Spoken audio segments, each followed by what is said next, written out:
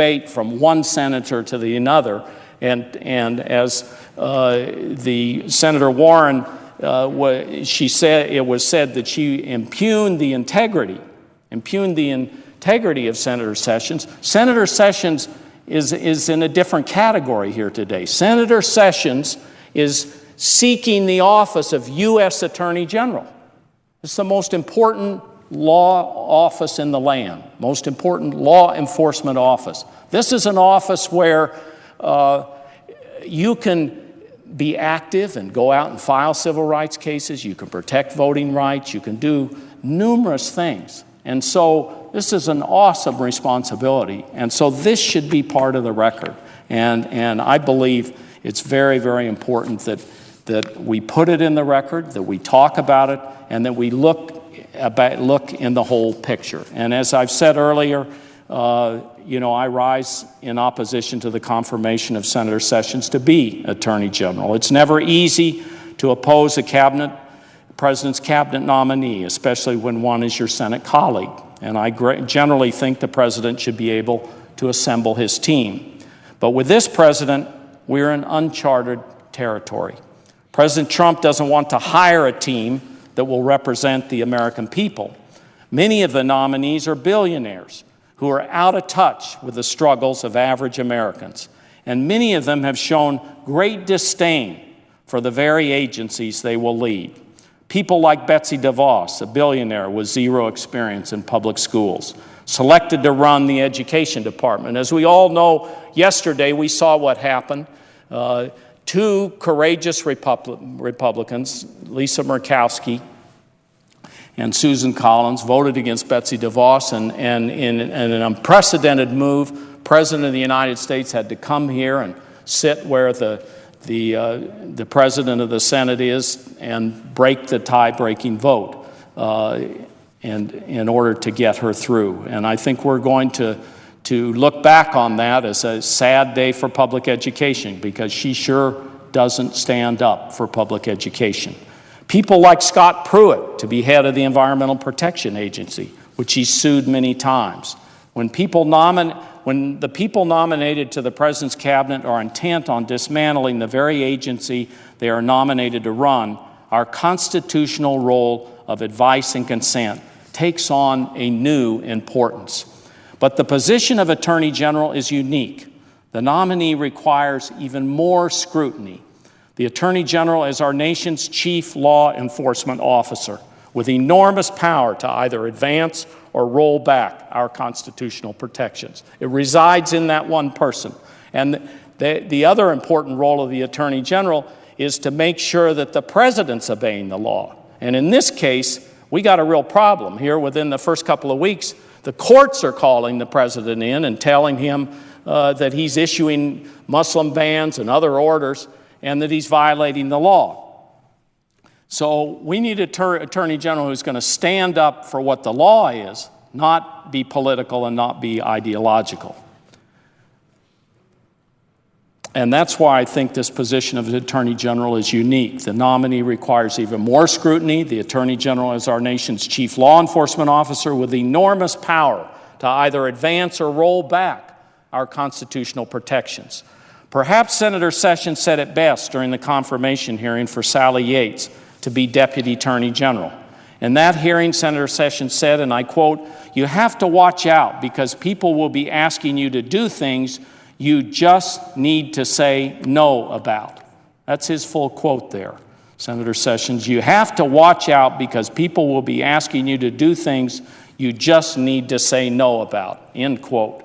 When he asked Ms. Yates, do you think the Attorney General has the responsibility to say no to the president if he asks for something that's improper? That's the standard we're looking at. Pretty tough standard. You're speaking truth to power, Attorney General to the President of the United States. I completely agree with Senator Sessions. The Attorney General has the responsibility, the duty to tell the president no when he is wrong. And that is why I cannot vote to confirm Senator Sessions. I don't have the faith that he will tell President Trump no when the situation requires it. But I have less faith that the president will listen. Sally Yates told him no. She refused to let the Justice Department defend the president's misguided travel ban. She was fired for doing exactly what the position of Attorney General requires.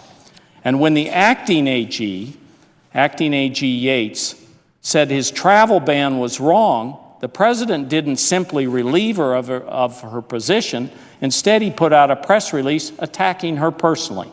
Sally Yates had served the country for almost 3 decades as a career prosecutor, Justice Department attorney. She deserved the president's respect, regardless of whether he agreed with her or not. Time and again, President Trump has shown that he will not tolerate dissent.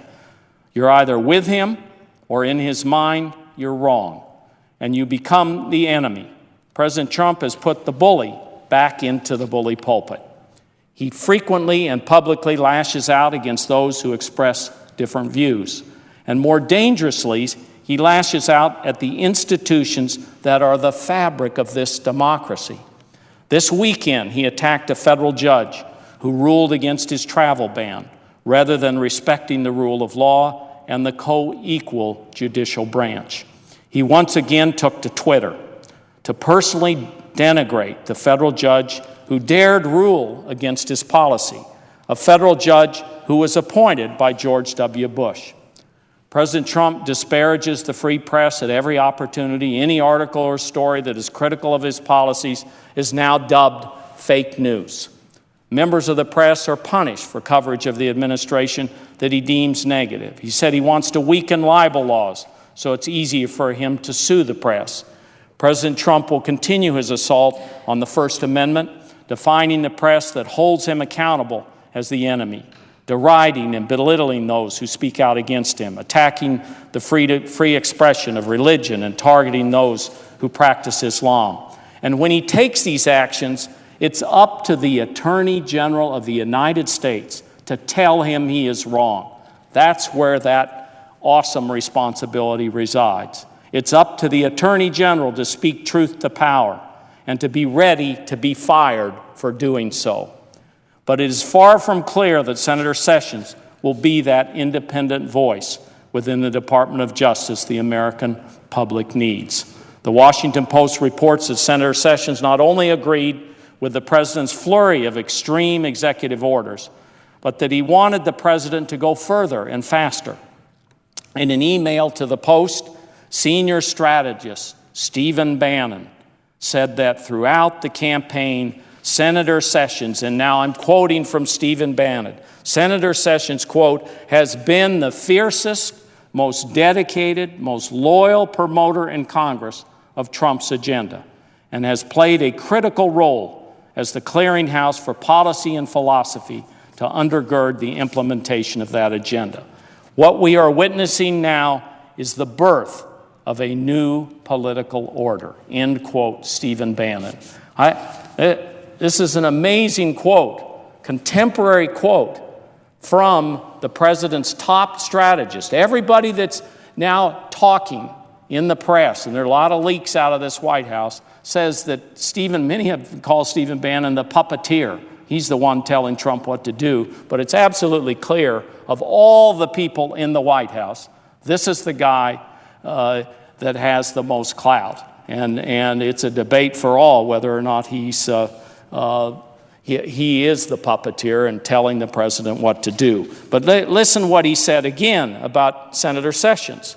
Quote, has been the fiercest, most dedicated, and most loyal promoter in Congress of Trump's agenda, and has played a critical role as the clearinghouse for policy and philosophy to undergird the implementation of that agenda. What we are witnessing now is the birth of a new political order. I don't know what this new political order is. I mean, where you don't respect the rule of law and don't respect democracy. It's headed in the wrong direction, in my opinion.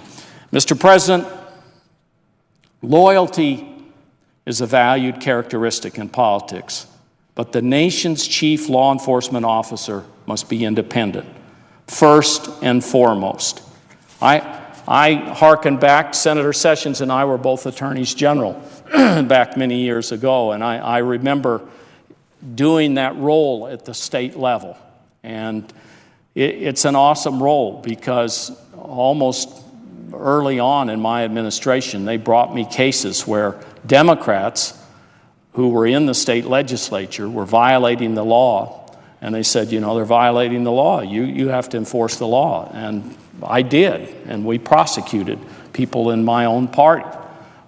We had many rulings that came in as Attorney General where people would say, interpret this law. And the law could be interpreted in a political way where you moved it towards your party, or the law could be interpreted the way it was written with fairness. And it ended up that we did everything we could to try to be fair and fair to the law and fair as it was written. And I don't think that Senator Sessions is able to do that, not only based on this history in Alabama as U.S. Attorney, but his entire career up to this date. Now, when we talk about loyalty being a valued characteristic in politics, the nation's chief law enforcement officer must be independent first and foremost. He or she must defend the Constitution and all Americans, not to be the president's architect of a new political order. That excludes many people. Mr. President, for these reasons, I must vote no on this nomination, and I request unanimous consent to place the Washington Post article I referred to in the record so that people can see that full article and be able to judge Steve Bannon's quote, who's the president's top strategist. Without objection. Thank you.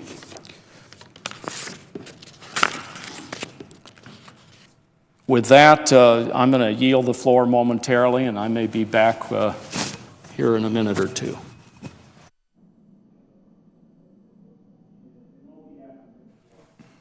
The clerk will call the roll.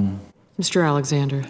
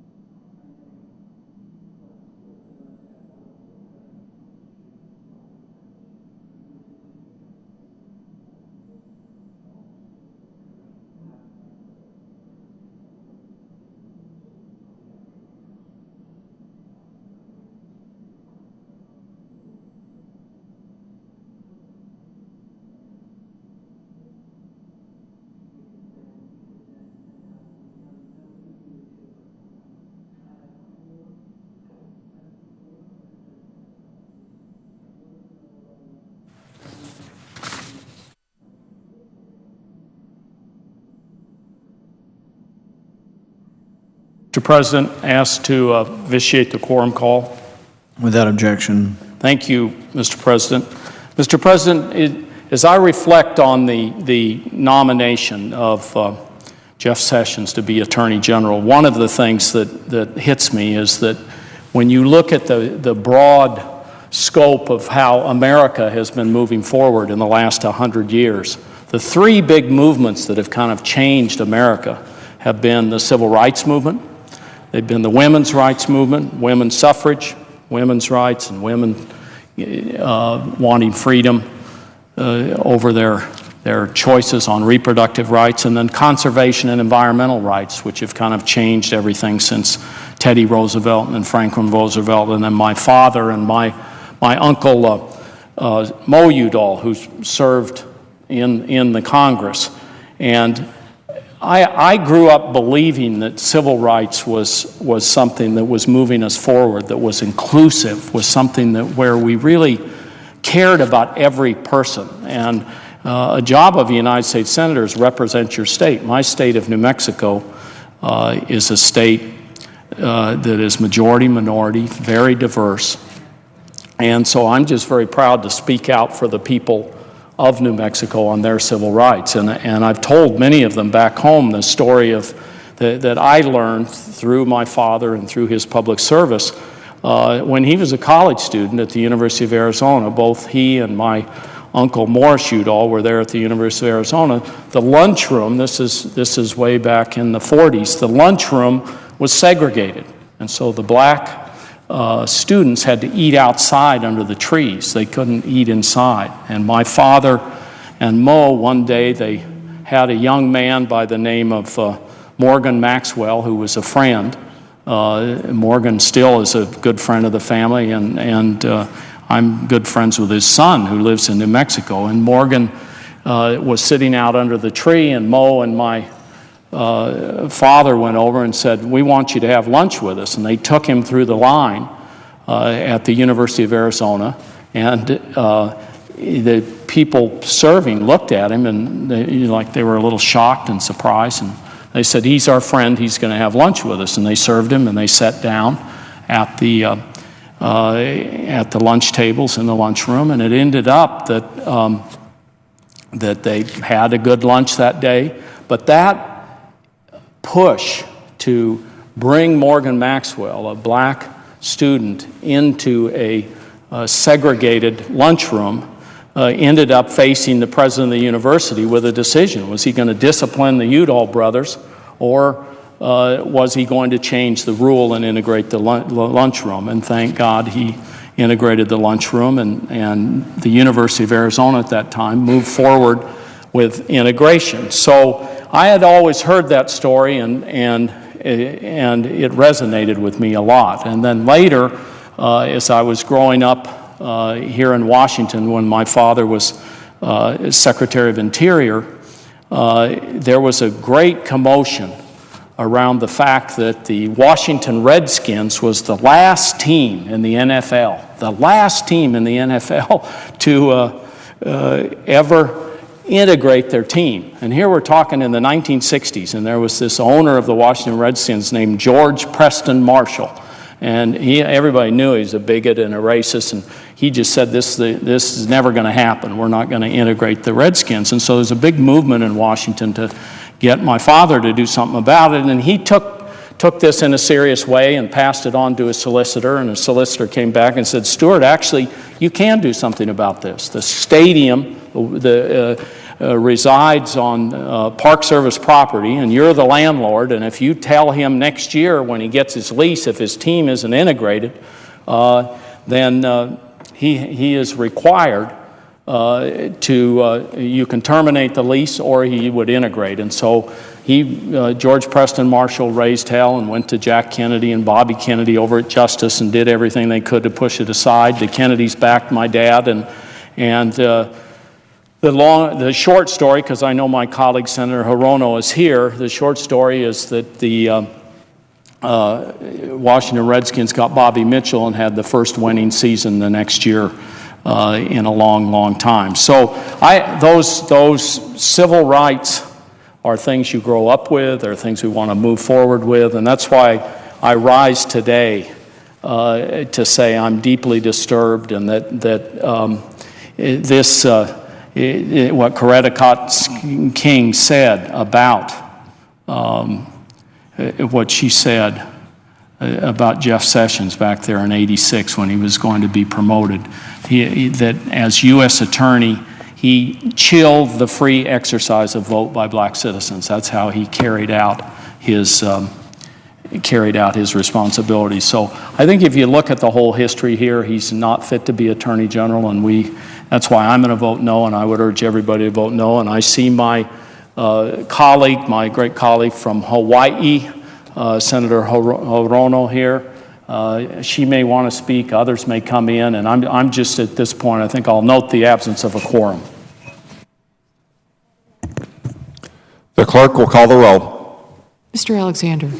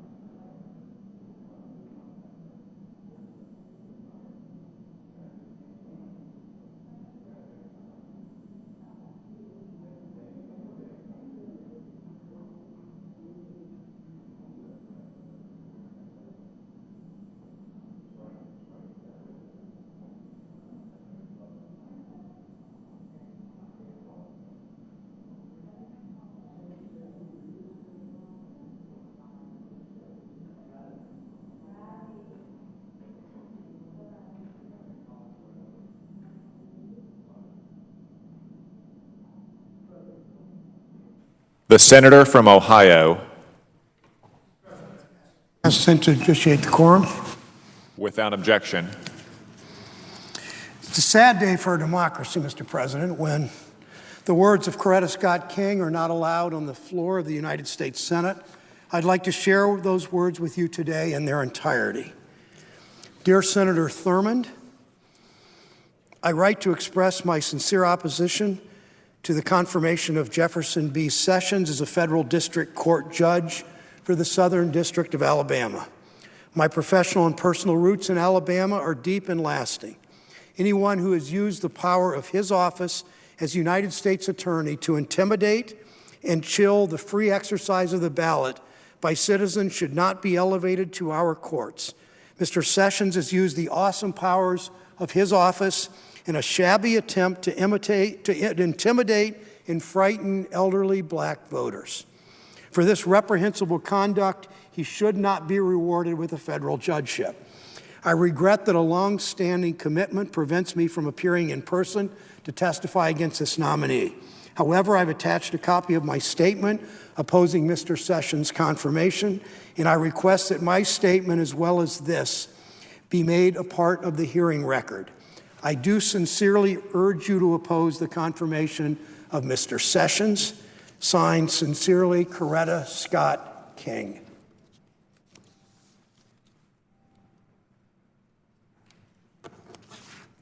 I note the absence of a quorum. Call the row. Mr. Alexander. Wait. Are we now in a quorum call again? Okay.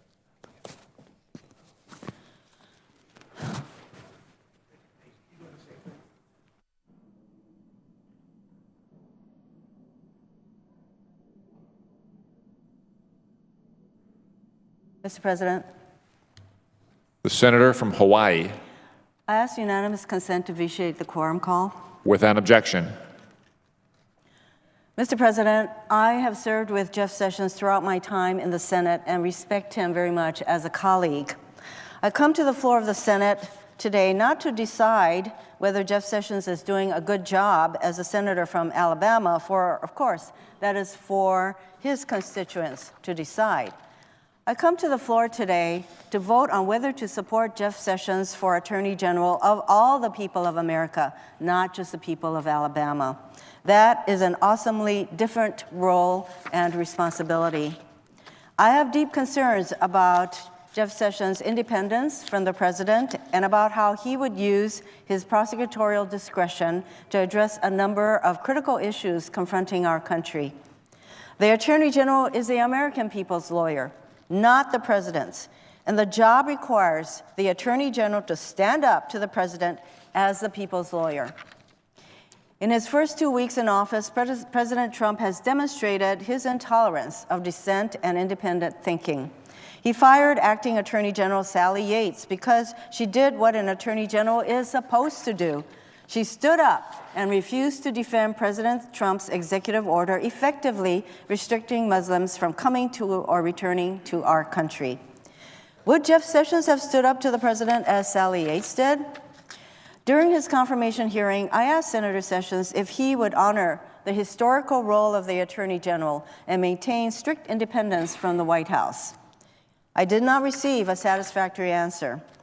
This is deeply troubling in light of the ongoing litigation in federal court challenging the president's Muslim ban as overreaching and unconstitutional.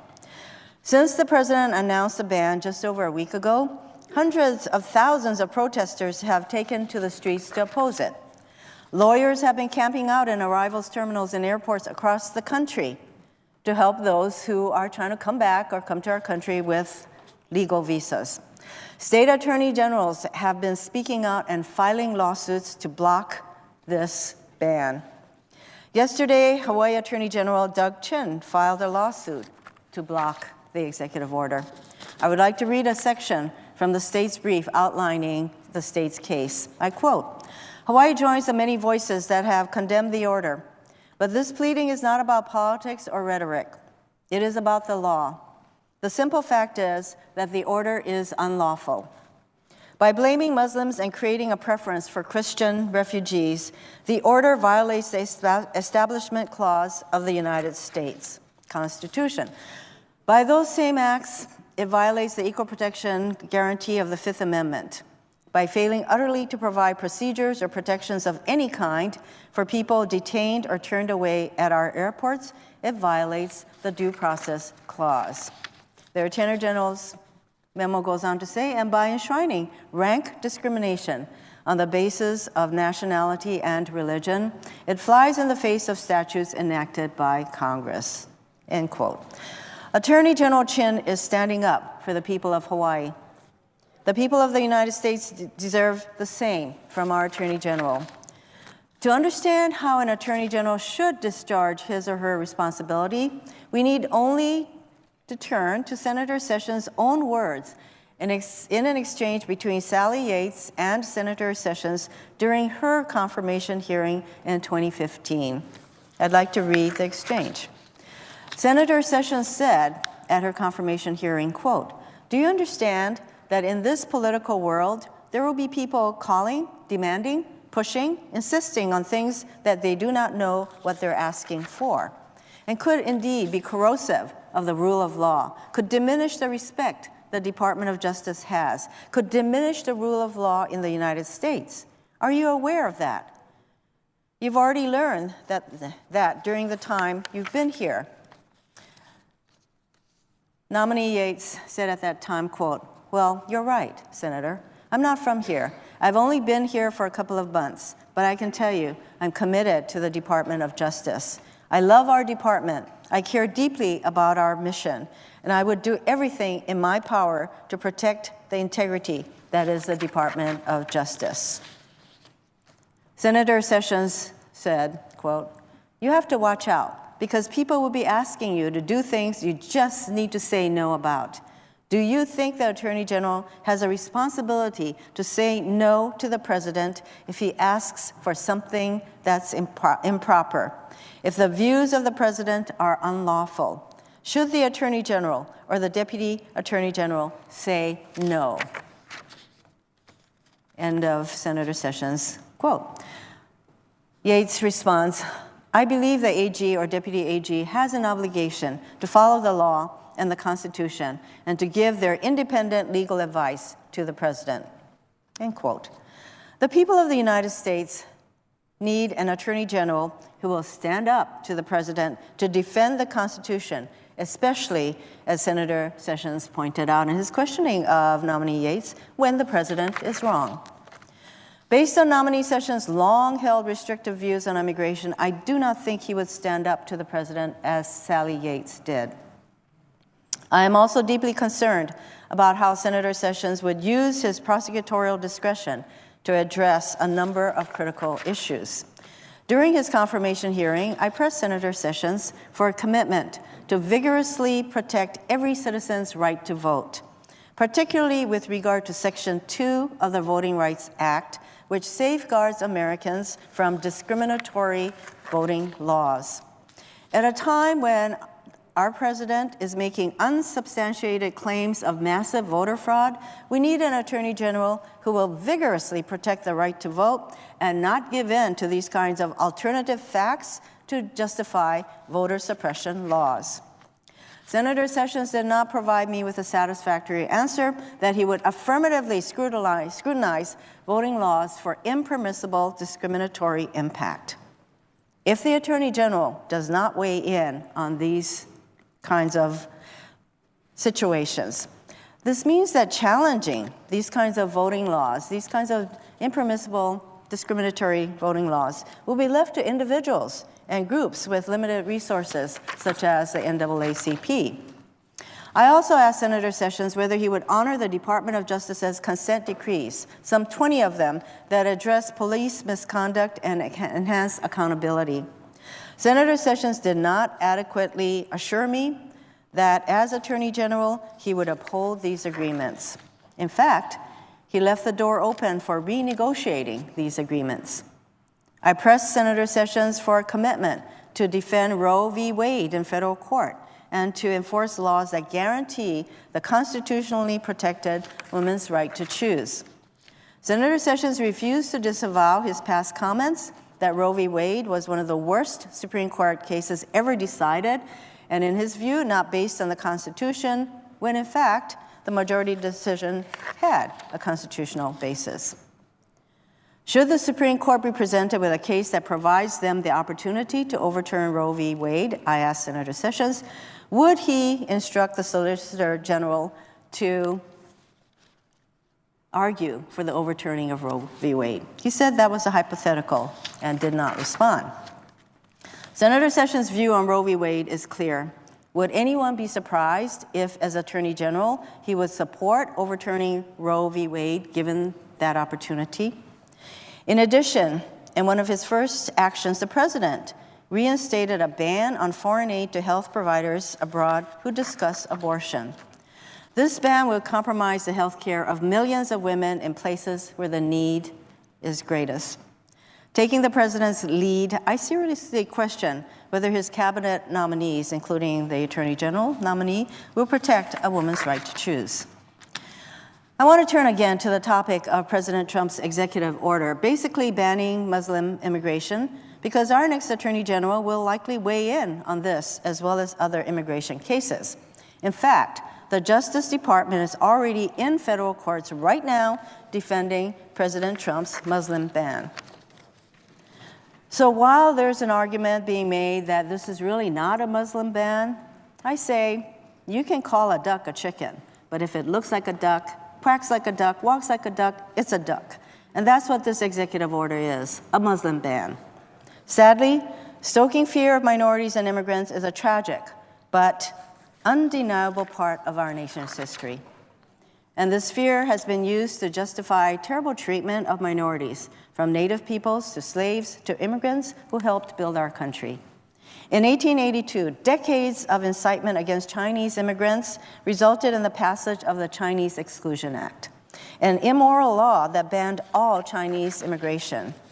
This law, and others that followed, created a culture of fear that culminated in the mass internment of Japanese Americans during World War II. This was one of the darkest periods of American history, and it took decades for our country to acknowledge our error. Last week, we commemorated what would have been civil rights icon Fred Korematsu's 98th birthday. As Japanese Americans were rounded up for incarceration, Mr. Korematsu, who was only 23 at the time, bravely resisted the internment all the way to the Supreme Court, which upheld Mr. Korematsu's conviction as being justified by the exigencies of war.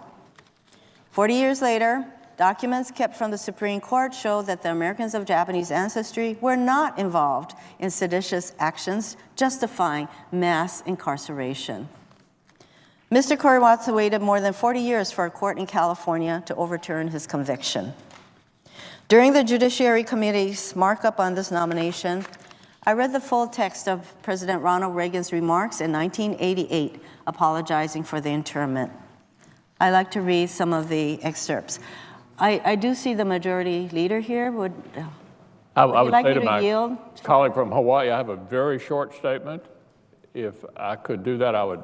And I assume that I'll be able to resume my comments after your statements, Mr. Majority Leader. Without objection. I thank my friend from Hawaii. Thank you.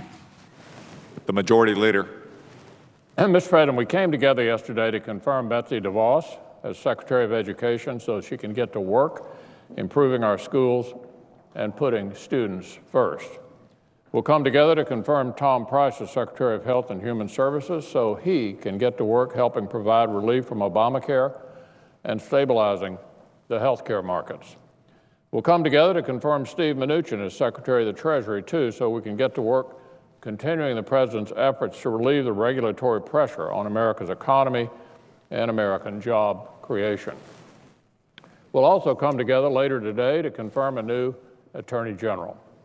We all know our colleague from Alabama. He's honest, he's fair, he's been a friend to many of us on both sides of the aisle. It's been tough to watch all this good man has been put through in recent weeks. This is a well-qualified colleague with a deep reverence for the law. He believes strongly in the equal application of it to everyone. In his home state, he's fought against the forces of hate. In the Senate, he's developed a record of advocacy for crime victims, but also for the fair and humane treatment of those who break our laws, both when they are sentenced and when they are incarcerated. Jeff Sessions has worked across the aisle on important initiatives. He is, in the words of former Democratic Vice Presidential candidate Joe Lieberman, an honorable and trustworthy person, a smart and good lawyer, and a thoughtful and open-minded listener, someone who will be principled, fair, and a capable Attorney General. Our colleague wants to be Attorney General for all Americans. Later today, we'll vote to give him that chance, and I'll have more to say about our friend and colleague at that time. The floor, Mr. President.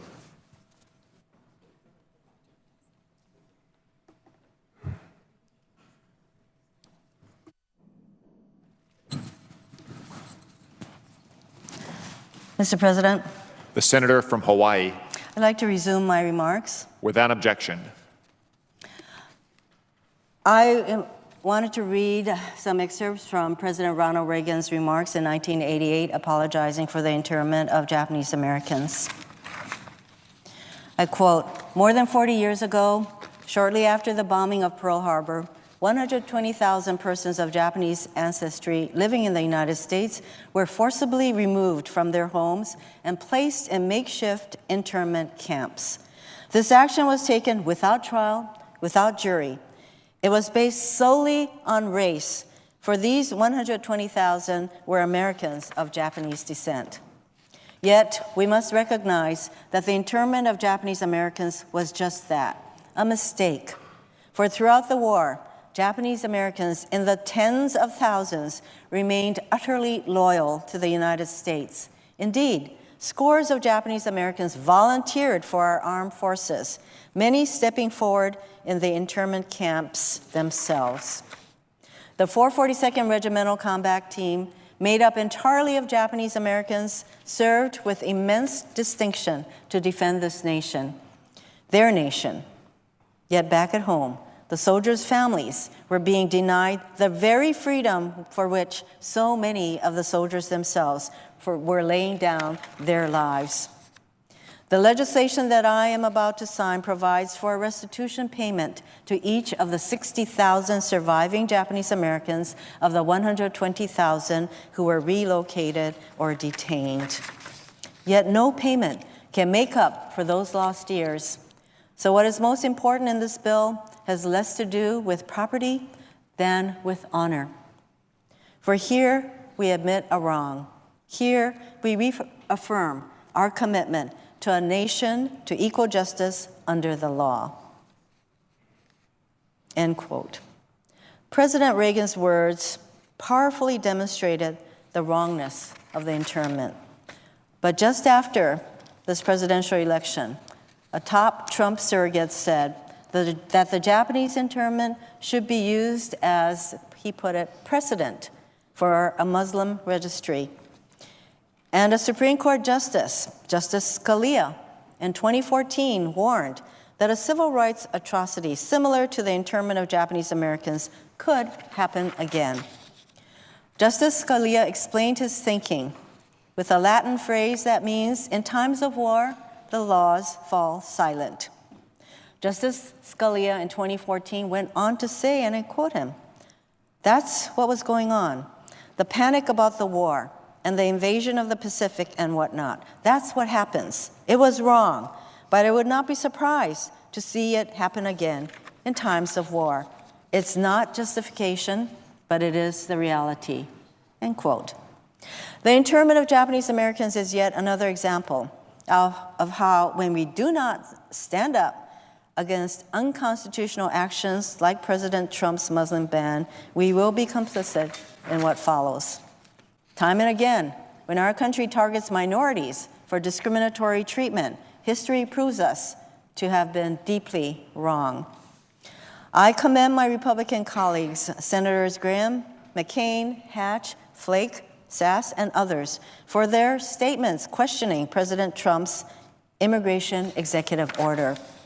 Senators Lindsey Graham and John McCain issued a joint statement, which I'd like to read in whole because I very much admire the position they took.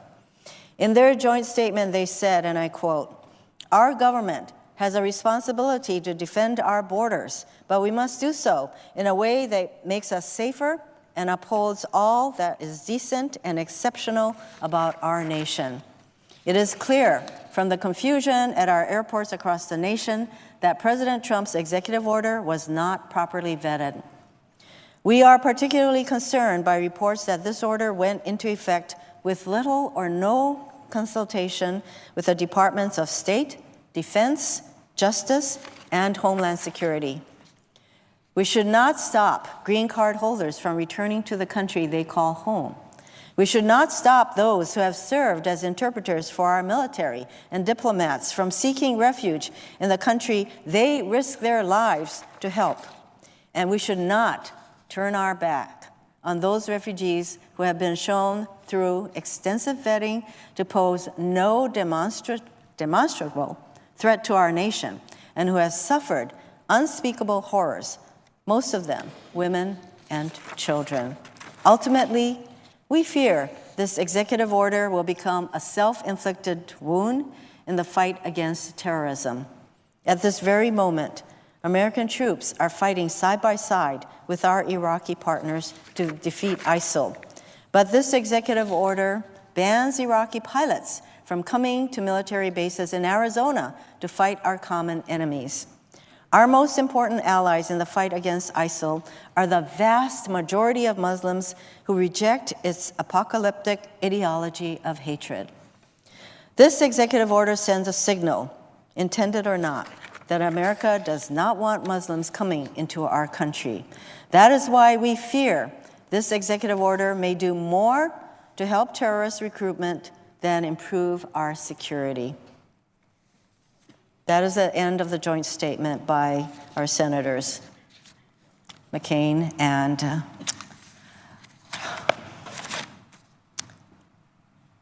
I read this statement and I cannot but admire our two senators for making those statements. I cannot overstate the fearful message that President Trump is sending by pursuing this ban on Muslim immigration. Last night, our colleague, the senior senator from Massachusetts, was silenced for sharing a letter from Coretta Scott King. If we cannot make a distinction between talking about a fellow senator from a person who is a nominee that we must confirm, then the rule that shuts down debate should be called a gag rule. Over the last 2 months, I've heard from thousands of my constituents and a number of prominent civil rights organizations, including a number who testified at Jeff Sessions' hearing, questioning his nomination. So I will vote against the nomination of Jeff Sessions to serve as Attorney General because I am deeply concerned about how he would use his prosecutorial discretion to uphold voting rights, protect civil rights, and safeguard a woman's right to choose. And I am seriously concerned about Jeff Sessions' willingness to say no to the president when he needs to. I yield the floor.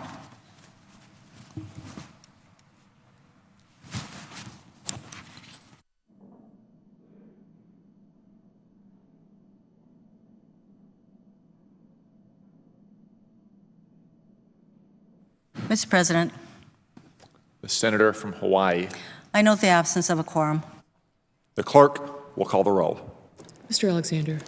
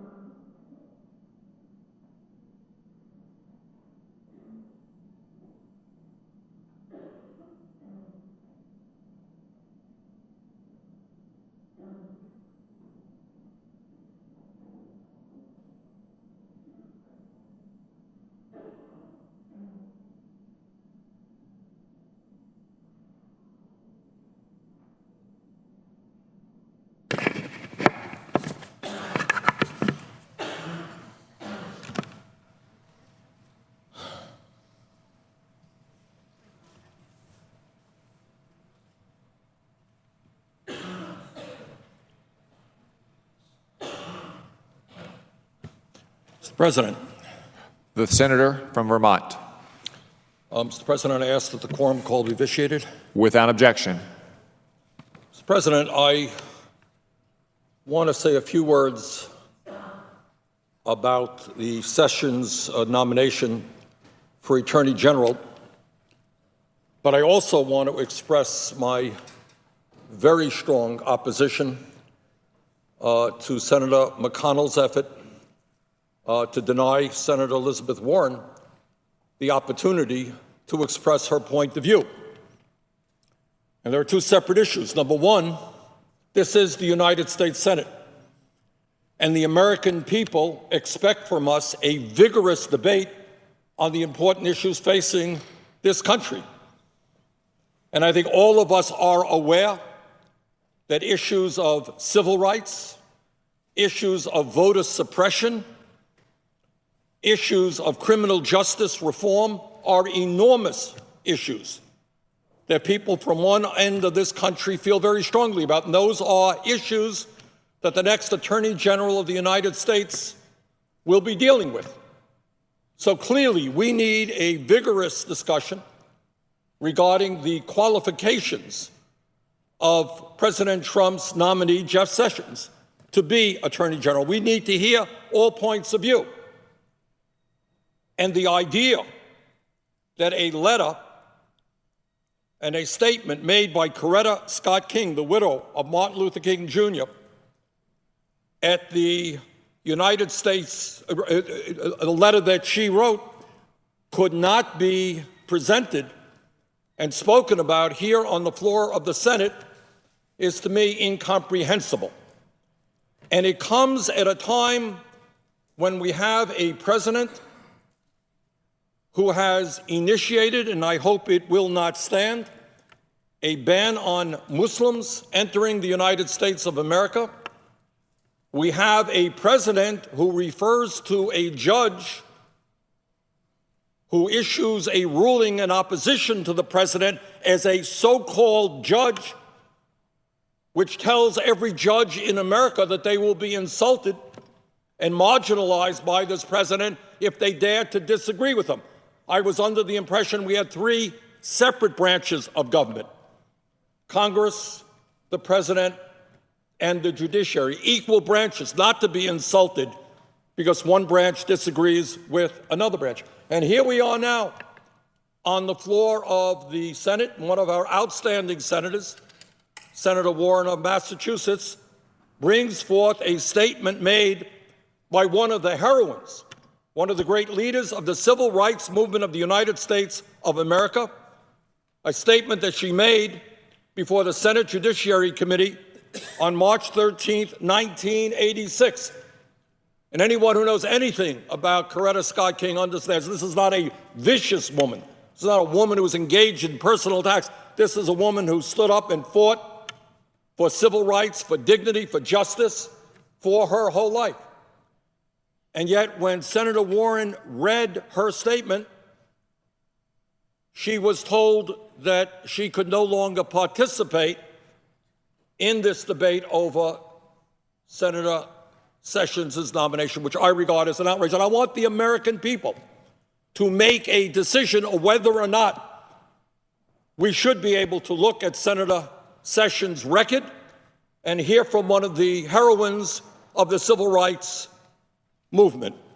And this is a statement made before the Senate Judiciary Committee on Thursday, March 13th, 1986. And this is what the statement is about. Let the American people judge. And this is how it goes. Mr. Chairman and members of the committee, this is from Coretta Scott King.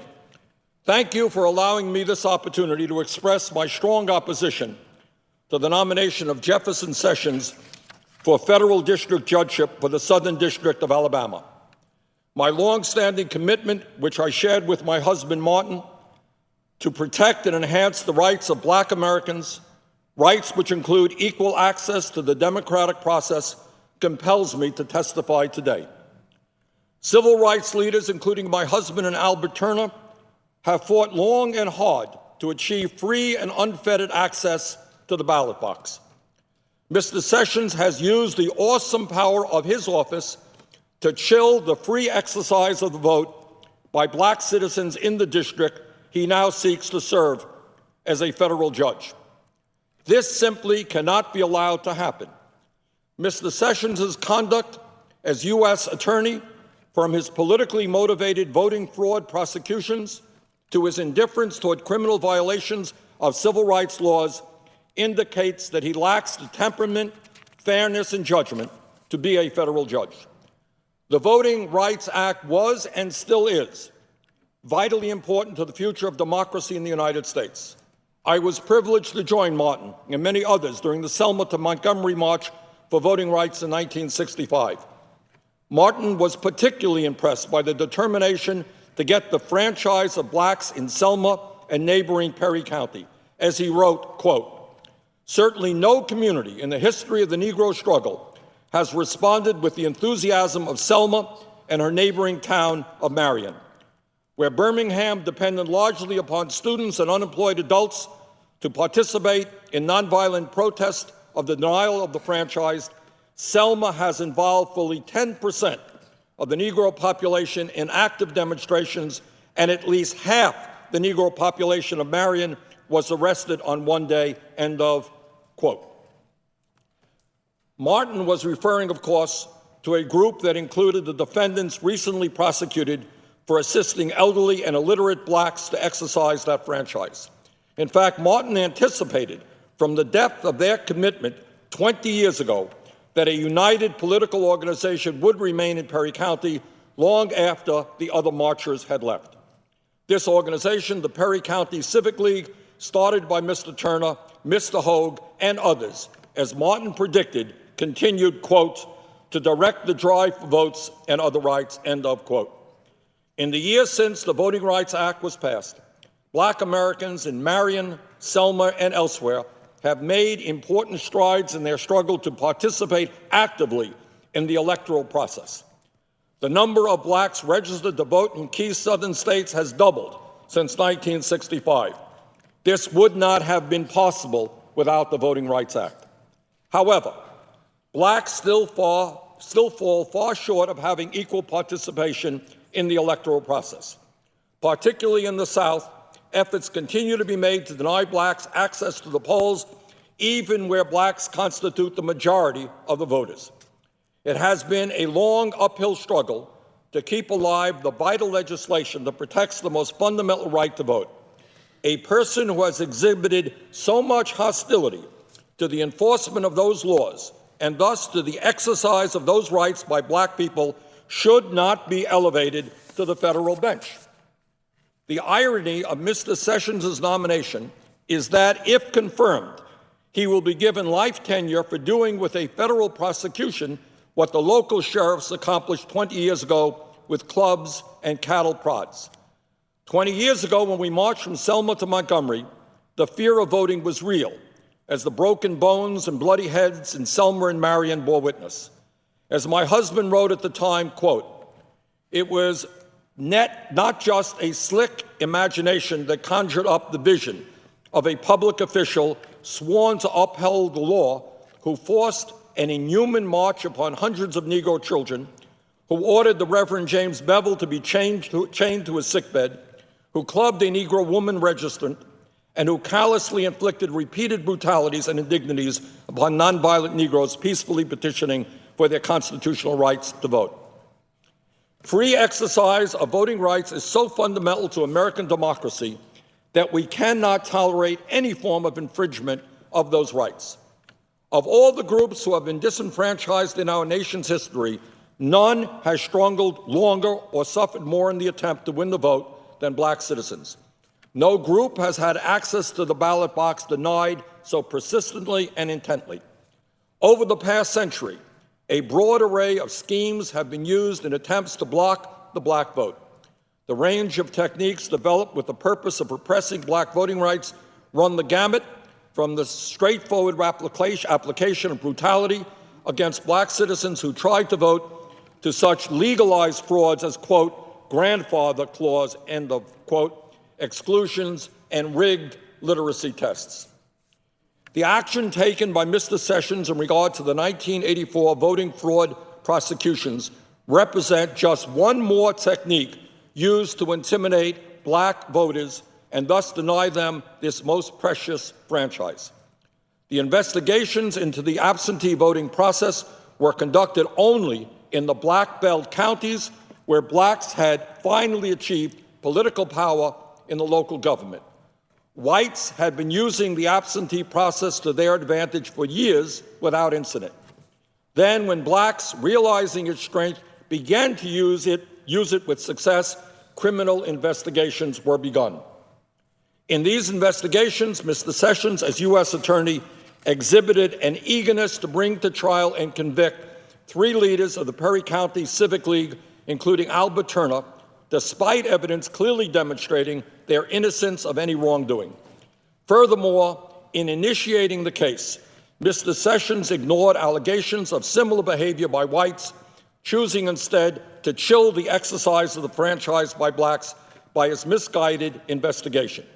In fact, Mr. Sessions sought to punish older black civil rights activists, advisors, and colleagues of my husband who had been key figures in the civil rights movement in the 1960s. These were persons who, realizing the potential of the absentee vote among blacks, had learned to use the process within the bounds of legality and had taught others to do the same. The only sin they committed was being too successful in gaining votes. The scope and character of the investigations conducted by Mr. Sessions also warrant grave concern. Witnesses were selectively chosen in accordance with the favorability of their testimony to the government's case. Also, the prosecution illegally withheld from the defense critical statements made by witnesses. Witnesses who did testify were pressured and intimidated into submitting the quote-unquote correct testimony.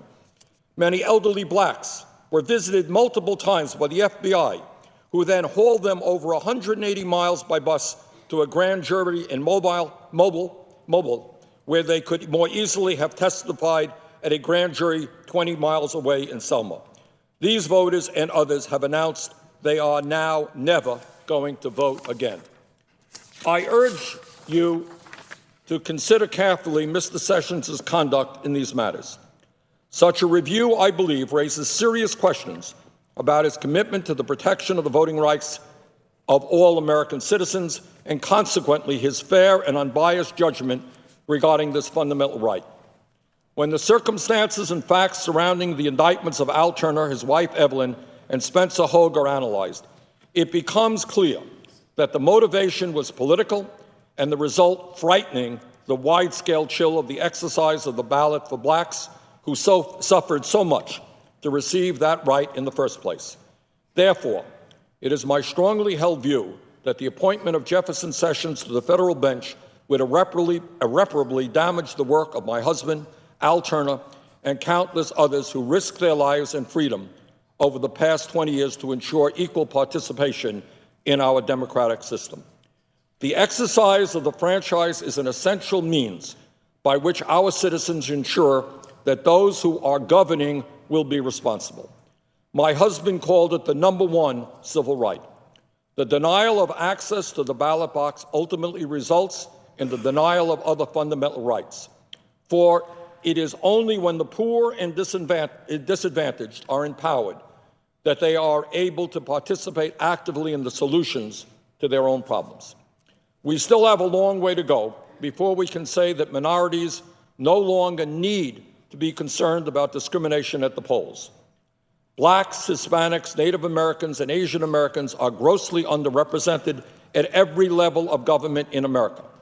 If we are going to make our timeless dream of justice through democracy a reality, we must take every possible step to ensure that the spirit and intent of the Voting Rights Act of 1965 and the 15th Amendment of the Constitution is honored. The federal courts hold a unique position in our constitutional system, ensuring that minorities and other citizens without political power have a forum in which to vindicate their rights. Because of this unique role, it is essential that the people selected to be federal judges respect the basic tenets of our legal system, respect for individual rights, and a commitment to equal justice for all. The integrity of the courts and thus the rights they protect can only be maintained if citizens feel confident that those selected as federal judges will be able to judge with fairness others holding differing views. I do not believe Jefferson Sessions possesses the requisite requirement, competence, and sensitivity to the rights guaranteed by the federal civil rights laws to qualify for appointment to the federal district court.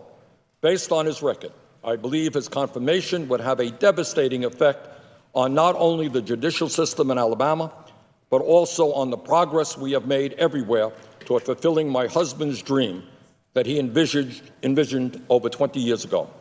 I therefore urge the Senate Judiciary Committee to deny his confirmation. I thank you for allowing me to share my views. That is the letter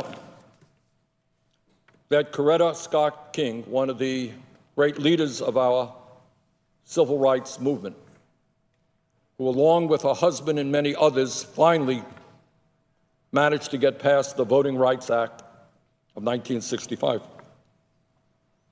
That's it. That is the letter that Senator Elizabeth Warren wanted to communicate to other members of the Senate as part of the discussion as to whether or not Jeff Sessions should become our next Attorney General. So let me say that I will vote against Jeff Sessions for a number of reasons, but the idea that in the United States Senate, the same exact letter that I just read and the American people have heard it, whether there's some kind of vicious personal attacks, this is a letter written by one of the leaders of the civil rights movement expressing strong concerns about Jeff Sessions before the Judiciary Committee in 1986, opposing his nomination to be a federal judge. And yet Elizabeth Warren, Senator Elizabeth Warren, one of our leading senators, was denied the right to read that letter to inform fellow senators and the American people. I think Leader McConnell owes Senator Warren an apology, and I believe that it is unconscionable and outrageous that Senator Warren not be allowed to participate in the discussion about whether Jeff Sessions becomes our next Attorney General. There is a great fear in this country right now, starting at the White House, where we have a president who has issued a ban on Muslim visitors coming into this country. There is a fear that we have a president who, when he denigrates a judge as a so-called judge, because this judge issued an opinion in disagreement with the president, that we are moving in a direction which is un-American, which is moving us toward an authoritarian society. We pride ourselves as a nation because when we have differences of opinion, we debate those differences. We tolerate differences of opinion. That's what democracy is about in our country. That's what freedom of speech is about. And that is what debate is about here in the United States Senate. So I'm going to vote against Jeff Sessions to become our next Attorney General, but I am even more alarmed about the decision of the majority leader here in the Senate to deny one of our leading senators the right to voice her opinion, the right to put into the congressional record what I have just said. And if Mr. McConnell or anybody else wants to deny me the right to debate Jeff Sessions' qualifications, go for it. But I'm here. I will participate in debate. I will oppose Jeff Sessions. And I think Senator Warren is owed an apology. With that, Mr. President, I yield and I ask unanimous consent to enter into the record the statement of Coretta Scott King. Is there objection? Without objection. Mr. President. Senator from Virginia. First of all, Mr. President, let me thank my colleague, the Senator from Vermont, for his statement. And remarkably, the events of the last 24 hours, with Senator Warren's comments, now your comments and others, and the fact that Senator Warren afterwards went out and using a social media medium, as this letter has now reached, as of this morning, more than 5 million Americans. I know Senator Sanders' comments this morning continue to expand on reaching Americans. And out of every challenge comes an opportunity, and the opportunity to make sure more Americans heard the very powerful words and her rationale against Senator Sessions, I think, was very important. So I thank him for his work on this and so many other things. Mr. President, I also rise today to voice my concerns about Senator Jeff Sessions' nomination to serve as U.S. Attorney General.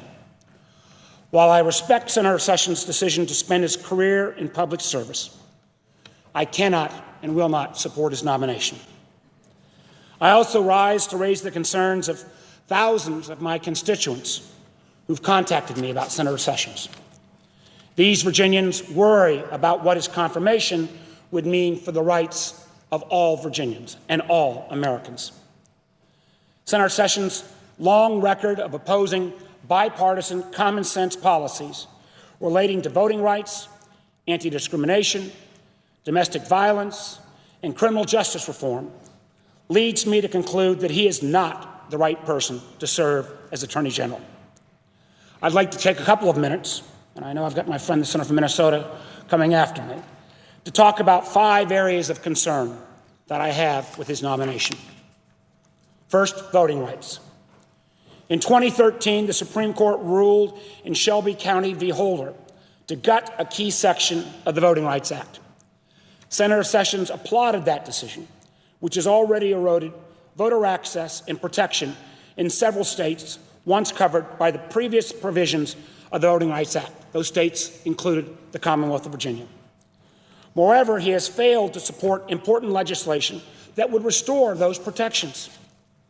The bipartisan legislation, the Voting Rights Act Advancement Act, was introduced last Congress and would serve to once again protect our nation's hard-fought equal access to the ballot. I was proud to co-sponsor this bill and remain committed to working with my colleagues to put a fair process in place that ensures our elections are open to all. Senator Sessions, unfortunately, opposes this legislation. Second area is non-discrimination. I also have concerns about Senator Sessions' record on a broad range of anti-discrimination policies. He was one of only 4 senators to oppose an amendment in the Judiciary Committee that would have reaffirmed the principle that the United States does not discriminate against immigrants on the basis of religion, an issue that unfortunately has rearisen most recently by the president's actions. He has opposed the Employment Non-Discrimination Act, which codifies protection for LGBTQ Americans, and denied the reality that too many of our LGBTQ neighbors still face down discrimination and hatred every day. While nearly 2/3 of the Senate voted for the Matthew Shepard and James Byrd Hate Crimes Prevention Act in 2009, Senator Sessions stated that, quote, "I am not sure that women or people with different sexual orientations face that kind of discrimination. I just don't see it," unquote. From opposing the DREAM Act to opposing repeal of Don't Ask, Don't Tell, Senator Sessions' views are outside the mainstream. Third area is the violence against women.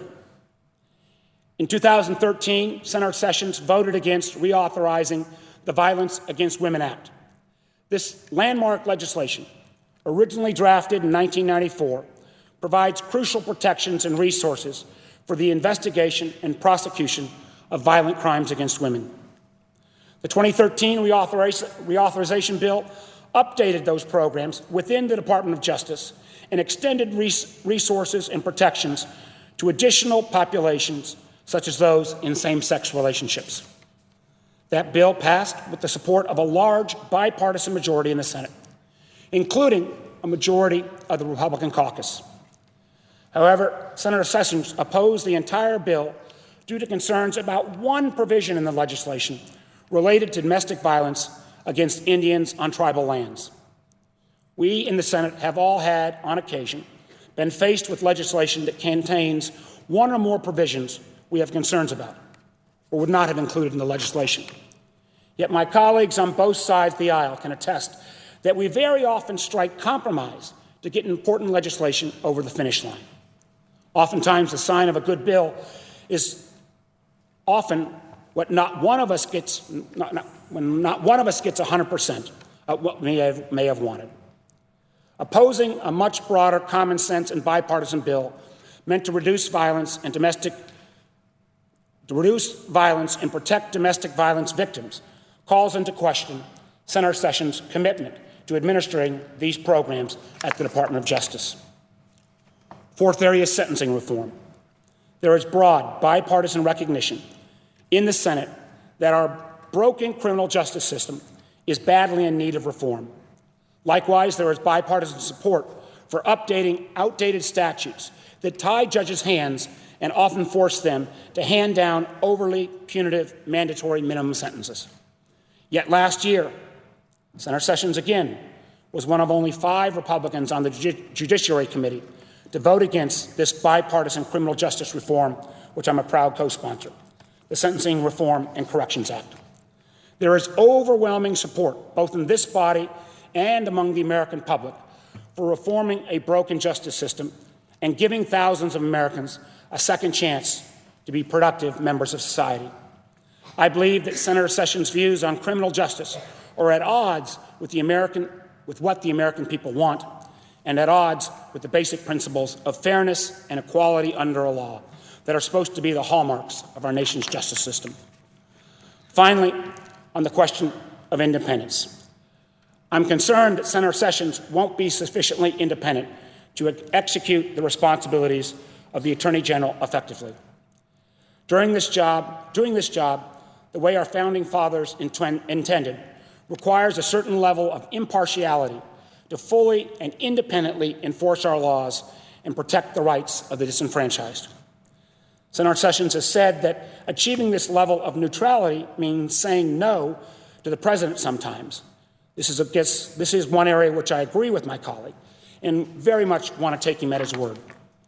However, given his vocal partisan support for President Trump and his refusal to commit in his confirmation hearing to fully enforce certain laws, I'm not convinced that Senator Sessions is fully prepared to faithfully execute this new set of responsibilities with the amount of independence that the job demands. Again, I stress that the main duties of serving as Attorney General, including enforcing our nation's laws, and by doing so, protecting the civil rights of all Americans, that is the most basic tenet of being Attorney General.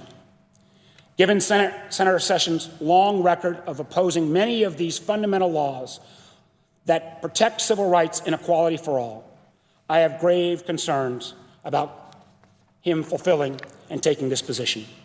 For these reasons, I'm unable to support Senator Sessions' nomination to be Attorney General, and I encourage my colleagues to take these concerns under consideration as we move forward to a final vote on this nomination. Mr. President, I yield the floor. Mr. President. Senator from Minnesota.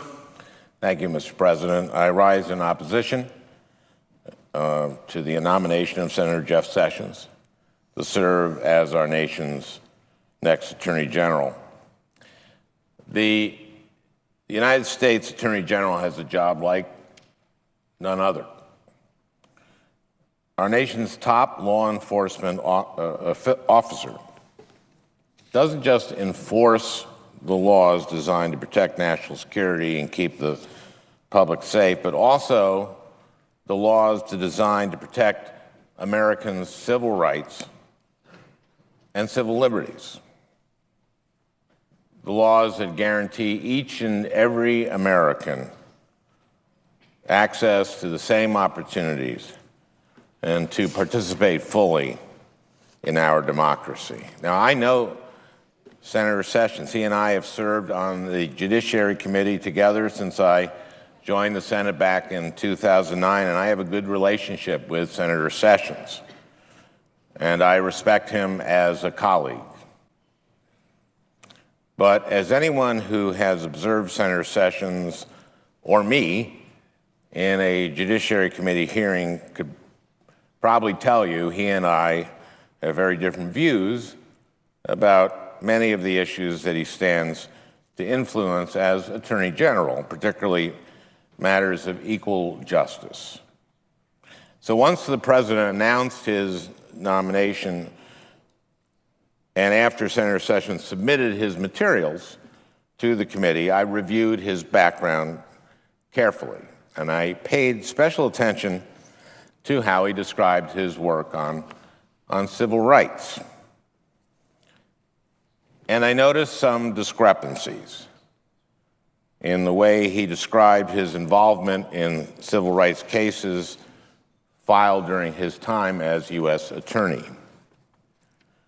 Those discrepancies stood out to me, and they didn't just stand out because civil rights is an issue that I care about personally, or because it's an issue that I know that Senator Sessions and I have disagreed about in the past. The discrepancies caught my attention because the information seemed to misrepresent the nominee's record, and that's something that Senator Sessions himself promised not to do.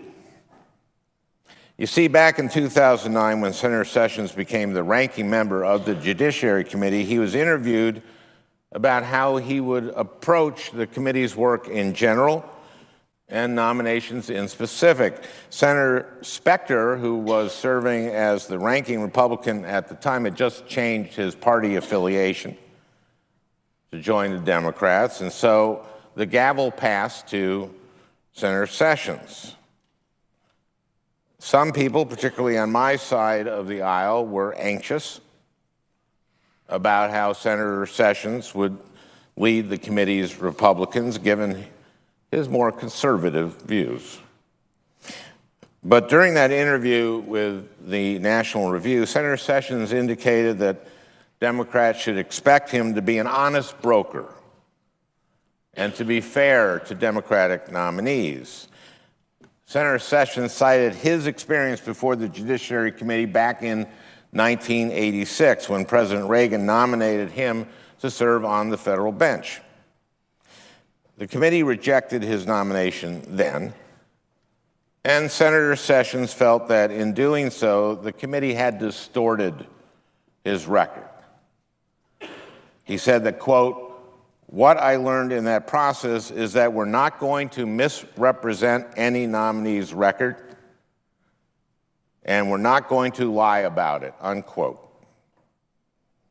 Senator Sessions said that as ranking member, nominees before the committee would, quote, be, quote, entitled to explain the charges against them. That doesn't mean I'll accept their explanation or agree with it, unquote. Now, in my view, that seemed like a fair way to conduct the committee's business. And when I set about the task of reviewing Senator Sessions' record and the materials that he had provided to the committee, I expected that those materials would not misrepresent his record. I took him at his word. So when I noticed discrepancies regarding the nominee's record, I gave Senator Sessions an opportunity to explain them. I asked him about his claim to have filed 20 or 30 desegregation cases, a claim he made in that same 2009 National Review interview. In response, Senator Sessions said, and this is a quote from the committee hearing, he said, quote, "The records do not show that there were 20 or 30 actually filed cases." He said of the claim, quote, "The record does not justify it," unquote. I then moved on to question him about 4 cases that he had listed on his committee questionnaire, which asked him to list, quote, the quote, 10 most significant litigated matters he personally handled. Among those 10 cases were 3 voting rights cases and a desegregation case. Now, I know Senator Sessions, and I know his record on voting rights. He's no champion of voting rights. He's called the Voting Rights Act intrusive and complained about states with a history of discrimination being subject to preclearance. But here, his questionnaire seemed to tout his personal involvement in 3 voting rights cases and 1 desegregation case. It seemed to me that given his previous experience before this committee and given the concern that the civil rights community had expressed about his nomination, that perhaps the transition team or others managing Senator Sessions' nomination had attempted to revise some of his history and recast him as a civil rights champion. So I questioned Senator Sessions about the questionnaires' claim of personally handling those 4 civil rights cases. I mentioned that the Department of Justice attorneys who had worked on 3 of those 4 cases wrote an op-ed stating that Senator Sessions had had no substantive involvement in those cases.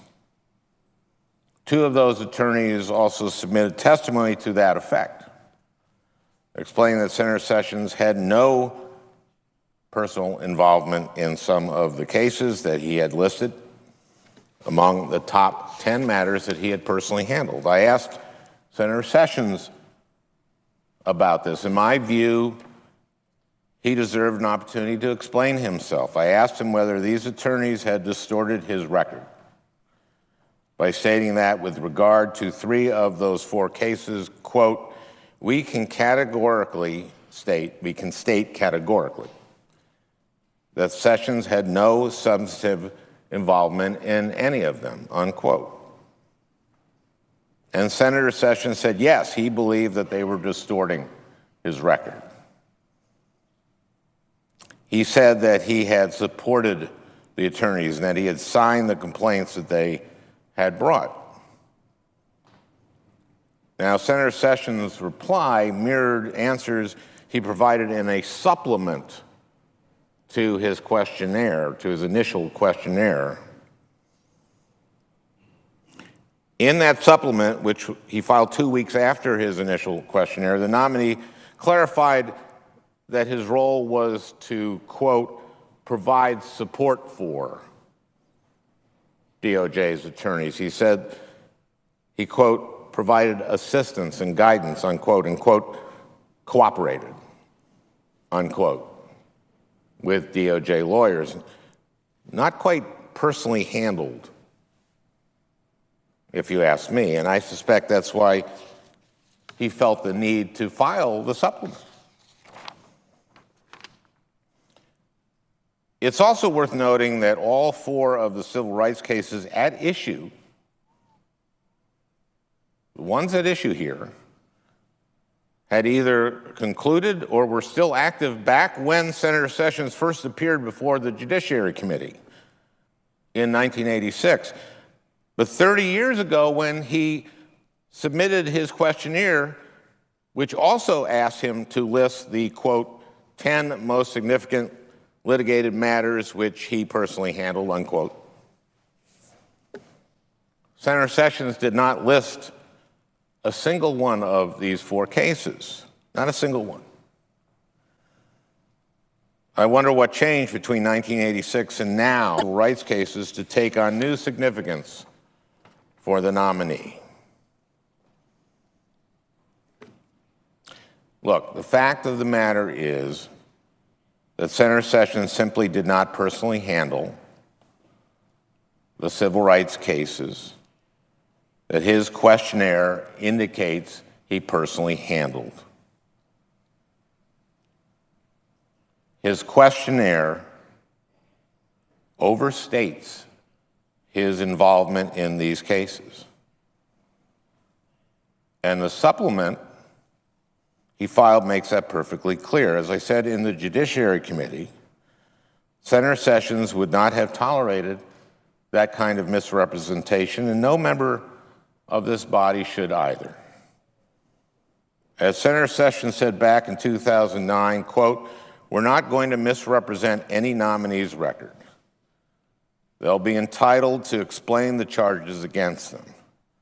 That doesn't mean I'll accept their explanation or agree with it," he said, and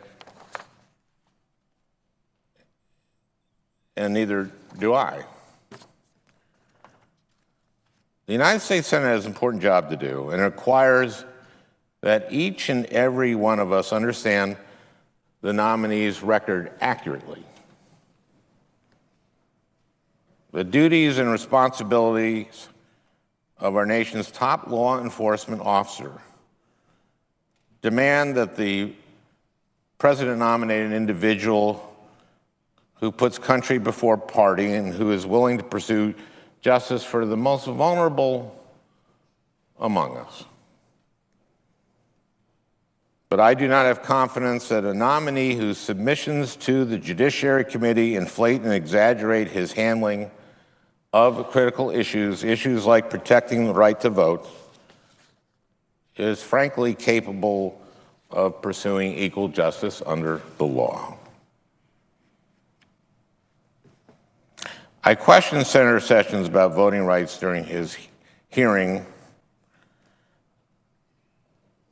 I asked him about an extraordinary claim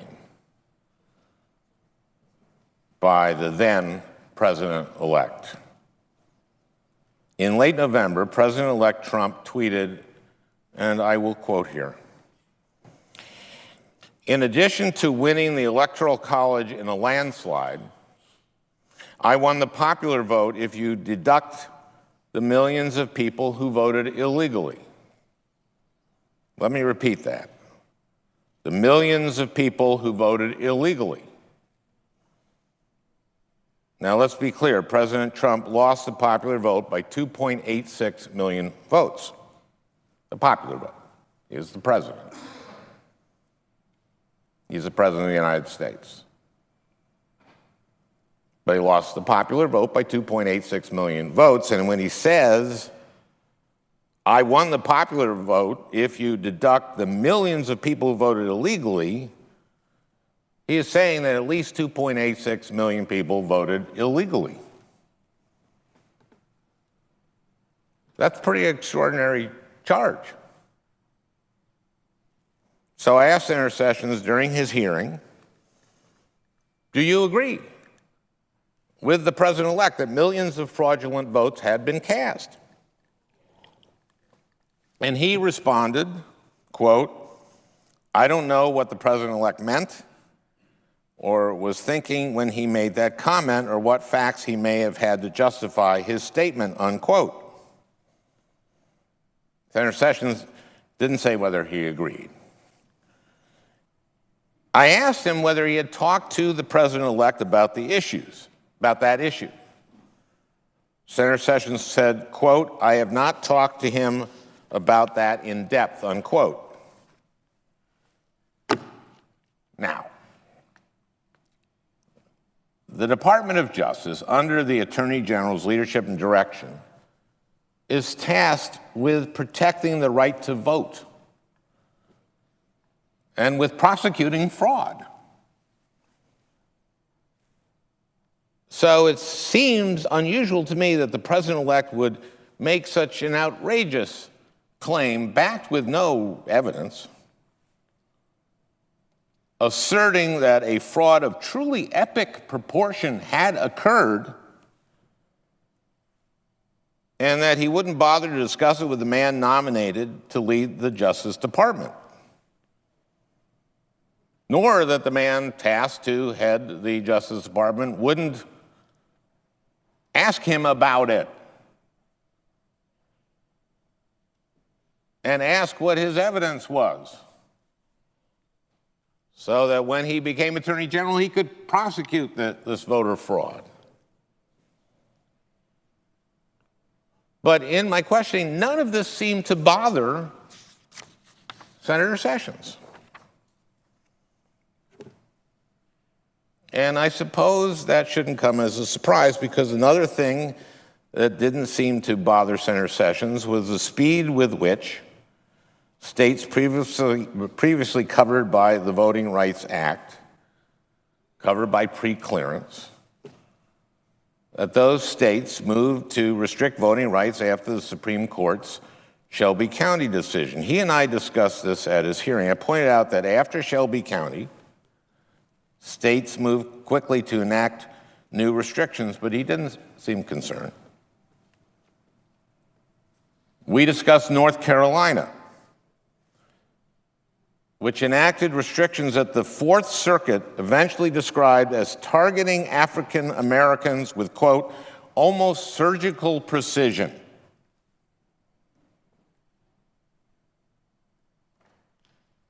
Targeting them, African Americans, with almost surgical precision to make it harder for them to vote, to suppress their vote,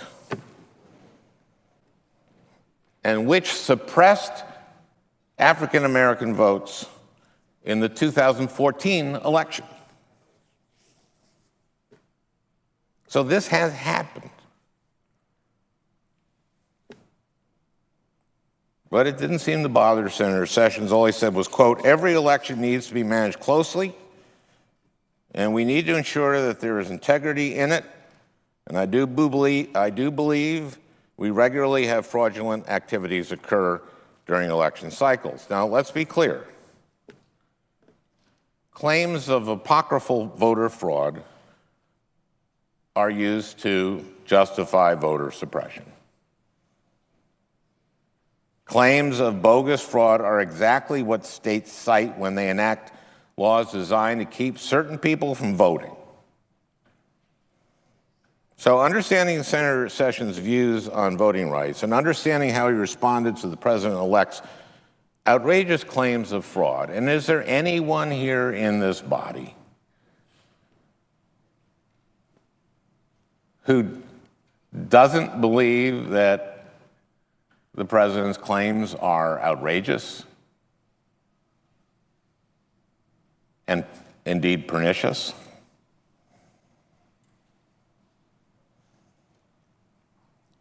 Keeping Senator Sessions' views on voting rights in mind and understanding how he responded to the president's claims is important to helping us assess whether he is capable of filling one of the Attorney General's most important duties, protecting the right to vote. That's how we all got here. We won elections. That's how the presiding officer, he won an election in Alaska. Fair and square. This is so basic. The Fourth Circuit ruled that North Carolina had surgically targeted African Americans. And because of the Shelby decision, the Justice Department couldn't review that, couldn't do preclearance, couldn't prevent African Americans from having their votes suppressed. That should bother us. That should bother every one of us. It really should. We're here, we've had some arguments over the evening. The ones having the arguments were all elected.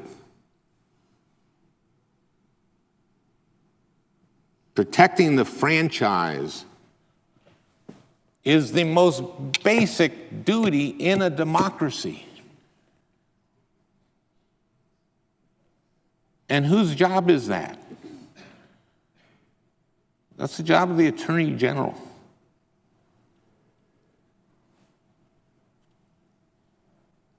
Think about how basic and fundamental this is. to all the words that are said here on the floor. They're said by people who won elections. I won an election by 312 votes. Every vote is important. And to suppress votes, to surgically target a race of people, how fundamentally wrong is that? It should make us shiver. And it should, I would hope, clarify to my colleagues why there is so much fear in this country. When a man who is president of the United States, what are the American people supposed to think? Story third hand. This is his proof to congressional leadership. I believe Senator Cornyn was actually there. I think he was part of the group that went there as the leadership of the Senate. And the president said that his evidence was, part of his evidence was this story that this German golfer in line had 3 Hispanic people in front of him, 3 in back. President then went into conjecture about what Latin American countries they could be from, and said that, but none of them were pulled out of the line. Only the German golfer. Famous German golfer. He's won like some PGA tournaments. He's a great golfer. He's not registered to vote in the United States. The story was apocryphal. Doesn't this send a chill down the spine of every member of the Senate who cares about the franchise?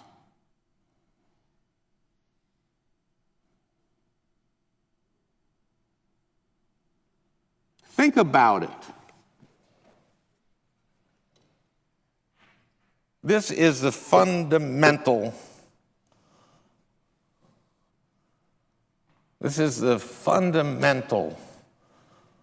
building block of our democracy, the franchise. Now, Senator Sessions said during his hearing, he believes we regularly have fraudulent activities during our election cycles.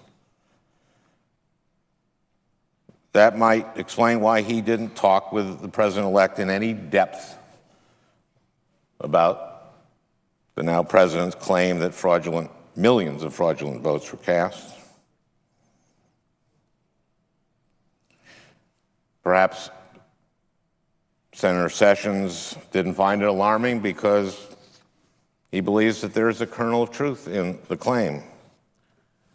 There's not. That claim has been fact-checked to death. Nearly 138 million votes were cast in the 2016 election. State officials found virtually no credible reports of fraud and no sign whatsoever of widespread fraud. In 2014, a comprehensive study examined elections over 14 years, during which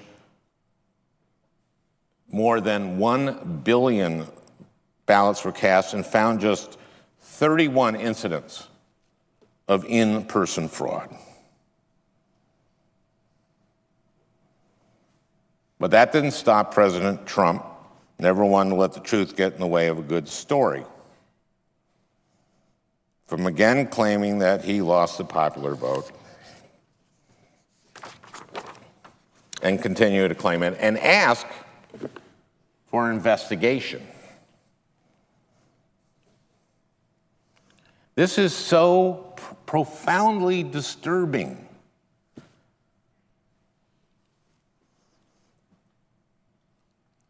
I asked my colleagues, doesn't it bother you?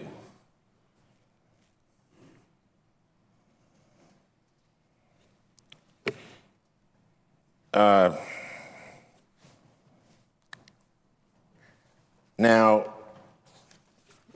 the president went on to tweet about this major investigation into voter fraud, all caps, including those registered to vote in 2 states,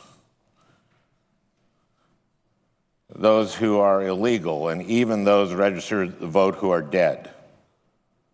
And then he put in parentheses, and many for a long time. I know on my deathbed, which I hope is many, many years from now, surrounded by my family, my grandchildren, hopefully my great-grandchildren,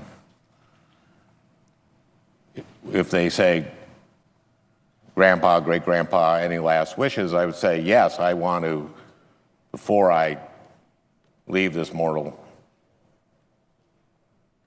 slip by mortal coil, or whatever Shakespeare said, I want to make sure that I unregister to vote.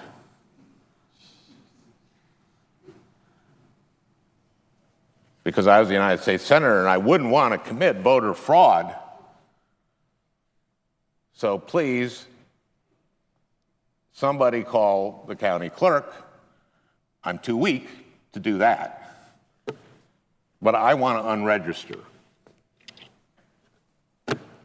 Because clearly anyone who doesn't unregister to vote before they die is committing some kind of fraud.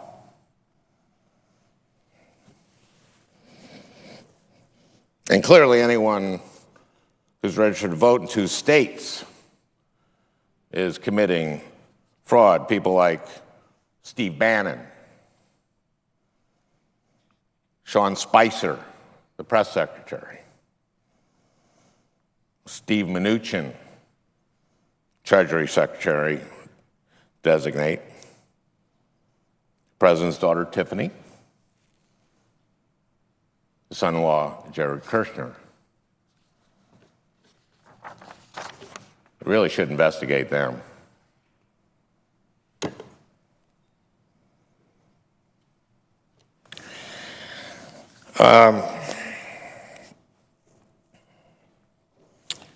The president said the administration would form a commission led by Vice President Pence to investigate this voter fraud.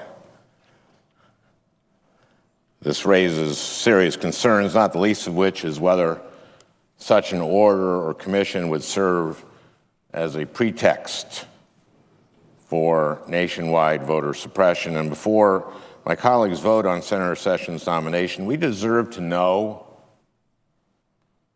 whether the president intends for the Attorney General or the Justice Department to lead or participate in these investigations.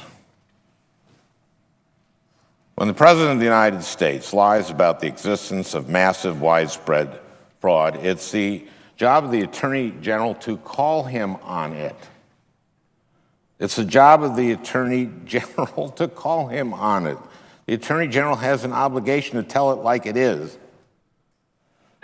Senator Sessions may have said it best himself. When Sally Yates was nominated to be the Deputy Attorney General, Senator Sessions questioned her during her confirmation hearing. He said, quote, "You have to watch out because people will be asking you to do things and you'll need to say no. Do you think the Attorney General has a responsibility to say no to the President if he asks for something that's improper?"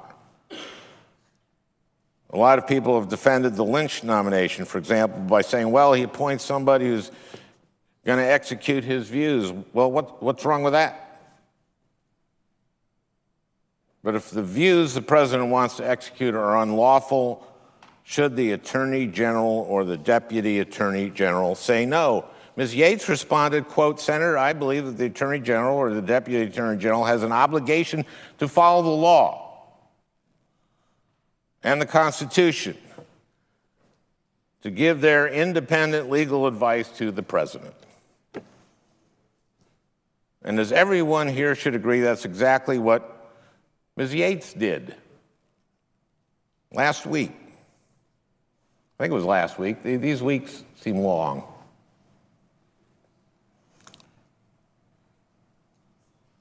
The nation owes her a debt of gratitude. She did exactly what Senator Sessions asked her if she would do. But, Mr. President, I fear that Senator Sessions has not demonstrated that he's capable of fulfilling that obligation, and his record is demonstrated by the fact that he did not discuss these claims with the President, suggests that he is simply not willing to speak truth to power. It suggests that. Now, Senator Sessions has a long record, not just during his time as U.S. Attorney and as Alabama's Attorney General, but here in the United States Senate. But regardless of the post he held, Senator Sessions has not exhibited what I would characterize as a commitment to equal justice. You see, in my view, it is the obligation of elected officials and law enforcement officers to recognize injustice when they see it and stand in opposition to it. But on far too many occasions, it seems that Senator Sessions has not followed that obligation. In 2009, the Senate debated the Matthew Shepard and James Byrd Jr. Hate Crimes Prevention Act, the bill that extended federal hate crimes protections to people targeted on the basis of their sexual orientation or gender identity. But in the hearing on that bill, Senator Sessions said, and I quote, "I'm not sure women or people with different sexual orientations face that kind of discrimination." He said, quote, "I just don't see it," unquote.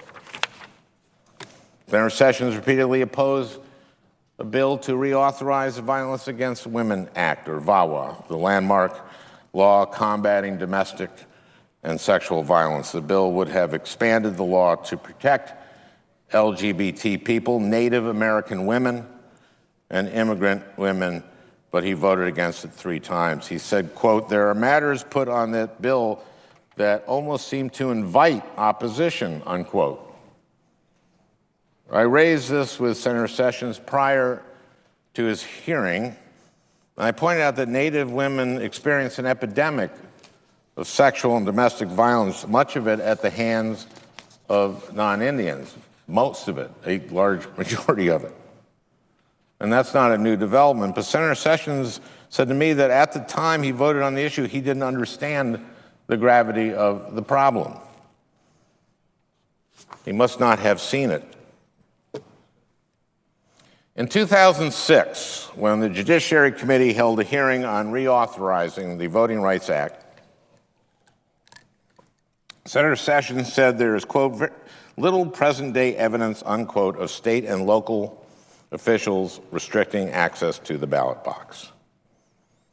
He complained that the Voting Rights Act pre-clearance requirement unfairly targeted certain states. He said, quote, "Alabama is proud of its accomplishments, but we have the right to ask why other areas of the country are not covered by it," unquote. Now, the Voting Rights Act pre-clearance requirement forced states with a history of enacting discriminatory measures to get federal approval before changing their voting practices. That's why Alabama was subject to pre-clearance, but he just didn't see it. Now, during his hearing and in his responses to our written questions, Senator Sessions has said that, quote, "all Americans are entitled to equal protection under the law no matter their background," unquote. He has said that, and if confirmed, he said he would, quote, "enforce the laws passed by Congress," unquote. But, Mr. President, time and time again, Senator Sessions has demonstrated an inability to recognize injustice, whether it is discrimination faced by LGBT people, discriminatory barriers to the ballot box, or violence against women. And if he can't see injustice, what assurance will we have that he will act to stop it?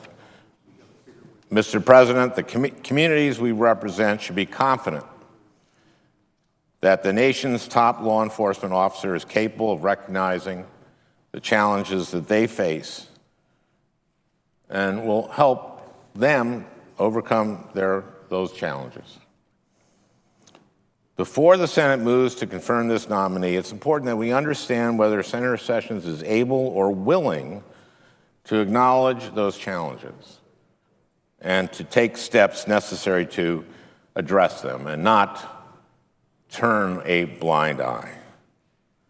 I am not confident that he is, and I will be voting against him, and I would yield the floor. President, I just note the absence of a quorum for a brief moment. Clerk will call the roll. Mr. Alexander.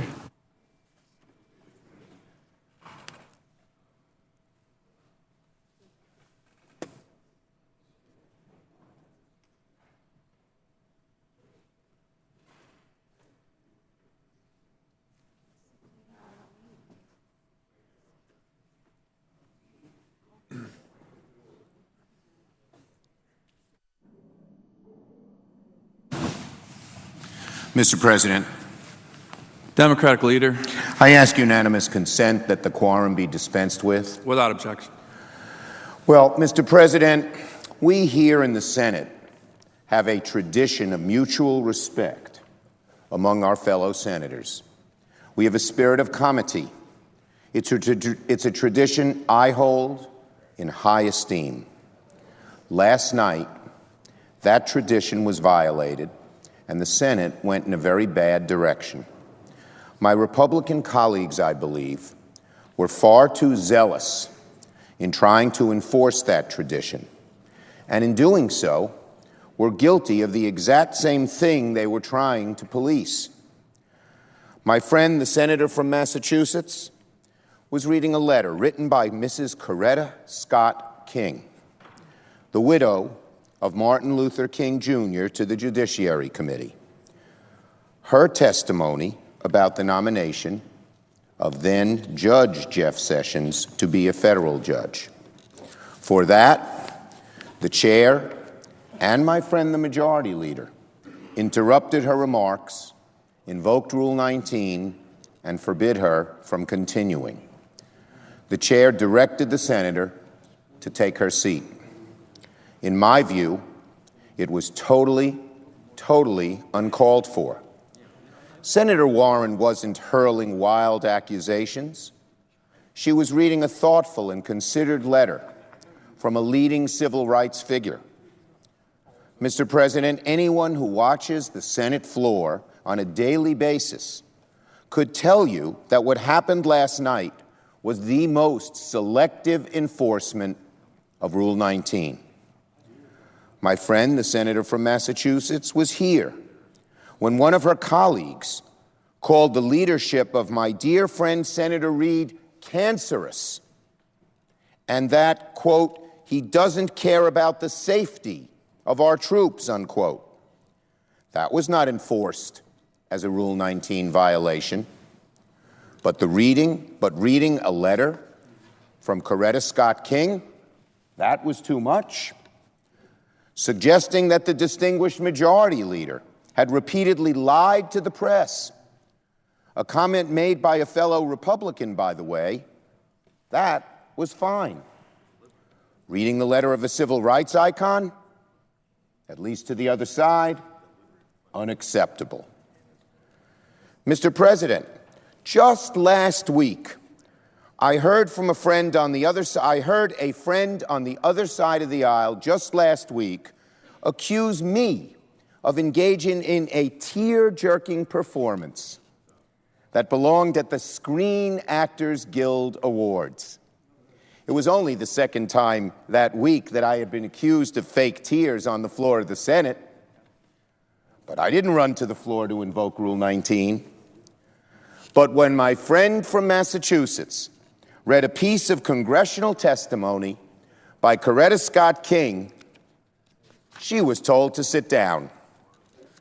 Why was my friend from Massachusetts cut off when these other, much more explicit, much more direct, much nastier attacks were disregarded?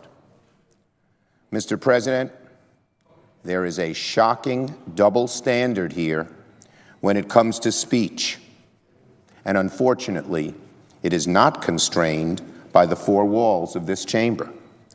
While the senator from Massachusetts has my Republican colleagues up in arms by simply reciting the words of a civil rights leader, my Republican colleagues can hardly summon a note of disapproval for an administration that insults a federal judge, tells the news media to shut up, offhandedly threatens a legislator's career, and seems to invent new dimensions of falsehood each and every day.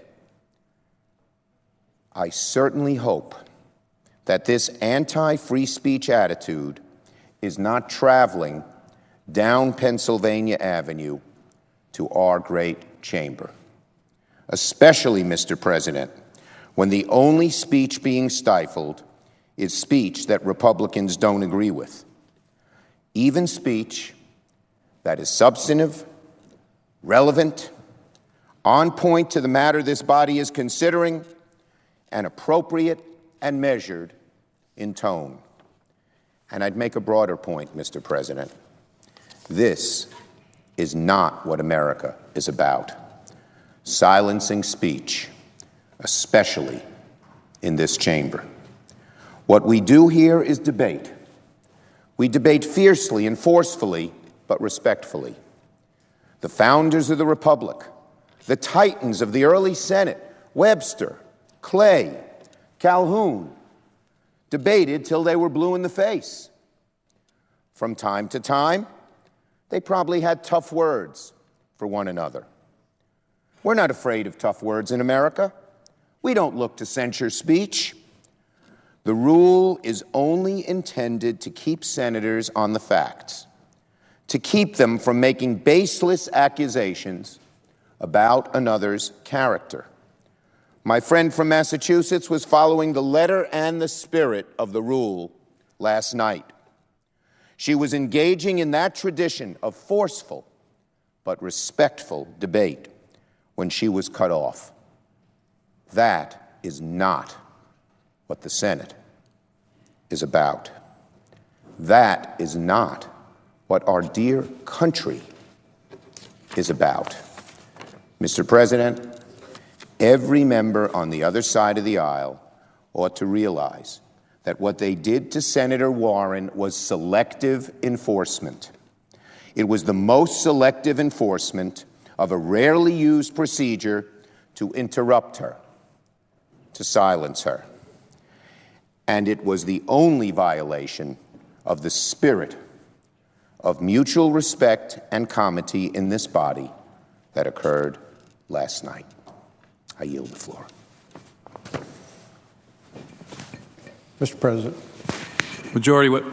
Mr. President, I'd ask that the senator from Nevada be recognized for as much time as he shall consume, and then I would like to be recognized. I'd ask consent. Without objection. Thank you. I know quorum. Clerk will call the roll. Mr. Alexander.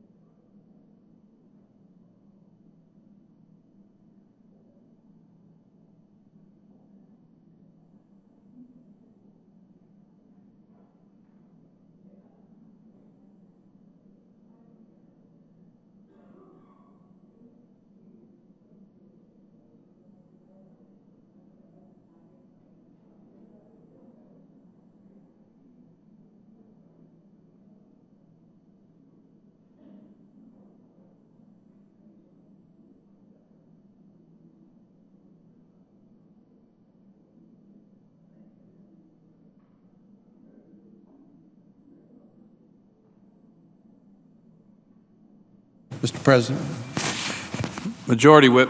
I'd ask consent that the quorum call be vitiated. Without objection.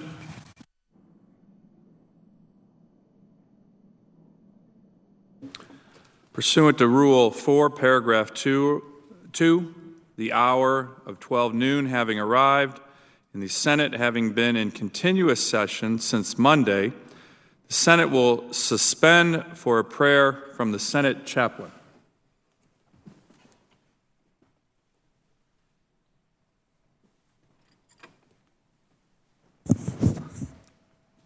Let us pray.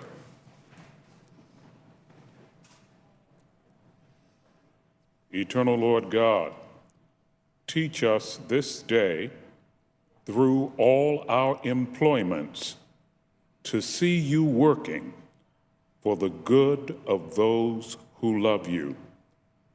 Strengthen the hearts of our lawmakers against temptations and make them more than conquerors in your love.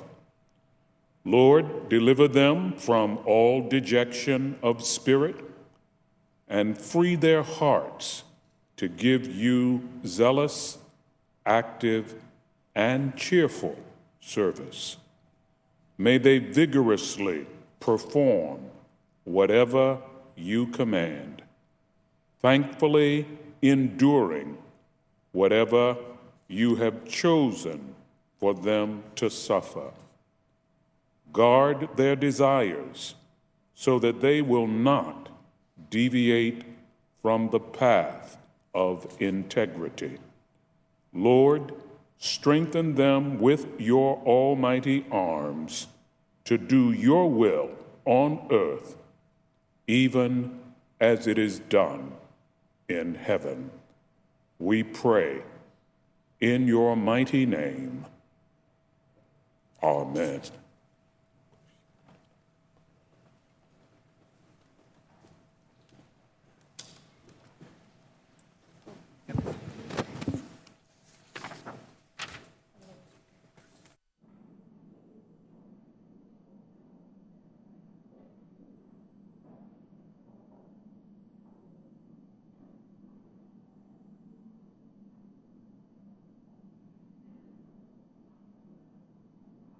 Madam President. Senator from Nevada. Thank you, Madam President. I want to take a few moments to discuss an issue, a different issue, but one that's on everybody's mind, and that is the status of Obamacare. Congress has taken the first step to repeal Obamacare, and I was in the House of Representatives when Obamacare was passed into law.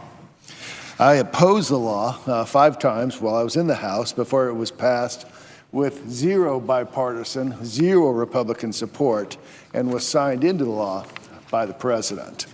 I opposed Obamacare because I feared that this law would increase costs, make it harder for patients to see a doctor, increase taxes on the middle class, also increase taxes on seniors, and to hurt the economy. Over the last 7 years, Madam President, all of these fears have become a reality. A new Congress and a new administration have heard the people's response loud and clear, and that response is we must repeal Obamacare. Repealing Obamacare means repealing all of the taxes that go with it. Not part of them, not some of them, but all of them. Obamacare increased taxes on hardworking Americans by $1.1 trillion. Higher taxes leads for more money being taken out of the pockets of hardworking families. And health care costs have increased to a degree where I've heard from Nevadans across the state at all ages, all backgrounds, all with similar concerns. So what I'd like to do, Madam President, is take a moment to read an email that I received just last week from a 13-year-old boy who lives in Las Vegas. And he said, I wanted to write an email to express my concerns about Obamacare and to hopefully persuade you to make a change. My family used to have health insurance until Obamacare kicked in, forced my family to drop our insurance since it tripled the cost, wasn't affordable. We're getting penalized now for not having insurance. Think about that. Obamacare kicked their family off their insurance by tripling the costs making it unaffordable, and then Obamacare penalizes that family for not having insurance. Going back to the young boy, he said, since then, we've had medical bills piling up. This is an issue with a lot of people, and I don't know a lot about policies, but I do know that something needs to change for the good of the people. And I've heard President Donald Trump say that he will be addressing this issue, and I just hope that you will represent Nevada in favor of getting rid of Obamacare. Well, I can assure my constituents back home in Nevada, and especially this young man that's advocating for his family, that I'm committed to repealing Obamacare. This young man's parents had employer-sponsored health care coverage that took care of their family when they needed medical care. And as a result of Obamacare, the costs were just too high to afford the health insurance they had. And one of the biggest drivers of cost increases on the middle class is the 40% excise tax on the employee benefits, health benefits, better known as the Cadillac tax. In Nevada, 1.3 million workers who have employer-sponsored health insurance plan will be hit by this Cadillac tax. These are public employees in Carson City. These are service industry workers on the Strip in Las Vegas. These are small business owners and retirees across the state. We're talking about reducing benefits, increased premiums, and higher deductibles. When I first started working on this issue, I knew the devastating impact this tax would have on Nevadans, but also that in order to get anything done, we needed a bipartisan effort to reduce this tax and to eliminate it. So I recruited a good friend by the name of Senator Martin Heinrich from New Mexico. And together we were able to gain huge support on both sides of the aisle. And during the highly partisan reconciliation debate in 2015, where Congress successfully delivered an Obamacare repeal bill to President Obama's desk, Senator Heinrich and I pushed our colleagues to include our legislation to fully repeal the Cadillac tax as an amendment. Our amendment passed with overwhelming bipartisan support by a vote of 90-10. And with this clearly and nearly unanimous vote, we were able to delay the Cadillac tax until 2020. So this Congress, Senator Heinrich and I, have reintroduced Senate Bill 58, the Middle Class Health Benefit Repeal Tax Act that fully repeals this bad tax.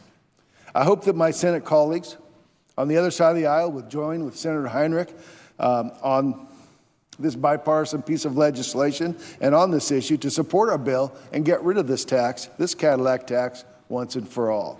And I know that my colleagues on the other side of the aisle will have a lot of differing opinions on the Affordable Care Act, but one thing we can agree on is that the Cadillac tax should be fully repealed. And now that we have passed an Obamacare repeal resolution, we'll move to the next phase of the repeal process. The budget we just passed included reconciliation instructions for the Senate Finance Committee and the Health Committee to repeal Obamacare. We made a promise to repeal Obamacare, and now it's time to keep that promise. This includes my legislation to fully repeal the Cadillac tax. The goal of health reform should be to lower costs for those who already have health benefits and to expand access to those who do not currently have coverage. Obamacare did not achieve either of those two goals. So I'm committed to ensuring that all Americans have access to high-quality, affordable health care. And we must start by repealing the Cadillac tax. I want to thank Senator Heinrich for his continued leadership on this issue. I want to thank him, and Senator Heinrich continues to put his constituents above politics, and I know that he shares my commitment to repeal this bad tax. I also want to thank Congressman Kelly, Congressman Courtney for their leadership on the House side, and I know that we're all eager to work together to get this bill to the finish line. Thank you, Madam President, and I yield to the senior senator from Texas.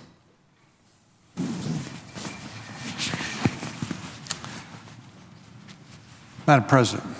Majority Whip. Madam President, last night we all witnessed a rather extraordinary event. For certainly the first time in my time in the United States Senate, we saw Rule 19 of the Standing Senate Rules invoked. That rule says, no senator in debate shall, directly or indirectly, by any form of words, impute to another senator or to other senators any conduct or motive unworthy or unbecoming a senator.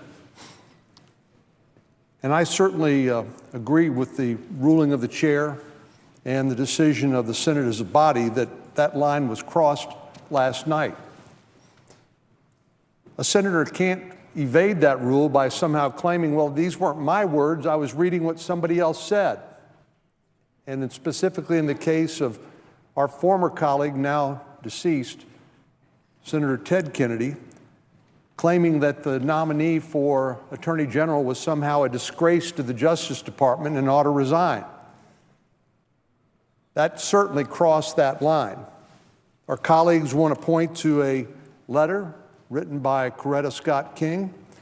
That was part, but not the whole, of the speech given by the senator from Massachusetts. So I hope that maybe we've all been chastened a little bit, and maybe we've all learned a little bit of a lesson here. I would yearn for the day when the Senate, and frankly the country as a whole, would pull back from the abyss of recrimination, personal attacks, and we would get back to doing what this institution was designed to do, which was to be a great body for deliberation and debate, and that we would treat each other with the civility that we would all want to be treated.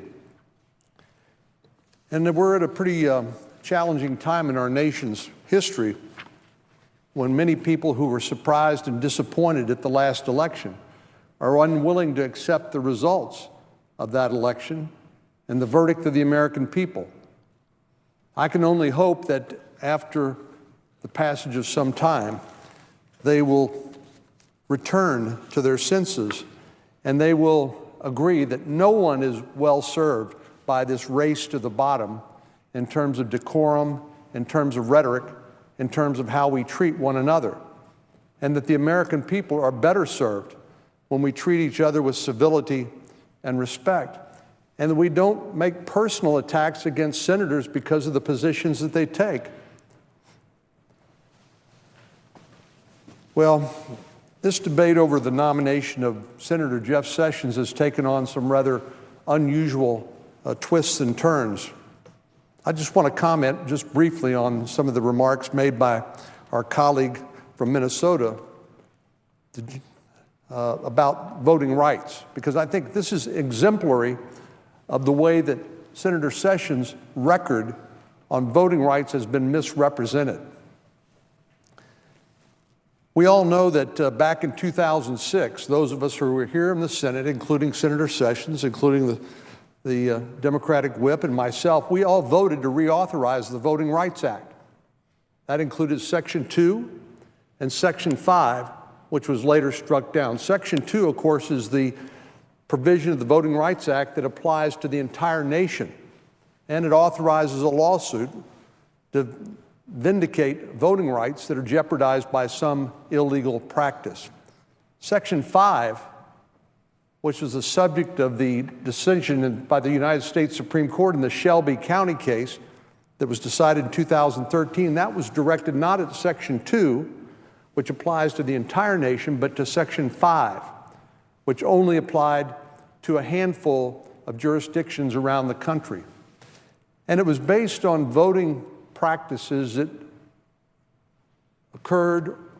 existed back in the middle 1960s.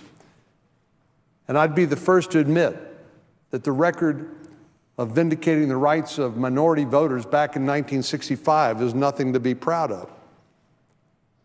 But we've come such a long way in this country, and it's been because of the Voting Rights Act. It's been because of our collective commitment to the right of every citizen to vote that I believe those statistics, which existed back in the mid-60s, are no longer valid today. In fact, you look at many of the jurisdictions covered back in the 1960s, they have superior records of minority voting, including in places like Alabama, where Senator Sessions is from, than jurisdictions that are not covered by Section 5. How our colleagues across the aisle can somehow condemn Senator Sessions for the Supreme Court's decision in the Shelby County case when he voted for the reauthorization of the entire Voting Rights Act, Section 2 and Section 5, strikes me as extremely misleading and unfortunate. But it does seem to characterize the nature of the debate about this nominee. I said during his confirmation hearing, I said, well, those who don't know Senator Sessions are interested to learn his record and his resume. But those of us who've worked with him, we don't need to read his resume. We don't need to hear a recitation of his record. We know the man. We know what's in his heart.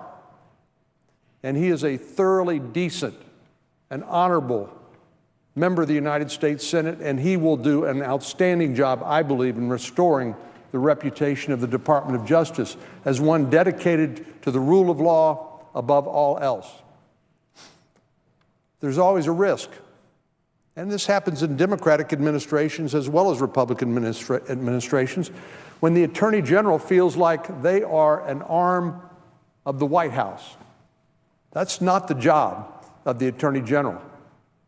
The President has a lawyer, White House counsel. The Attorney General is supposed to have some measure of independence, even though he or she is appointed by the President and serves at the President's pleasure. That's why we ask questions of people like Deputy Attorney General Sally Yates. Can you tell the President no? Well, she said she could. And then ultimately, unfortunately, in the case of the executive order that was issued by President Trump later on, said even though this order was vetted by the Office of Legal Counsel, and it determined that this was a legal executive order, both in content and in form, she said, I still disagree with the President's executive order, and I'm going to order the Justice Department lawyers not to defend it. Well, that's the kind of politics that we need none of in the Department of Justice. We've got plenty of politicians in this country. We've got plenty of politicians in the Congress and in the White House. We don't need another politician as Attorney General.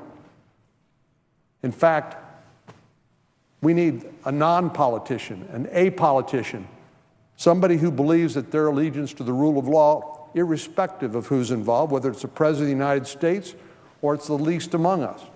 That is what the rule of law is all about. And that's one reason why I feel so strongly that Senator Sessions will be an outstanding Attorney General, because I believe he will restore the Department of Justice to an institution that believes in and enforces the rule of law above politics. And that is a fundamentally important thing to do. We know Senator Sessions, as I said earlier, brings a lifetime of relevant experience to this job.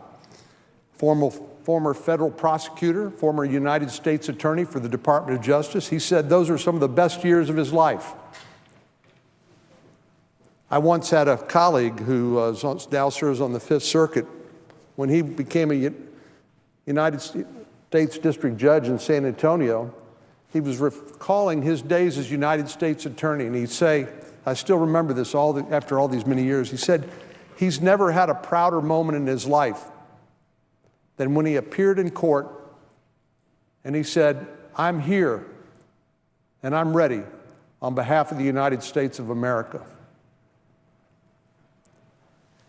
Senator Sessions is here and he's ready to serve the American people as Attorney General. And we know from his service at the Department of Justice as Attorney General of Alabama, and now for the past 20 years in the United States Senate, that he's devoted to the rule of law and keeping our country safe. So it's really been sad to see interest groups vilifying him over and over again, or people mischaracterizing, like they have on his voting rights record, things that he is not responsible for after voting to reauthorize the Voting Rights Act in 2006. He didn't decide the Shelby County case. Well, this is a man we've worked with for 20 years, people who've been here that long with him. And we know Jeff Sessions to be a man who's dedicated his life to public service. Our colleagues across the aisle have offered him an occasional compliment, like the Democratic leader who once called him straightforward and fair. The assistant Democratic leader called him a man of his word. But now the decision to drag out cabinet nominations as long as possible and to waste valuable time that could be used on other bipartisan legislation, we know our Democratic colleagues have chosen to slow walk the process, and I think it's a shame, particularly in the case of somebody we all know so well and who is dedicated to the Department of Justice and to restoration of the rule of law. Well, several of us have talked from time to time about how the holding up of these nominees is unprecedented. At this point in President Obama's term, 21 cabinet members were confirmed. Senator Sessions, when we vote on his nomination tonight, he'll be number 8, 21 to 8. You'd have to go back to George Washington to find a slower confirmation timeline for a new administration. It's just, there's no good excuse for it, particularly in light of the fact that now under the Reid precedent, that our colleagues across the aisle know that all of these nominees, particularly in the case of Senator Sessions, they will be confirmed. So just holding up the nomination just for delay alone makes no sense at all. Well, some have said that holding up Senator Sessions' nomination is somehow similar to the confirmation process for the Loretta Lynch, but that really rings hollow on examination. Let me remind them what happened when Loretta Lynch was nominated as Attorney General. At the time, our Democratic friends were filibustering a bipartisan bill that later passed 99-0. They were filibustering a bipartisan anti-trafficking bill for no good reason. That's my view. They maybe think they had a good reason. I think actually what it had to do with was the Hyde Amendment and the long-standing limitation on the use of taxpayer funds for abortion that had gone back to roughly 1976. They wanted to eliminate that restriction in this anti-trafficking bill. So they refused to consider that legislation, which many of them had co-sponsored, to help thousands of victims of sexual exploitation, slavery, and human trafficking find a path to healing and restoration.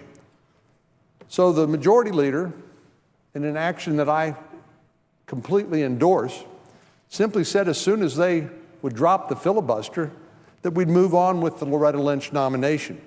They did, finally, and we processed her nomination. So in no way were those two situations similar. Today, our colleagues across the aisle want to keep a new president from surrounding himself with the men and women he's selected to help run the country. Now, I think if there's one thing that should give people more confidence in the new administration, it's the quality of the men and women that he's chosen for his cabinet. And I would add Vice President Pence, somebody we know here, having served 12 years in the House of Representatives. So the delay is really for no good reason at all, and with no achievable results. They're not going to be able to block the nomination, but rather just to try to score political points. In preventing an exemplary nominee from filling an important national security position, I believe it makes our country less safe. Now, I'll give our colleagues across the aisle some credit for allowing the confirmation of Secretary of Defense James Mattis, General John Kelly at the Department of Homeland Security, and finally, after a long weekend, of Mike Pompeo as Director of the CIA.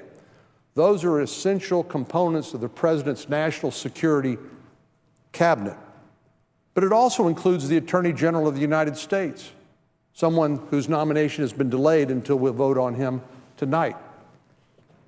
The Attorney General, after 9/11, became more than just a law enforcement officer. He became a counterterrorism official as well, integrally tied with supervision of the FBI to our efforts to protect the American people from terrorists who would kill us or our allies.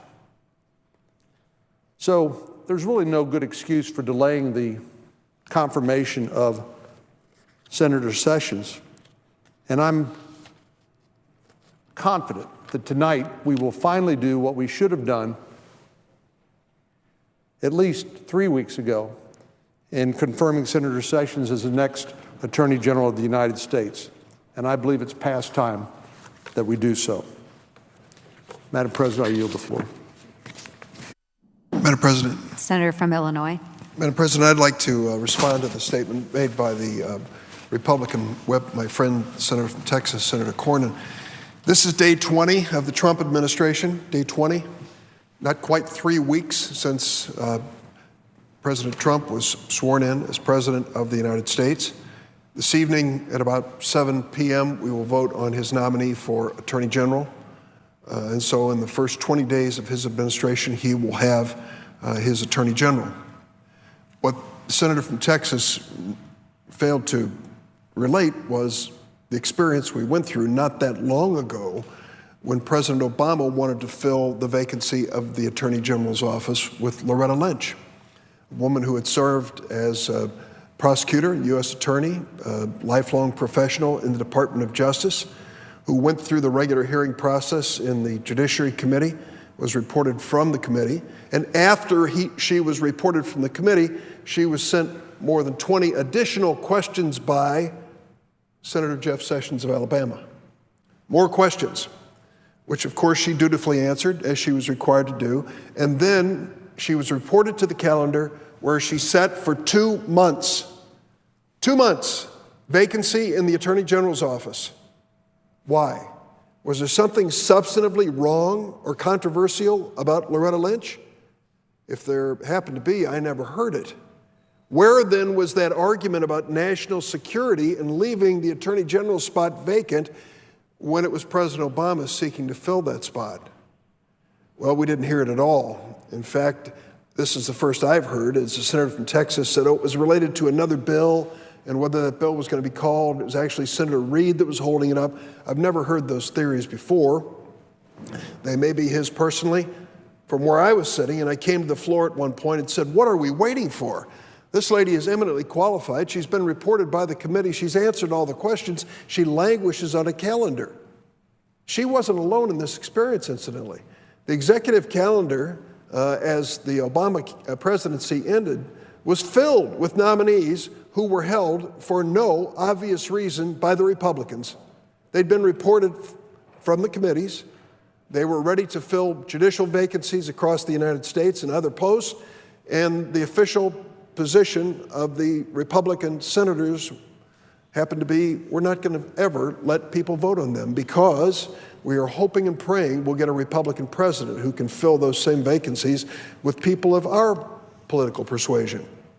That was the reality. It was the same reality that left Merrick Garland, President Obama's nominee to fill the vacancy in the Supreme Court, languishing for almost 1 year, where the Republicans and the leaders in the Senate would not give him a hearing or a vote, and Senator McConnell came to the floor and said, I won't even meet with him.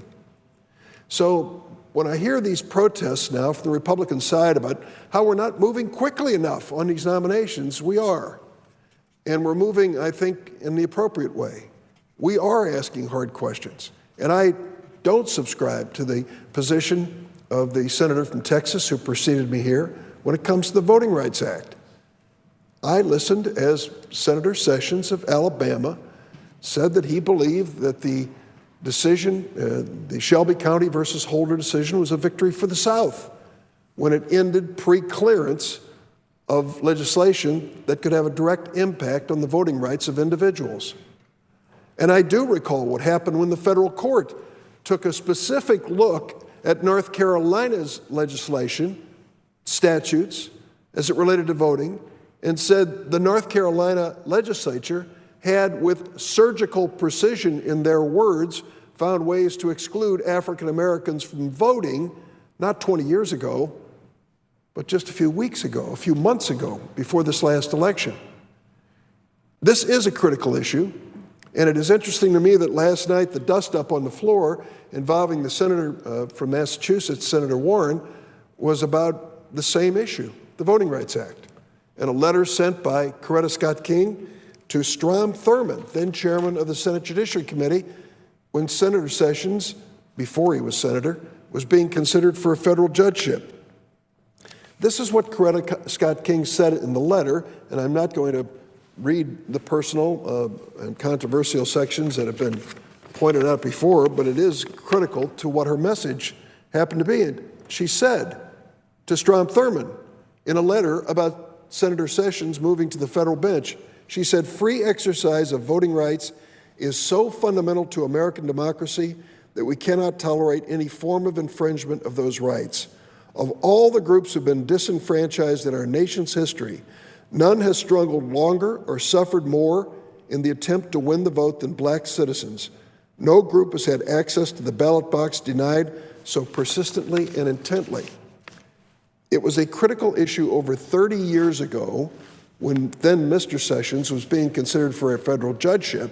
It is a critical issue to this day because of two things: a decision by the Supreme Court, which basically took away one of the major powers of the Voting Rights Act, and secondly, a coordinated effort by Republicans across the United States to suppress the vote of minorities, and particularly African Americans. And I point directly to that North Carolina decision for what I just said. What they have tried to do is to systematically reduce the likelihood that poor people, especially black people, will vote. As chairman of the Subcommittee of Judiciary on the Constitution and Civil Rights, I held public hearings in Ohio and Florida. And those hearings were held in those states because they had proposed new requirements on voters. They had to come up with voter IDs before they could vote. And so both in Cleveland and in Florida, I brought the election officials, Democrats and Republicans, before my subcommittee, put them under oath and said, what was the incidence of voter fraud in the elections in your state which led you to make it more difficult and challenging for the people of your state to vote? And the answer was, there were none. There were no examples. People were not prosecuted for vote fraud. And that told the story. This didn't have anything to do with voter fraud. This had to do with discouraging turnout in areas that were more friendly to Democratic candidates, period. And so when we make a big issue of the position of Alabama Senator Jeff Sessions on the Voting Rights Act, it's with good cause. It is historically an issue which has haunted the United States since the Civil War, when excuses after excuses were made for African Americans seeking the right to vote, and people were denied the right to vote with poll taxes and literacy tests and ridiculous standards, to this very day when the Republican Party strategy is to diminish the African American vote by voter suppression. Is it important that we know the position of Senator Jeff Sessions on the Voting Rights Act? To me, it's one of the most important questions to be asked. And the fact that it evoked controversy on the Senate floor with Senator Warren last night is an indication of how seriously we take it. Yes, we've added a few more hours to the debate, and I disagree with the senator from Utah and the senator from Texas who say, you know how it's going to end, why are you wasting our time? I don't think it's a waste of time to have a fulsome debate in the United States Senate on something as fundamental as protecting the right of every American citizen to vote. And I yield the floor. Madam President. Senator from Montana. Would the senator from Illinois yield to a question? Senator Durbin, there's been a lot of talk about the fact that the number of cabinet appointees were much higher under the Obama administration than they are now. Could you take us back 8 years ago? I mean, we just confirmed a lady to be Secretary of Education has never spent 1 minute in a public school classroom, on a school board, teaching, a student, otherwise. There are claims out there about some of these nominees being involved in insider trading. There are claims out there that some of these nominees did not pay their taxes. Could you take us back 8 years ago and tell us how those folks were treated, if there was anything wrong with them when they came to this floor? Through the chair, I would respond to the senator from Montana. Here's the difference. 8 years ago, when Barack Obama was elected president and was to be sworn in on January the 20th, he brought together his team to serve in his cabinet and said to them, the first thing you need to do is to follow the law. You need to file all the papers required of you by the ethics standards of the United States government. And so I am told that on January the 8th, almost 2 weeks before he was sworn in, their paperwork was on file. And so they had complied with the law and they were awaiting their opportunity for a hearing. Contrast that with the current situation. There are still proposed cabinet members by President Trump who have not filed their required ethics disclosures. Why is it important? Because we believe that though we can't reach in and require the president to file his income tax returns, which he has steadfastly refused to do, we know what the standards are when it comes to many of these departments. The standards are very demanding. There has to be a disclosure and there has to be a process of divestment. If I am about to become the head of an agency and my personal wealth includes holdings that have a direct impact on that agency, I am required by law to divest myself of those holdings. And the more complicated my portfolio and net worth might be, the more challenging this is. Penny Pritzker, a very wealthy individual from Chicago, was chosen by President Obama to be the Secretary of Commerce. It took her 6 months, I say to the senator from Montana, to fully comply with the law so that she could go through the hearing. 6 months. And now we hear complaints from the Republicans, well, why aren't the Trump nominees going through more quickly? Why aren't our billionaires put on the fast track? I'm sorry, but Trump billionaires are subject to the same rules as all billionaires.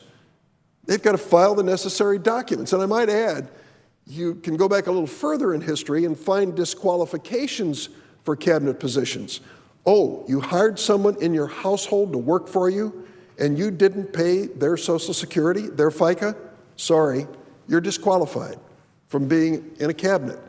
Now we have Trump nominees where that's happening, not with frequency, but it's happening, and it doesn't seem to be even close to a disqualification. So it clearly is a double standard. And I'd say to the senator from Montana, the fact that the Obama nominees moved through as quickly as they did showed that they took the law seriously, they made the disclosures they were required to make, and in virtually every case had unique qualifications for the job. To put Betsy DeVos as Secretary of Education next to Arne Duncan, who headed up the Chicago public school system as Secretary of Education, is to show that contrast. Well, I want to thank the senator from Illinois for his history lesson on the confirmation process over the last 8 years, at least, in the United States Senate. Madam President, I want to speak today on behalf of the thousands of Montanans who have asked me to oppose the nomination of Mr. Sessions as the Attorney General of the United States. As this country's top law enforcement official, the Attorney General must stand up and fight for all Americans. The Attorney General must provide a voice for the folks who often aren't able to speak for themselves.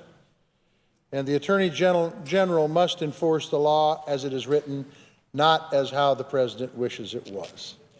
Madam President, I believe that Mr. Sessions has proven time and time again that he does not fulfill these qualifications, and therefore I will oppose his nomination for Attorney General. Mr. Sessions opposed the reauthorization of the Violence Against Women Act, this landmark legislation that protects women from domestic violence and sexual assault and brings perpetrators to justice. In my state of Montana, this law helps provide over $10 million every year to support women and children. These are critical resources that make a real difference in the lives of women, children, and their families, and they keep our communities safe. The Violence Against Women Act supports shelters like the Friendship Center in Helena, which is literally saving lives and protecting women and children from violence every day. In fact, they help over 1,000 Montanans each and every year. Or programs like Rocky Boy's Office of Victim Services, which is on the Rocky Boy Indian Reservation. Thanks to the Violence Against Women Act, this has helped reduce the number of sexual assaults on that reservation. If he is confirmed, I would invite Mr. Sessions to Red Lodge, Missoula, or Browning. in the many other places in our state to see how the Violence Against Women Act is saving lives and making communities safer. I invite him to sit down with the survivors at any of the YWCAs in Montana, explain to them why he opposes the Violence Against Women's Act. As Attorney General, Mr. Sessions will be responsible for administering critical resources through the Violence Against Women Act, resources that will save lives.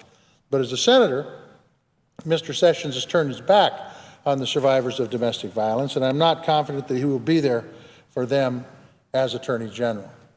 I will not support a nominee for Attorney General who opposes legislation that helps us better investigate and prosecute violent crimes against women. But that's not all. I'm not convinced that Mr. Sessions will stand up for the privacy laws of law-abiding Americans. Less than 2 years ago, right here on this Senate floor, Mr. Sessions fought to preserve the most intrusive aspects of the Patriot Act. That wasn't the first time he supported unchecked government surveillance. Mr. Sessions has voted in support of the most intrusive aspects of the Patriot Act 7 times. 7 times. He is a staunch advocate for the NSA's bulk data collection, which violates the privacy of millions of Americans. If Mr. Sessions is confirmed as Attorney General, he'll push back and fight our own. If Mr. Sessions is confirmed as Attorney General, will he push back and fight our government that undercuts our freedoms? Will he fight on behalf of government officials that listen into our phone calls or scroll through our emails or preserve our Snapchats? Will he intervene if the government once again spies on citizens without a warrant? I think the answer to that, quite frankly, is no. When government agencies like the NSA collect bulk data, they do so at the expense of our freedoms. And if Mr. Sessions isn't willing to protect our Fourth Amendment rights, can we expect him to fight for other constitutional rights? Will he fight for the First, the Second, the Fifth? Again, the answer is no. We need an Attorney General who will fight and protect our individual freedoms, not one who's willing to sacrifice it. And I am not alone. Thousands of Montanans have contacted my office opposing Mr. Sessions. Here are some of the things that Montanans have written to me. Ann from Missoula wrote me, please vote against the nomination of Jeff Sessions for Attorney General. He has a history of supporting the weakening our civil liberties. Voting rights should be strengthened, not weakened.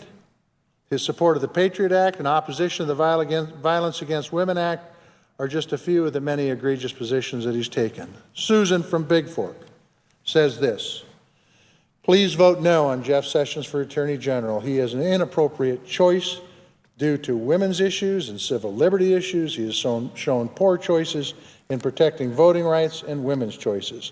Geraldine from Belgrade, Jeff Sessions is completely the wrong person to be Attorney General. His record on civil rights, women issues belong in a different century. Amy from Whitefish, vote no to the nomination of Jeff Sessions, who has shown himself time and again to be no friend to equality or civil liberties. Please know that we in Montana expect you to uphold our desire for all members of this great nation, regardless of race, gender, ethnicity, religious affiliation, or sexual orientation, to be treated with respect and dignity. Charles from Livingston, he voted no on the Violence Against Women Act, that he being Mr. Sessions. Mr. Sessions voted no on adding sexual orientation to the definition of hate crimes. He voted yes on loosening restrictions on cell phone wiretapping. Now, I agree with Ann and Susan and Amy and Geraldine and Charles and thousands of other Montanans. And because of that, I will not support Mr. Sessions, and I would urge my colleagues to oppose his nomination. With that, Madam President, I yield the floor.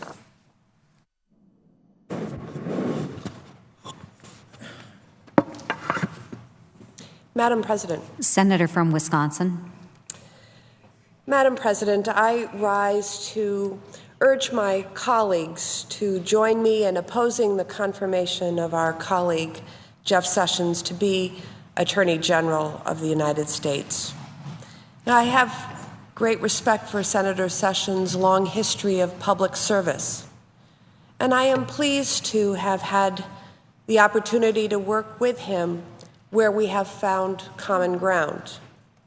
However, Senator Sessions and I have frequently and sometimes vehemently disagreed on important issues. including matters like civil and voting rights, hate crimes laws, immigration, and criminal justice reform. Now, I want to acknowledge that Senator Sessions' nomination is supported by many, including many in the law enforcement community in my home state of Wisconsin. And it is vital that the Attorney General have a good working relationship with the law enforcement community. And I have no doubt that Senator Sessions will be a strong voice for law enforcement if he's confirmed. But the role and responsibility of our Attorney General is bigger than any one group. Our Attorney General must work on behalf of all Americans. The Department of Justice has a broad jurisdiction.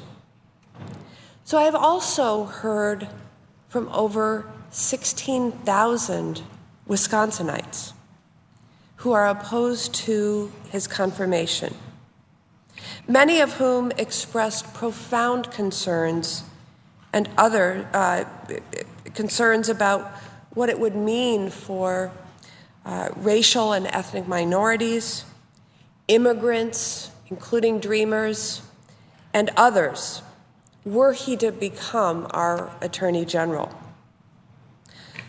Hundreds of national civil and human rights organizations have expressed their opposition on similar grounds. After reviewing his record, getting a chance to meet with him in my office, and considering everything that I've heard from my constituents, I simply do not believe that Senator Sessions is the right choice to be Attorney General of the United States. I have that belief for a number of reasons. First, I am concerned that Senator Sessions will not be the independent champion for the rule of law that we need with Donald Trump in the White House. In any administration, the Attorney General's first duty is to the Constitution and to the people of the United States.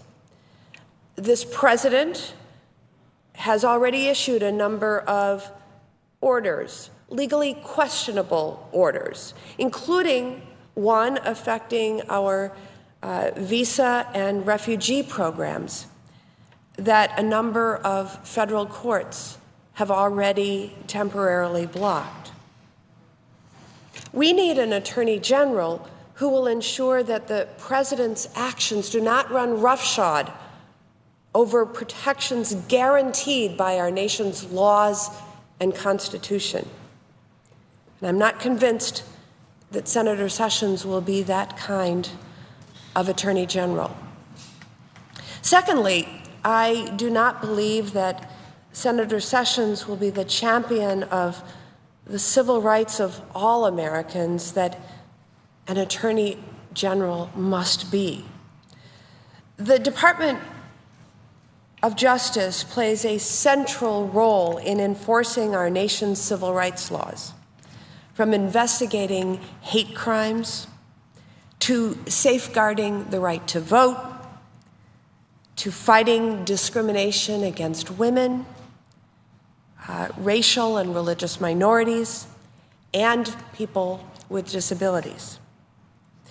At a time when there has been a disturbing increase in hate-motivated crimes and discrimination and harassment, including particularly against lesbian, gay, bisexual, and transgender people and people of the Muslim faith, it is even more important that the Department of Justice be strong and proactive. I have heard from constituents in Wisconsin who have faced bigotry and hate-motivated speech in the wake of the election of Donald Trump. Among them is a family from Fitchburg, Wisconsin, with 11 adopted children, including children from Ghana and China. This family received an anonymous letter proclaiming Trump won and calling them race traitors and telling them to go home. This and other reports from Wisconsinites and, frankly, people throughout the United States breaks our hearts. Senator Sessions fought against efforts to strengthen and make more inclusive federal hate crimes laws and criticized voting rights laws as, quote, intrusive. He has shown hostility to the rights of LGBT individuals and attacked the reproductive health care rights of women. Now that more than ever, we need a Justice Department that places a priority on enforcing our civil rights and voting rights laws, proactively combating hate violence, and fighting for the equality of all Americans. And I'm simply not convinced that Senator Sessions will be the champion vulnerable Americans need as Attorney General, with an unflagging commitment to make our country a fairer and more equal place. Third, I believe Senator Sessions will not take a fair or humane approach as Attorney General with regard to immigration. I was deeply troubled by candidate Trump's ugly and divisive rhetoric on immigration, and I'm appalled by the actions that he has taken thus far as president. Senator Sessions was one of his campaign's key advisors on immigration and has been a vocal opponent of bipartisan comprehensive reforms that would address our broken immigration system. The Department of Justice is responsible for adjudicating immigration cases and ensuring fairness and due process in the treatment of undocumented individuals and refugees. The department also plays a key role in our national security apparatus, helping to fight terrorism and keep the homeland safe. The president's recent orders on immigration have furthered divisions, created chaos and confusion, proven to be legally and constitutionally questionable, and are inconsistent with core American values. And in the opinion of many national security experts, they will make our nation less safe, not more. I simply do not believe that Senator Sessions, with his history of hostility to immigration and support for this president's approach, is the right person to lead the Department of Justice as it discharges its critical duties on immigration and national security. America has made great progress over the last 8 years with an administration that has taken seriously a shared responsibility to pass on to the next generation a country that is more equal, not less.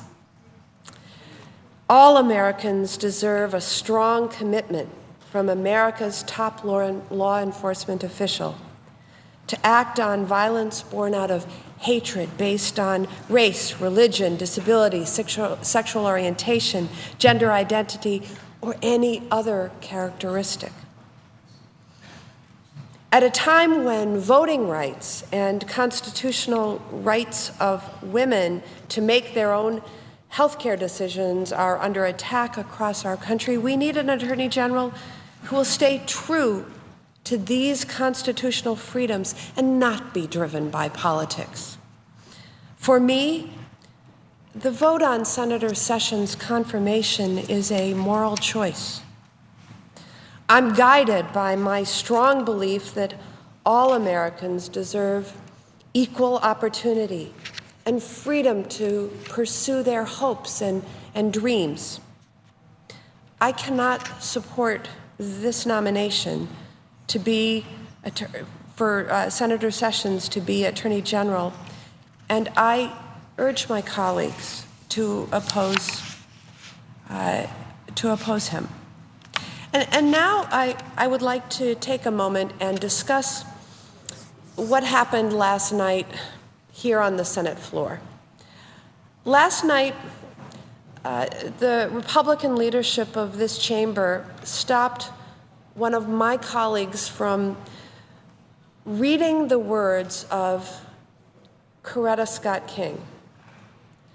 Coretta Scott King wrote a letter and a statement to the Senate Judiciary Committee back in 1986, expressing her opposition to Jeff Sessions' nomination to serve as a federal judge. Coretta Scott King believed, as I do, that the right to vote is a fundamental right afforded to every American. It is a right that people have lost their lives seeking and defending. Mrs. King wrote in her testimony regarding Jeff Sessions' record, I quote, "Blacks still fall short of having equal participation in the electoral process. Particularly in the South, efforts continue to be made to deny blacks access to the polls, even where blacks constitute the majority of the voters. It has been a long uphill struggle to keep alive the vital legislation that protects the most fundamental right to vote. A person who has exhibited so much hostility to the enforcement of those laws, and thus to the exercise of those rights by black people, should not be elevated to the federal bench," end quote. Mrs. King's words matter. They matter to me, and they matter to millions of Americans. Mrs. King's words should matter in this debate, and they deserve to be heard. And I believe it is simply wrong to silence legitimate questions about a nominee for United States Attorney General.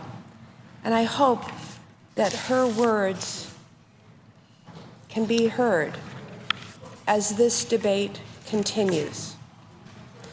Madam President, I note the absence of a quorum. The clerk will call the roll. Mr. Alexander.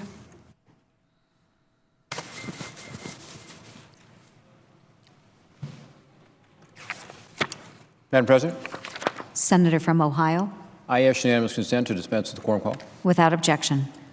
Madam President, I've come to the floor today to talk about career and technical education. This is the month of February that has been set aside for Career and Technical Education Month.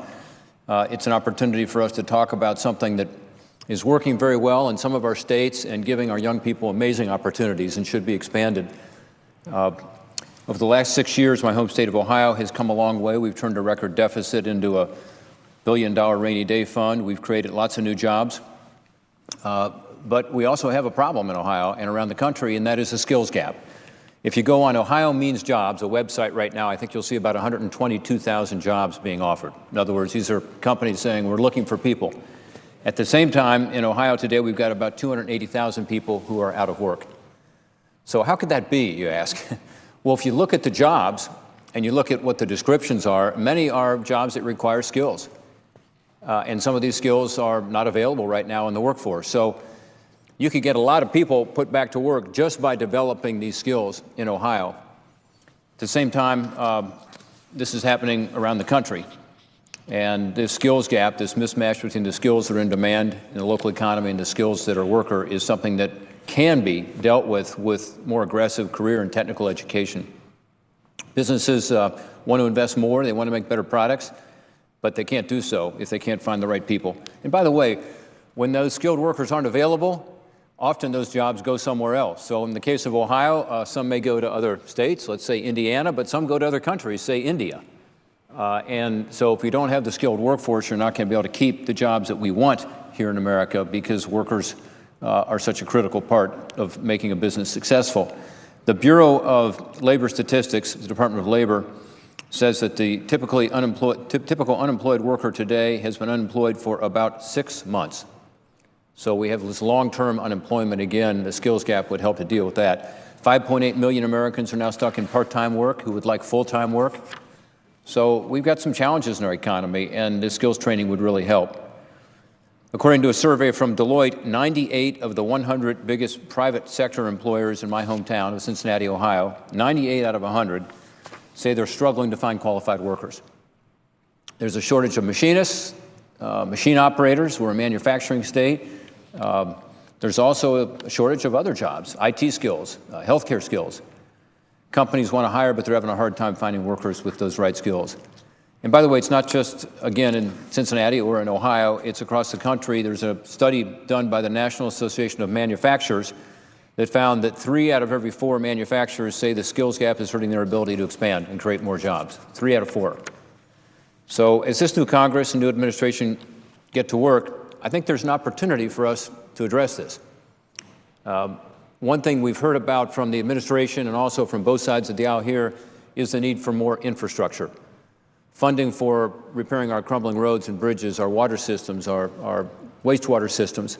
I think that's all true, but by the way, it's going to be tough to do it unless we have the skilled workers to rebuild that infrastructure. So I think it's an area of common ground where if we have skilled workers, it's much more likely we'll be able to modernize that infrastructure. We had a conference on this issue a couple weeks ago here in the Congress, and we brought some people in from Ohio from the building trades, and the point they made was, we'd love to see this infrastructure expansion everybody's talking about, but who's going to do the work? We need more skills training to be sure that's there. Yesterday afternoon, we confirmed the Secretary of Education, Betsy DeVos. And one reason I voted for Betsy DeVos is that she talked about skills training. Her quote was that CTE, Career and Technical Education, is an important priority, agreeing that we've got to do more to give our young people the job skills that they need. Some people, when they hear about CTE, wonder what it is. It's, for some in my generation, what was called at one time vocational education. But I will tell you, it's not your father's Oldsmobile. It's really impressive to go to these CTE schools and see what they're doing and see the change in attitudes by the kids and their parents once they get into these programs. One of the challenges we have is getting kids to enroll in some of these CTE programs. So sometimes the parents say, well, that's not something that you should do. We want you to get on track with kids going to college because that's the track we were on. That's the track we were told was better. We don't want you to go to vocational school. I will tell you that's a big mistake.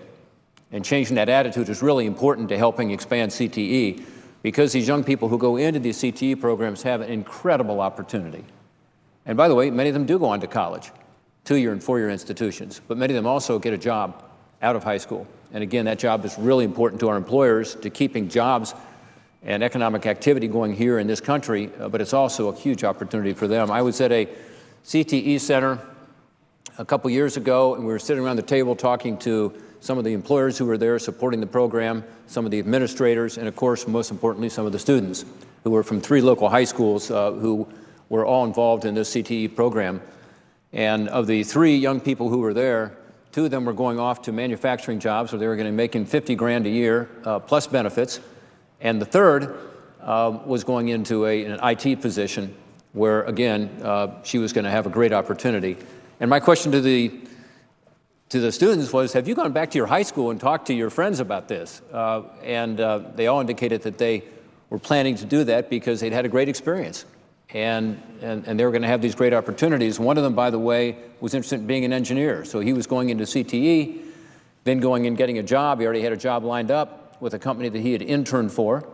But that same company was willing to send him to school to get a degree in engineering over the subsequent years.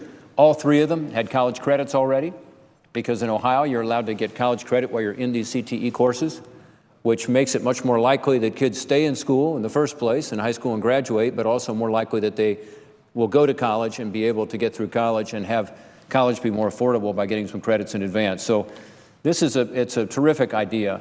There's a story that I heard about recently of a young woman in Ohio. Her name is Mackenzie Slicker. She's from Massillon, Ohio. And Mackenzie, as she will tell you, wasn't doing very well in school. She was not, sort of hitting her marks, and she wasn't real excited about school. And then one day she saw that there was an opportunity to get into a CTE course in sports medicine. She applied for it. The teacher looked at her scores in her other classes, non-CTE classes, and said, I'll take a chance on you, but I'm really concerned about you because your grades are so low. But she applied. She said she was embarrassed by those scores. The teacher let her in with an understanding she would do a better job in her other classes. And by the way, this CTE course gave her a totally newfound motivation to work hard and to get good grades. And again, I hear this again and again back home. These kids who are in CTE are excited. They not only stay in school, they graduate, they aren't dropouts, but they do better. In her senior year at Washington High School, she had a 4.0 GPA after getting in the CTE program in sports medicine, a 4.0. And by the way, she's now studying at Miami University, where she's on track to living out her dream of becoming an orthopedic surgeon. She's pre-med. So it's an example of where CTE really works. Senator Tim Kaine and I had this in mind when we started the Senate CTE caucus. And it's a caucus that started off with just a couple members. Now it has a strong following. And Tammy Baldwin is among the leaders of that caucus, who's here with us today on the floor from Wisconsin. But this caucus has not only had these conferences, as I talked about week before last, brought people together to talk about issues, but we've also put together legislation. Senator Kaine and I introduced legislation called Jumpstart Our Businesses by Supporting Students Act, or the Jobs Act. How about that for an acronym? We tried hard to get that acronym, JOBS. We introduced it a couple weeks ago. It would let young people from low-income families use Pell Grants for job training programs. Under the current law, Pell Grants can be used for financial aid for courses that last for 12 weeks or more. But a lot of the licensing programs and the job training programs out there are less than 12 weeks. In Ohio, a lot of them are 9 weeks, and they can't get access to Pell Grants. So we think this legislation will be very helpful, giving young people options that they don't have now to be able to have this funding, to be able to apply for these shorter courses, give them opportunities for a better start in their careers, get them the licensing that they need, the certificates they need, and putting them on the path to joining the middle class, to be able to get a job, but also be able to buy that car, be able to buy that home over time by having this opportunity to get these skills training. So our legislation, by the way, has been endorsed now by the Association of Career and Technical Education, National Skills Coalition, National Council for Workforce Education, and many other groups. We appreciate their help. We want to get that legislation done. I hope colleagues on both sides of the aisle can join us to get that legislation enacted. It makes so much sense. Senator Kaine and I are also planning to reintroduce another bill called Educating Tomorrow's Workforce Act that improves the quality of our CTE programs by setting minimum standards for CTE programs that would ensure students are able to transfer their credits, be able to have their work graded today based on today's industry standards, and use equipment that's up to date. So basically it's legislation, and again, I thank Senator Baldwin for her support, that helps to increase the quality of CTE education. In some of our states, again, this is working incredibly well. Ohio is one of those cutting-edge states. We got to be sure that those standards are maintained and expanded everywhere, and that we continue through a Perkins reauthorization to support strongly our CTE programs. Just like the jobs bill, this one has been endorsed by a number of education experts and groups, and we appreciate their help, including the National Career Academy Coalition, the National Career Development Association, the National Association of Secondary School Principals, and many more. In Ohio, we've got some great schools. Whether it's Cleveland, Ohio, Max Hayes High School does an awesome job. I was there for its opening now about a year and a half ago, and they are doing a terrific job working with the building trades, working with private industry, working with the high schools in the area, and developing skills that are badly needed in Northeast Ohio.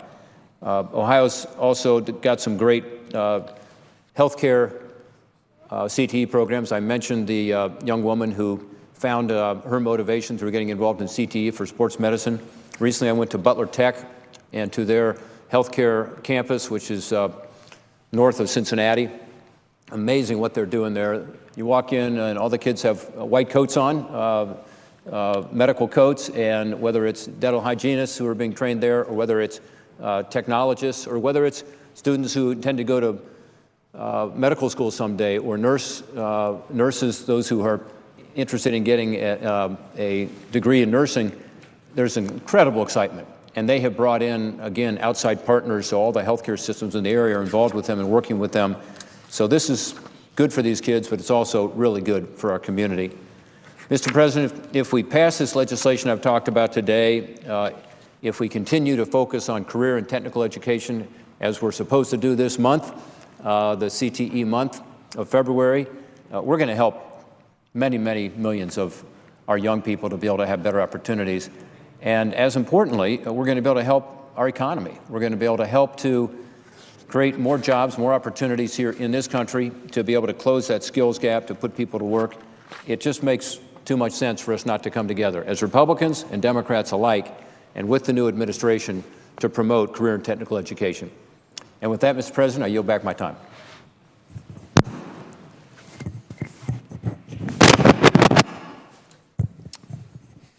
Mr. President. The senator from Alaska. Mr. President, I rise today to support the nomination of Senator Jeff Sessions for Attorney General of the United States. He's a veteran, an outstanding public servant who has worked tirelessly for decades in service of his constituents in Alabama, but really in this body, as a U.S. Attorney, as Attorney General of Alabama. He's a good colleague. He's a friend to many of us on both sides of the aisle. He's gracious with his time, his wisdom, his intelligence. And you know, Mr. President, in all nomination processes, there's some twisting of facts that goes on, some even, unfortunately, character attacks. But the twisting of his record and the attacks on Senator Sessions, in my view, have been particularly egregious. So that's why I was very saddened by what happened on the floor of the United States Senate last night. One of our colleagues violated Rule 19. So here's what Rule 19 says. No senator in debate shall, directly or indirectly, by any form of words, impute to another senator or to other senators any conduct or motive unworthy or unbecoming of a U.S. senator. That's the rule. It's been in place for decades. And I don't think you need to be a Harvard law professor to realize that rule was violated last night. Now, Mr. President, I've been in the Senate, like you, for a couple years. Certainly have tried very hard to work with my colleagues, all my colleagues across the aisle, Democrats, Republicans. I have respect for all of them. And I have no problem whatsoever with senators coming down, and you've seen this really in the last week or so, senators coming down to the floor of the Senate to debate their views on nominees for cabinet positions, up or down votes, the merits, the qualification of these nominees. That's what we should be doing. That's our job. And we're seeing a lot of that here today over the last several weeks. Like the presiding officer, last couple of years I supported some of President Obama's cabinet officials, senior officials, was opposed to others, voted against others. But it's our job to come down here on the merits, on the qualifications. But we certainly can do this in a respectful manner, especially here on the floor of the United States Senate. And we certainly can do this in a way that does not violate Rule 19 by imputing conduct and motives unbecoming of a United States senator. And we can do this in a way, importantly, that's respectful of each other. So for the sake of the Senate, for the sake of the country, I hope we can get back to that tradition that's so important to this body. So let me try to set the record straight on the Senator Sessions, the Jeff Sessions that I know, I've gotten to know over the last 2 years. He certainly has a long, distinguished history of public service. Nobody in this body is denying that. And everybody in this body knows Senator Sessions well. Knows that he is a man of integrity, a man of principle. He will support the laws of the land, and he will be a fierce advocate for the rule of law and defending the Constitution. Mr. President, I'd like to spend just a few minutes on kind of the broader issue of what's happening on the Senate floor right now. We're not getting a lot of press on it, but it's the unprecedented obstruction that's happening with regard to President Trump's cabinet. Because of this obstruction, unfortunately by my colleagues, more than 2 weeks into President Trump's term, he has fewer cabinet secretaries confirmed at this point than any other incoming president since George Washington. Since George Washington. So that's some pretty serious obstruction. 19 days into his term as President of the United States, President Obama had 21 cabinet members confirmed. Right now, President Trump has 7. So President Obama had 3 times the numbers that we now have today. Now, I believe most Americans, certainly the Americans I represent, fair-minded Alaskans who are desperate to get our country and economy working again, don't like this kind of obstruction. They see a new president who should be allowed to move forward with his cabinet in place so the federal government can get to work on behalf of the American people. I think Americans are also seeing the reputation of good people who want to serve their country tarnished for political purposes. Mr. President, I hope that the members on the other side of the aisle understand that the American people are wise. They see through all this theater. We need to get to work. We need to let the Trump administration get to work. This body has a responsibility to treat the confirmation process with the same courtesy and seriousness and focus that the Senate gave to President Obama when he came into office. And that's not happening right now. That is not happening right now. And we need to move forward on that. Mr. President, I ask unanimous consent that the following remarks that I'm going to make appear separately in the congressional record. Without objection. Mr. President, we are on the eve right now of a very important visit of a very important ally. Prime Minister Abe of Japan will be visiting the United States here in the next day. He's going to be visiting with some members of the Senate, visiting with President Trump and his team. And I just wanted to make a few points on how important this visit is, not only for the U.S.-Japan relationship, but the importance of our allies. You know, we are an ally-rich nation. You look around the world, you look at the broad number of allies the United States has, and then you look at our adversaries or potential adversaries who are ally poor. And Mr. President, this is one of the most important strategic advantages that the United States has right now in the world, to keep Americans safe and our allies safe. That we are an ally-rich nation and our adversaries and potential adversaries are ally poor. And for over 70 years, since the end of World War II, both the executive branch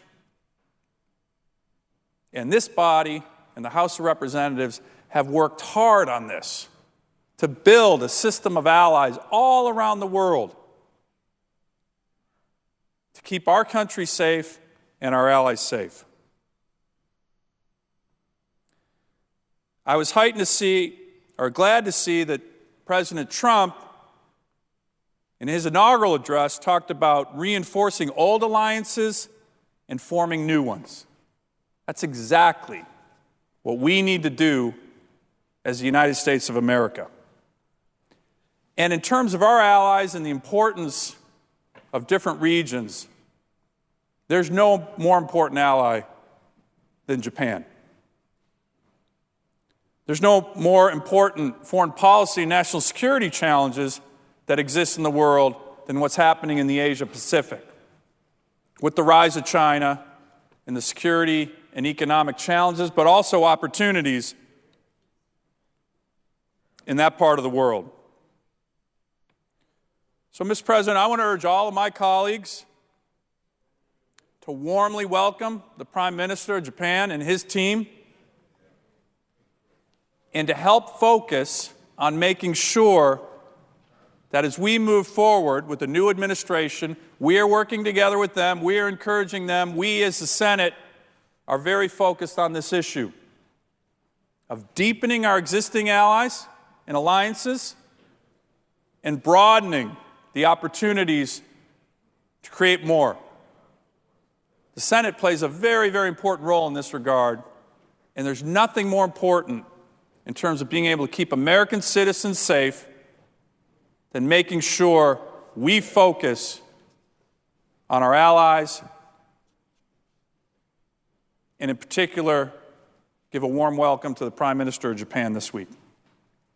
Mr. President, I yield the floor.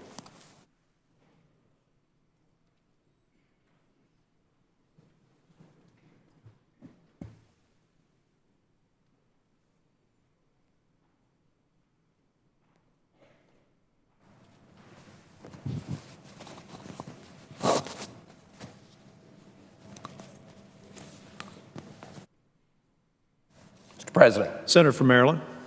Thank you, Mr. President. Let me just start by responding to my new colleague, and I respect my colleague. We've worked together on many issues, the senator from Alaska and myself, that it is really important, and I think he would agree, that the American people, that the public, have a thorough review of candidates for position in public office that are going to have incredible influence over all aspects of their lives.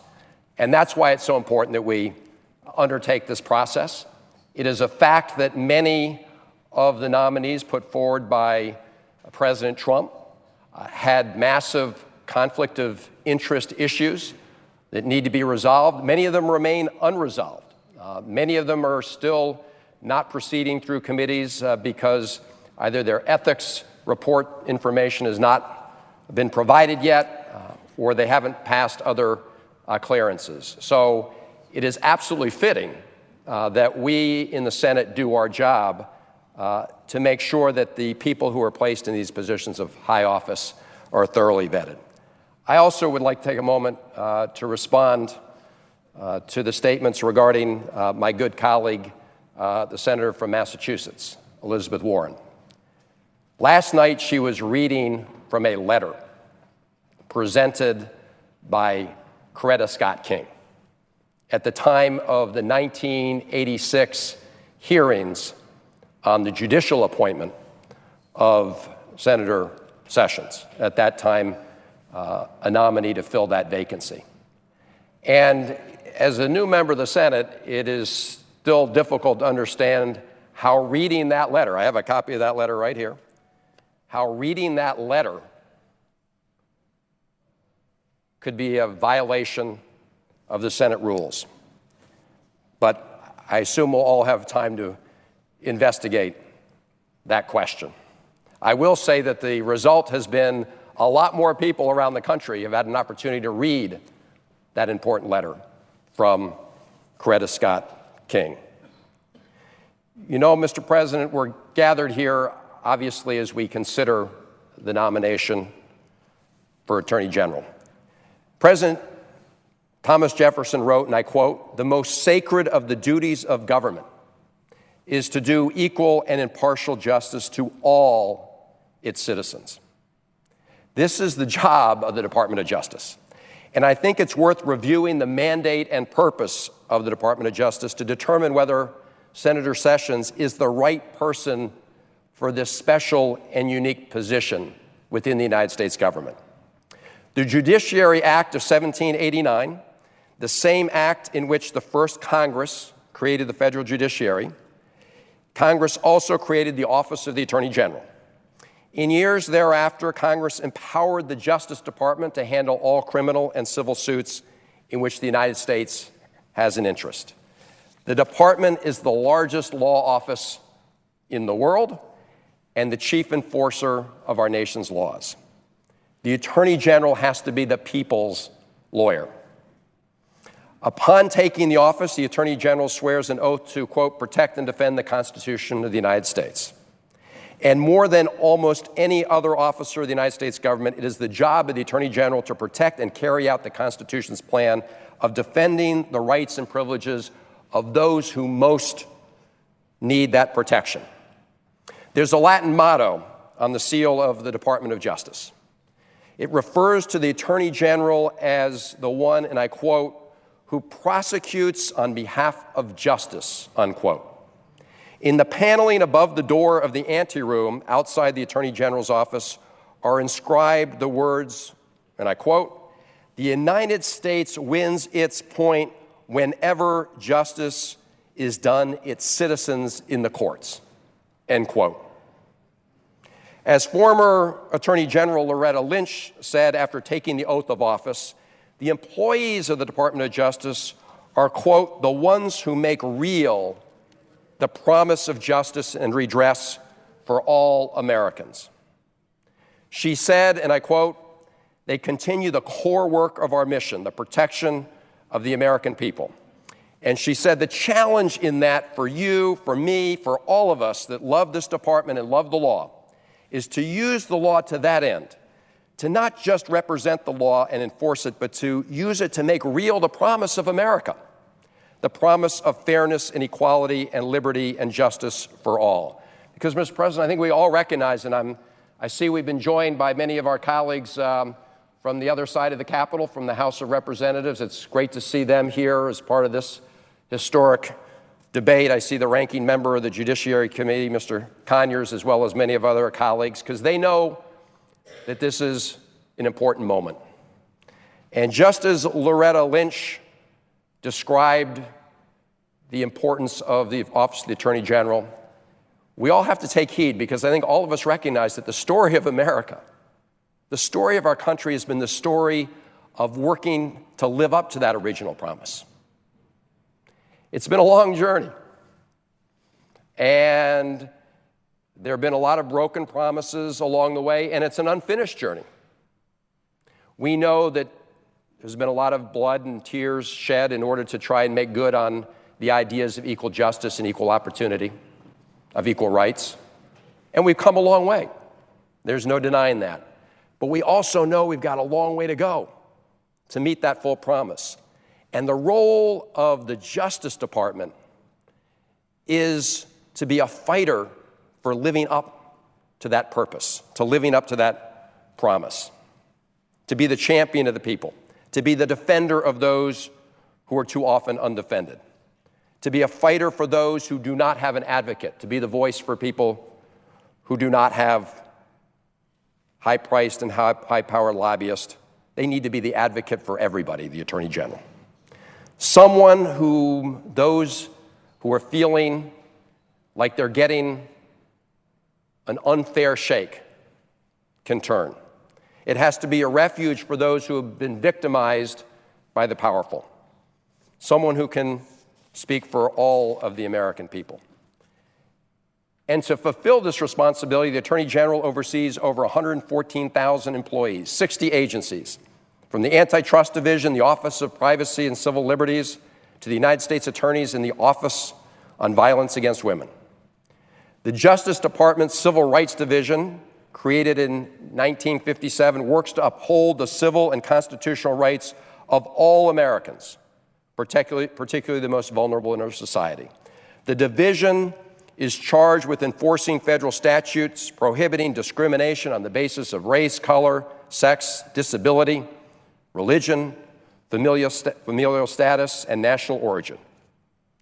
The Justice Department's Disability Rights section works to achieve equal opportunity for people with disabilities by implementing the Americans with Disabilities Act. 49 million Americans with disabilities rely on the Attorney General to protect their rights. The Justice Department's Executive Office for Immigration Review adjudicates immigration cases by fairly, expeditiously, and uniformly interpreting and administrating the nation's immigration laws. That's their charge. Under the supervision of the Attorney General, the office conducts immigration court proceedings, appellate reviews, and administrative hearings that determine the fate of millions of people. And we've seen just how important that is in the last few weeks. The Justice Department's voting section enforces federal laws that protect Americans' right to vote, including the Voting Rights Act, the Uniformed and Overseas Citizens Absentee Voting Act, the National Voter Registration Act, the Help America Vote Act, and the Civil Rights Act. That is their charge. And the Justice Department's Office of Legal Counsel provides legal advice to the President and the executive branch. They're supposed to give their best legal advice, call the balls and strikes without political shadowing. The office reviews for legality all executive orders and proclamations proposed to be issued by the President of the United States. The Justice Department has played a vital role in advancing the promise of America. You just have to look historically to how it was not just a passive actor, but made sure that they did their job. All right, folks, we are going to go to breaking news right here on the Fox. This is a Fox 10 News Alert. News Now stream for this news alert of a police chase already in progress. You're watching the Fox 10 News Now stream, part of fox10phoenix.com. We're going to see when Sky Fox can locate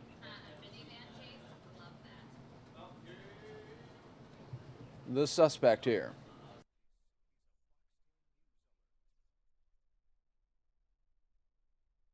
All right, so this could be the car in question here. We are continuing to follow live for you on the Fox 10 and News Now stream. This is happening in Woodland Hills right now in LA. So we're not sure exactly what's happening in this moment here, but you can see that it almost looks like it is coming to an end already as soon as we took it here. But viewer discretion is advised, everybody. This is happening in Woodland Hills. As you can see, that minivan is stopped right now, but it appears now to be on the move again. So we will follow this for you. It stopped momentarily.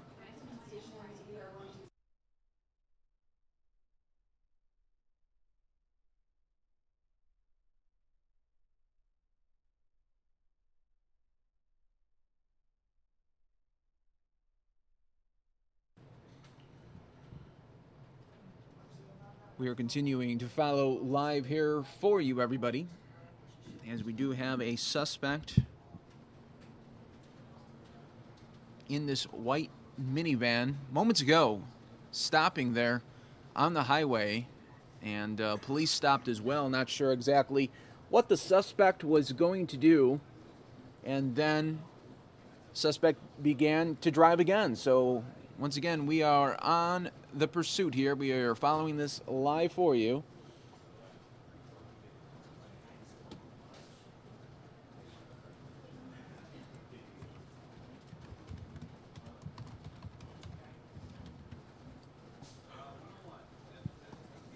This is happening, a police pursuit of an armed suspect. So, folks, this is a very tense situation.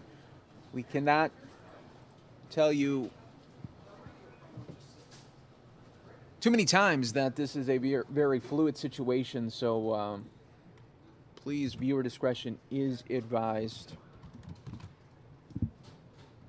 You just never know what these suspects are going to do, and especially when we hear that the suspect is armed, that is never a good combo there. So we're hoping that everyone will stay safe, including the commuters there on the roadways, as well as the law enforcement there in LA. If you were joining us a little bit earlier, we were live on the Senate floor. Now we are covering live breaking news happening in LA for this police chase happening in Woodland Hills.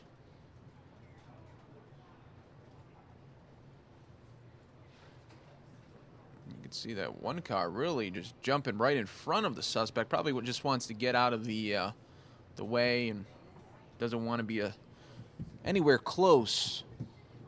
You just never know what this suspect might be doing.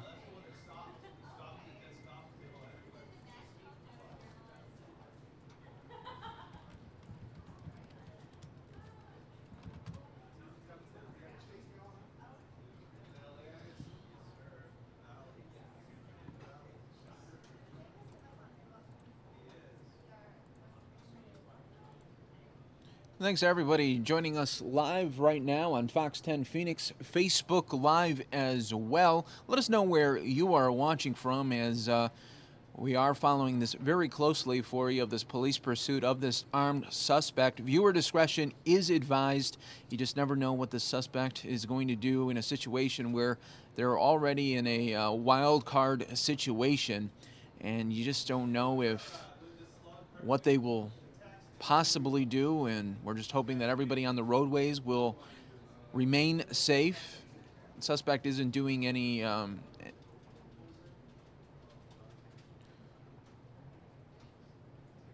is really just staying in that one lane there, so that's a good thing. He's not being erratic at this moment, but we are learning that it's an armed suspect, so they are going to treat this very carefully, police, as they continue to follow this suspect. Now, so many times people always say, well, why aren't the police just right up on the suspect? Well, you don't want to scare the suspect. As you can imagine, it's already a very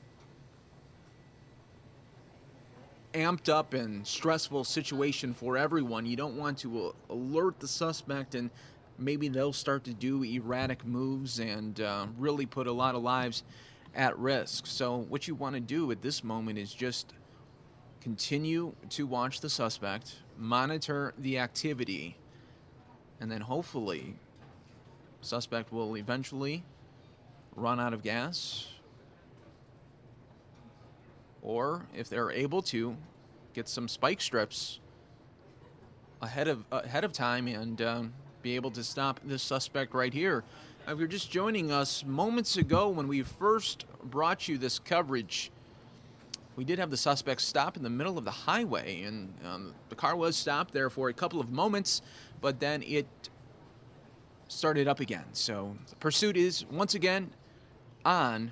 Well, we're going to continue to monitor this here for you. Thanks to everyone watching right now on Fox 10 Phoenix Facebook Live, as well as fox10phoenix.com. We do stream Monday through Friday, 9 a.m. to 9 p.m., giving you 12 hours of non-stop coverage happening from all over the country. You just never know what's going to happen on a daily basis, and once again, it just seems like this has become a weekly thing, if not a bi-weekly situation where we're covering a police chase, and it usually happens in L.A.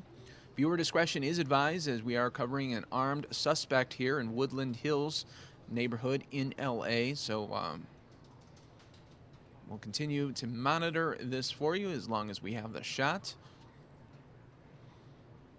But as you can see, this suspect has just stayed in that one lane, not doing anything erratic at this moment. Appears to be slowing down now. We'll see what's happening. It looks like there's a little bit of traffic coming up here.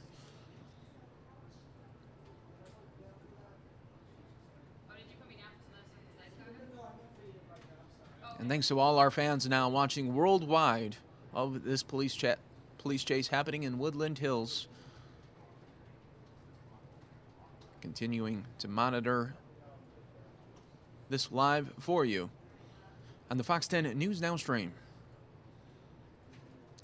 You know, so many people ask me, they say, Mike,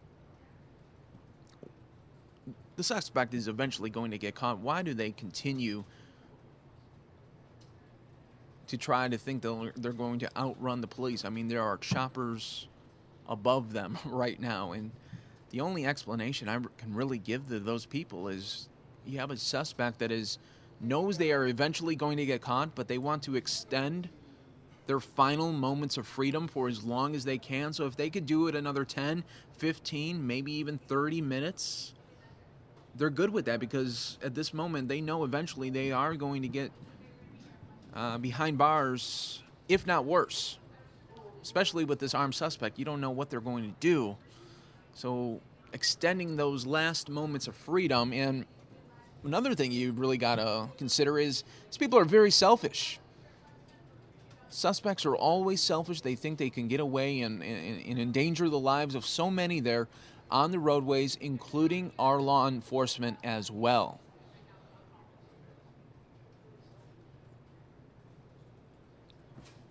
So we will continue to monitor this here for you. Thanks so much to everyone watching worldwide right now, live on the Fox 10 News Now stream, part of Fox10Phoenix.com. If you haven't already done so, now would be that perfect time to hit that like button, hit that subscribe button. That way you'll always be in the know when we're covering breaking news from anywhere across the country. And you can see the police cruisers there right behind the suspect now. And we'll continue to monitor this for you.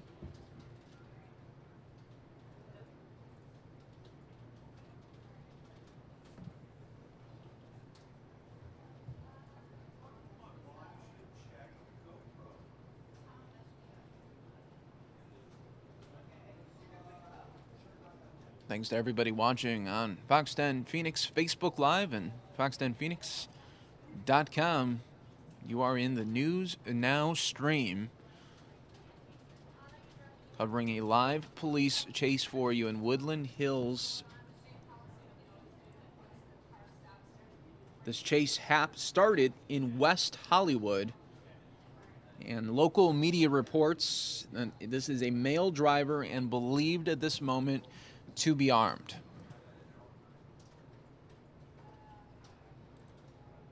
So we'll continue to follow this live for you right now. You know, so many times I try to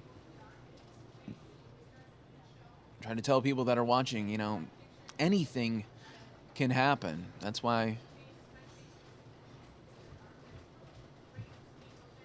we need to really be careful here of what we're watching, because at any moment there could be a crash. There could be a situation where the suspect will ditch the vehicle. We've seen that many times in past police chases as well. They'll get off the highway, then going to a neighborhood, and that could get a dicey situation because you're dealing with speeds that are just neighborhood speeds of 20 to 25 miles per hour, and you never know, there could be kids in the area, and once they get into that neighborhood situation, that's when things could get really dicey. So we'll continue to follow here live for you.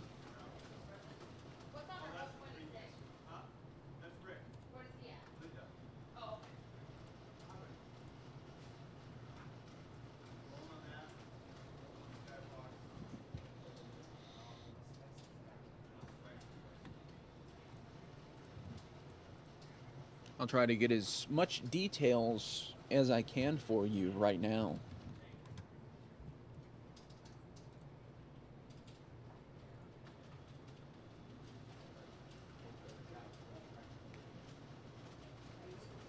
Right now we are learning that the suspect is on the 101 freeway in LA heading through Encino at this moment.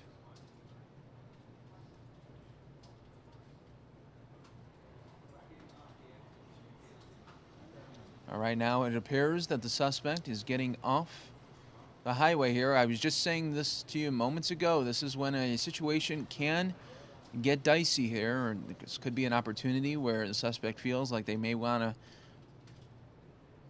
get out of the car and ditch the car and run for it, but we'll see what suspect has in mind at this moment. Police taking it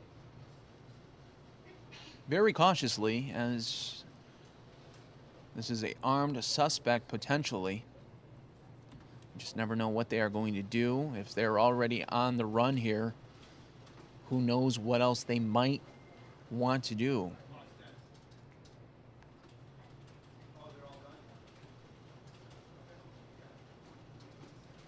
So we do have the police cruiser right behind this suspect.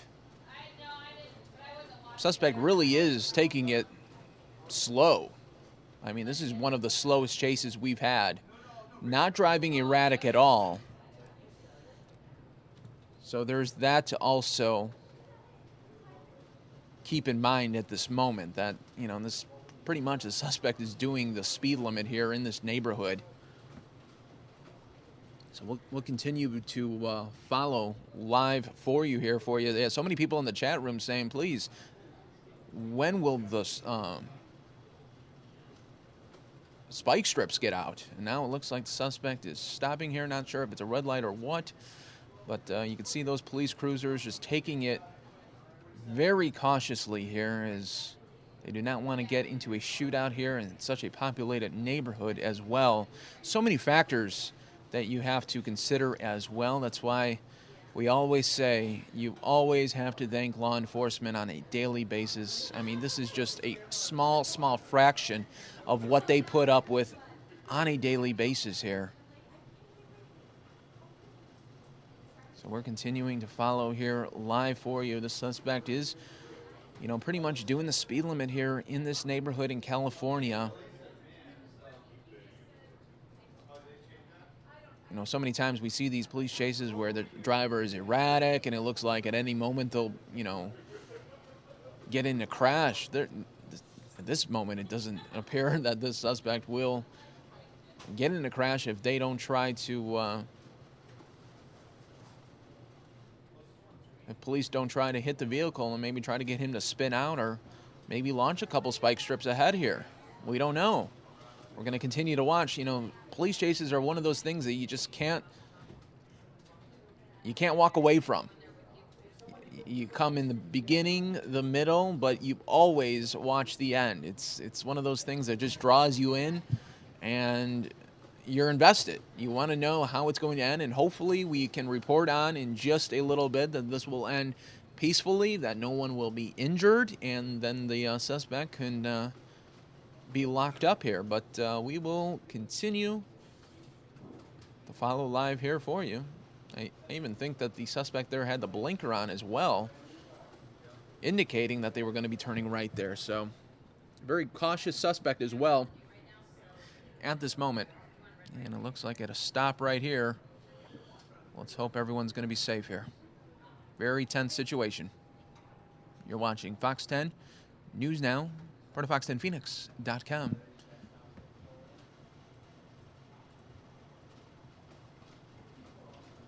Okay, it looks like one of the... Okay, we have some police now out. Obviously, their guns will be drawn. You just don't know how this is all going to end.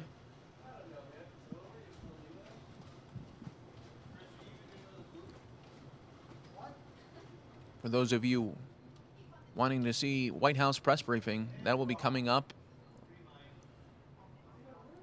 right after the conclusion of this police chase. But right now we are in a news alert situation happening live on the Fox 10 News Now stream. I'm your host, Mike Page. Welcome.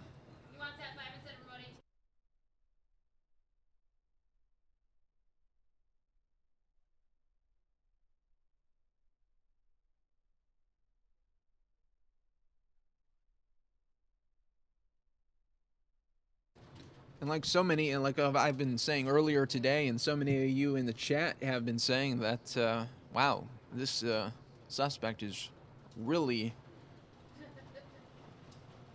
just playing by the driving rules at this moment. I mean, it appears that they're stopping at red lights, using their blinkers when they're turning, and really doing nothing erratic at this moment.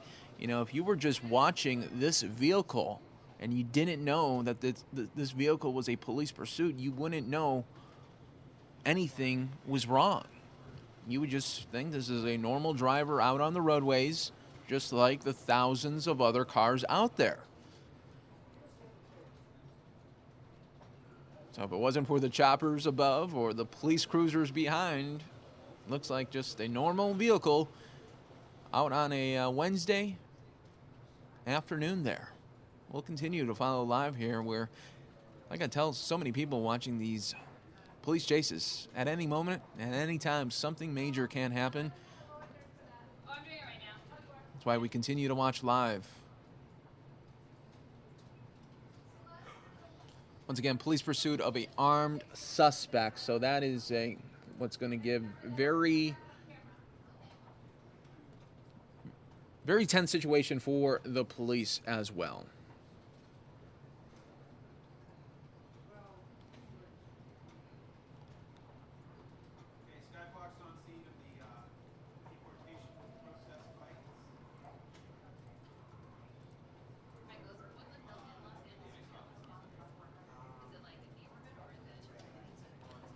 We do have a viewer, one of my great fans from England, Chris, mentioning on Twitter, saying, "Quick hello, Mike. Hope this pursuit ends without incident." So, yeah, thank you so much, Chris, for that mention there on Twitter as we continue to follow live here. As Chris is a viewer from England, so like I was saying earlier, folks, we have a worldwide audience when it comes to news now, and especially during breaking news events like a police chase or a big news conference. We always have you covered in that fashion. We've just been watching a slow pursuit here.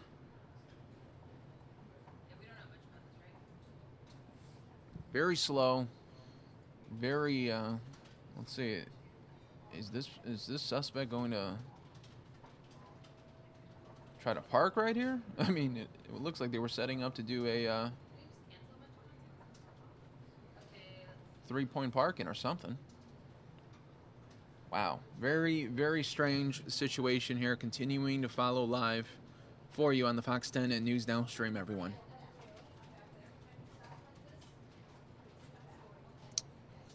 Okay, suspect. Now we've seen this a couple times during the pursuit where the suspect will just stop in the middle of a highway or a road and wait for the cops to come out and then does this. Exactly what we've been seeing the last couple times. One time it happened on the highway,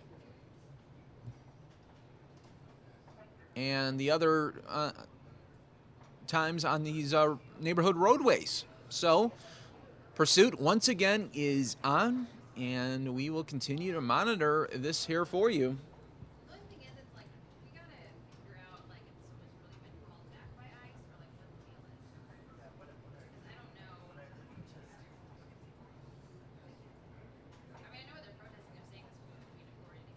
One Twitter viewer saying, "This car chase suspect has to be one of the most considerate drivers on the roads of LA right now." Yeah, I mean, that's what we've been seeing here. And you know what?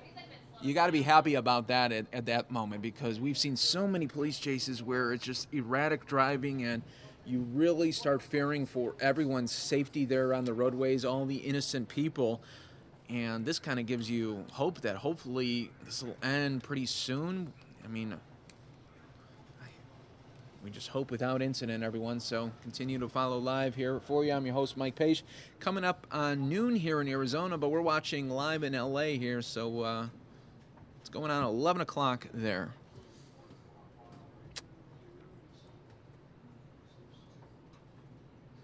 Once again, the slow-mo drive, the slow-mo pursuit is happening.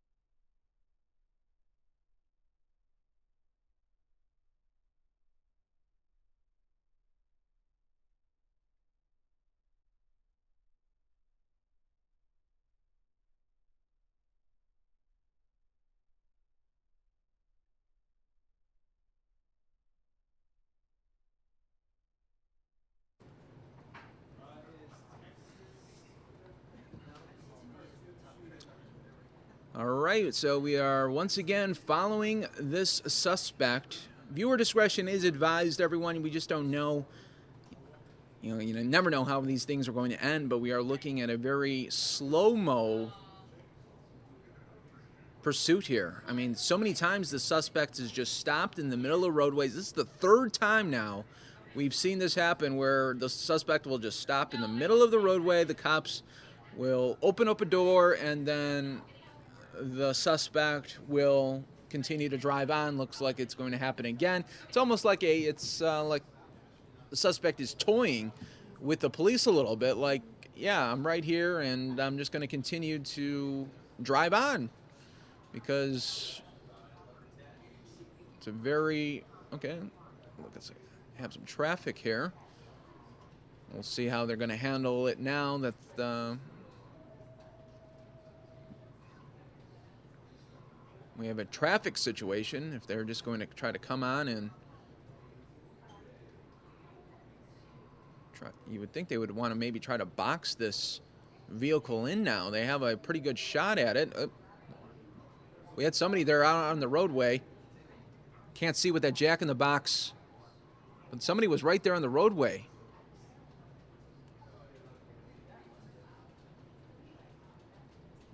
Not sure who that person was, but it went right up to the van there. It was hard to see with that jack in the box sign there. That was interesting. All right, continuing to follow on here. Pursuit is still ongoing. This happened in West Hollywood. It initiated.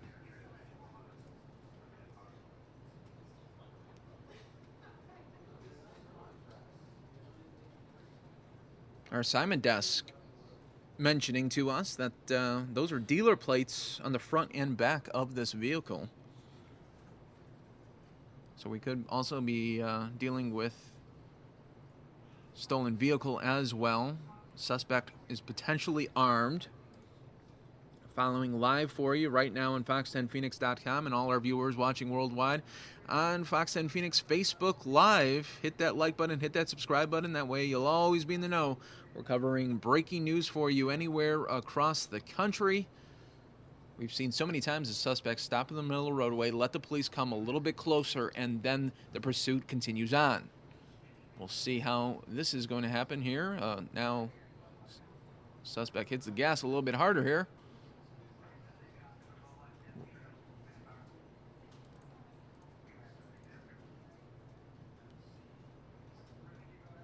Another great viewer, Kane, reaching out to me saying, I really hope that he is not actually armed and this comes to a safe end. The person seems too nice to be a bad guy or a girl.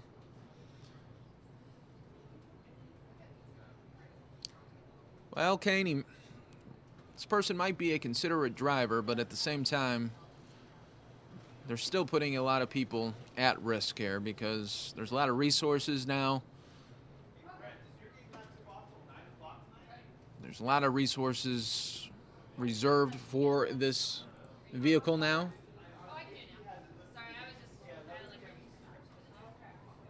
And we'll continue to follow live here for you on the Fox 10 News Now stream. Thanks to everyone reaching out and watching live from you. The great thing about News Now is, you can watch it on your smart TV, your tablet, your phone, your computer, whatever way you can really just access the internet. You always have a connection with us and are able to watch breaking news from anywhere across the country. Right after this chase, we'll have Sean Spicer, White House press briefing. Right now, we are in a Fox 10 News Alert here for you.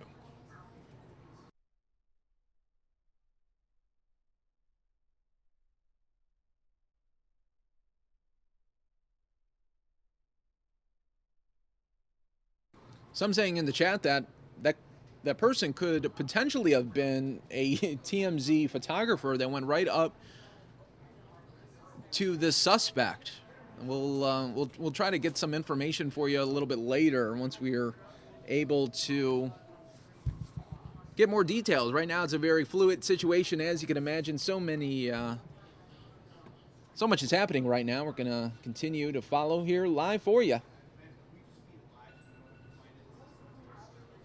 And now they were saying that there was a TV cameraman. We don't know if it was TMZ just moments ago going up to that suspect, but, you know, sometimes, well, really, you just shouldn't get that close at all, especially when we're talking about a potentially armed suspect.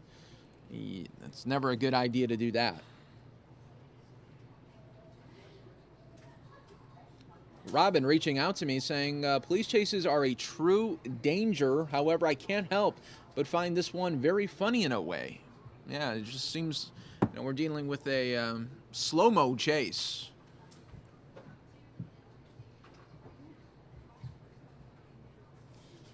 Many of you in the chats are asking Mike, you know, you usually come up with these hashtags for these chases, including, you know, in the past we had a dusty chase, and because there was a lot of dust during that chase. But, you know, if you guys are all watching right now, I would say the hashtag to use is slow-mo chase, because this is a very slow but engaging type of chase, as we've seen the vehicle stop 3 times so far. Police get close, and then the joyride continues. So the people that were reaching out, I would use that hashtag slow-mo chase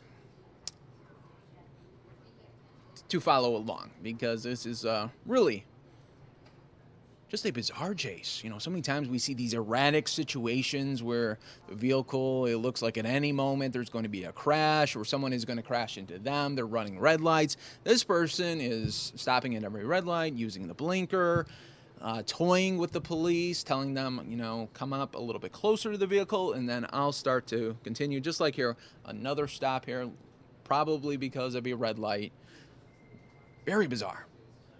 Here we go. We see the police right there behind. We've seen this happen so many times. You would think in a moment, you know, if they weren't dealing with an armed suspect, I think they would be a little bit more aggressive at this situation. But yeah, so hard to do when talking about a gun here.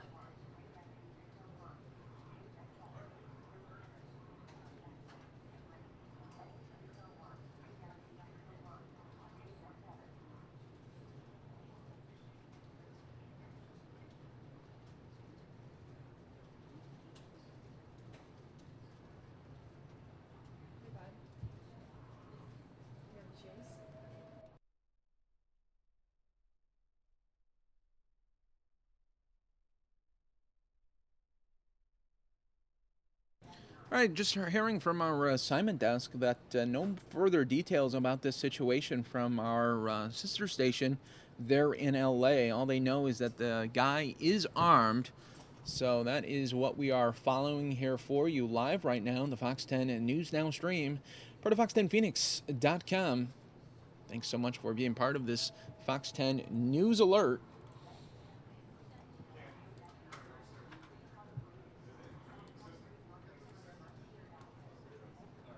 Of the hashtag slow-mo chase edition here. Happening in LA. This happened started in West Hollywood. We've just been seeing a pretty much a joyride situation of the suspect going around in circles, stopping in the middle of the streets, letting the cops catch up to them, and then continue on.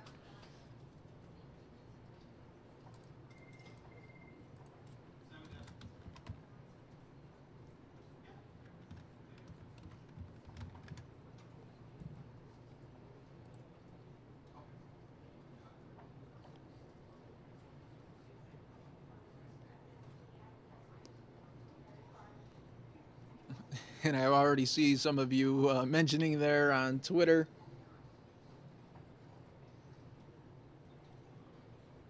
Mentioning there on Twitter with the hashtag is we are continuing to follow live for you on the Fox 10 News Now stream.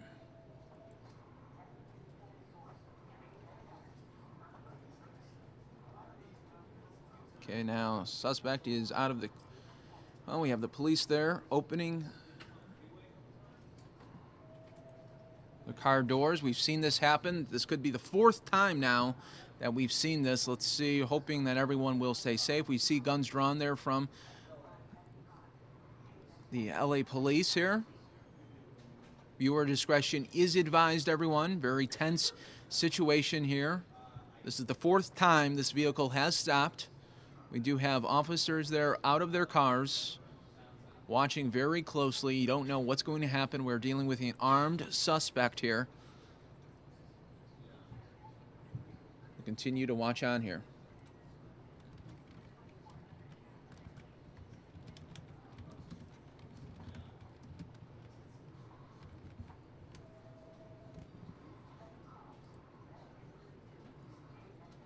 We've been following this chase here for you for the last 25 or 30 minutes here.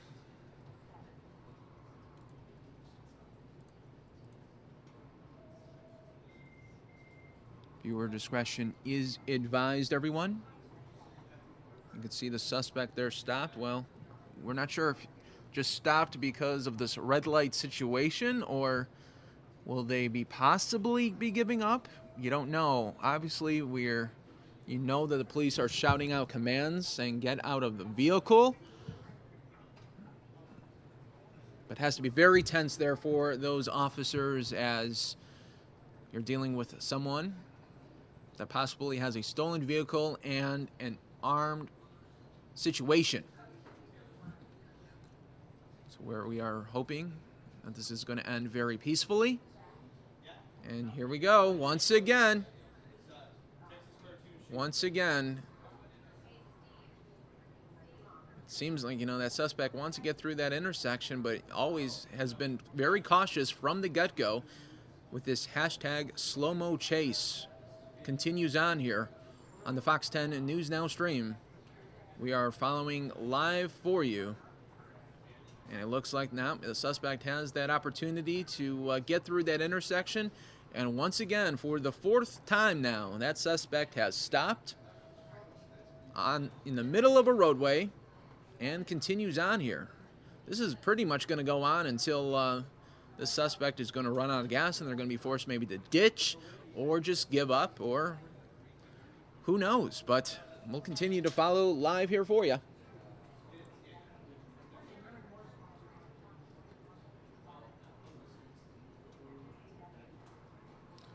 We do have another viewer all the way from England as well. England seems to be a hot spot for our viewership as well. Glenn, thanks so much. Saying, hey, newsreader, hope you're well. From all the way in England here. Thanks so much for reaching out there, using that very popular hashtag as well. We're continuing to follow live here for you to always stay up to date.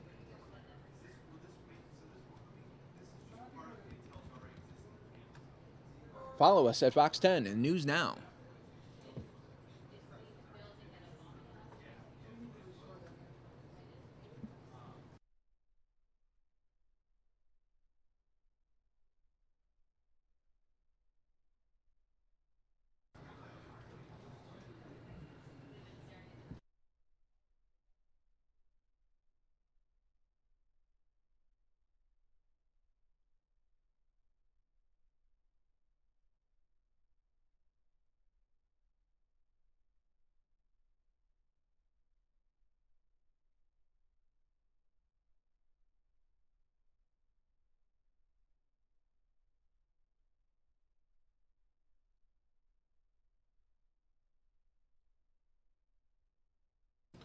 And now we have another situation where the suspect is stopping at the red light. Police following in the back. Suspect waiting, has the blinker on, and continues on here on the Fox 10 News Now stream as we are continuing to provide live feed of this situation here in LA.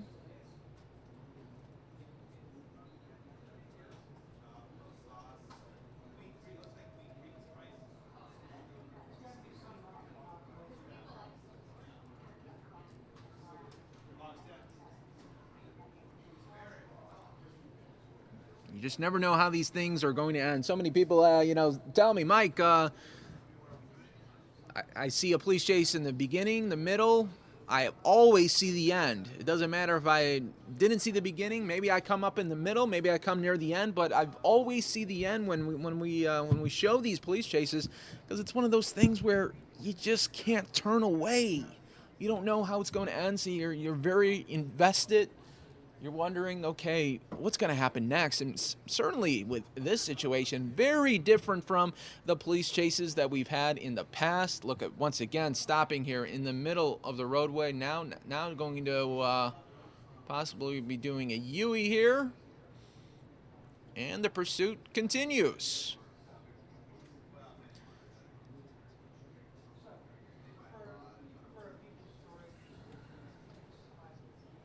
I'm your host, Mike Page, going to be here with you until this ends. We're watching live here for you. It appears maybe from this vantage point, does it seem like the suspect is talking to someone on the phone?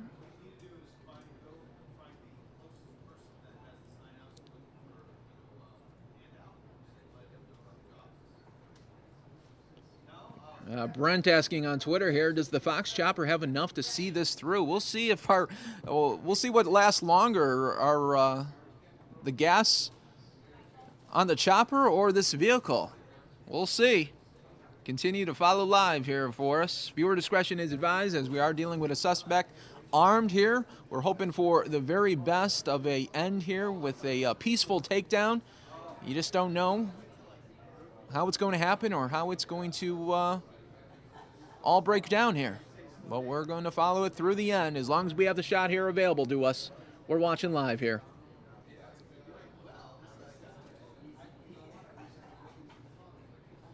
One viewer saying the police don't seem to be making such an effort to take down the suspect. And, like we were saying before, you don't want to do anything that's going to be erratic towards the suspect where it'll spook them and maybe they'll get out of the car and start shooting. You just don't know. You don't want to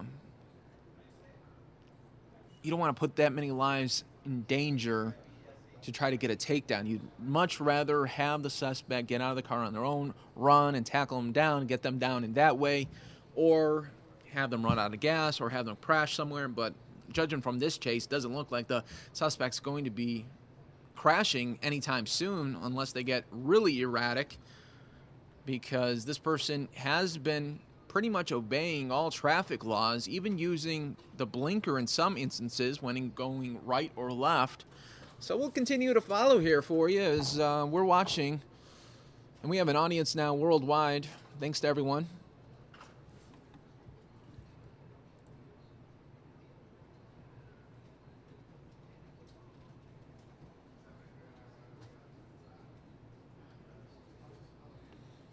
So you can see there, possible those dealer plates there on the vehicle. We've been following this here for you for the last 30 minutes. Thanks so much to everyone watching worldwide, even on Fox 10 Phoenix Facebook Live and fox10phoenix.com. When breaking news does occur, we've got you covered. Don't worry about that. We do stream Monday through Friday, 9 a.m. to 9 p.m. Hit that like button, hit that subscribe button. That way, you'll be in the know the next time we have a police chase, pretty much in L.A. That just seems where it happens a lot of the times. We have them here in Arizona, but a lot of the times here in L.A., following live for you, thanks to everyone using that popular hashtag, slow-mo chase, and watching from all over the world right now.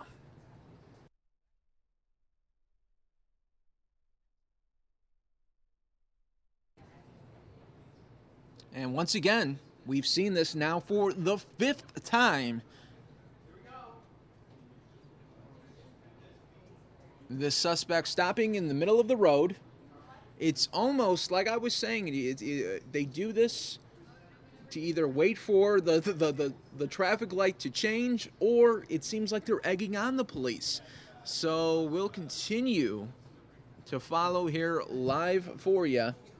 You just don't know how this is going to end. One of our viewers, Trav, says, enjoying the live stream on YouTube. This is pretty bizarre, but I can't look away. I'm in it until the end. Thanks, Trav, for reaching out there. If you want to follow us live right now. Fox 10 News Now.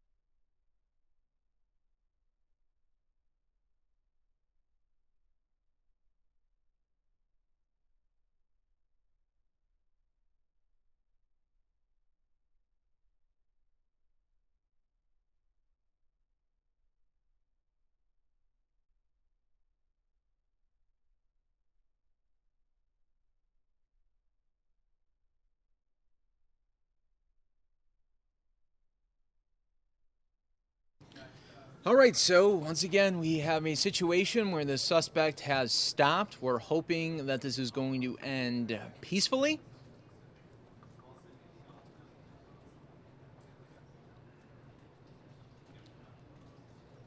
You just don't know. You know, you have a car right here trying to get out as well, and they see the situation. They're alarmed. They see the police. They see the standoff.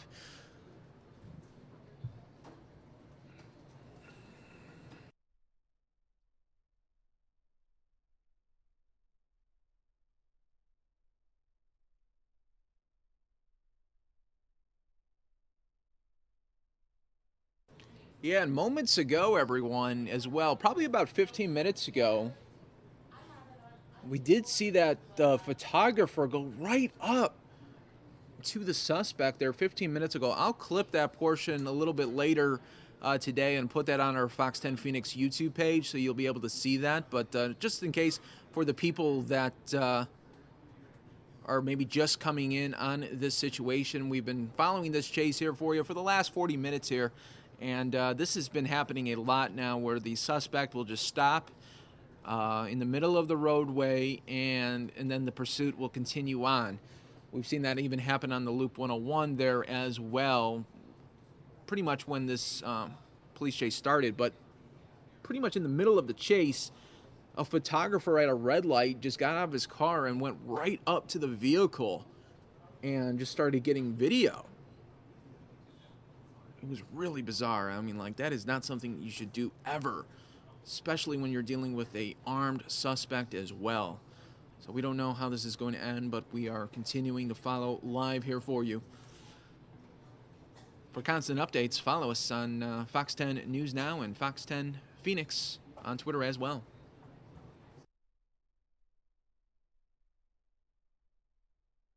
And once again, this is the 5th time, everybody, that we've seen this suspect stop in the middle of the roadway and then says, you know what, we'll continue on here. So we'll continue to follow live here for you, as this is a suspect that is pretty much obeying all traffic signals as well.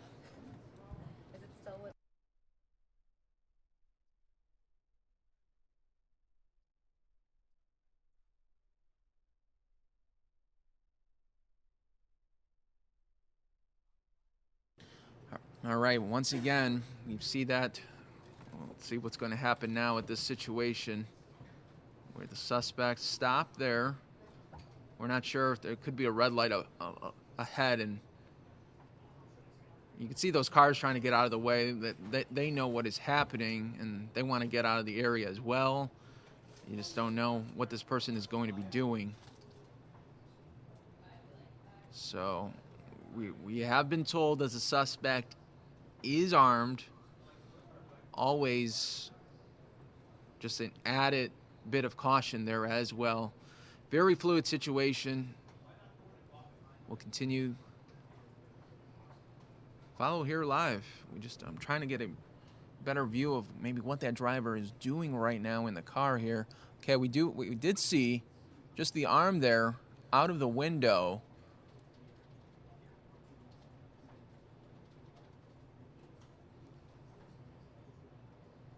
Okay, now it looks like they are They were motioning something to the helicopter. Couldn't get a look. All right, they have the hand out of the vehicle here.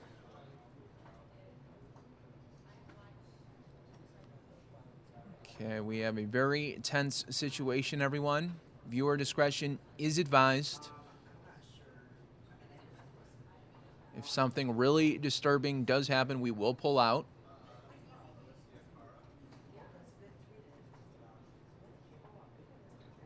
And what's interesting is you can see that traffic has stopped. Like if you, as the chopper pans out, you can see that this suspect can't even approach that incoming intersection because police have blocked off that intersection as well. yes, so this could be the final end of the pursuit here. Okay, vehicle. Okay, suspect now getting out. Hands are up. Okay, that's a good sign there. Samia just joining us here live for the conclusion here. I'm glad to see that the arms are up here. Very tense situation still for the police until the suspect there gets on the ground. We're going to have to get them on the ground and then cross the legs.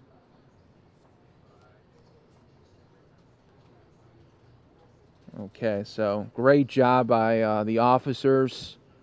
Really just staying patient.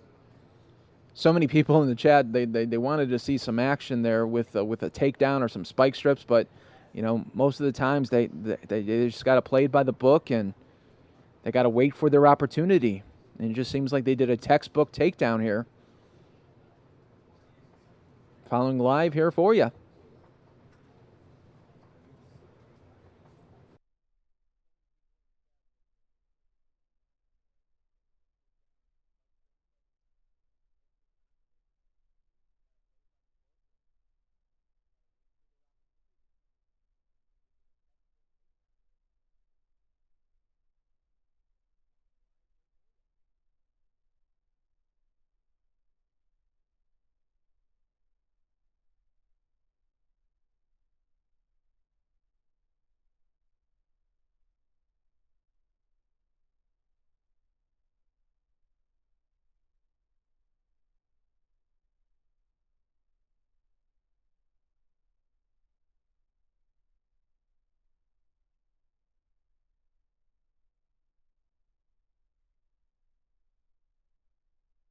All right, so they have the takedown of the driver there. You can see how cautious they were looking at the vehicle. They didn't know maybe there could have been another person in that car there. But wow, we've been following this here for you for the last 45 minutes. We're no strangers to police chases, and they just seem to always happen there in L.A., but this was one of the more bizarre ones just because of the slow process and the way the driver was really just stopping 4 to 5 times. And Right. And for viewers tuning in that are familiar with the Southern California area, now this pursuit started, you're saying, in the Woodland Hills areas when you picked it up. It actually ended in North Hollywood, so both cities in the San Fernando Valley, but this chase ending around Sherman Way and Coldwater in the North Hollywood area of the San Fernando Valley.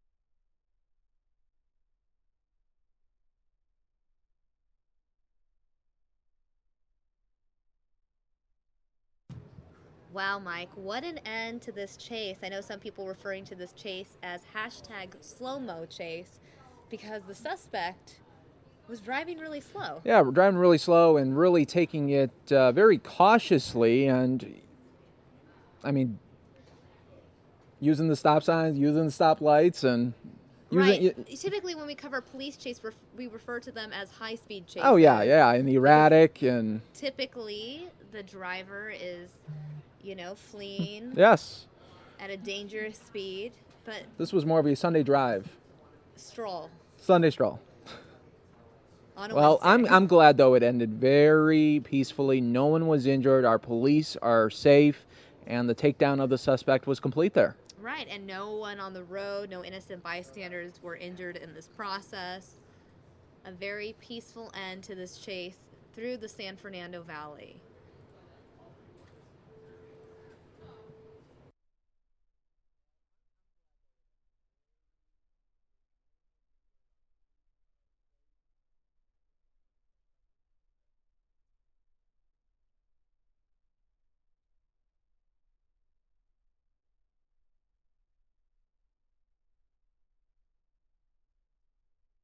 All right, for those of you continuing to watch live here for us, maybe you came in the middle, maybe you came just right there at the near end. What we're going to do is replay the video there for you of how this police chase started there on the 101 and then continue to make its way through those neighborhoods, and we'll play back that video there for you. Also be on the lookout of that photographer that got right up close to the suspect there when they were at a red light, because of course that driver was taking it easy there.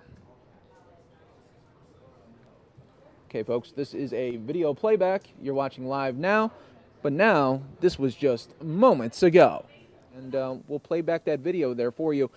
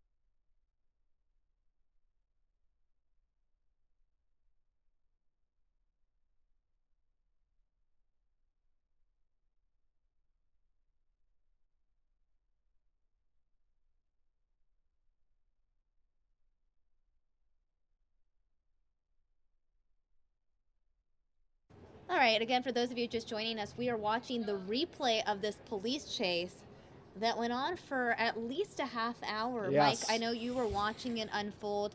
It's a chase that started in the Woodland Hills area. Right now we're looking at the van that's being pursued. We typically don't see vans being pursued. No, we don't see the vans being pursued, but you know what? Everything's off the table, because what did we have in the past? We've had a motorcycle pursuit. We've had a big rig. We've had a big rig. I mean, so really nothing's off the table, but yeah, usually we just see, vehicles, not, minivans there. Right.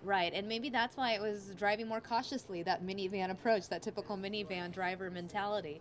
But again, you're looking at this minivan being pursued by police on the 101 freeway.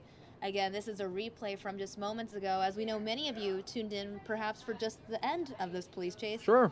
We figured, why not replay this and show this to the viewers who want to see this in full?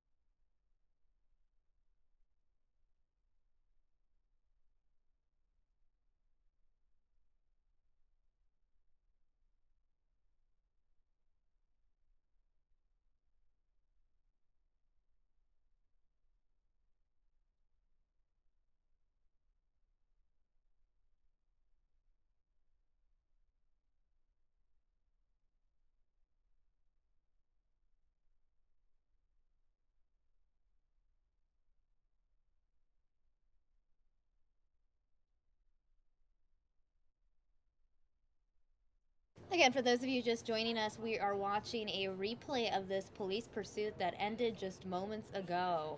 And what we're going to be watching for is just some unique moments to this police chase. We're going to see up to 5 times this vehicle stopping, once on the highway here, and then 4 times they're out on the neighborhood areas. But keep in mind, there's going to be a situation where the vehicle will be stopped, and then out of nowhere, an LA photographer just gets out of their car and goes right up to the window and gets video. Right. Very, very risky. Right, because we know that the suspect was allegedly armed. Yeah, I would never want to get that close. But, well, he got the video. Doing his job, Mike. Doing his job. Very risky. All right, and so, everyone, this is just moments ago. I know some of you were like, well, we just caught the end there. Can we see the beginning? Here you are. That's right. This vehicle heading eastbound on the 101 freeway.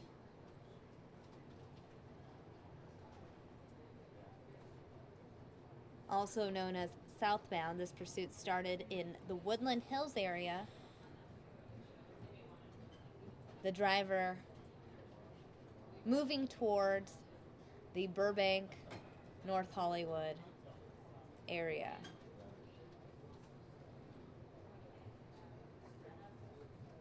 Looks like the driver is just about to pass the 405 interchange on the 101 eastbound.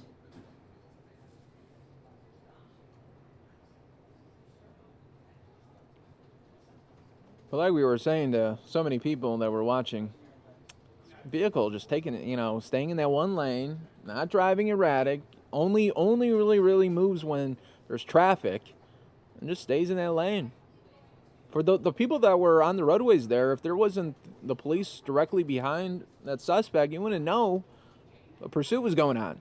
Right, and what's interesting is, as you watch it, the police never have their police lights on when they're pursuing the suspect. Yeah, so if you were a person driving by, you still might not know that vehicle is being pursued. Yeah.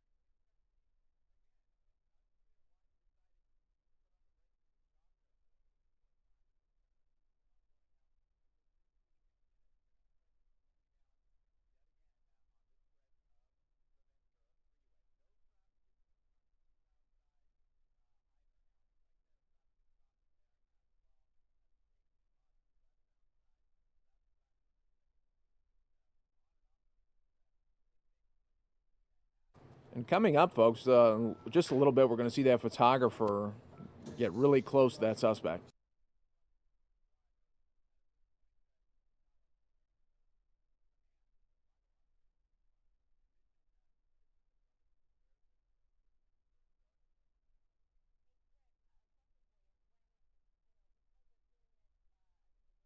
All right, so you can see the suspect just exited the Woodman exit off the 101 freeway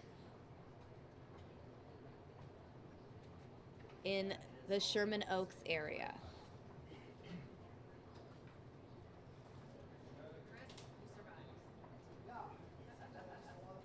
He's traveling northbound on Woodman just past Riverside Drive.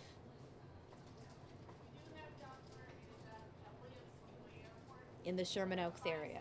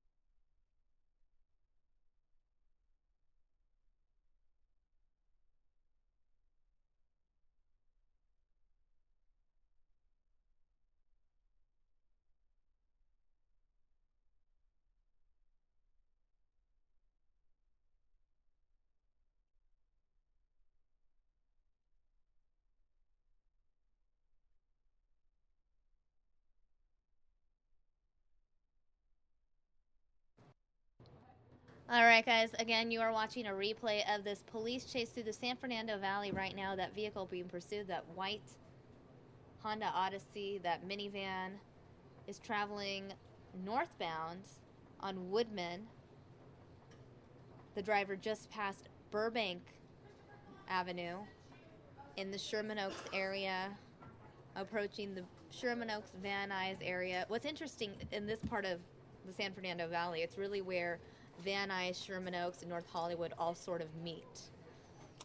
I'm glad I have you around for this second go of this police pursuit because you know the area, Samia.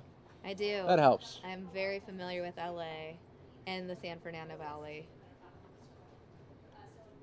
For those of you watching now, maybe for the second time, you're going to get some added detail now of the location of where this suspect went around here. And I think this is getting close to the area now where this photographer is going to come up. I know I keep teasing that part, but it's coming.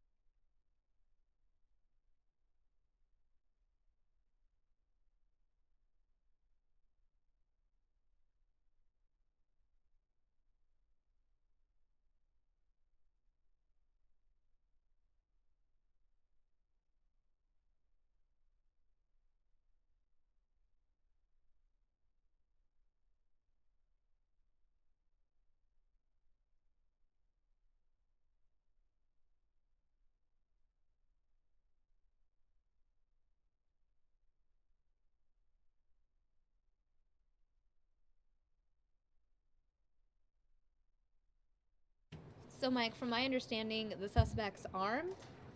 That's what the call was. Now, after this investigation, we're not sure, did they find a gun but that's the whole time we were being told that the suspect was armed. So that's why you saw that the police very cautious. Right. Just as cautious as this driver, the suspect, was on the roadways here. Right. And again, the Honda Odyssey being pursued has now officially entered the North Hollywood area of the San Fernando Valley. He just passed the Irwin Street, likely approaching Laurel Canyon now. That is the next major intersection right here. And have you seen a pursuit Victory. where it's just been just a casual feel for the suspect? Where it's just like a Sunday stroll, like you were saying. Right.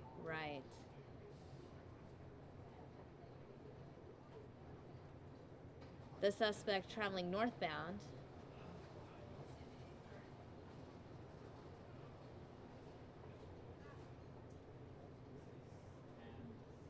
In the North Hollywood area. And there's just so many stops to this pursuit here. Well, you'll see here now that it's in the neighborhood. A lot of the times it looked like when the suspect did stop, looked like the suspect was toying with the police a little bit, saying, "I'm still here, and I'm going to go as soon as you get close to me." Like a tease almost. Yes. Right. So there you go, the wideout shot that Sky Fox was able to provide us.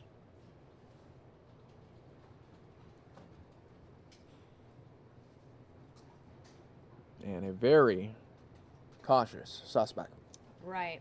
Again, the suspect traveling northbound continues to travel northbound. It just passed Van Owen Street, just crossed Van Owen. And at this moment, I thought, is he looking for a place to park? It looked like he was going to... Which it's not easy to find street parking in LA, I must say. Yeah, a viewer saying that this is a beginner's chase. So that's what I was talking about earlier, when you're going to see a lot of stops here, where now the police are coming up, you see the suspect, you're thinking, okay, is he finally giving up now? But in hindsight, I can tell you, no. It's very bizarre here, though. You see officers getting out of the car. And then he's like, no, I'm gonna go now. I mean, the suspect is teasing the officers. Yes. That had to be discouraging then for the police as well. They're like, come on. Yeah. He slows down, he stops. As soon as officers get out, he's like, yeah, I'm just gonna keep going. Yep.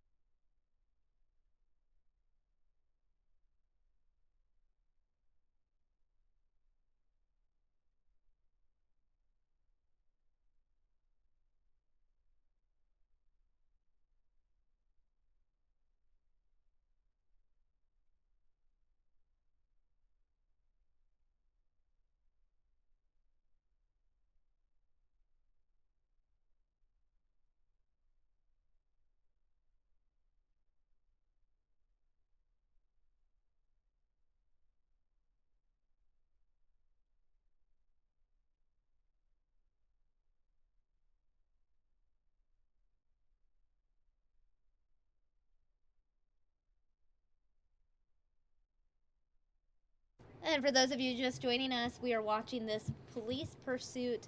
The suspect traveling eastbound on Sherman Way. The suspect inside that white Honda Odyssey. Yes, a minivan being pursued by police through the streets of the San Fernando Valley.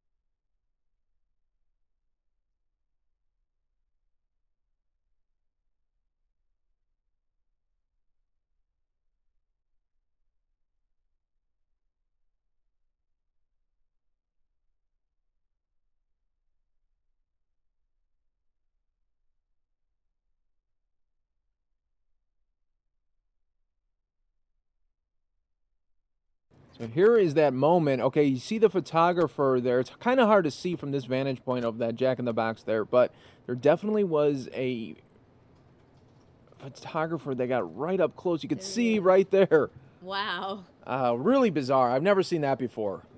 Especially when you're dealing with the reports are of a suspect that is armed. Right. Really bizarre. But you know what? This chase was bizarre. From the get-go. From the get-go, I was like, it has a different vibe to it. This chase than Yeah. other chases that we've covered here on News Now. Yeah. And I know every chase is different in its own right. Everyone you got to judge independently, but it just had a vibe to it. What do you mean it had a vibe to it, Mike? Well, I mean, just the way it was going slow, I was like, there's not going to be a crash, thankfully. I don't want to crash, but I'm like, how is this going to end? Right, 'cause the driver is obviously driving slowly, cautiously. It's not your typical police pursuit. It's not high speed. Not erratic at all. Stays in Right. one lane and then has these stops where it's like, are they having a coming to moment where they're like, what am I doing? And then they change their mind. Yeah, then they're like, nah. Very bizarre.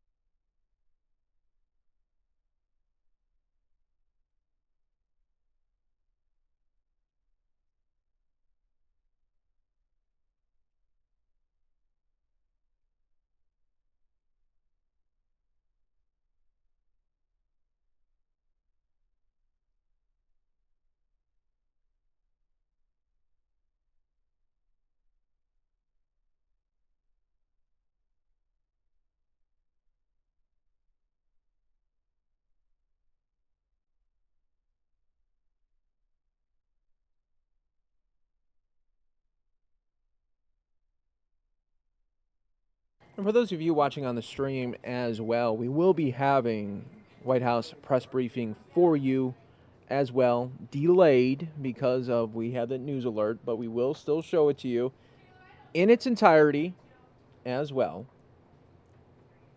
So we'll have that for you a little bit later on in the show. Right now we are showing you this police chase just from moments ago where it happened for a good 45 minutes there. And we're showing it to you one more time just in case you may have missed it. It's probably going to be one of those water cooler stories tomorrow. So Well, what's interesting is that this chase was trending nationwide. I hopped on my phone, checked out Twitter, and it wasn't a chase that was just trending in the Los Angeles area, but Sherman Way was trending online nationwide. North Hollywood was trending nationwide. Hashtag car chase trending as well as hashtag pursuit. So this is a chase that people were watching across the country and talking about online because, like you mentioned, it was rather bizarre.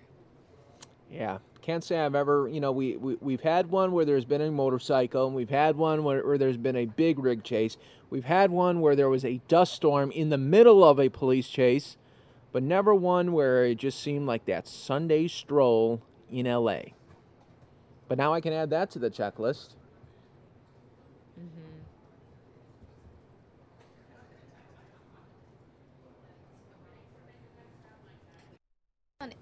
I'm seeing online that there were reports that this vehicle being pursued was stolen, Mike.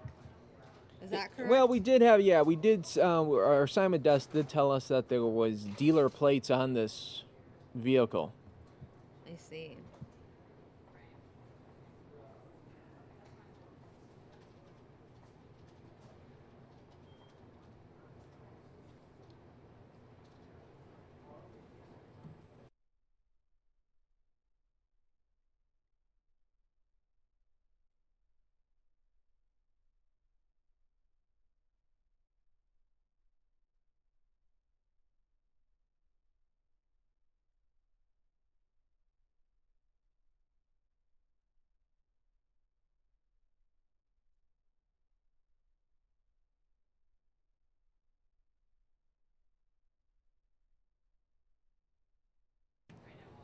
And for those of you familiar with Southern California, but perhaps not as familiar with the San Fernando Valley area, the suspect is on Van Owen in the North Hollywood area, which is very close actually to the Burbank Airport. Wow, okay.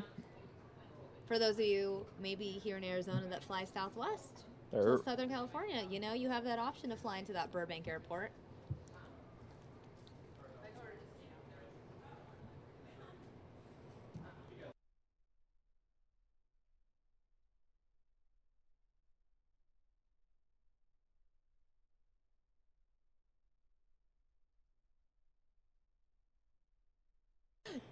Yeah, so we do see then that vehicle stopping once again for a red light and continues on here. It's been stopping 3 or 4 times. I think totally it stopped 4 or 5 times. This is just happening moments ago. Police chase. You're watching Fox 10 News now. I'm Mike Pace, joined by Samia Khan, and we're just taking you back just a little bit ago.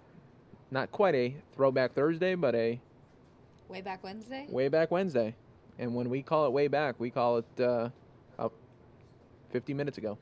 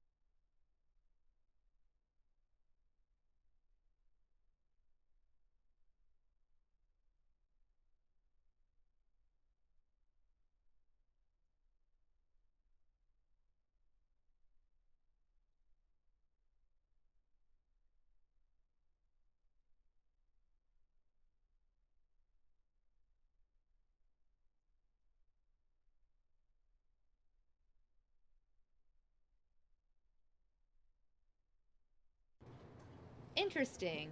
Yes. Havana stopped. So we see, once again, just another stop here where the police officers get out of their car. They have their weapons drawn. Don't know how, it's going to end at this moment. So very, very still tense situation there. And what is the driver thinking at this point? It was almost like, I believe that the suspect was pretty much toying with them, saying they're going to stop. You could probably, if you were on the street level, hear commands from officers probably saying, get out of the car, get out of the car. And this driver really had no intention really of ever stopping. Right. So you see the vehicle, the van stopped there. Yeah, and now in hindsight, this vehicle is just waiting for that traffic to clear up at that intersection. Right, but in the moment, you're thinking, Could police this be have the this guy. yeah, could this be the end? And then I was hoping, I hope he doesn't slam it in reverse. That could have been an option too, which would have been really devastating.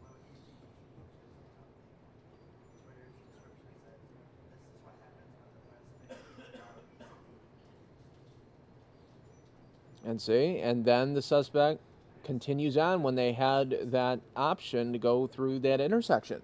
Interesting.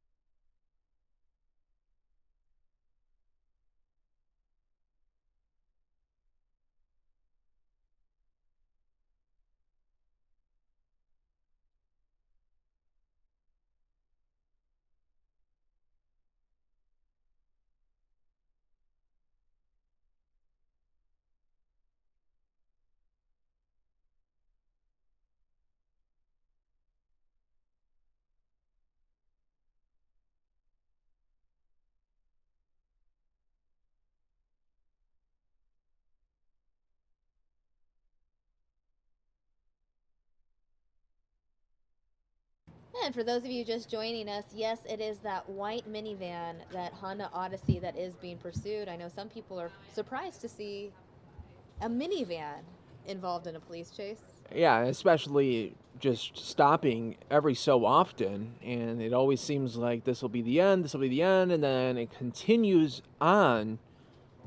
You just, when you're watching this, you're like, okay, how is this going to end? And if you're just joining us there, you know, this is replay, but we're not gonna let you know how it ends. We want you to be intrigued through the end. Right, so you see the white van being pursued, at least 4 police units pursuing this vehicle on the streets of North Hollywood in the San Fernando Valley. So you look again, vehicle stopped, you're thinking, Is this it? could this be it? Will it be it? I don't know. Continue to watch on.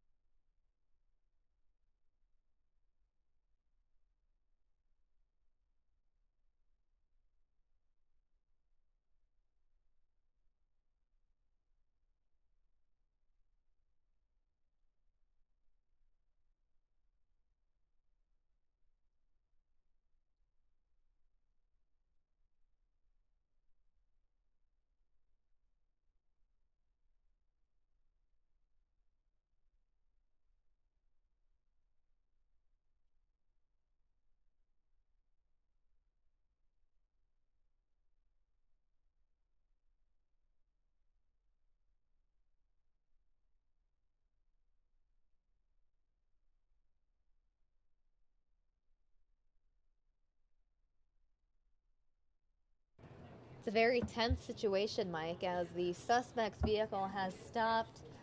Police are slowly getting out of their vehicles, but as you've seen, this isn't the first time this has happened during this chase. No, this is a routine. This is common. This is something that is part of the suspect's plan. To stop and sort of tease the Yeah, officers pursuing it's him. all about teasing and saying pretty much subconsciously that the suspect is in control, saying I can start and stop whenever I want. Looking into it, I'm thinking that was the way that suspect was trying to toy, unfortunately, with the police. And give it up to the police officers and law enforcement. You know, they put up with so much on a daily basis. We only get to see a small fraction every day of what they do. And, you know, when they're dealing with a suspect that is armed, I mean, okay, that just adds a whole nother added conflict that they have to deal with. Right. I mean, who's to say that the suspect's not going to get out randomly and just start firing? You know, that's the scary part for what they got to deal with. Right. Every day, officers enter very dangerous situations and put their lives on the line to keep us safe. Yes. And in this situation, the suspect was reported armed and dangerous.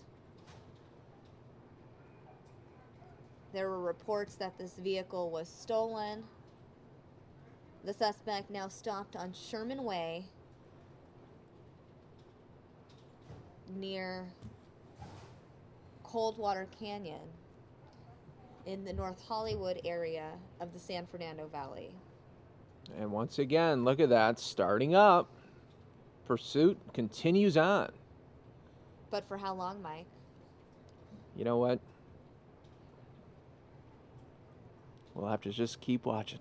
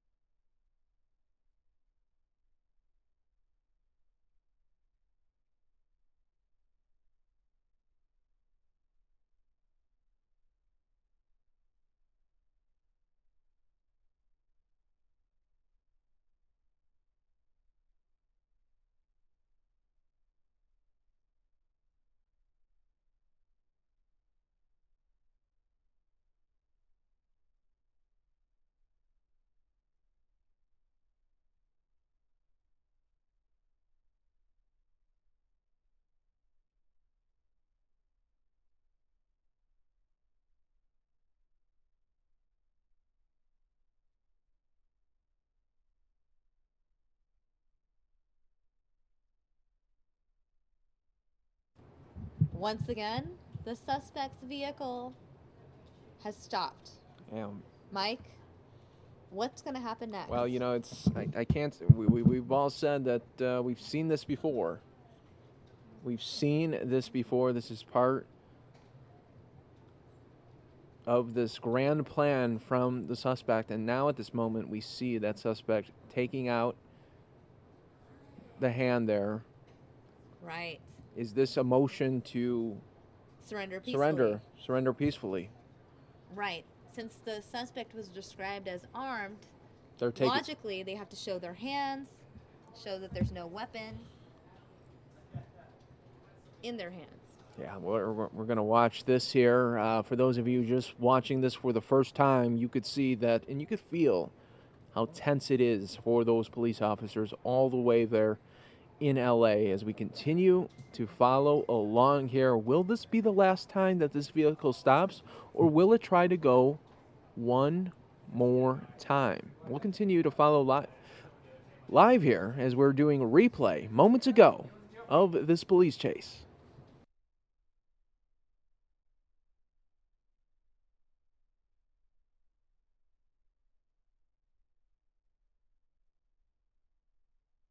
And the door is open. The suspect's Walking back slowly. hands are in the air.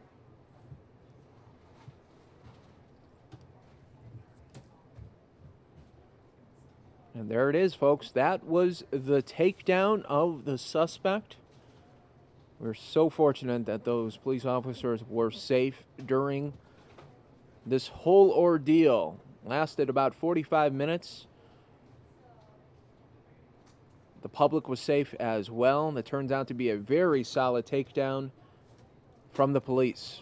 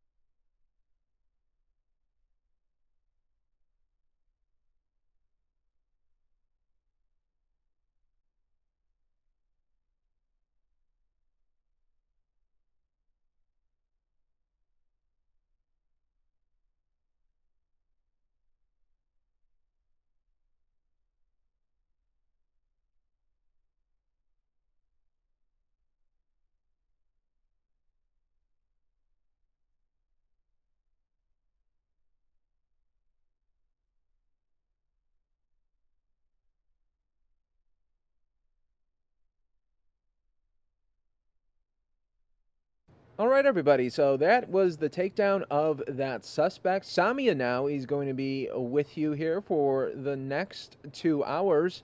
We're going to be showing you now live coverage of the Senate floor where they are still debating Attorney General nominee Jeff Sessions. We'll take you there live right now on the Fox 10 and News Now stream.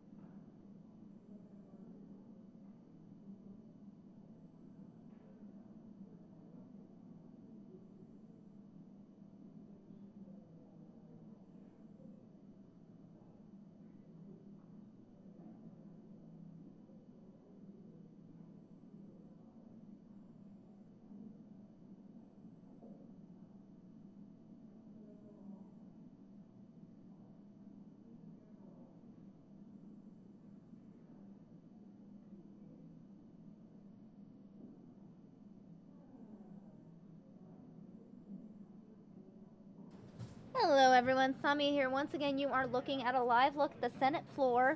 We are waiting for the next Democratic senator to speak out on why they believe Attorney General nominee Jeff Sessions should not be confirmed.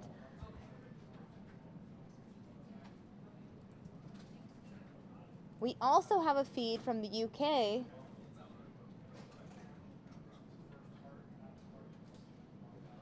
regarding the Brexit vote. Let's go ahead and dip in and listen in. We now come to, let's get on with it. We now come to motion number 3 on financial services and markets. Minister to move. I'd like to move. The question is, as on the order papers, members that opinion say aye. Of the contrary, no. The ayes have it. The ayes have it. And motion number 4 on steel, preserving sustainable jobs and growth in Europe. Minister to move. I'd like to move. The question is, as on the order papers, many of that opinion say aye. Aye. On the contrary, no. The ayes have it. The ayes have it. We now come to the presentation of public petitions. Mr. Patrick Grady. Thank you, Madam Deputy Speaker. I'll be brief. To the House of Commons, the petition of residents of Glasgow North declares that the Department of Work and Pensions plan to close Maryhill Jobs Centre and half of all Jobs Centre Plus offices in Glasgow is morally outrageous. Further, that the UK Government have brought forward these proposals without carrying out an equality impact assessment and without consulting the Scottish Government. The petitioners therefore request that the House of Commons urges the Government to halt any moves to close Maryhill Jobs Centre and at the very least to carry out an equality impact assessment immediately prior to a full public consultation across Scotland. And the petitioners remain, etc.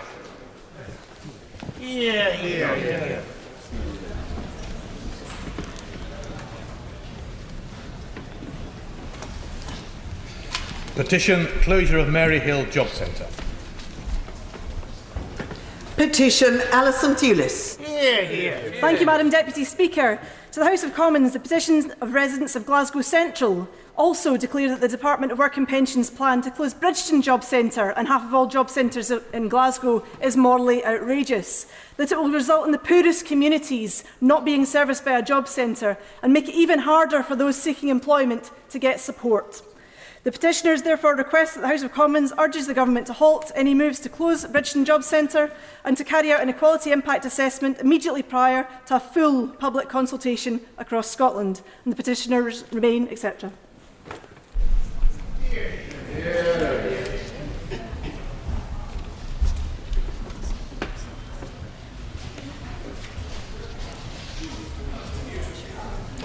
Petition closure of Bridgeton Job Centre. Petition Carol Monaghan. Madam Deputy Speaker, to the House of Commons, the petition of residents of Glasgow North West declares that the Department for Work and Pensions plan to close Anniesland Job Centre and half of all Job Centre Plus offices in Glasgow is morally outrageous. Expresses our concern that the city has been used as a testing ground for more devastating cuts across the UK. The petitioners therefore request that the House of Commons urges the Government to halt any moves to close Anniesland Job Centre or at the very least carry out an equality impact assessment immediately prior to a full public consultation. All right, guys, we are recording what's happening in the United Kingdom, but we do want to bring you back to America, take you to the Capitol in D.C. Kamala Harris speaking out against Attorney General. Time marching and shouting about this thing called justice. I was part of only the second class to integrate Berkeley, California public schools, almost 2 decades after the United States Supreme Court declared that separate was inherently unequal in the great case of Brown versus Board of Education, a case that I might add was supported by an amicus brief from the then United States Attorney General. In fact, it was the lawyers in Brown v. Board of Education, Thurgood Marshall, Charles Hamilton Houston, Constance Baker Motley, that inspired me at a young age to become a lawyer. And simply put, it is likely that had the United States Supreme Court not decided the way it did in Brown versus Board of Education, I would not be standing here as a member of the United States Senate. So then, as a direct beneficiary of landmark rulings by the United States judicial system, and the American judicial system. I am acutely aware of the lasting and profound impact that our courts can have on the everyday lives of Americans. And it is with a deep sense of respect and admiration for the role of our justice system that I rise to oppose the nomination of Senator Sessions to be the next Attorney General of the United States. The mission of the Department of Justice is clear: to enforce the law and defend the interests of the United States according to the law, to ensure public safety against threats, foreign and domestic, to provide federal leadership in preventing and controlling crime, to seek just punishment for those guilty of unlawful behavior, and to ensure fair and impartial administration of justice for all Americans. And it is those words, justice for all, that best articulate the spirit behind our judicial system. You see, I am a career prosecutor. In fact, I started my work as a young deputy district attorney in the Alameda County District Attorney's Office. That office was once led by United States Supreme Court Chief Justice Earl Warren. And every time I filed a case, it would never read the name of the victim versus the name of the defendant. It always read the people versus the defendant. Because in our democracy, in our great judicial system, we have rightly said a harm against any one of us is a harm against all of us, especially because we know that harm is most often directed at some of the most vulnerable and voiceless among us. And so we rightly have declared that as a civil society, we will not require them to fight alone. We will stand with them. Justice for all. And this point is what raises my question of whether this nominee can fulfill the role and responsibility of this job. Let's be clear. This is not a debate about a president's nominee. It is not simply a debate about a president's nominee. This is a debate about the fundamental ideals of our country, ideals that date back to the founding of our country and those great words we spoke in 1776. We hold these truths to be self-evident, that all men are created equal, that they are endowed by their Creator with certain unalienable rights, rights that among those are life, liberty, and the pursuit of happiness. All men are created equal, unalienable rights. In other words, President Lincoln was fulfilling the promise first made in the Declaration of Independence, a promise that made clear the basis for legal equality derives not from a right that is given, but from natural rights, rights that have been endowed upon us by our Creator, rights that cannot and should not be taken away or given up. So let us recognize that civil rights are not given through the enactment of a law or the publication of a court decision. Rather, our inherent civil rights are fulfilled when we guarantee them through the implementation and enforcement of the law. Well-meaning people indeed can argue over the best means to ensure our fundamental rights, but it is crucial that we do not allow ourselves to be drawn into a suggestion that enforcing civil rights is favoring one group over another. Protecting civil rights is not about taking care of someone else. It is in our common interest. It is in each of our self-interest. Liberty for each of us depends on liberty for all of us. It is just like the Department of Justice's mission, which articulates in those three words, justice for all.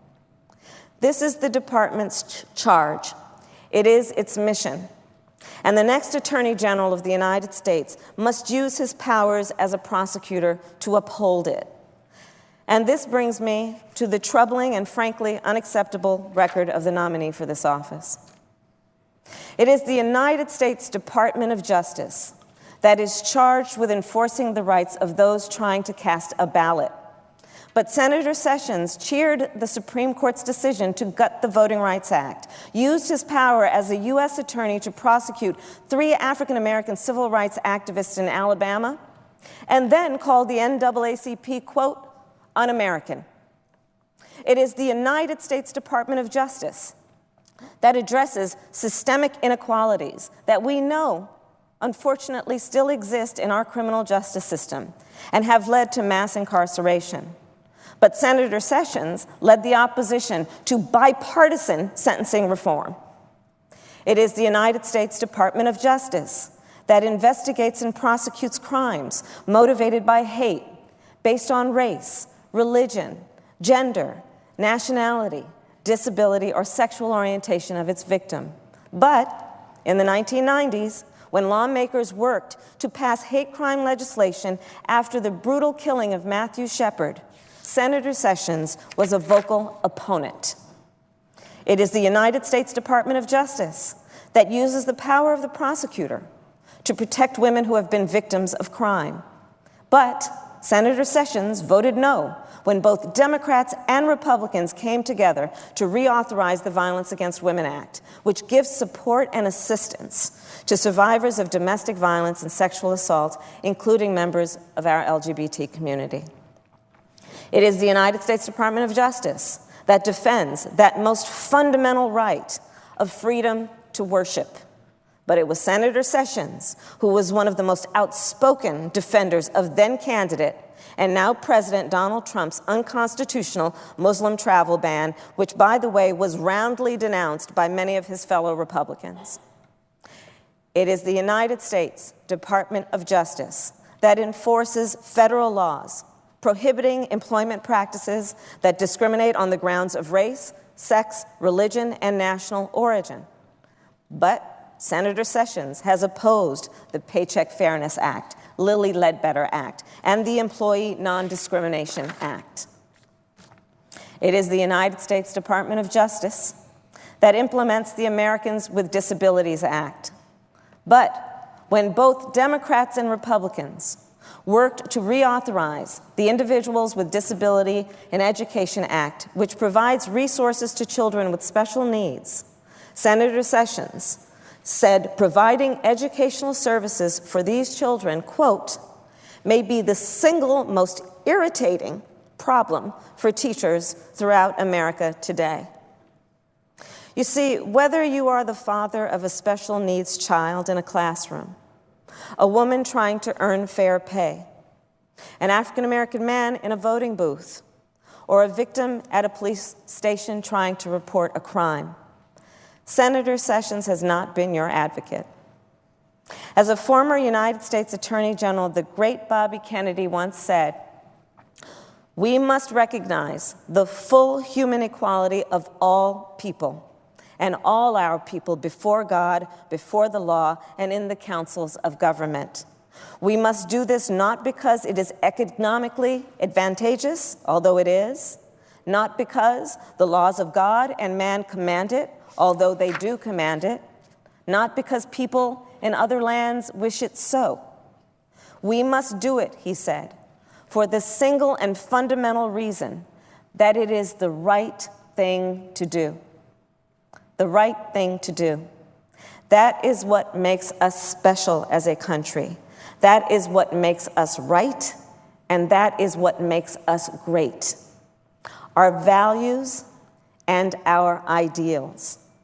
It is the belief that no matter who you are, whether young or old, rich or poor, gay or straight, whether you're a child from Oakland or a child of Birmingham, whether you came here by plane to escape the hardships of war and torture, or by foot to build a better life, whether you've been the victim of gun violence or opioid addiction, whether you're paid less than others doing the same work or stopped at a red light because of the color of your skin, you deserve an Attorney General who recognizes the full human quality of all people.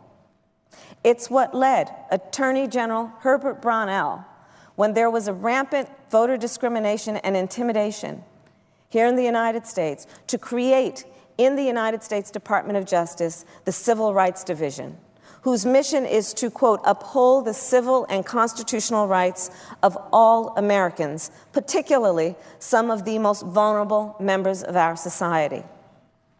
It's what led Attorney General William Rogers, United States Attorney General William Rogers, to forcefully demand the integration of an elementary school at the Redstone Missile Center in Alabama when the children of black service members were being denied entry. It's that commitment that led Bobby Kennedy to send 500 United States Marshals to Oxford, Mississippi, to escort a young black man, James Meredith, to enroll at Ole Miss.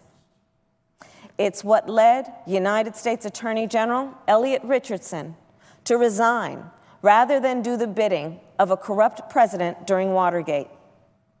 It's what led my friend Attorney General Eric Holder to sue the state of Arizona over SB 1070, a law that led to the unjust racial profiling of immigrants, and to say to the United States government would no longer defend a law that prevented LGBT Americans from expressing their love for one another. And it's what led Attorney General Sally Yates on a Monday evening this month to stand up and refuse to defend a Muslim ban. More than most cabinet positions, the United States Attorney General enforces the principles that are the founding of our country.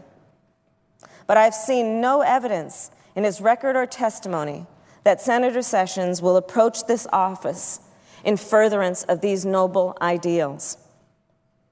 The gains that our country has made are not permanent, and it is incumbent on the Attorney General of the United States to fight for the civil rights of all people. No one said it better than Coretta Scott King. Freedom is never really won. You earn it and win it in every generation. And if Senator Sessions won't, then it is incumbent upon the rest of us to persist. I urge my colleagues to vote no. Mr. President, I yield the floor.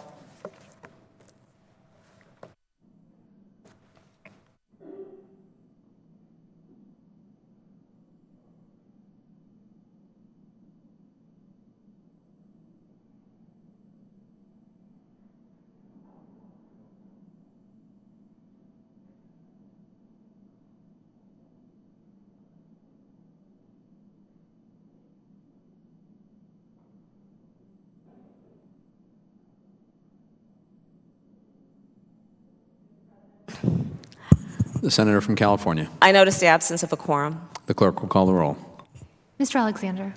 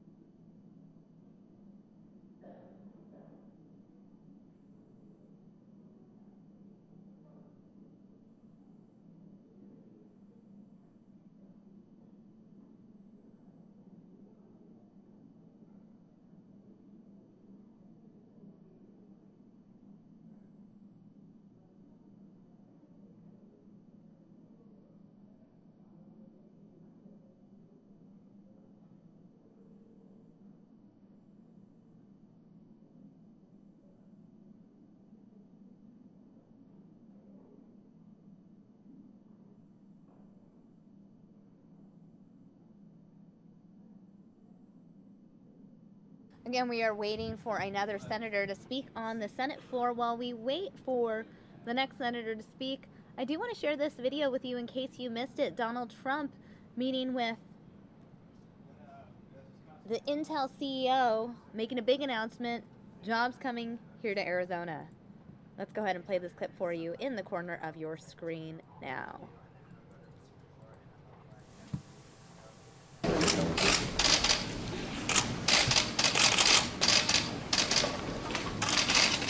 You've never seen so much paper on a president's desk. That's because we're negotiating lots of deals for our country, which will be tremendous. And I just want to introduce Brian Krasanik, who's the CEO of Intel, a great, great company. And Brian called a few weeks ago and said we want to do a very big announcement having to do with our country, but also having to do mostly with Arizona and the jobs and the great technology that will be produced. So this is Brian, and Brian, why don't you say a few words and maybe also talk about the product you're going to be making. It's amazing. Yes, thank you, Mr. President, for this. It's an honor to be here today representing Intel and to be able to announce our $7 billion investment in our newest, most advanced factory, Fab 42 in Chandler, Arizona. And we'll be completing that factory to make the most advanced 7-nanometer semiconductor chips on the planet. Intel is very proud of the fact that the majority of our manufacturing is here in the U.S. and the majority of our research and development is here in the U.S. While over 80% of what we sell is sold outside of the U.S. They were consistently one of the top 5 exporters in the country and one of the top 2 research and development spenders in the United States. And we've been able to do that even while the regulatory and tax policies have disadvantaged us in the past relative to the competition we have across the world. And Fab 42 is an investment in Intel, but also the U.S.'s future in innovation and leadership in the semiconductor industry. And Fab 42 will employ approximately 3,000 direct, high-paying, high-wage, high-tech jobs at its peak, and over 10,000 people in the Arizona area in support of the factory. And this factory will produce, as I said, the most powerful computer chips on the planet, powering the best computers, the best data centers, autonomous cars. All of these devices are the most powerful computing devices on the planet. And at Intel, we have a simple saying that says, while other people predict the future, we build the future. And this factory is a great example of that. I want to thank the President for this opportunity to be here today. Well, thank you, Brian. And you have something over there that will show a little bit about the new product. This is an example of the wafer that will be built in Fab 42. This is one of our newest 10-nanometer silicon wafers. 7 nanometers will be built in Fab 42. And this is the future of computing. Fantastic. Did you have any questions for Brian? I know you have none for me, so how about for Brian? Are you going to bring back jobs? The other business you have outside the country, do you plan on bringing them back here? This is actually expansion. This is about growth. So this position is actually about growth and new jobs in the U.S. Great thing for Arizona. Unbelievable company and product, and we're very happy. And I can tell you the people of Arizona are very happy. It's a lot of jobs, and probably the investment. What do you say your total investment will be what? Total investment in just this factory is $7 billion. But if you take Arizona, we already have 2 other factories in Arizona. So we have several tens of billions of dollars of investments in factories in Arizona. We're the #1 private employer in Arizona. And how long have you been planning this investment? We've been working on this factory for several years. We've held off actually doing this investment until now. Was there something that President Trump did or said that wanted you, made you want to announce this here and now? It's really in support of the tax and regulatory policies that we see the administration pushing forward that really make it advantageous to do manufacturing in the U.S. Thank you, Press. Thank you all. Thank you very much. Thank you about the big increase in to the U.S. Thank you. Okay, Okay, guys, so in the corner of your screen, we just played for you this clip of Donald Trump meeting with the Intel team to make a big announcement. More jobs coming to the state of Arizona right here as a result of an Intel expansion.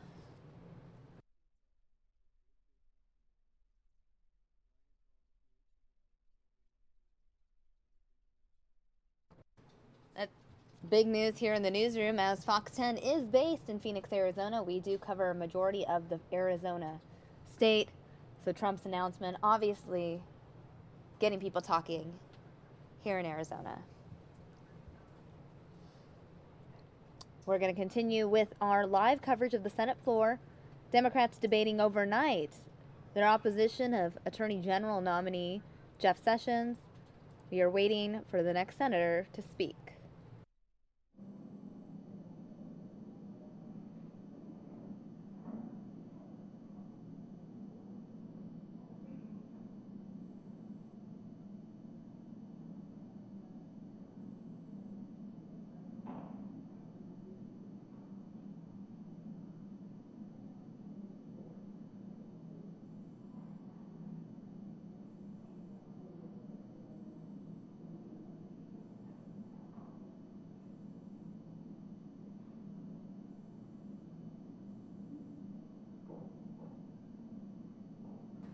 Again, we just heard from President Trump and the Intel team about the new jobs coming to Arizona. One of our viewers just asking, where is Chandler, Arizona? Chandler is actually just southeast of downtown Phoenix. It's still part of the greater Phoenix area, considered Metro Phoenix. Chandler is a suburb of Phoenix, Arizona.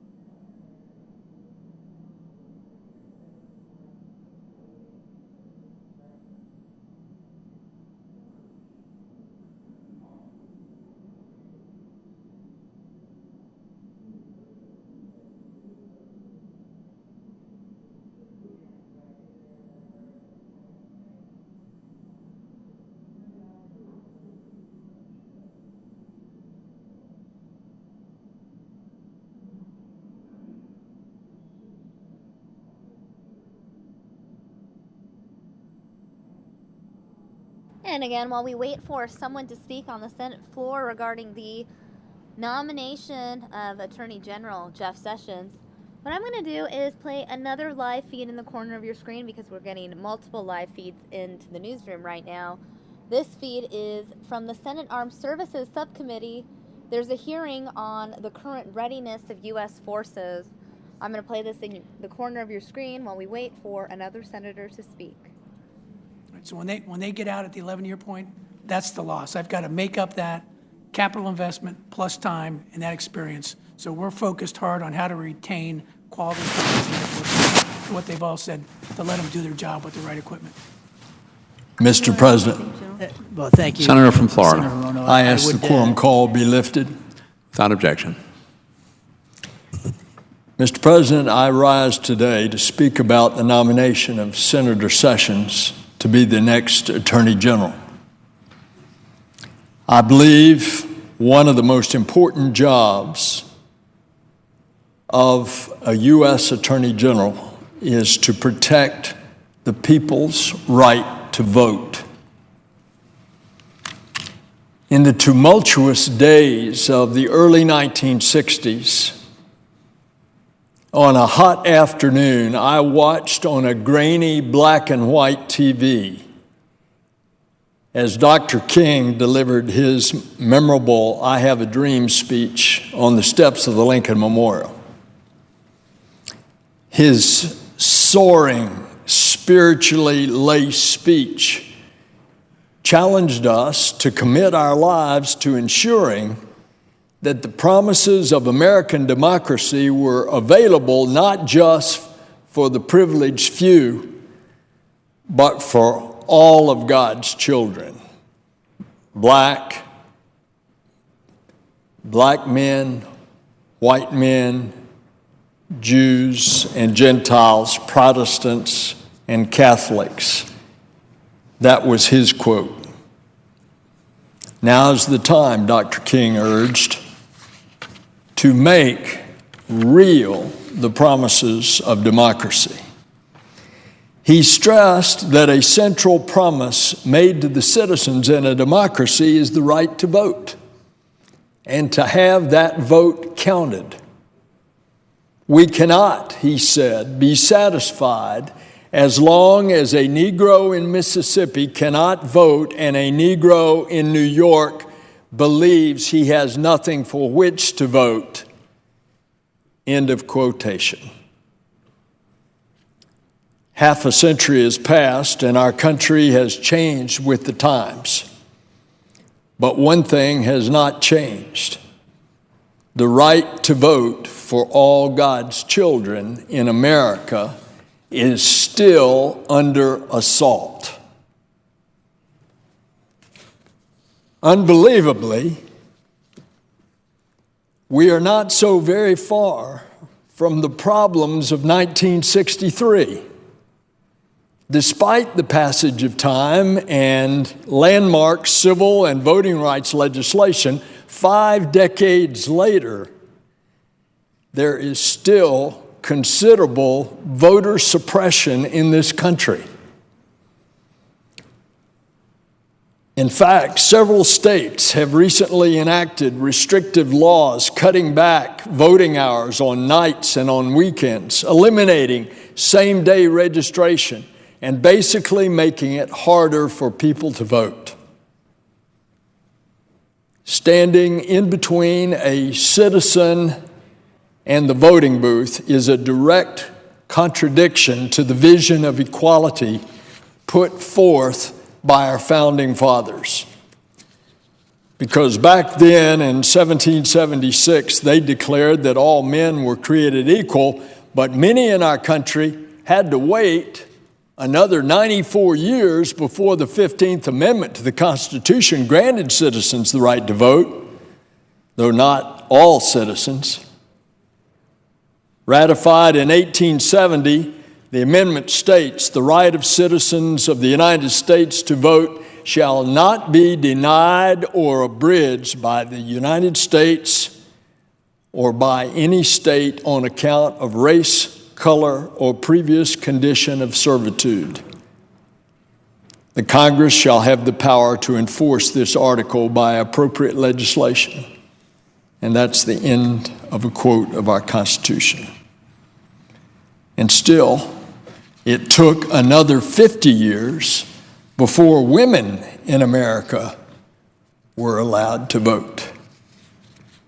After her arrest for casting a ballot in the presidential election of 1872, Susan B. Anthony delivered a number of speeches in upstate New York on women's suffrage. And in those speeches, she noted that the right of all citizens to vote in elections is a key to a functioning democracy. Specifically, one line from her speech stands out, and I quote her. And it is downright mockery to talk to women of their enjoyment of the blessings of liberty when they are denied the use of the only means of securing them by providing the Democratic Republican government the ballot. That's her quote.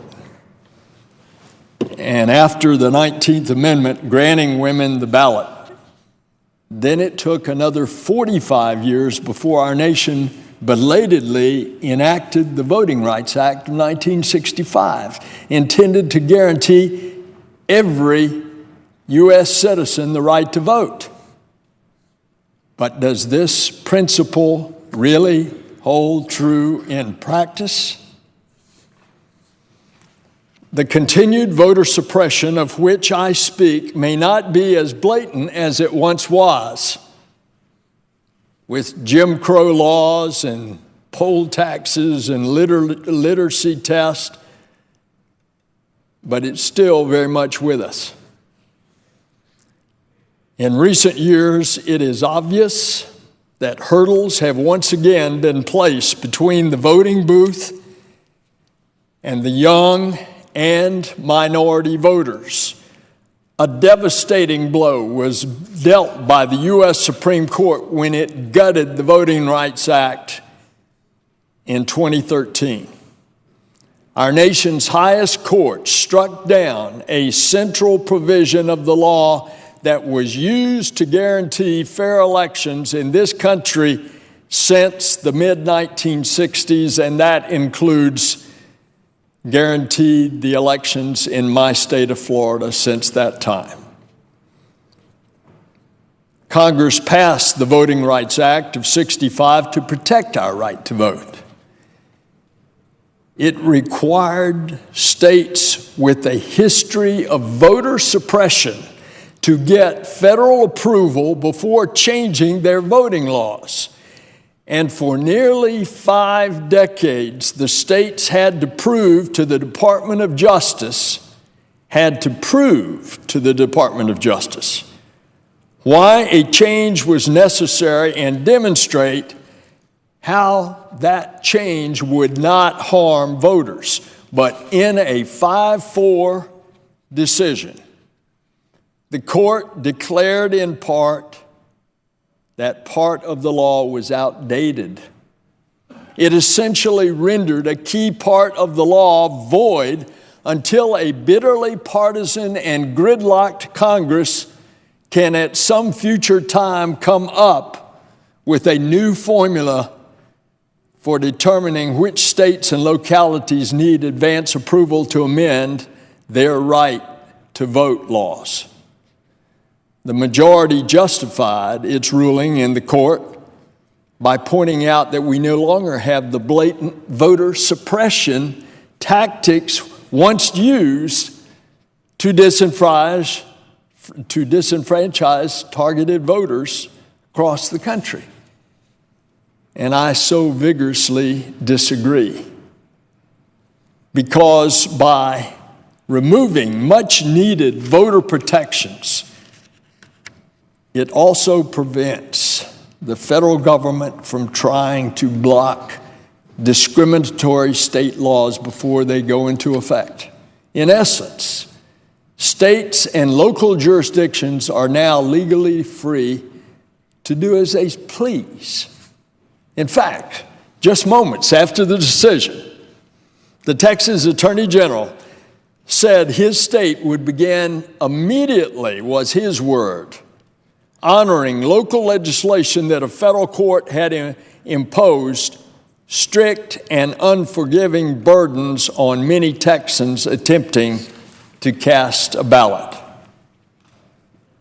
As has been noted, the right to vote was not always given to all American adults, but our laws adjusted as we became more mature and a tolerant democracy. But the reverse is what has been happening in America today, and especially in Florida. Since the 2010 election, in addition to cutting back on early voting, North Carolina, Ohio, Wisconsin, and Florida have approved voting restrictions that, according to some experts, are targeted directly at reducing turnout among young, low-income, and minority voters that traditionally support Democrats. One study by the Brennan Center for Justice at New York University School of Law reviewed the crop of similar disenfranchisement laws that were enacted after the 2010 decision. All told, the center found that many as 5 million Americans could be adversely affected by these voting laws. And there is a clear political impact as a result of these disenfranchisement laws. 2 University of Massachusetts professors conducted a study that found that there was a clear pattern associated with the voter restrictions in the various states. According to Keith Bentel and Aaron O'Brien, states were more likely to pass limits on voting that those same states elected Republican governors, those states that increased their share of Republican lawmakers, and those states that became more electorally competitive under Republicans. In 2011, the Florida legislature and state officials reduced a number of early voting days. They reduced them from 2 weeks down to 8 days, including, very conveniently, canceling the Sunday right before the Tuesday election, a day that had historically seen heavy African American and Hispanic voting. State officials countered that registered voters would still have the same number of hours and that they could still vote early, only in 8 days instead of 2 weeks. Well, it didn't work out that way. And Florida also made voting harder for people who had been recently moved to another county and had an address change, such as college students.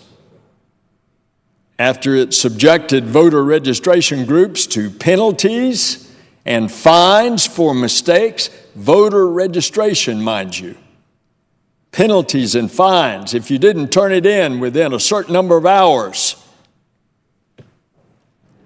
It was so burdensome that the League of Women Voters challenged the provision in court, federal court, and they won.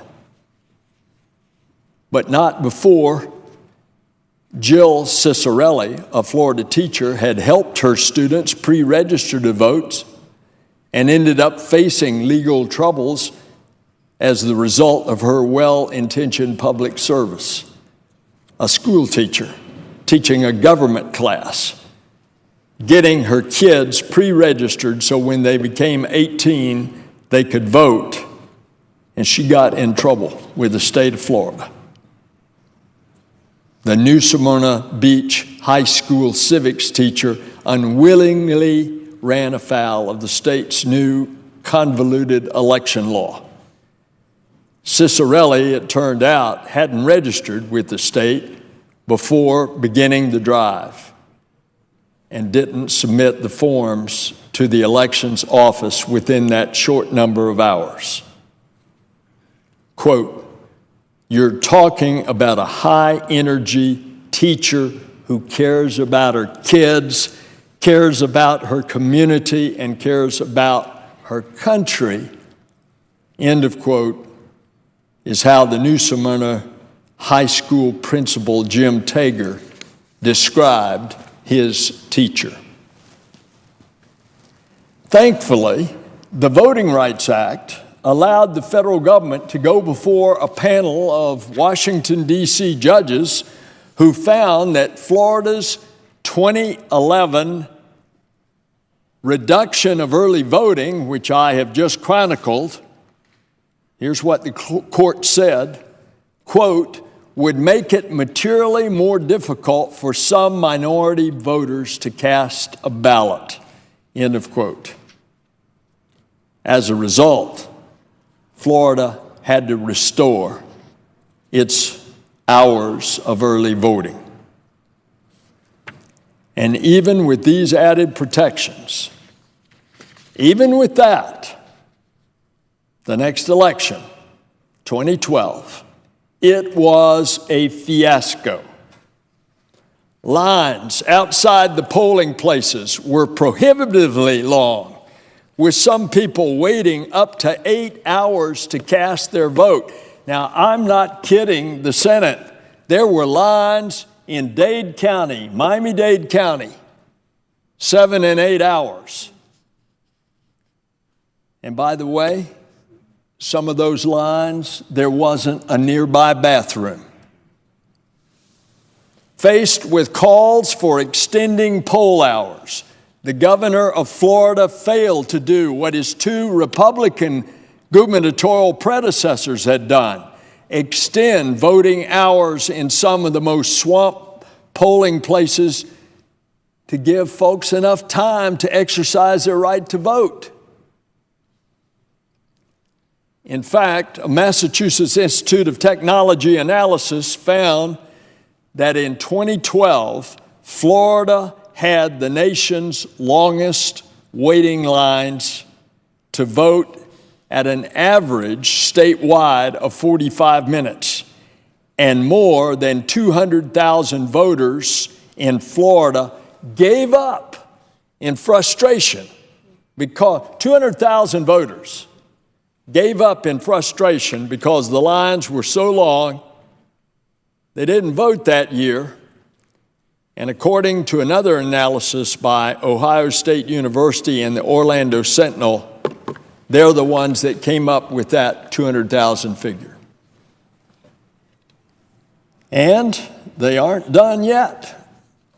As of the 2011 restrictions, as if they were not enough, an elections official in Miami-Dade County in 2012 said that restrooms would be closed to voters at polling sites in private buildings over a handicap access dispute, even though there were bathrooms in those private buildings where the polling place was. The state's top election official in 2012 also told one of our 67 local election supervisors, told her not to allow voters to submit absentee ballots at remote drop-off sites. She, by the way, is a Republican supervisor of elections. She told the State Department Division of Elections to kiss off, that she was running the elections and she was going to make sure that there were enough places around that county where if they had an absentee ballot, that it was going to be convenient for them to go and drop off that absentee ballot and having to take it miles and miles to one place that the Division of Elections at the state level was telling them to go to. That supervisor of elections knew what she had to do to make it easy for voters to vote. And she stuck to her guns. And at the same time, that same Division of Elections in the Department of State denied a request from the city of Gainesville in a municipal election.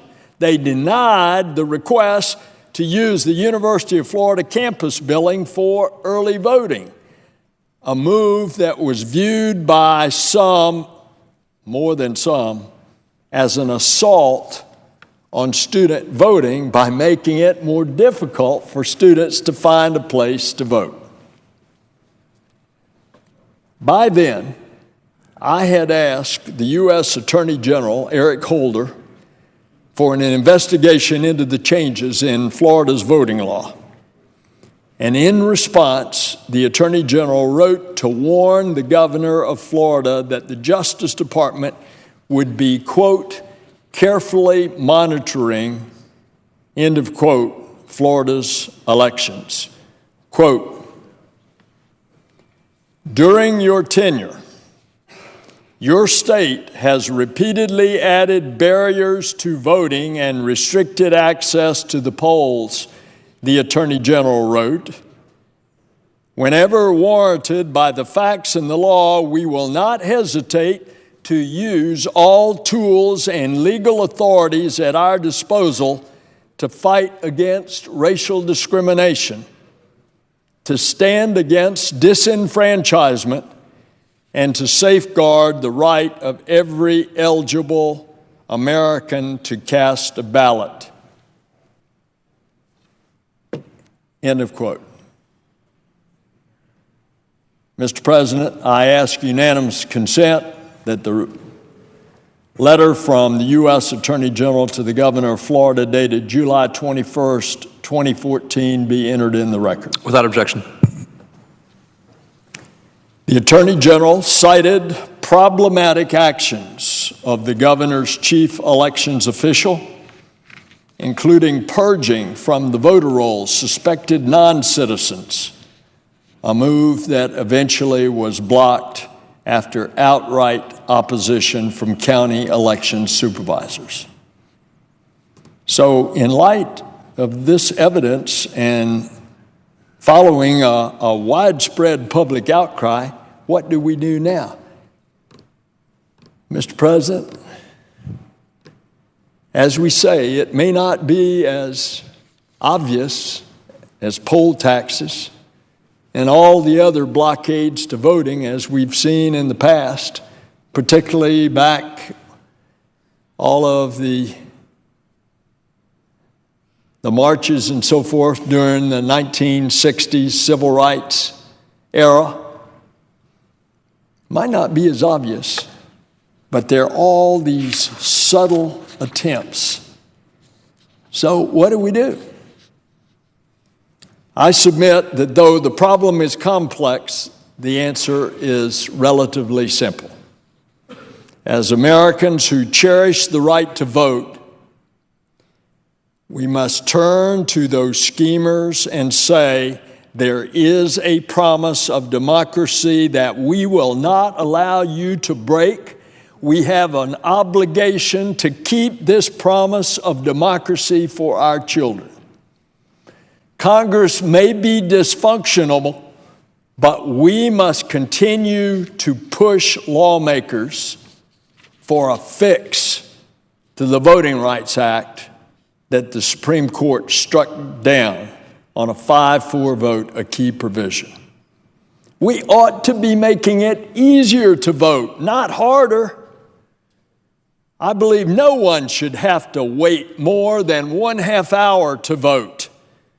So I joined with others a few years ago to introduce a bill in Congress aimed at making that standard 30-minute wait time based on the January 2014 recommendation of a bipartisan presidential commission on elections. Keep in mind what President Johnson said a half-century ago. Quote, "The vote is the most powerful instrument ever devised by man for breaking down injustice and destroying the terrible walls which imprison men because they are different from other men." And also remember what Dr. King said. "So long as I do not firmly and irrevocably possess the right to vote, I do not possess myself. I cannot make up my mind. It is made up for me. I cannot live as a democratic citizen, observing the laws I have helped to enact. I can only submit to the edict of others." End of quote. Don't we owe to all our children the right to possess themselves if this is to be a truly free and fair democracy? I believe that two of the most fundamental rights in our democracy are the right to vote and the right to know who you are voting for, and the right to have the confidence that that vote is going to be counted as you intended. Now, if that were not enough, And just as concerning as the ongoing efforts to suppress certain votes in this country is, it's also the amount of undisclosed and unlimited money that is sloshing around in our campaigns. The Supreme Court's 2010 decision in Citizens United has opened the floodgates and allowed the wealthiest Americans to spend unlimited amounts of money to influence our elections. Allowing such unlimited, undisclosed money into our political system is corrupting our democracy. I have strongly supported several pieces of legislation, such as the Disclose Act, to require groups that spend more than $10,000 on campaign-related matters to identify themselves. Tell the people who is given the money by filing a disclosure report with the Federal Elections Commission. But that's not what the Supreme Court decision required. The American people have a right to know who they're voting for, not just the name on the ballot, but who is behind that name on the ballot. The Supreme Court itself said that, quote, transparency enables the electorate to make informed decisions and give proper weight to different speakers and messages, end of quote. And I believe we, as a Congress, have a moral obligation to correct what has happened to our system and to ensure that our voters have the information they need to make an informed decision on Election Day.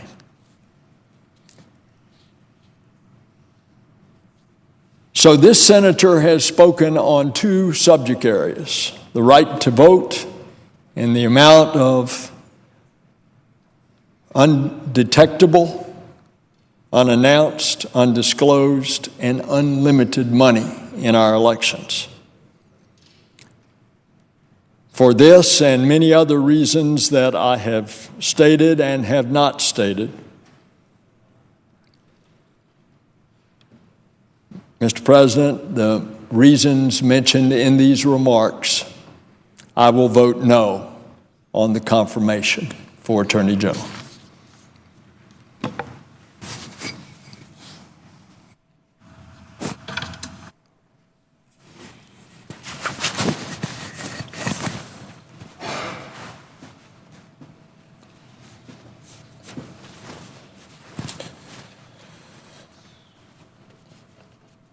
Mr. President. Senator from Missouri. Mr. President, we're coming to the conclusion of weeks now of debate on the nominee to be the Attorney General of the United States, and we still have other debates to have on other people before this process ends. In fact, somebody observed this week that you have to go back to the very founding of the government, to the first administration of George Washington, to find a time when it's taken longer to put a cabinet in place, and George Washington only had to find 4 people in a government that was just trying to establish itself. But we are taking a maximum amount of time in a cabinet and presidential nominations that usually happen quickly. There's traditionally been an understanding in our country that when the president's elected, that the importance of the president being able to put his stamp on the government as quickly as possible, and eventually we'll be able to say his or her stamp on the government. But up till now, presidents have had that opportunity. I read somewhere that from President Garfield right after the Civil War till through the Franklin Roosevelt, that cabinets in those that were put in place in the first days of every one of those administrations, maybe often even the very first day. But what we've seen in this debate is also the questioning of people's motives, not just their decisions. Now, I don't quote Vice President Biden often, but one of the quotes I've heard him give often, and one that I've agreed with in all my time here, is that it's appropriate to question somebody else's decisions in public debate, particularly when you're debating your colleagues who've also been elected to these jobs as well, but it's frankly not appropriate to question their motives.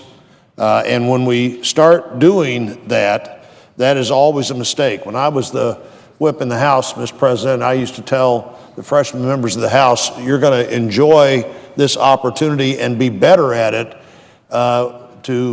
while you're here if you can vigorously fight for what you're for, but if you'll also believe that in virtually 100% of the cases, the person on the other side of that debate is as well motivated and as genuine as you are. You know, you can be wrong and not be evil. You can be wrong and not be badly motivated. And, you know, elections do have consequences. Every person that we're talking with on this floor in this debate was elected to the Senate. Now, I think Senator Sessions will be confirmed Attorney General, and so sometime later this week, one of our number will have been appointed to this job. But these are people who come to this process as the Constitution determines, and they serve here as representatives of both the state they represent and the Constitution and what it stands for. You know, in the case of Senator Sessions, we have a colleague who has been here for 20 years.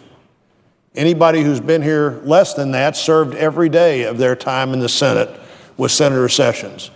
People who've been here longer than that have served all 20 years with Senator Sessions. And I don't know how you can do that and not see the quality he brings to that job every day. He and I haven't always voted the same. And in fact, there's probably no member here that I've always voted the same with. But he comes with a background of integrity. He was an Eagle Scout. And not only was he an Eagle Scout, he was a distinguished Eagle Scout. I'm not even sure I know the difference in an Eagle Scout and a distinguished Eagle Scout. I thought all Eagle Scouts were distinguished, but starting even then, Jeff Sessions has always stood out a little above the crowd. 4 decades of public service. 1975, he became an assistant U.S. attorney in the Southern District in Alabama. Half a dozen years after that, he became the U.S. attorney in that district, held that job for 12 years until he became the Attorney General of Alabama. People trusting him to take those responsibilities. And then in 1997, as I said, he came to the Senate. He'd been a senior member of the Judiciary Committee for some time now. He's worked across party lines, and he's done that in fights for justice, in fights on behalf of the victims of crime, and frankly, on more than one occasion, in fights to be sure that those accused of crimes also had their day in court. And after they had their day in court, it was Senator Sessions who was instrumental in leading the fight for the Fair Sentencing Act. Senator Sessions was very involved in the Paul Coverdale Act for Forensic Sciences to be sure that the evidence that was in court would be unassailable to every extent possible. He'd been vigorous in wanting to be sure that those accused of crimes had justice as well as those who were the victims of crime. When I came to the Senate, Senator Coons and I, a Democrat from Delaware, a good friend of mine, and thinking about him, and this week that his father has passed away. But when we came to the Senate 6 years ago, we formed the Law Enforcement Caucus. And Senator Sessions was a great supporter of that effort. When we were able to get to reauthorize in the last Congress the Victims of Child Abuse Act, this is the This is the law that provides federal assistance to locations in virtually every state, 22 in the state of Missouri, where kids who've been the victims of crime or the witness to crime have a place to go and get the information out of their lives that needs to get away from them so they can get on to the next thing that happens.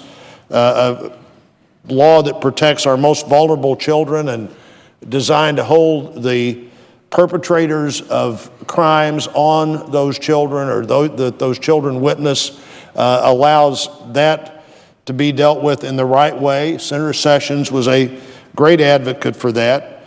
He's been endorsed by the major law enforcement associations of the country as well as many of his colleagues, but the law enforcement associations that say that Jeff Sessions would be a good attorney general, or the Fraternal Order of Police, the National Sheriff's Association, the Federal Law Enforcement Officers Association, the Major Cities Chiefs Association, the Major County Sheriffs Association, and the list goes on. And then you get to the victims of crime groups that have endorsed Senator Sessions.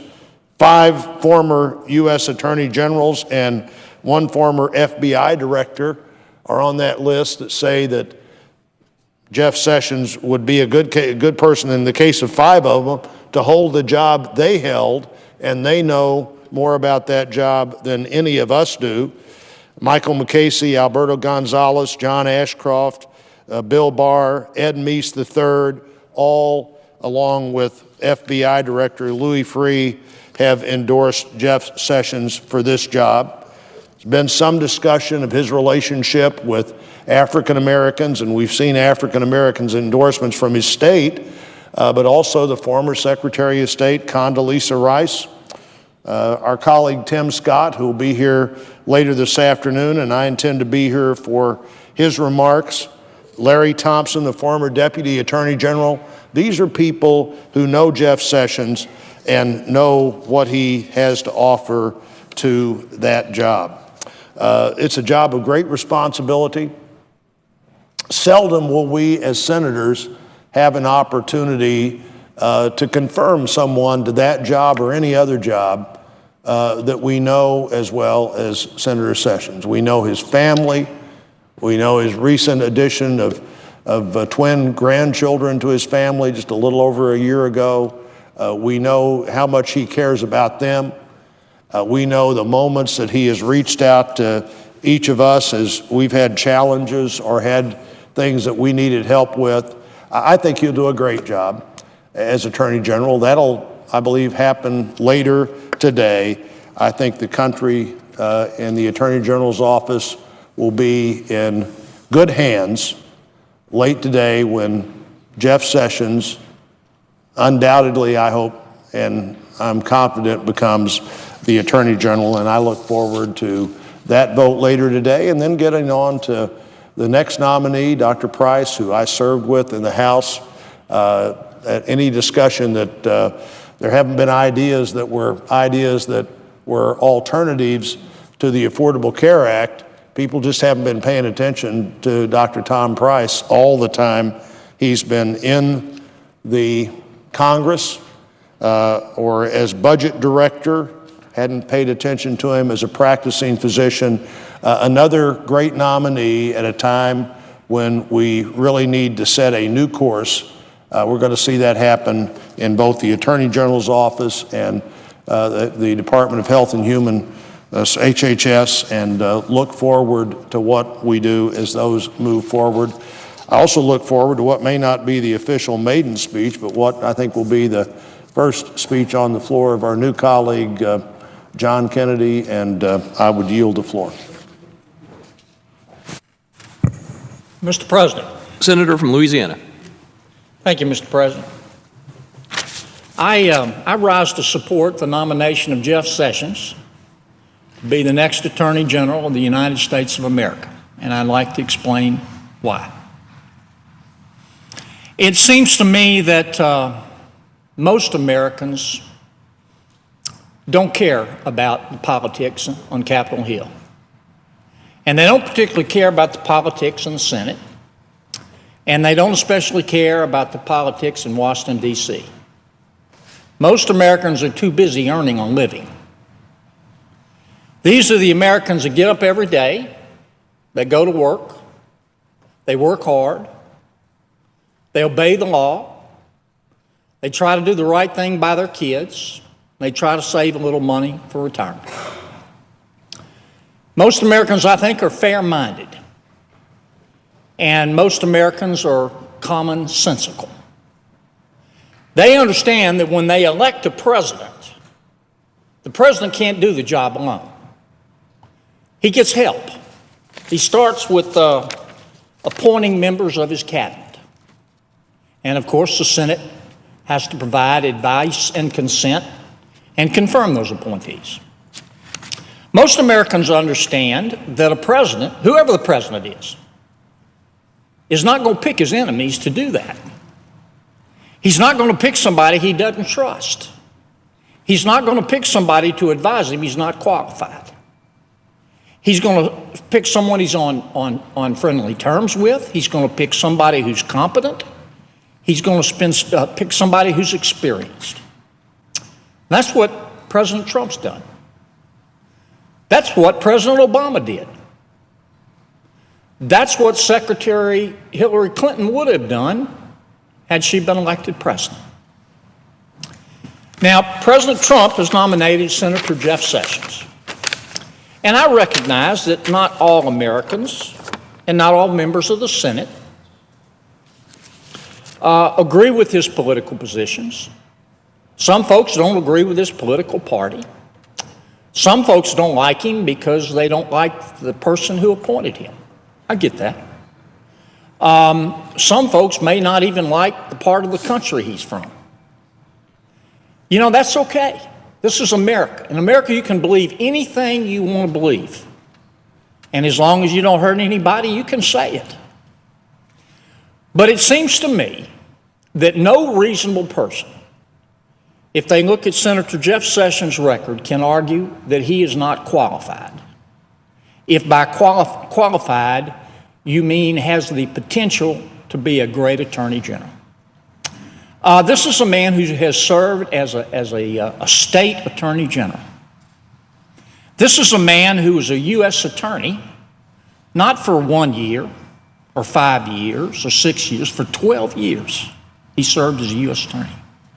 This is a gentleman who's been a United States senator for 20 years. 3 terms, 3 times the good people of Alabama has sent Jeff Sessions to this body. And most people here know him. They've had lunch with him. They've met his family. They've worked with him on bills. They've worked against him on bills. They know him, and they know he's qualified. There's been a lot of discussion about whether Senator Sessions will respect the rule of law. He will. He understands the difference between making policy, as Congress does, and executing policy. And I have no doubt whatsoever that Senator Sessions, as the next Attorney General, will be more than willing to enforce laws that he might not necessarily agree with. There's been some discussion about Senator Sessions and the Bill of Rights. Senator Sessions understands the importance of personal liberty. And I listened very attentively in the Judiciary Committee. He was asked a lot of questions about our Constitution. It's clear to me that Senator Sessions understands that, you know, the Bill of Rights is not for the high school quarterback. The Bill of Rights is not there for the prom queen. The Bill of Rights is there to protect the unprotected, the man or woman in America who might want to do things a little differently. He understands that very, very clearly. At some point, Mr. President, we've all got to stop regretting yesterday, and we have to start creating tomorrow. And that's the point we're at. I unconditionally support Senator Jeff Sessions to be the next Attorney General of the state of Louisiana. And I yield. I yield. I yield my time, Mr. President.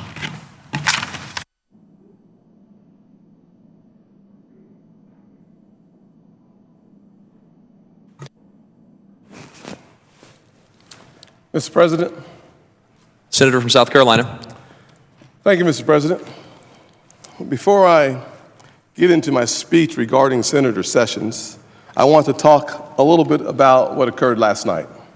First, there is no doubt in my mind that the letter written by Coretta Scott King could and perhaps should be read by each and every member of this chamber, regardless of if you disagree with her conclusions. Her standing in the history of our nation means her voice should be heard. What I took issue with last night, and the true violation of Rule 19, in my eyes, were the remarks shared last night originally stated by Senator Kennedy, not Coretta Scott King, Senator Kennedy. Whether you like it or not, this body has rules, and we all should govern ourselves according to the rules. Last night, there's no doubt that emotions were very high, and I'm not necessarily happy with where that has left us today. The Senate needs to function. We need to have a comedy in this body if we are to work for the American people. This should not be about Republicans and Democrats. It's not about us. It's about the American people. And if we remember that point as we move forward, our nation will be able to heal where we hurt. We'll be able to disagree without being disagreeable. This should be the norm, not a unique experience in public discourse. Before I decided to give this speech, I had the privilege last night around midnight of having to sit in that chair, Mr. President, and preside. And my good friend, Cory Booker, was making an eloquent presentation about where we are on issues of race in this nation. He was talking about the South. He was talking about the pain and the suffering, the misery. And today, as I want to share my thoughts on Jeff Sessions and how I've come to my conclusion, I thought it was important for me to not try to persuade people, but to simply inform. Because this issue is not the issue simply about our next Attorney General. This is really an issue about all of us. Not all of us as senators, but all of us as members of the American family. This is an issue that digs deep to the core of our souls, deep into the core of our nation, deep into who we can be, who we should be, and how we will get there. So my objective here, as I speak, will not be to somehow persuade the other side that your decision is wrong. I don't think that is my responsibility nor my intention. My goal isn't even to persuade those who believe that Jeff Sessions will not be a good U.S. Attorney General, that they're wrong. I simply want to share information. I want to share facts. I want to share, as Paul Harvey used to say, the rest of the story. Because if you read the news reports, you walk away with a clear picture based on facts, but not necessarily a clear picture based on truth. There has been a distortion in many arenas, in many echo chambers, about who he is and why I support him. My good friend Cory Booker last night spoke about a true American hero, John Lewis. And John Lewis is an American hero. I know that this may or may not be popular with everyone in the chamber or everyone in America on the conservative side or the liberal side, but the reality of it is simply this. He was beaten within an inch of his life so that I would have the privilege not to stand in the chamber, but to vote, to simply vote. We should all thank God for the sacrifices of men and women so that people like myself and Cory Booker and Kamala Harris would be allowed one day not to simply vote, but to serve in the most unique, powerful, and one of the most important legislative bodies in the world today. It is the sacrifices of men and women of color who fought against injustices. We stand as a nation on the shoulders of these giants. And I know that I don't have to remind my mother or my family, but just as a reminder to those who are listening to the conversation, that when I leave the U.S. Senate one day, I'm still going to be black, an African American, black every day, black every way, and there's no doubt.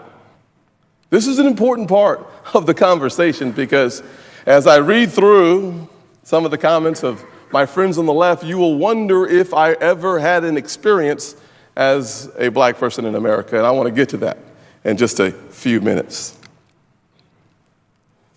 God, in his infinite wisdom, made me black, born in Charleston, South Carolina for a purpose. I am blessed to be who I am, and I'm equally blessed to be a Charlestonian. Our country, the South, and specifically my state has suffered through difficult and challenging times around the issue of race. My grandfather, who passed away at 94 years old last January, knew a very different South. I remember listening to him about his experiences of having to step off of the sidewalk when white folks were coming. He learned early in life, never look a white person in the eyes. He was in his 40s and the 60s. His whole life view, his paradigm, was painted with a broad brush of separation, segregation, humiliation, and challenges. It was in my home city of Charleston where the Civil War began. It was in my home city of Charleston where nearly 40% of all the slaves that came to America would come through Charleston, South Carolina. And it was a Charlestonian who came up with the concept written into our Constitution, 3/5 of a man.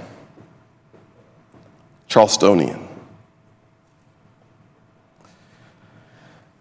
But it was also Charlestonians who in 2010 had a choice between Strom Thurmond's son and a young, I use that word liberally, a young African-American guy named Tim Scott.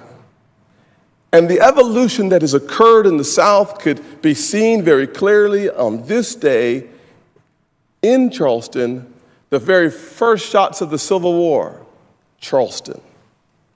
They gave me the privilege of representing them in Congress over the son of Strom Thurmond, over the son and the namesake of one of the most popular governors in South Carolina, Carroll Campbell Jr.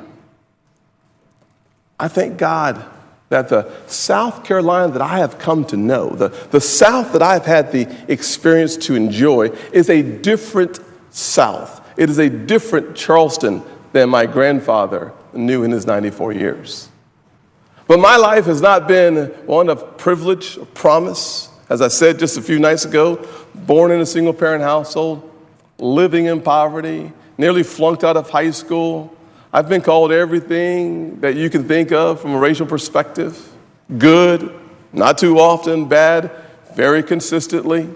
So I understand that there is room for progress. There is a need for us to crystallize what we're fighting about, who we're fighting for, and how we're going to get there. This is an important day and an important issue.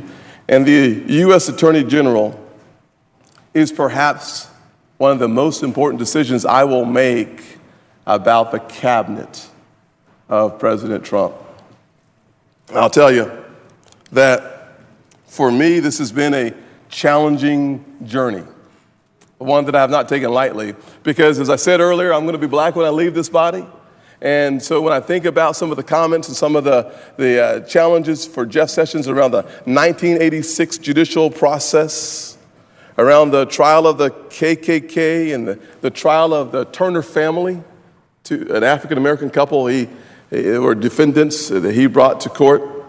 I've heard it, and I wanted to know more about what it is we're talking about, not by reading it in the paper, but by calling folks in Alabama and understanding with new eyes who Jeff Sessions is, not the guy I serve with, but the guy who will have the most powerful position in law enforcement. I wanted to know firsthand who he was before he was nominated and how he would respond in a room filled with African-American leaders. Myself and my best friend in Congress, Trey Gowdy, have held for a very long time throughout South Carolina meetings of African-American pastors and leaders coming together with law enforcement to try to bridge the gap that is obviously broken, bridge the gap that's obviously exists between law enforcement and African-American leaders. So I brought Jeff Sessions down to see from a distance how he interacts with these African-American pastors and hear the tough questions on Walter Scott and other issues so that I could have an appreciation and an affinity for how the Justice Department under his leadership would act. I take this responsibility seriously, and I wonder if my friends in the chamber have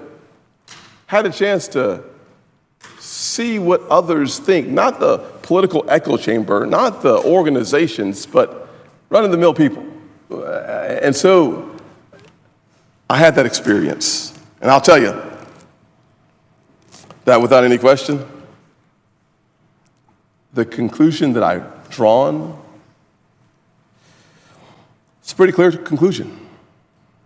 I'm glad that I dug into the issue. I'm glad that I took the time to know Jeff Sessions the best I can from what I've read from 1986, what I saw in my own home city of Charleston with a provocative history on race. We are at a defining moment in our country. Not because of the U.S. Attorney or the Attorney General, not because of the debate that we're going through in this body, but because our country is being pulled apart from extremes on both ends. This is not healthy for our country. Too often, too many, particularly on the right, are found guilty until proven innocent on issues of race, issues of fairness.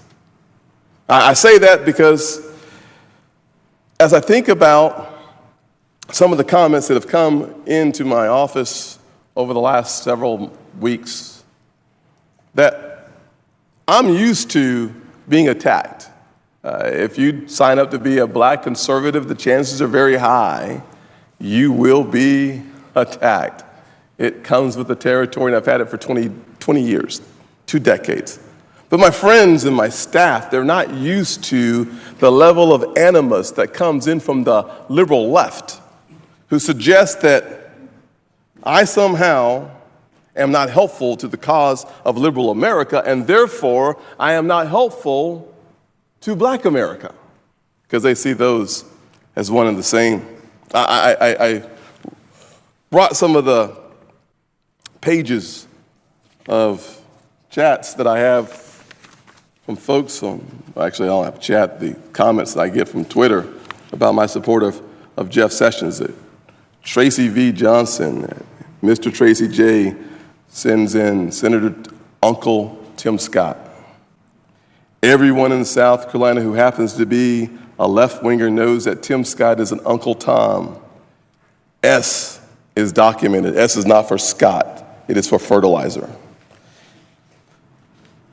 Scott at Scott says, a white man in a black body, Tim Scott, backs Jeff Sessions for Attorney General. Of my chief of staff, until 3 weeks ago, the only African American chief of staff in the United States Senate out of 100 is the chief of staff for a Republican.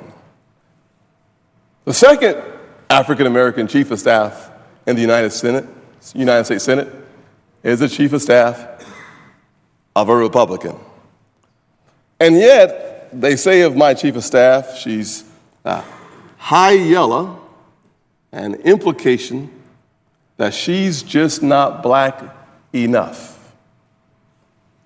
I go on to read from folks who wanted to share their opinions about my endorsing Jeff Sessions. You are a disgrace to the black race.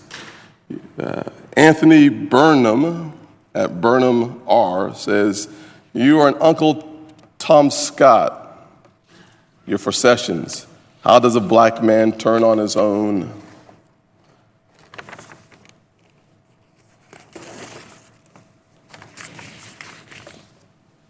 Anthony B. at Political Art says, Senator Tim Scott is not an Uncle Tom. He doesn't have a shred of honor. He's a house Negro, like the one in Django. He also writes, I guess Anthony Burnham has been fairly active recently on my Twitter feed, I'm a complete horror. A black man who's a racist against black people, a big Uncle Tom piece of fertilizer. Think for yourselves. You are a disgrace to your race. I left out all the ones that used the N-word. Just felt like that would not be appropriate. You see, what I'm surprised by, just a smidgen, is that the liberal left that speaks and desires for all of us to be tolerant do not want to be tolerant of anyone that disagrees with where they are coming from. So the definition of tolerance isn't that all Americans experience a high level of tolerance. It's that all Americans who agree with them experiences this so-called tolerance.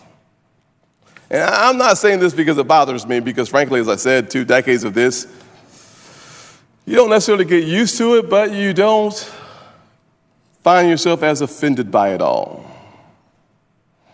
I just wish that my friends who call themselves liberals would want tolerance for all Americans, including conservative Americans. I just wish that my liberal friends who are self-described liberal would want to be innocent until proven guilty and not guilty until proven innocent. So back to my findings on Jeff Sessions. I brought Jeff Sessions to Charleston.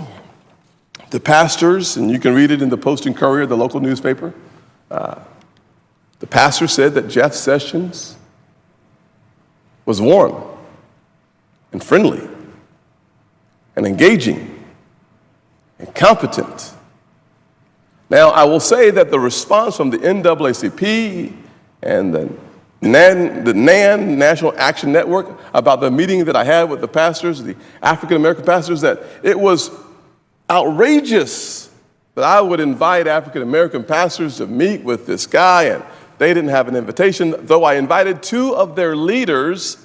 I didn't tell anyone who was coming, because I wanted folks to walk in the room and make their own decisions, come to their own conclusions. They decided not to show up. Maybe it was because a conservative invited them. I don't know why, but I wanted everyone to have a chance. And they did. It was interesting. Here are some other interesting facts that I have not seen often in the press, which I think is very important for all of us to engage into a conversation around this nation about race and justice. To only have part of the story, to me, is just a unfortunate reality that we should get used to, that I haven't gotten used to. But the reality of it is, 50 years ago, in 1966, Senator Sessions, don't think he was senator at the time, campaigned against George Wallace's wife for governor. As a senator, Jeff Sessions voted in favor of a 30-year extension of the Civil Rights Act. He was one of only 17 Republicans to support the first black Attorney General, Eric Holder. He spearheaded the effort to award the Congressional Gold Medal to Rosa Parks, an Alabama native and civil rights icon. He worked, as Cory Booker, my good friend from New Jersey, said last night as I presided, that he and Jeff Sessions worked wonderfully well together in awarding the Congressional Gold Medal to the foot soldiers of the Civil Rights Movement in Selma, Alabama. And here's another part of the story that just hasn't seemed to break through the threshold of our national media on Jeff Sessions' support within the black community. I was very surprised as I started making phone calls to leaders in Alabama who were black and Democrats, what I started hearing about Jeff Sessions. Now, I'll start off with an Alabama native, Condoleezza Rice, who is not a Democrat, but who is an Alabama native. And she said, Sessions has worked hard to heal the wounds in Alabama brought on by the prejudice and injustice against the descendants of slaves. Willie Huntley, an African-American assistant U.S. attorney under Jeff Sessions, now an attorney in Alabama, Mobile, Alabama, has known Jeff Sessions for more than 30 years and said in an interview that he's never encountered racial insensitivity from Sessions in the 3 decades they've known each other. Alabama Senator and Democratic leader Quentin Ross said of Jeff Sessions, and I quote, "We've talked about things from civil rights to race relations, and I think anyone, once you gain a position like that, actually a partnership has to go aside because you represent the United States and all the people.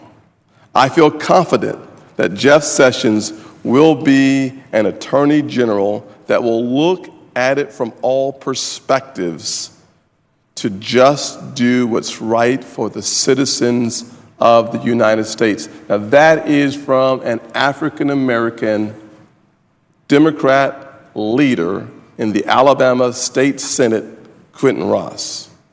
From the former Obama administration Surgeon General, Regina Benjamin, "I think he'll be fine. I consider him a friend. At least he will listen as Attorney General. My hope is that he'll do what's best for all of the American people." Former Deputy Attorney General Larry Thompson says this. Larry's 71 years old. So we're not talking about folks who grew up in my New South that I talked about earlier, that still, we're working through it. But boy, we've changed. This is a 71-year-old who says of Jeff Sessions, he doesn't have a racist bone in his body. He says, "I've been an African-American man for 71 years. I think I know a racist when I see one. Jeff is far from being a racist. He is a good person, a decent person." Gerald Reynolds, former chairman of the U.S. Commission on Civil Rights. "During my discussions with Senator Sessions and his staff, it was clear the senator has a strong interest in ensuring our nation's anti-discrimination laws are vigorously enforced. Senator Sessions is a man of great character and integrity with a commitment to fairness and equal justice under the law." Just a few more. Fred Gray. Fred Gray is an iconic figure in civil rights for those of us who may not be familiar with him. Fred Gray is an African-American civil rights attorney. He represented the Reverend Dr. Martin Luther King Jr. He represented Rosa Parks. He represented the Tuskegee men who were exploited in the syphilis experiment from the government. And this is what he says. This letter is from 2016. What would be more noteworthy for the state of Alabama than having an Alabamian follow in the footsteps of the late Mr. Justice Hugo Black? Previously, I have expressed appreciation for your acts herein stated. I look forward to working with you in any future capacity in which the Lord permits you to serve. That is a quote from a letter that he wrote to Jeff Sessions. We are talking about a hero of the civil rights era. We're talking about the lawyer for Martin Luther King Jr., Rosa Parks, and the Tuskegee men. We are not talking about someone who doesn't understand and appreciate the weight and the importance of civil rights in this nation. William Smith, who was hired as the first African-American Republican chief counsel to the Senate Judiciary Committee by Jeff Sessions, a trendsetter. Jeff Sessions is a man who cared for me, who looked out for me, who had my best interest in mind. So anybody who says anything different simply doesn't know Jeff Sessions. One last statement, because this is an important one from my perspective. So I mentioned earlier that there was a case against a couple, the Turner couple, where Jeff Sessions was the prosecutor. And the Turners were being prosecuted for some voter rights issues. And interestingly enough, what you don't hear in the news, by the way, is that the case was brought by other African Americans in Alabama against an African American couple, the Turners. This is from Albert Turner Jr., the son of the two defendants in that case. While I respect the deeply held positions of other civil rights advocates who oppose Senator Sessions, I believe it is important for me to speak out with regard to Senator Sessions personally. First, let me be clear. Senator Sessions and I respectfully disagree on some issues. That won't change when he is the Attorney General of the United States. And I expect that there will be times, as it is with all politicians, when we will legitimately disagree and I will be required by my conscience to speak out. I look forward to those constructive debates if necessary. However, despite our political differences, the senator and I share certain Alabama and American values, including love of our state, its people, and our country. I have known Senator Sessions for many years, beginning with the voter fraud case in Perry County in which my parents were defendants. My differences in policy and ideology with him do not translate to personal malice. He is not a racist. As I've said before, at no time then or now has Jeff Sessions said anything derogatory about my family. He was a prosecutor at the federal level with a job to do. He was presented with evidence by a local district attorney that he relied on, and his office presented the case.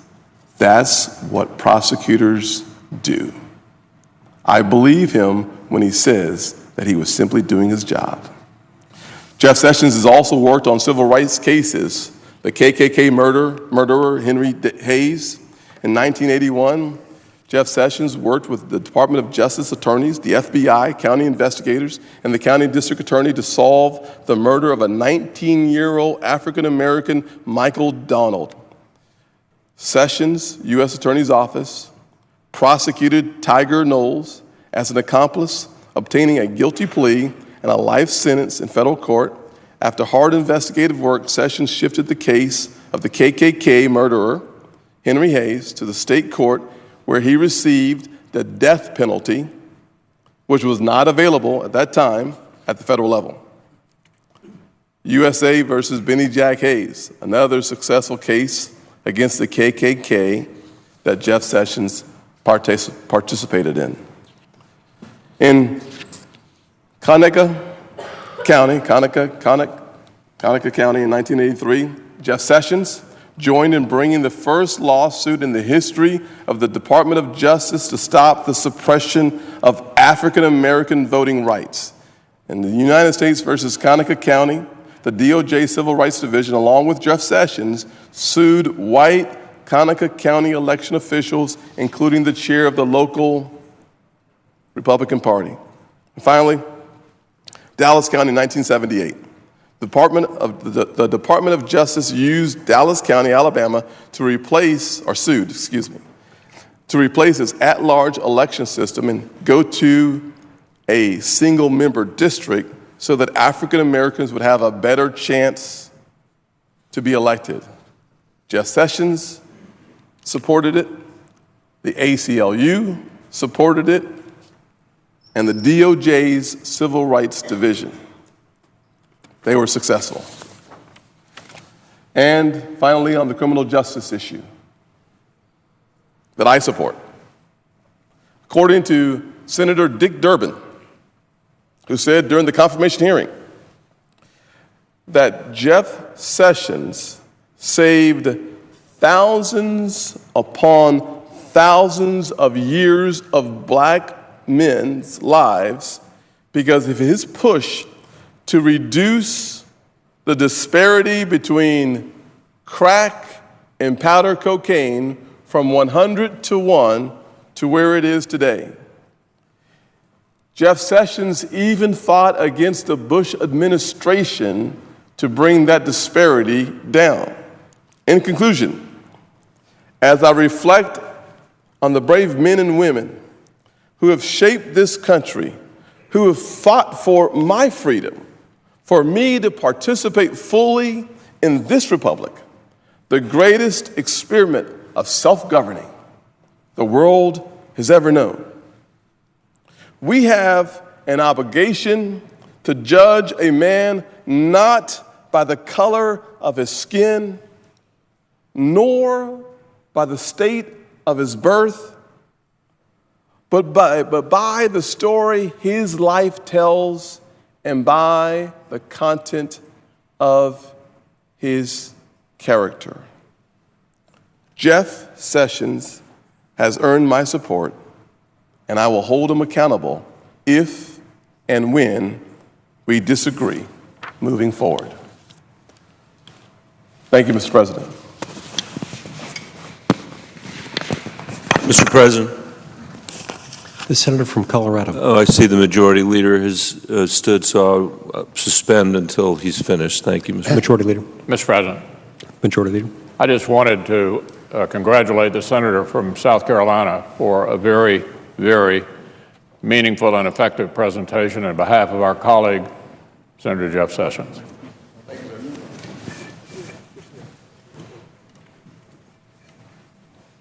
Thank you, Mr. President. Senator from Colorado. Thank you, Mr. President. I, too, would congratulate my colleague from South Carolina on his remarks. We don't share the same view on this, but he is an important voice here in the Senate, and I'm glad that he's on the Education Committee in the Senate. In fact, the other day I said that I wish that the President had the sense to appoint him Education Secretary. I think the kids that I used to work for in the Denver Public Schools would have been very, very well served by him. Mr. President, the President, of course, is entitled to choose his team. That's partly what elections are about. The Attorney General, more than any other cabinet official, must be the people's lawyer, an advocate for the rule of law above all else. My office has received nearly 23,000 calls and emails opposing this nomination. Many of them I cannot read today on the floor for fear of violating the Senate rules. But it's clear from these comments that young Coloradans who came to the United States and know no other country but this country, who arrived here illegally but through no fault of their own, fear they will be deported back to a country they don't know. It's clear to me from the comments that I've received in these letters that Coloradans in the LGBTQ community fear that an Attorney General Sessions would turn a blind eye toward discrimination. It's clear from these comments, Mr. President, that Senator Sessions has not earned the confidence of many Coloradans who may soon rely on him to protect their rights and to identify abuses of constitutional power. And Coloradans, many of whom I know, who fought for equality and justice during the civil rights movement, fear that we will turn back much of the progress that we have made. We have a disagreement about Senator Sessions' role before he came to the Senate, but the fundamental reason I object to his nomination as Attorney General is that he led the fight in 2013 against our bipartisan effort to reform the broken immigration system in the United States. And I sat here on this Senate floor night after night after night, listening to the senator use fear and inaccuracies to derail our best chance in years to fix this broken immigration system. Now, in time, I've come to understand that people come to this floor and they're not always accurate in what they say. Sometimes they don't mean to be accurate. Sometimes they're just mistaken. That was the first time I had ever heard that kind of relentlessness, saying things that just weren't right. I'm being careful with my language. Because of last night's ruling. He claimed that our bill, which, and by the way, that bill, unlike almost anything that has happened in this place in the 8 years that I've been here, that bill started out as a bipartisan effort, 4 Democrats and 4 Republicans working together for 7 or 8 months in a room trying to solve each other's issues. There's a lot about the Senate today that the American people should not and cannot be proud of. And I'll come to that in a minute. But the work of the Gang of Eight I would have been happy for people to have seen what happened behind closed doors in those 7 months. It's how the Senate ought to operate. It went to the Judiciary Committee, where Democrats and Republicans together amended the legislation. They made it better. And then it came to the floor of the Senate, and we had more amendments, and it passed with 68 votes. It still hasn't passed the House. It's never even gotten a vote on the House floor. Senator Sessions claimed during that debate that our bill would have, quote, dramatically increased incidents of criminal alien violence, officially legalizing dangerous offenders while handcuffing immigration officers from doing their jobs. He claimed it would have legalized, quote, thousands of dangerous criminals while making it more difficult for our officers to identify public safety and national security threats. Senator Sessions claimed our bill would lead, quote, to a huge increase in immigration, invite a flood of immigrants into our nation who would steal jobs from, quote, struggling American workers. These claims are demonstrably untrue. If our bill had become law, we would have secured our borders, we would have bolstered internal security, we would have better protected American workers and strengthened our economy. Contrary to his characterization of what was in that bill, the 2013 bill provided far greater security than President Trump's plan. The first 2 words in the title of that bill were border security. It's been completely ignored by the critics. It's been completely ignored by people who want to make an issue out of this in national campaigns. But the reality is it provided billions of dollars toward new technologies to monitor the border. It called for the building of a 700-mile fence. And by the way, none of the rest of it would come to pass until we took care of the border. Nearly 20,000 new Border Patrol agents, 4 times more than ordered by President Trump and double the current number, and paid for not by raising taxes on the American people at our border with Mexico, not paid for in a way that would destroy our trading relationship with Mexico, but paid for by fees that people were paying as they were becoming lawful in the United States of America. It had protections in that bill for American workers to ensure that employers hired American labor first. I know he objected to this, and I understand we had a difference of opinion, but the bill included a tough but fair path to citizenship, requiring people to go through background checks as part of a long path to citizenship. During the presidential campaign, Senator Sessions advised President-elect, now President Trump, on immigration policy. In fact, my understanding is that the president's immigration executive orders, including the one that's being challenged in court, mirror Senator Sessions' positions. And these positions are antithetical to our history, to our values, to who we are as a country. Last Friday, Mr. President, the highlight of my year, I got on a plane and I left Washington. That was pretty good in and of itself, to go home to Colorado. And I went on Friday to Dunn Elementary School in Fort Collins, Colorado, where Kara Roth's 5th grade class welcomed 26 new Americans from 13 countries to the United States. It's an international baccalaureate program, this elementary school. And we were in the gymnasium. 5th graders were there. This is an annual event. The 5th graders were there singing. There was a young girl who had won an essay contest on what it meant to be in America.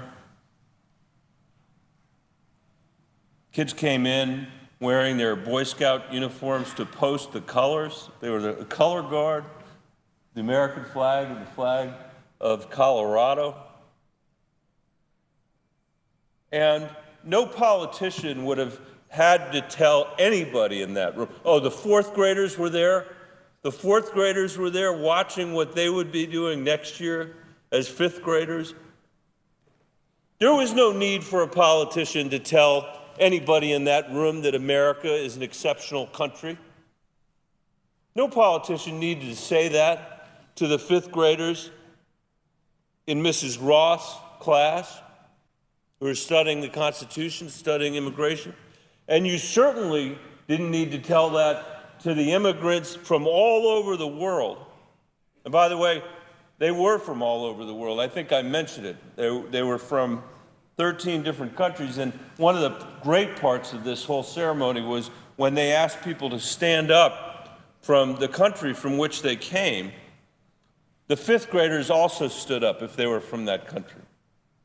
There were kids from China that were standing up. There were kids from Mexico standing up in this 5th grade class. Incredibly, 3 kids from Libya whose parents are at the university in some capacity in Fort Collins.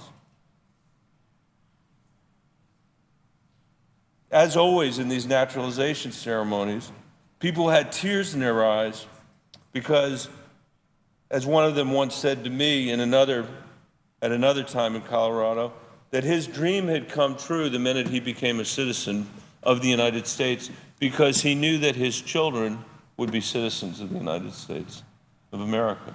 And everybody in that room knew that. I think what's important for us is that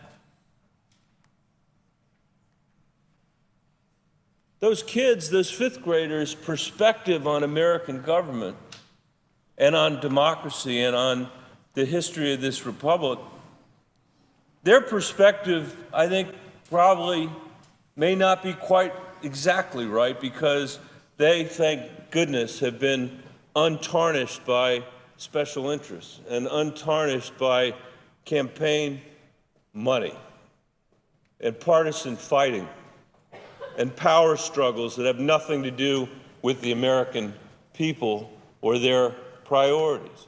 But their view of what the essence of self-government is all about is really what it's all about. It's really what we are supposed to be doing here. A commitment to a Republican democracy, a commitment to the rule of law, a commitment to the separation of powers. The stuff they're reading in their little constitution, just like this one, is what this place is supposed to be about. It's supposed to be what we're doing here.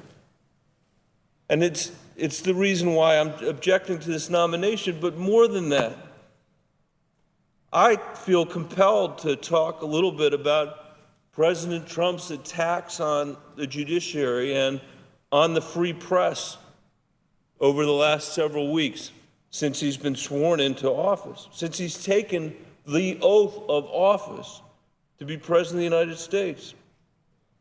He's repeatedly undermined the credibility of federal judges doing their constitutional duty to uphold the rule of law simply because he disagrees with them. The Vice President said the other day, there's a tradition in America of one branch of government criticizing another branch of government. There is no tradition I'm aware of a president meddling in an ongoing case in an Article III court. Just today, he called our courts political. It's about the most damaging thing you could say about our independent judiciary. And he said that last night's federal appellate hearing was disgraceful. A decision hasn't even been rendered in the case. And he is saying it's disgraceful. Earlier this week, he accused what he called dishonest American journalists of, his word, ignoring terrorist attacks in the name of some unnamed hidden agenda. The Denver Post editorial, and I say to my colleagues who are here, I'm coming to the end, but I sat through the last speech at some length and want to make sure I get on the record. So please, through the chair, I beg the indulgence of my colleagues for a few more minutes. But as the Denver Post editorialized yesterday, quote, and by the way, stating the obvious horrible truth here, the Denver Post, in an editorial I'd like to submit for the record, Mr. President. Without objection. Thanks. They wrote yesterday, quote, American journalists have been killed reporting on terrorists. They have been beheaded.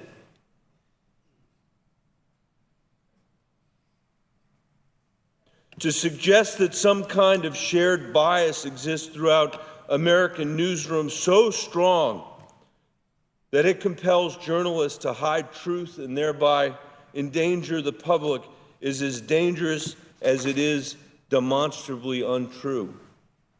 That's right. It is dangerous.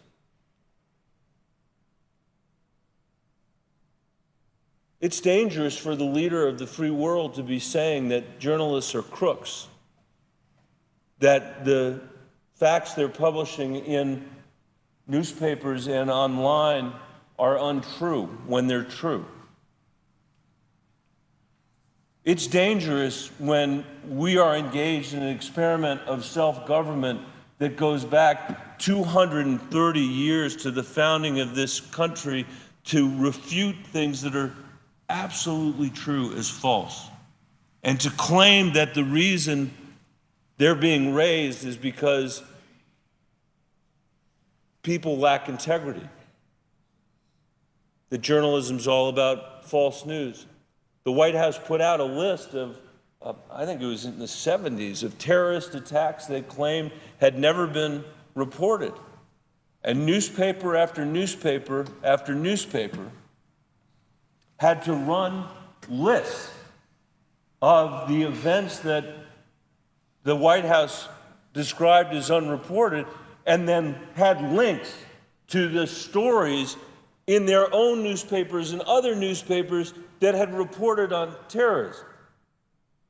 And as the Denver Post noted, and it is worth remembering this, There are journalists who have lost their lives trying to cover this story, to have us better understand what's happening in the Middle East, what the threat of terror looks like, and have been beheaded on television because they took that risk.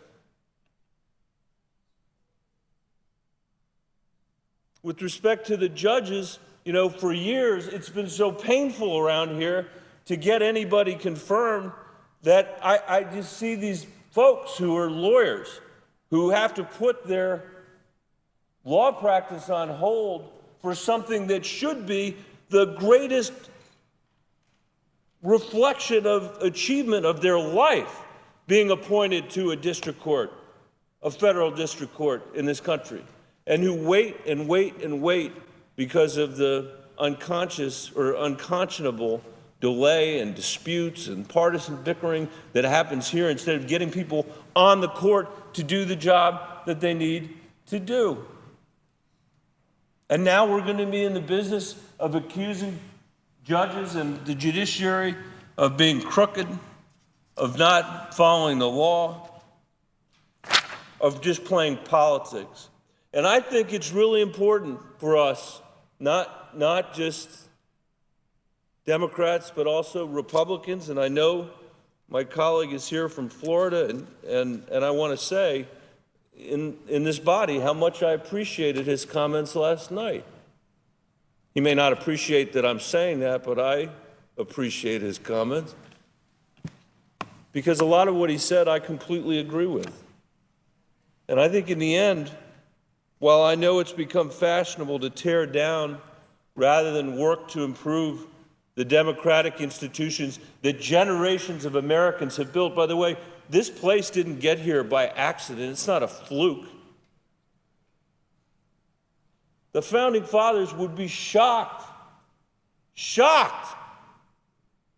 to know this republic still exists. They'd be proud. I think they'd be proud of the progress that we've made, but they'd be shocked at the time that they were compromising, Mr. President, with one another, slave owners and abolitionists, compromising to create this republic that never had existed in an expanse as big as the 13 colonies geographically, or with as many people in the 13 colonies geographically. For them to see this 230 years later, from coast to coast, 330 million people, the strongest military on the planet, the strongest economy on the planet, a place where people want to come, just as my mother and her parents came, to build opportunity for the next generation. That's incredibly special in the history of humankind. And we need to treat it, as my colleague from Florida was saying last night, I think, with a little more care. I'm not just talking about the Senate.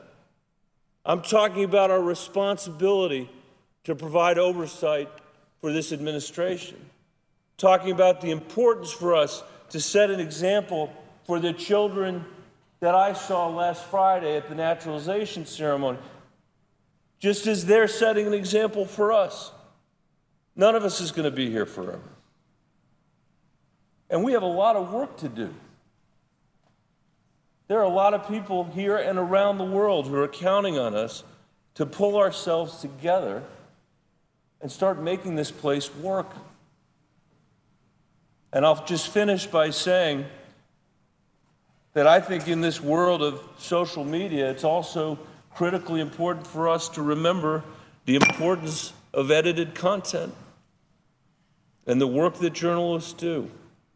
There's not a class of school kids that I don't impose that at least that thought on. And they think about the research they're doing for their papers and the work that we need to do as senators. So I thank my colleagues for their indulgence. Thank you for allowing me to speak on this floor. It is a great privilege to be here. but it's a privilege we need to exercise in a way that actually reflects the values of this country and the expectations that the American people have for us to address their priorities. Thank you, Mr. President. I yield the floor. The Senator from Florida. Mr. President, thank you. First, I indeed do appreciate the words of my colleague from Colorado, and I thank him for them. And that's a topic that I think deserves more discussion on the floor of the Senate. One of the things that always gives me extraordinary pride to be an American and to be a member of the Senate is the realization, as I sat here today and listened to my colleague from South Carolina, Senator Scott, that neither my ancestors nor his were participants in terms of structuring this republic, and yet today this republic is so grand that it has plenty of room for people like me and him and so many others to participate, including here as one of only 100 Americans who are entrusted with the responsibility of representing our state and also upholding our Constitution in this body. And the senator from Colorado is also right in talking about the role of the Senate, not just in terms of passing laws, but in conducting oversight, irrespective of who occupies the White House. And it's a difficult thing to do these days because everything in American politics is covered through the lens of politics and of elections.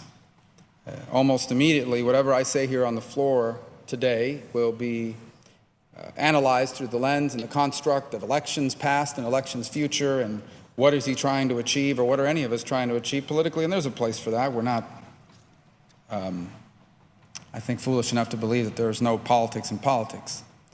But there's also something that's incredibly important, and that is the Constitution that every single one of us is sworn to uphold. A pledge I again took recently on these very steps, just a few feet away from where I stand here now, just a few weeks ago. And part of that is, in fact, to oversee the foreign policy conduct of the United States.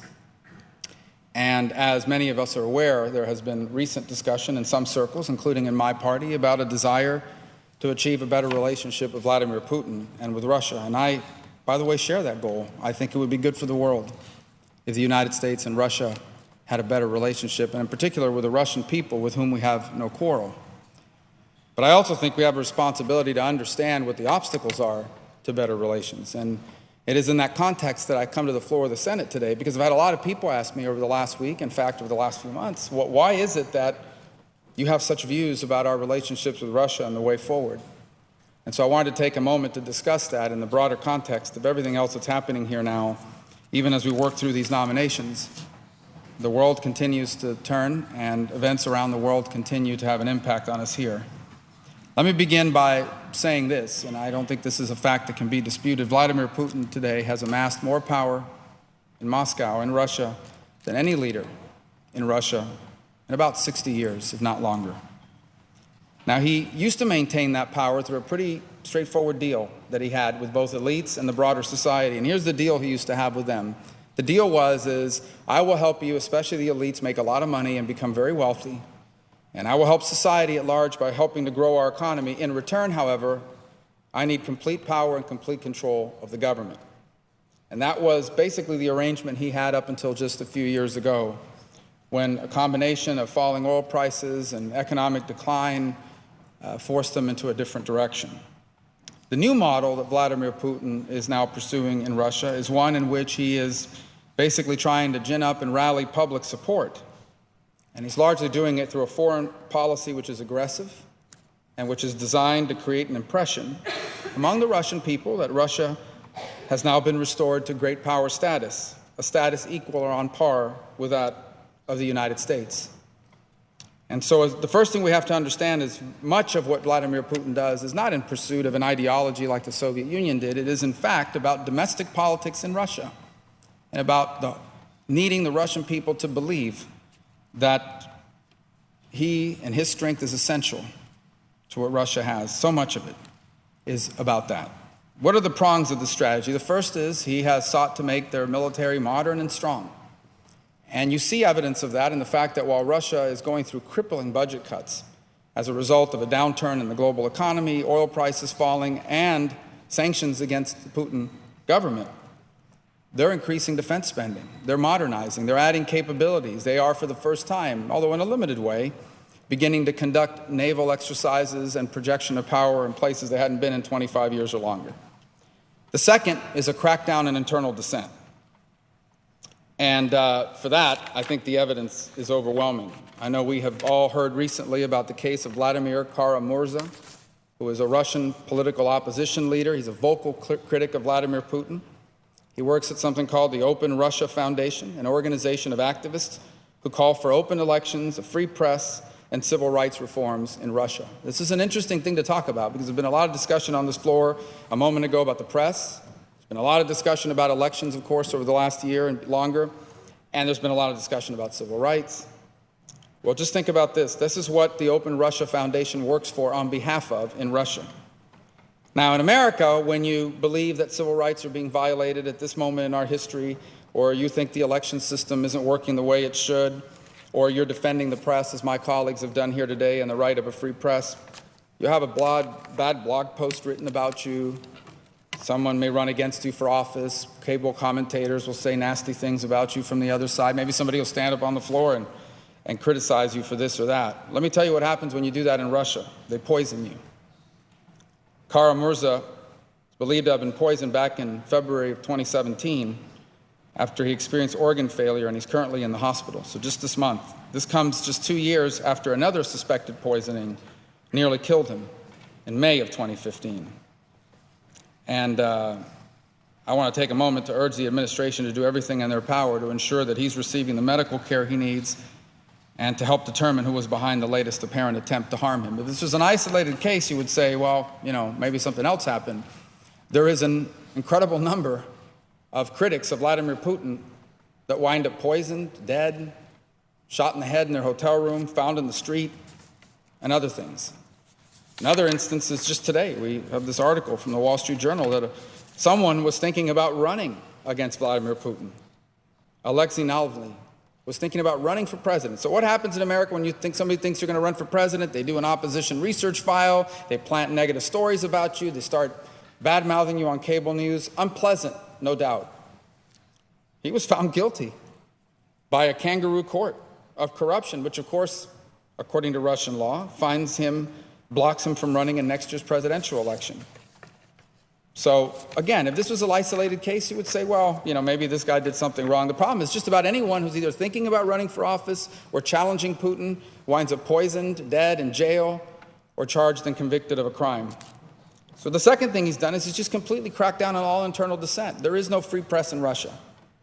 And I would venture to guess that if I controlled 80 to 90% of the press reported about me, I'd probably have approval ratings in the 80s and 90s as well.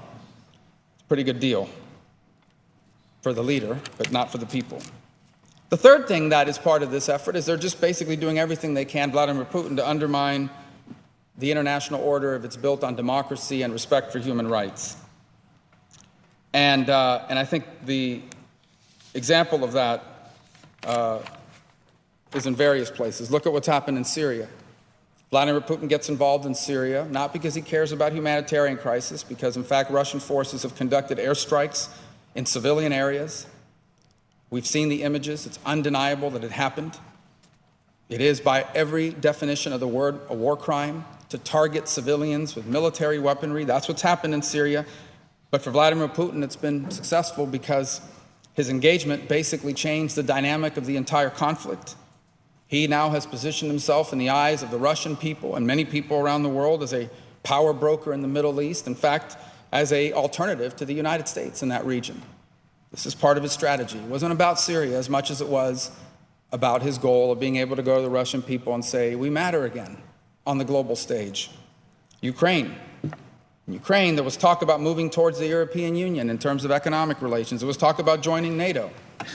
And then he invaded Crimea, and he kept it. And he's funded separatist forces in East Ukraine. And now there's no more talk of NATO, and there's no more talk of unifying the economy with Europe, and they kept Crimea. And just the last few days, we're starting to read open press reports of mobilization and unusual activity among Eastern Ukrainian separatist-backed, supported, trained, equipped by the Russians. And we fear that new fighting could be imminent at any moment once again. And then we've all heard the discussions about the elections in the United States and the efforts of other governments to not just hack computers, not about hacking alone. It's about the strategic placing of information gathered through cyber intrusion for the purposes of undermining political candidates and therefore influencing the election. There was something deeper here. It was part of a broader effort to discredit our republic and our democracy, to be able to go back to the Russian people and to the broader world and say the American political system is corrupt, the American political system is not a true democracy, the American political system is as bad as all these other systems in the world that they criticize. They do not come to this with clean hands. And I often wonder sometimes if we contribute to that argument in the way we behave towards one another in our political discourse in this country. And that's something to think about in the long term, because I hope people understand that as we engage in these political debates in this country, these things are being viewed around the world. And for people who may not have a clear perspective, or if this information is being used negatively, and by no means am I saying that we should not have vibrant debate in this country, we should. But I also want people to understand that that oftentimes gives off the perception that, in fact, our republic is on the verge of collapse. We are at challenging times, and we have some strong disagreements, and oftentimes they become heated. I know for a fact that there isn't a single member of this body prepared to walk away from the Constitution or the liberties that it protects and enshrined therein. By the way, I don't believe Vladimir Putin is done in this effort. I think you're now going to see him continue to interfere in Yemen. He can use that as leverage against the Gulf kingdoms, against the Saudis. I think you're going to see him continue to engage in Egypt. He'll go to the Egyptians and say, the Americans are always hassling you about human rights. Why don't you just buy your weapons from us? Why don't you give us a military base? We're never going to give you grief about human rights. We're a much easier, low-maintenance partner. And I wouldn't even be surprised to see him start dabbling in Afghanistan with the Taliban, in some capacity anyway, and couch it in terms of fighting ISIS. We'll see. My point is, it's not done. So I bring all that up in the context of this suggestion among some. And I think it's important to talk about it, because I don't think we should dismiss viewpoints. There are some, including in the administration, who believe that maybe we can do a deal with Vladimir Putin where he helps us fight against ISIS, and in return, we lift sanctions. And the argument that I have people ask me, why wouldn't we want better relations with Vladimir Putin and enlist them in the fight against ISIS? And so I come here today in the context of everything I've laid out to tell you why I think that is unrealistic and deeply problematic. Here's number one. Number one is, why do we have to do a deal with Vladimir Putin to fight ISIS? He already claims that he is. In fact, that's the way he describes their operations in Syria, as an anti-terror operation. There is no more dangerous terrorist group in the world today than ISIS. There's certainly no more dangerous and capable terrorist group in Syria today than ISIS. Isn't that what he's already doing? Why would we then have to cut a deal to encourage him to do what he claims to already be doing? There's only two reasons. Either number one, we think he should do more, which in and of itself tells you that he's not doing it, or number two, because he's not doing it now. Here's the second problem. This argument that as part of this whole effort with Russia, one of the things we would be able to achieve is to break them from the Iranians, to create some sort of split between the Russians and the Iranians. I saw an article the other day talking about that as part of this endeavor. My argument to you is we don't really need to do that. It's going to happen on its own. Because say what you want, but as soon as these conflicts, as soon as ISIS is destroyed in Syria and Iraq or in both, the Iranians are going to immediately not just push to drive the Americans out of the region, but drive the Russians as well. The Iranians are not interested in replacing American influence in the region with Russian influence. They want to be the hegemonic power in the region. And so this argument that we somehow could peel them apart, my friends, that's going to happen all on its own. If we abandon there tomorrow, the Iranians would immediately turn to driving the Russians out as well, because they want to be the hegemonic power. They have long desired to be the hegemonic power in the region. And that is going to put them in conflict with the Russians sooner rather than later, at some point here, at least to some level. The third thing I think we have to understand is there is absolutely no pressure, no political rationale why Vladimir Putin needs a better relation with the United States at this time, at least not politically. He's not going to lose an election, because if you run against him, you go to jail. He controls the press. He controls the political discourse in the country. So when you are not one of the reasons why we should always be advocates for democracy, because democratic leaders act much more responsibly because they have to answer to their people.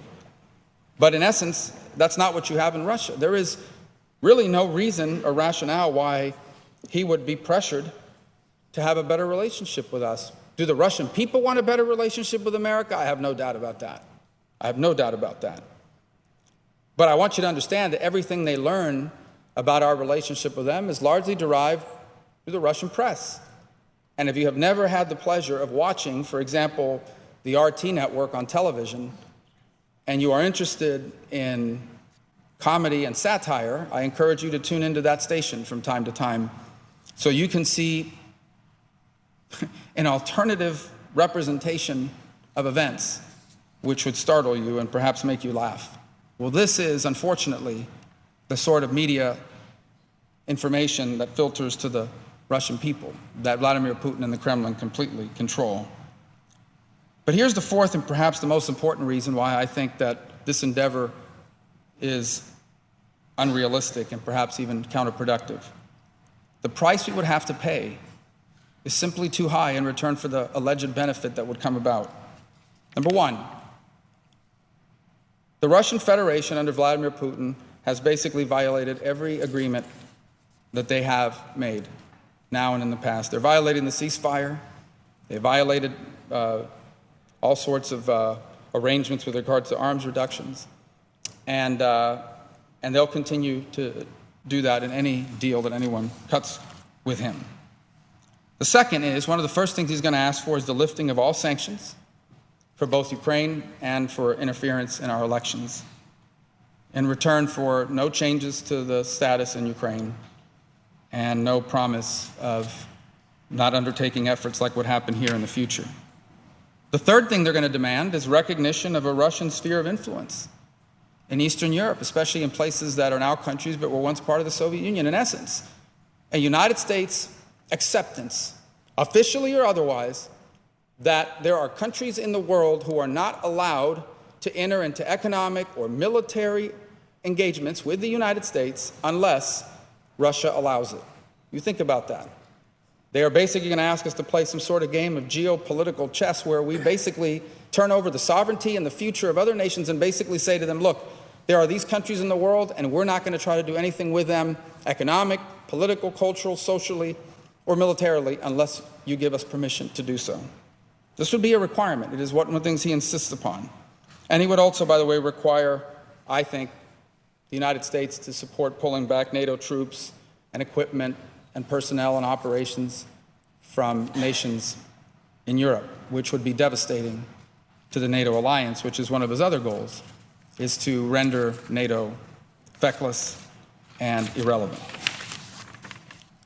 I just don't think that that is a price worth paying in exchange for alleged cooperation against ISIS that he claims to already be conducting, and in exchange for basically sending a message to the world that America is your ally unless there's a better deal in it with us, with someone else. That would be devastating. So what do I think we should do? And what I hope the Senate will do, if in fact there is an effort now or at any time in the future by anyone to change or conduct a deal of this magnitude. I think the first thing we need to do is be committed to the principle that these sanctions that are in place should remain in place until the conditions in those sanctions are met, until the sovereignty of Ukraine is respected, until these efforts to undermine democracy and spread misinformation are fully accounted for. The second is I think it's important for us to reaffirm our commitment to NATO. And that includes in the building up of defenses and exercises, that we continue to do that firmly, not just with our NATO allies, but with any nation who seeks cooperation with us. The third is the careful but strategic engagement in the Middle East. To the Iraqis, make very clear that the United States will continue to be their partner after ISIS falls, that we want Iraq to be prosperous and free, and that we believe it's better for the world, and that we're prepared to help them achieve that. To the Egyptians, we will continue to press them on human rights, and we should. But we should also be willing at the same time, and by the way, with the argument that respecting human rights is actually good for Egypt, that in the long term, these conditions that exist will lead to constant threats to their government. But we can do that while at the same time continuing to partner with them on military sales. I think they would welcome a conversation about trade and potentially a bilateral trade agreement with them. about opening up avenues for business investment and so forth. The fourth is to point out that if they're not going after ISIS, then what exactly are they doing now? It's important for us to point that to the world. That, again, I've made this point numerous times, and I want to make it once again. This idea that we're going to get them to cooperate much more against ISIS basically implies they're not doing it now. But they claim that that's why they're in Syria to begin with. And finally, I think it's important for us to try to communicate directly with the Russian people to the extent possible. Now, it's hard to do, because the government under Putin also controls the internet with all sorts of filters and the like. But I think it's important for us to say that our quarrel is not with the Russian people. That for many years, up until this unfortunate turn of events over the last decade, the links between the United States and the Russian people grew strong, and those links remain. I know in my home state of Florida, there are a significant number of Russians who live in Florida part-time and so forth. I hope that will continue. Our quarrel is not with the Russian people, and that we desire for Russia to be powerful and influential in the world, that we want Russia to be prosperous, that there is no benefit to us, that this country does not view this as a zero-sum game, that we do not believe that in order for America to be influential, Russia must be less influential. Our quarrel is not with Russia. Our quarrel is unfortunately with a leader who does view it as a zero-sum game, as a leader who has come to believe in Vladimir Putin that the only way Russia can be more important is for America to be less important. A leader who has chosen to try to undermine an international order based on democracy and free enterprise and human rights that has kept the world out of a third world war. And I think it's important for us to do that. And I think that's important, why we need to at least be prepared in this body, if necessary, to move forward with legislation that doesn't just codify existing sanctions, but that, quite frankly, prevents the lifting of those sanctions unless the conditions in those sanctions are met. This is our job. It is true that presidents and administrations have an obligation, a duty, and a right to set the foreign policy of the United States. There is no doubt about it. And I think that is true no matter who the president. But it would be a mistake, and in my opinion, a dereliction of duty for the Senate and the Congress to not recognize that we too have a duty to shape the foreign policy of the United States, and the power to declare war, in the budgets that we pass, in the laws and conditions that we put in place, in our ability to override vetoes when necessary, even in the process of nominating individuals to serve in the United States government and the executive branch. We not only have the power, we have the obligation to shape and mold and direct the foreign policy of this nation. And if we don't, then we are not living up to the oath that we took when we entered this body. And that it's not a political thing. This is not about embarrassing anyone. This is not about a partisan issue. It should never be. In fact, one of the traditions that has existed in this nation for a long time is that foreign policy, when it came to issues that impacted the national security of the United States, there was always an effort made to ensure that it was as bipartisan or nonpartisan as possible. Because when America gets in trouble on national security, there is no way to isolate ourselves on a partisan basis. And it is my hope that even as we debate all these other issues, that we continue to keep these issues in mind, because it is critical to the future of our nation. It is critical to our standing in the world, and ultimately it is vital and critical to the kind of world and nation that we will leave to our children and grandchildren in the years and in the decades to come. And I, for one, in the midst of all of this debate about a bunch of issues that divide us, will continue to work to ensure that this is one that unites us and allows us to live up to our constitutional obligation to participate fully in shaping and directing the foreign policy of this great nation. Thank you, Mr. President. I yield the floor. Mr. President, I rise to oppose the nomination of Senator Jeff Sessions to be Attorney General. And I've thought very, very carefully about this matter and about what it means to oppose a colleague. We had an unusual night last night where one of our members was ordered to stop speaking as she explained her opposition to the nomination. Comments that would have been allowed regarding any other cabinet nominee were ruled unacceptable because this nominee also sits in this body. I voted to overturn that ruling and restore my colleague's speaking privileges because I was of the opinion that the constitutional duty to advise and consent on nominations should allow full debate. But whatever my opinions about the ruling, I do have to acknowledge that standing on the floor to speak in opposition to a colleague is not an everyday occurrence. We do disagree every day, all of us, even within our own caucuses on matters of policy, but there's something more personal about taking the floor to take a position regarding a sitting senator who's been nominated for a Senate confirmable position. I know Senator Sessions well. We serve together on the Armed Services Committee. We attend a weekly Senate prayer breakfast together. We've taken CODEL trips together. I consider Senator Sessions a friend, and I respect that he has been repeatedly sent to this body by the voters of his state. But while we can and should be friends, strive to be friends in this chamber, we're not ultimately here about friendship. We're here to do people's business. And significant differences in our opinions and convictions are not to be papered over, even when we find ourselves in different positions than our friends. Some members in this body ran for president, and I did not support them, even though they were my friends. And some people in this chamber did not support me to be vice president, even though we're friends. There's nothing unusual about that. We all understand it. We must treat each other with respect and civility, but we are still called to, in the words of Lincoln, be firm in the right as God gives us to see what is right. And so based upon how I see the right and on my convictions, I cannot support my colleague for the position because I do not have confidence in his ability to be a champion for civil rights, to wisely advise the administration on matters involving immigration, and to be resolute as the nation's chief law enforcement official that torture is contrary to American values. Mr. President, this one matters to me a lot. This appointment is very critical. The Attorney General is one of the 4 cabinet appointees that are not allowed to be engaged in political activity: Secretary of Treasury, Attorney General, Secretary of State, Secretary of Defense. They are beyond politics and supposed to be above politics. They must have an independent gravitas and even be willing to challenge the president. The mission of the Department of Justice could not be more important. For 17 years before I got into state politics, I was a civil rights lawyer. I read a book, Simple Justice, when I was in law school about the lawyers that battled to end segregated education in the country. And even though I really didn't know any lawyers, and certainly didn't know any civil rights lawyers, and was living in kind of an Irish Catholic neighborhood in the suburbs of Kansas City, I decided I want to devote my life to this.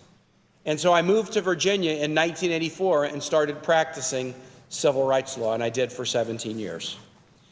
I'll always remember, Mr. President, and I bet you will too, my first client, the first case that I had that was really mine, a young woman who walked into my office and told me she'd been turned away from an apartment and she thought it was because of the color of her skin. I was able to prove that was the case, and so we were able to win. But what I remember about Lorraine was how it made her feel. She was my age. She had just finished school. She was looking for an apartment, her first apartment away from home, just like I had done. But while my experience, getting a job, finding an apartment, getting out on my own had been a positive, her experience had been a negative. And she was going to have that feeling and carry it with her every time she looked for a house for the rest of her life. Am I going to be treated differently because of the color of my skin? What had been a happy occasion for me as a young man venturing into the world had been a sad one and a difficult one for her. That started 17 years of fighting in state and federal courthouses for people who had been turned away from housing or fired or slandered or otherwise treated poorly, either because of their race or their disability or because of their advocacy about important public policy issues. The civil rights laws of this country protect the liberty of minorities of all kinds who otherwise could be tyrannized by the majority view in their community. The promise of equal justice under law is sacrosanct and fundamental. And in this battle, Mr. President, the Attorney General is the guardian of liberty, or in a wise biblical phrase, the watcher on the wall. Judges sit in their courts and they wait for cases to come to them. But an Attorney General is charged with going out and finding wrongdoing and making sure it's stopped. None of the advances that our country has made in the civil rights field have happened without a supportive Department of Justice and Attorney General. And those of us out in the field, lawyers who are taking cases, but especially especially the clients who simply seek equal justice under law. They have to view the Attorney General as their champion. Mr. President, in 1963, a married couple in Northeast D.C. sat down at their kitchen table, not far from here, and they wrote a letter to a lawyer in town, and I want to read the letter to you. Dear Sir, I am writing to you concerning a problem we have. 5 years ago, my husband and I were married here in the district. We then returned to Virginia to live. My husband is white. I am part Negro and part Indian. At the time, we did not know that there was a law in Virginia against mixed marriages. Therefore, we were jailed and tried in a little town of Bowling Green. We were to leave the state to make our home. The problem is we're not allowed to visit our families. The judge said if we enter the state within the next 30 years that we will have to spend 1 year in jail. We know we can't live there, but we would like to go back once in a while to visit our families and friends. We have 3 children and can't afford an attorney. We wrote the Attorney General, and he suggested that we get in touch with you for advice. Please help us if you can. Hope to hear from you real soon. Yours truly, Mr. and Mrs. Richard Loving. That attorney, Bernie Cohen, became a friend of mine, and his partner, Phil Hirschkopf and Bernie, took the case of this married couple all the way to the Supreme Court, and 50 years ago, the Supreme Court struck down interracial marriage in this country. But, Mr. President, the case started with a couple who, having nowhere else to turn, thought if we write the Attorney General, surely he will be a champion for us and he will help us redress this horrible wrong. That's who the Attorney General needs to be. The powerful never have a hard time finding somebody to represent them in court, but the poor or oppressed or those who don't have anybody else to stand up for them, they need a justice system that will treat them fairly, and they need an Attorney General that will embody that value. 3 areas: civil rights, immigration, and torture. In the area of civil rights, Senator Sessions' record here as a senator has been troubling to me. In the past, when he was considered for a judicial position, he declared that the voting rights laws were, quote, intrusive. He welcomed the, quote, good news when the Supreme Court in the last few years struck down in the Shelby County case parts of the Voting Rights Act. And he has not engaged in efforts that many of us have tried to engage in to improve and fix the law. This is an important issue to know about an Attorney General whose department is supposed to be the chief enforcer of the nation's voting rights laws. Voting rights are under attack all over this country. The Attorney General must be a champion of those laws. Senator Sessions has opposed protections for LGBT citizens in this body. He voted against the elimination of Don't Ask, Don't Tell. He voted against the passage of the Matthew Shepard hate crimes bill. And he has publicly stated on numerous times his opposition to marriage equality. And as far as I know, he has never stated otherwise that he has changed these opinions. The senator spoke on the Senate floor about Individuals with Disabilities Education Act in 2000. And he said that this beneficial law was, quote, a big factor in accelerating the decline in civility and discipline in classrooms all over this country. This is very troubling to me as someone who believes that that act is one of the nation's preeminent civil rights laws. There are other examples, but I won't belabor the point. The Loving family wrote to Attorney General Robert Kennedy to help them battle injustice because he believed that he would protect their important civil rights values at stake. I am not confident that people hard-pressed in this country who feel marginalized will see the office as a potential ally and champion under Senator Sessions. And this is particularly the case when we have a president who has been successfully sued in the past for civil rights violations and who makes prejudicial comments about people based on their gender, their religion, their immigrant status, or their disability. Second, immigration. Our immigration policies are critical. We need to fix our laws. In my time in the Senate, Senator Sessions has been the most vocal senator in opposition to what I believe are reasonable and necessary reforms. His floor comments and his obvious personal passion around this issue are clear. but I think his policies are simply wrong. Immigration doesn't hurt our economy, it helps it.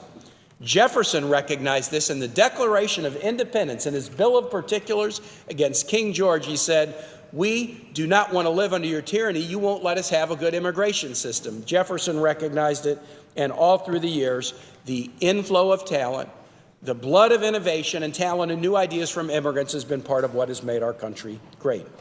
And that's why there's such a consensus in favor of immigration reform from the labor unions and the chambers of commerce. The CBO says it will increase our net worth and GDP. Immigration doesn't hurt our workers, as Senator Sessions often claims it does. A reform would help our workers by eliminating the ability of people to live and work in the shadows and be paid substandard wages that undercut the wages of others.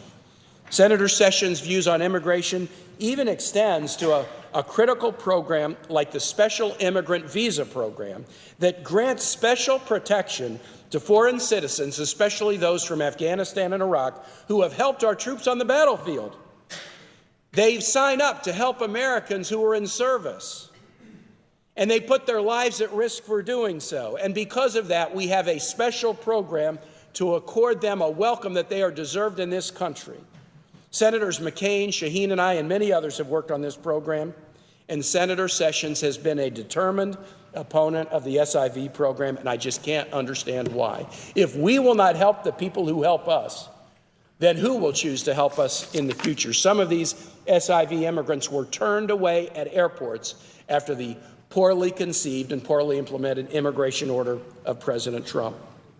As we contemplate some of this president's outlandish and discriminatory claims about immigrants, and as we deal with the aftermath of this poor order, we have to separate the extreme and the untrue from our legitimate security concerns. A good lawyer often needs to be a check against the bad instincts of his client. And in this area, I am not confident that Senator Sessions can do that. Finally, Mr. President, torture. Like the vast majority of this body, I believe torture is contrary to American values. That is why I was proud to work with Senators McCain, Reid, Feinstein, and others in 2015 to pass a law clearly stating that torture would not be allowed by any agency of our government, not just the military, but any agency of our government. This law passed the Senate overwhelmingly and in a strongly bipartisan fashion. But Senator Sessions was one of a small number of senators who opposed the law, who opposed a ban on torture. When we met, I asked Senator Sessions why he had opposed the law. Why had he opposed this bipartisan bill?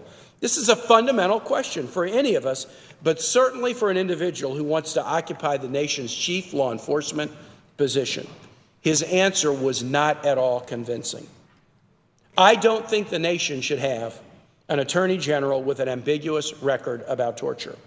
While most federal agencies have a general counsel, it's ultimately the attorney general who sits at the very top of the pyramid of attorneys advising the president in providing this legal advice. This president has, very unwisely in my view, stated that he thinks torture is both justifiable and effective. I believe that we need an attorney general who will check that instinct and not support it or justify it. I will say this in conclusion. There is an independence that is necessary in this position. It is established in law in this position and 3 other cabinet positions. Any attorney general must be able to stand firm for the rule of law, even against the powerful executive that nominated him or her. In this administration, I believe that independence is even more necessary. I oppose Senator Sessions, who is a friend, who is someone I respect for this position, because I believe his record raises doubts about whether he can be a champion for those who need this office most, and it also raises doubts about whether he can curb unlawful overreach by this executive. And with that, Mr. President, I yield the floor. Mr. President, I rise today to speak in strong support of the nomination of Senator Jeff Sessions to be the next Attorney General of the United States, and I do that as someone who has known him personally quite well for 6 years now. Mr. President, I want to just do this briefly because we're pressed for time, but I want to make a few points. First, I think we all recognize the terrific credentials that Senator Sessions brings to this job, his career, his lifetime serving his country, from his time in the U.S. Army Reserve to his 12 years as a U.S. attorney to the 2 years he spent as the Attorney General of Alabama, all before being elected to the United States Senate. But much more importantly, I'm so impressed by this good man, this good and decent man's commitment to protecting all members of our society and his sense of fairness. Let me give you a couple of examples. For instance, it was Senator Sessions who worked with a Democratic colleague, Senator Coons, on legislation to help women and children who were victims of abuse. It was Senator Sessions who joined me in our successful effort to provide hundreds of millions of dollars of additional funds each year to victims of child abuse and sexual assault and domestic violence. Senator Sessions' sense of fairness is illustrated also in his approach to law enforcement. It's probably widely known that he has the endorsement of every major law enforcement group in America. But Senator Sessions has also spent a lot of time and effort making sure that people on the other side of law enforcement are treated fairly and humanely. It was Senator Sessions who led the successful effort to eliminate the disparity in sentences for crack users versus cocaine users, working with Senator Durbin, a Democrat. And they succeeded because Senator Sessions understood that the disparity, the much harsher penalty on the use of crack cocaine versus white powdered cocaine, was completely unfair and overwhelmingly adversely affected African Americans. And that was not acceptable to Jeff Sessions. It was Senator Sessions who in 2003 joined with Democratic Senator Ted Kennedy in introducing and in helping to successfully enact the Prison Rape Elimination Act because of his concern of the appalling abuse experienced by some people in our prisons. That was not acceptable to Jeff Sessions. And let me just say that, I'm going to be very candid, the most objectionable and offensive slanders that I've heard against Senator Sessions is the notion that there's somehow he has some kind of racist leanings.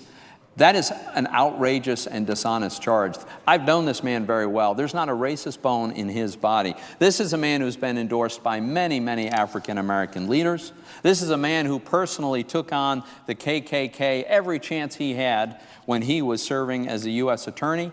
In fact, arguably, he was the reason that the law enforcement, in fact, he personally did probably more than anyone else to bankrupt the KKK by design so that he could destroy that organization in Alabama, which is exactly what he succeeded in doing.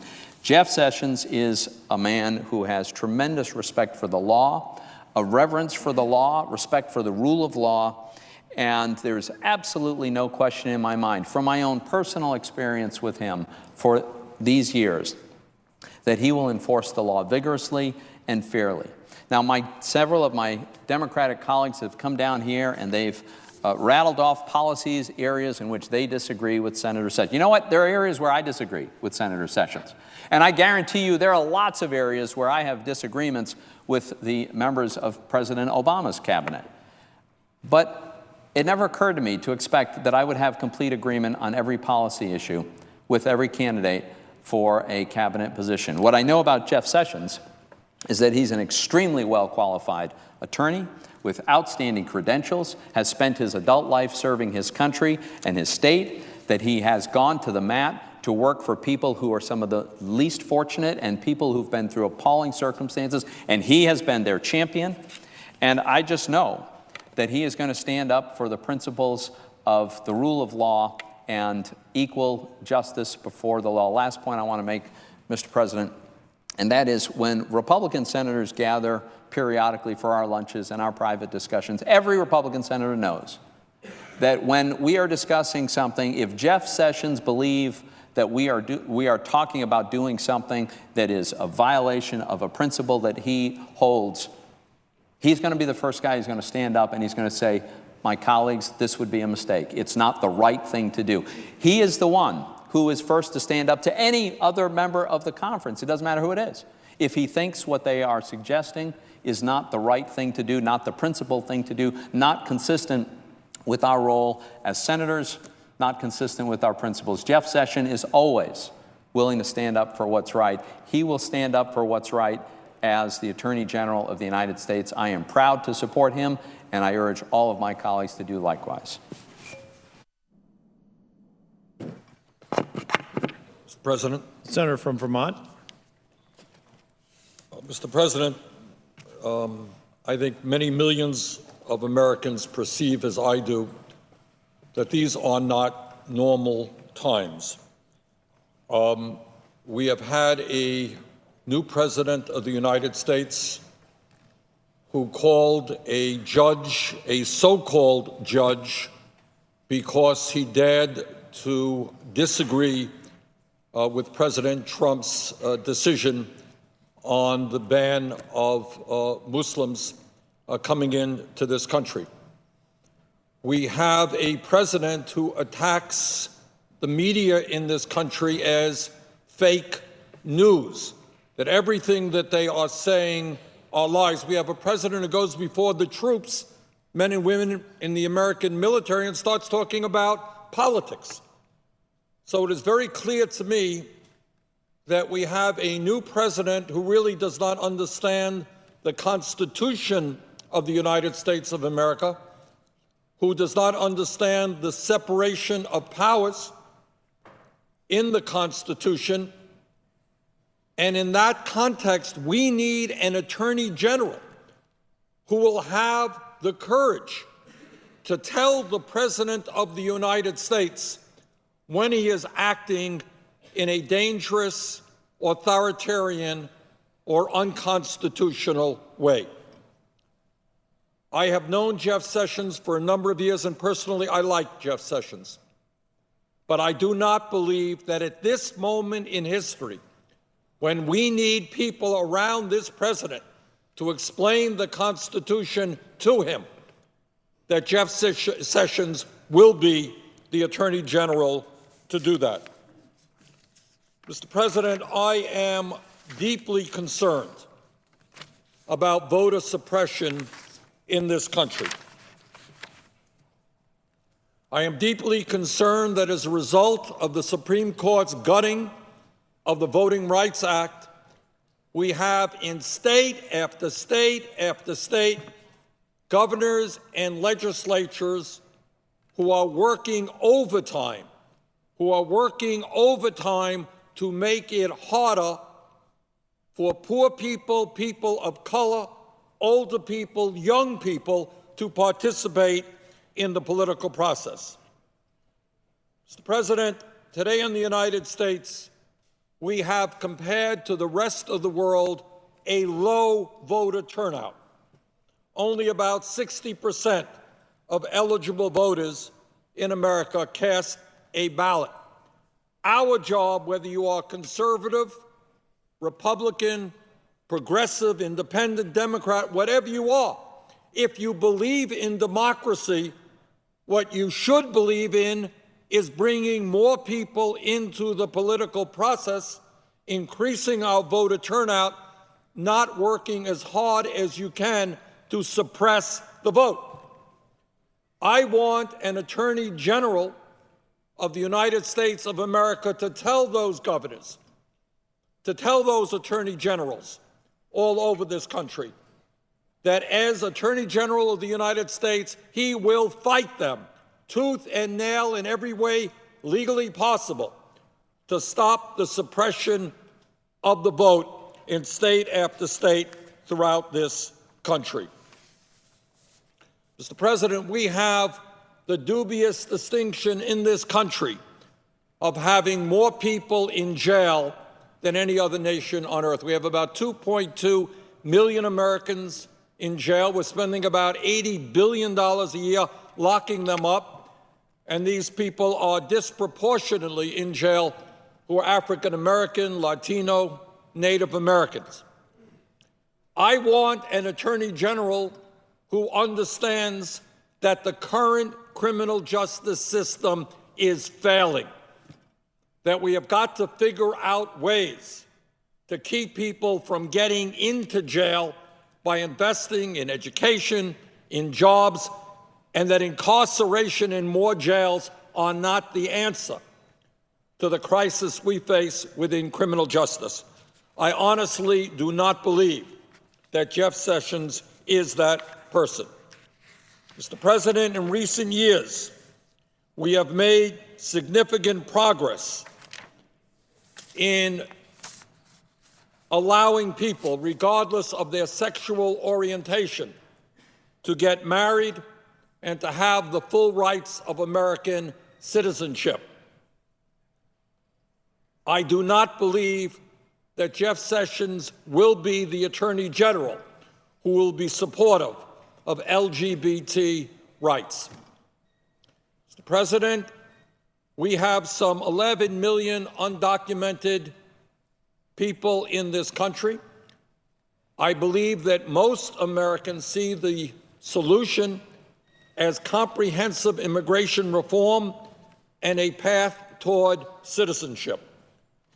Now, today, we have some 700,000 people who are DACA recipients, who have come out of the shadows and trusted the federal government to protect them. We need an Attorney General who is sensitive to the needs of DACA recipients, who will pursue humane immigration policies and advocate for the need of comprehensive immigration reform. I do not believe that Jeff Sessions will be that Attorney General. So, Mr. President, for all of those reasons and more, I will be voting against Jeff Sessions to become the next Attorney General of the United States.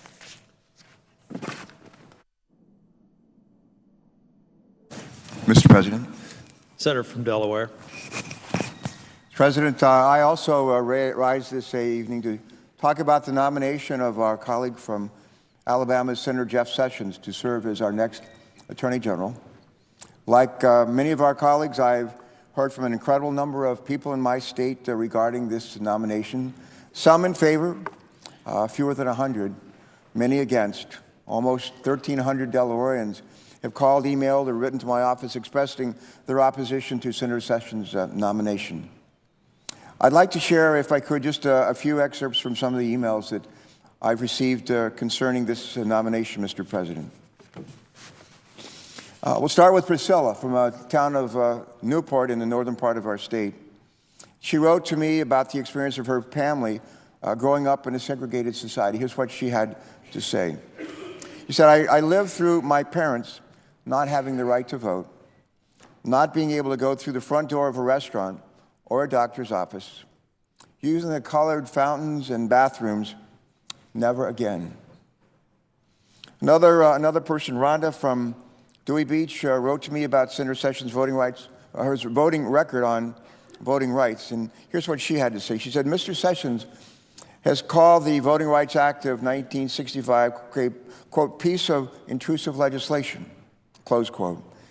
Under him, she went on to say, the Justice Department would most likely focus less on prosecution of minority voter suppression and more likely on rooting out mythical voter fraud. And one more from Wilmington, Delaware, my hometown now, a woman named Dawn. She wrote to me about her concerns as a parent of a child with autism, Mr. President. And she wrote these words.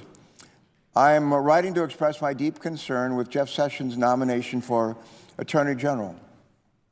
I am a parent of an autistic son and terrified that people with these types of views will be empowered to enforce or not the laws that protect the rights of my son and so many others. Mr. President, the common theme through these letters, calls, these emails, is their fear that Senator Sessions will not be an Attorney General for all Americans. I know that many of my colleagues, our colleagues, will soon be voting their hopes by voting to confirm Senator Sessions to be our next Attorney General. But many, too many of my constituents, they include African Americans, immigrants, women, Muslims, and other vulnerable populations. But they have called and emailed my office in numbers that I don't think I've ever seen before to express their fears and ask me to do something about it as their senior senator. I've heard their voices loud and clear, And I felt compelled to add my voice to so many others in opposing this nomination. Let me just say as clearly as I can, I do so with no joy. No joy. And last night, as I was thinking about what I wanted to share on the floor this evening, my mind drifted back to another time and place. The presiding officer may not know this. I grew up in Danville, Virginia. My sister and I, the last capital of the Confederacy. And I got there, I think, when I was just about 9 years old, and left when I was about to finish high school. And the home that we lived in right outside of Danville, Virginia, if you walked out the front door, Mr. President, about 100 yards down the road on the other side was a church, Woodline Baptist Church. That was our church. And my mom dragged my sister and me there every Sunday morning, every Sunday night, every Wednesday night, and most Thursday nights. We stood on, my sister and I stood on, when we were in high school, we stood on the doorstep of that church Monday through Friday when school was in session. And we'd catch a school bus. About 200 yards down the road on Westover Drive, there was another school bus stop where African-American kids got on their school bus, 200 yards away. We would drive in our school bus 10 miles to our school, Roswell High School. And the kids in the other stop, the other school bus stop, would get in their bus and they would drive past our school another 10 miles to get to their school. On weekends, my dad worked a lot, and he was in the Navy Reserve as a chief petty officer, and he was gone a lot of weekends. And my mom worked in downtown Danville in this 5 and dime. My sister and I would catch a bus, and we would ride downtown to go have lunch with my mom on many Saturdays when we were 9, 10, 11, 12 years old. I couldn't help but notice when we got on the bus that if you were white, you got to sit up front, and if you were black, you sat in back. And we would go to a blue plate diner with our mom at lunchtime, and there was one section, if you're white, you got to eat there, and another section where you were black, colored, you would eat there. Go to the restrooms, colored only, white only. After lunch, my sister and I go to the Rialto Theater in Danville, and my mom would give us each a quarter. And for 25 cents, we could see that afternoon 3 movies until she was finished work, and we'd go home together. In that in the Rialto Theater, if you were white, you sat down front on the first floor. If you were black, you sat up in the balcony.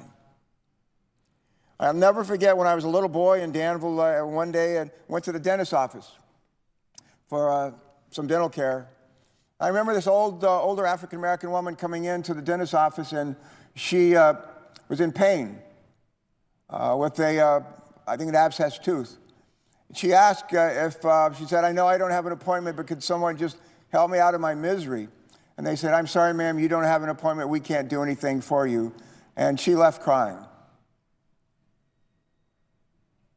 My parents were, turns out I'm a Democrat. They were Republican as far as I know. And they got to vote. They got to vote regularly. But I'll bet you dollars to donuts, the kids in that bus stop, to catch that bus to go to the all-black, all-African-American school, my guess is a bunch of them didn't get to vote because of something we had in Virginia called a poll tax. Among the lessons that my sister and I learned at Woodline Baptist Church was the golden rule: treat other people the way we want to be treated. Among the things that we learned at that church is Matthew 25, to treat the least of these. If I was hungry, we should care for the least of these. When I was hungry, did you feed me? When I was naked, did you clothe me? When I was thirsty, did you give me to drink? When I was sick and in prison, did you visit me? When I was a stranger in your land, did you welcome me? And we were taught yes, yes, yes, yes. In Micah 6, we heard in our church this past Sunday, the question was raised as, what is expected of us by the Lord? And 3 answers: do justice, love kindness, walk humbly with thy God. I have taken those lessons from my childhood and those lessons from our own church today, and I want to tell you, as a kid growing up in Danville, Virginia, I could understand how other kids in my community were racist or bigoted. I could understand how it happened in Alabama or North Carolina, where our presiding officer is from. But somewhere along the line, somebody got a hold of me and said, you know, all that stuff you're talking about in church and in the Bible, you know, if you really believe it, here's the way you should act and talk and speak. And finally, it sunk in. I just want to say, Mr. President, Jeff Sessions has been my colleague. I've been here for 16 years. He's been my friend, my colleague for 16 years. We read the same Bible. There have been times we've read it together over the years. When we met in my office just a few weeks ago, we talked about how our faith guides us in our lives. I reminded him of how Matthew 25 tells us of our moral obligation to the least of these, which I've talked about.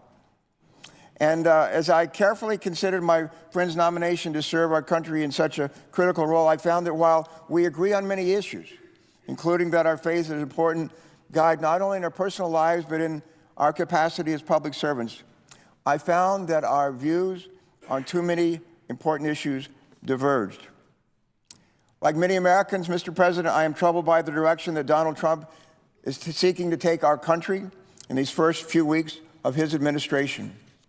I believe that an independent Attorney General can provide a check on this president's legal recklessness, I believe, and that may be more necessary now than any point in recent history.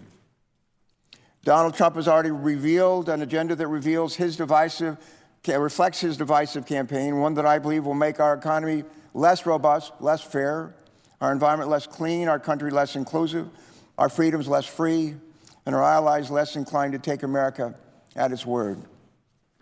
Many of us worry that Jeff Sessions will not be the independent check on this administration that we need. And many of us worry that Jeff will not hold our Justice Department to the principles that everyone, no matter their age or their income, their sex or color, deserves equal protection under the law. My colleagues and I have had these concerns with a number of President Trump's cabinet nominees. I voted for more of them, though, than I voted against. Having said that, we need individuals who serve in these key posts who are willing to speak truth to power. And ironically, this is what got Acting Attorney General Sally Yates in trouble. She did it a few days ago when she was fired for refusing to defend the Muslim ban because she thought it might not be lawful. Throughout the campaign, Senator Sessions supported a religious-based test for immigrants. And I fear that Senator Sessions is unlikely to stand up to Donald Trump and tell him that he's wrong on this front. To be honest with you, I just believe we need somebody who will do that. And unfortunately, I fear there's a good chance that Senator Sessions believes that Donald Trump just might be right. I'm also afraid that Senator Sessions won't be the independent check our country is likely to need, especially in this administration. Ultimately, however, the votes are where they are, and it appears that our friend, our colleague, Senator Sessions, will be our country's next chief law enforcement officer and chief attorney. Over these past days and weeks, I thought about whether or not our friend is the best person for the job, as I've said. I know others have too. I've also thought about the millions of Americans who fear that he may have views about different races and minorities that could seep into the Justice Department, resulting in an unequal application of our country's laws. My thoughts have led me to the example of Lyndon Johnson, a man from the South who served, as you may recall, in the U.S. House of Representatives in Texas for a number of years, and later in the Senate became president under tragic circumstances, as we'll all recall, in November of 1963. LBJ didn't just oppose civil rights while in the House of Representatives and in the Senate. He often bragged about it.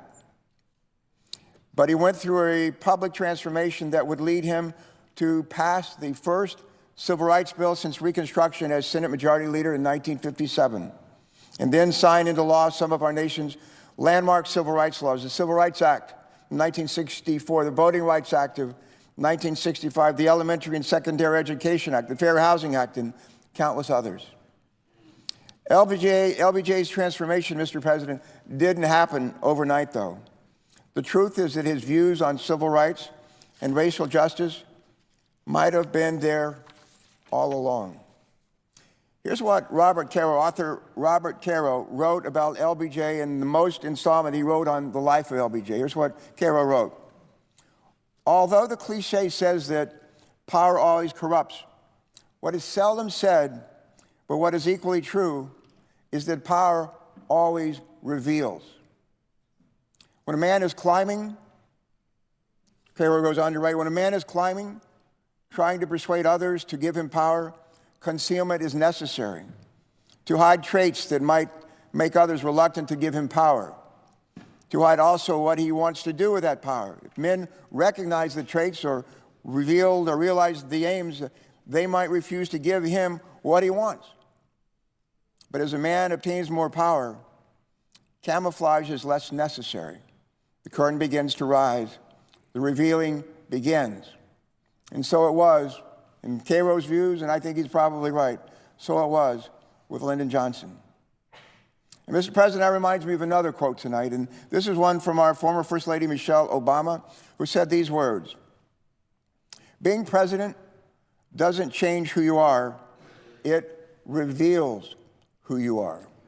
It reveals who you are." We are not confirming Jeff Sessions to be our next president, but we are confirming him to be our next Attorney General. And we must act as the curtain rises. What will it reveal? What will it reveal about Jeff Sessions? Unfortunately, each time that Jeff's career has led to more power, whether it was as district attorney in Alabama, attorney general for his state, or as United States Senator, it has revealed a Jeff Sessions who is much the same as he's always been.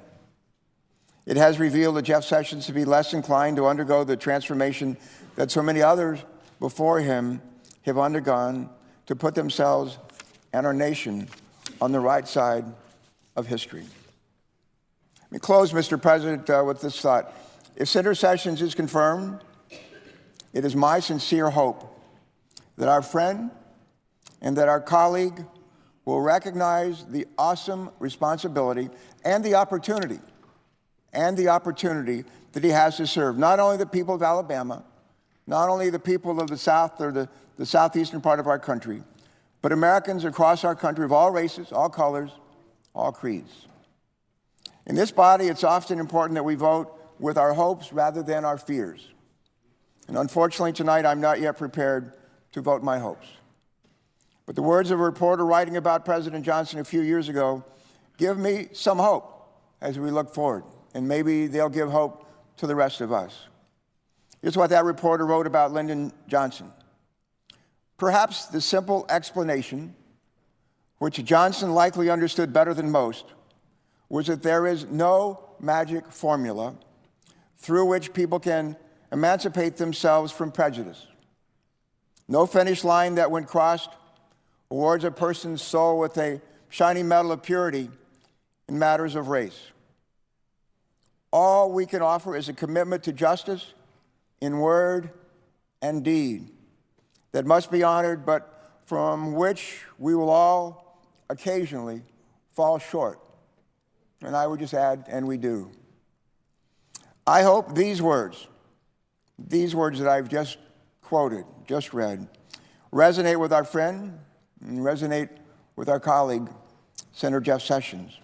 Because if they do, both he and our country will be better for it.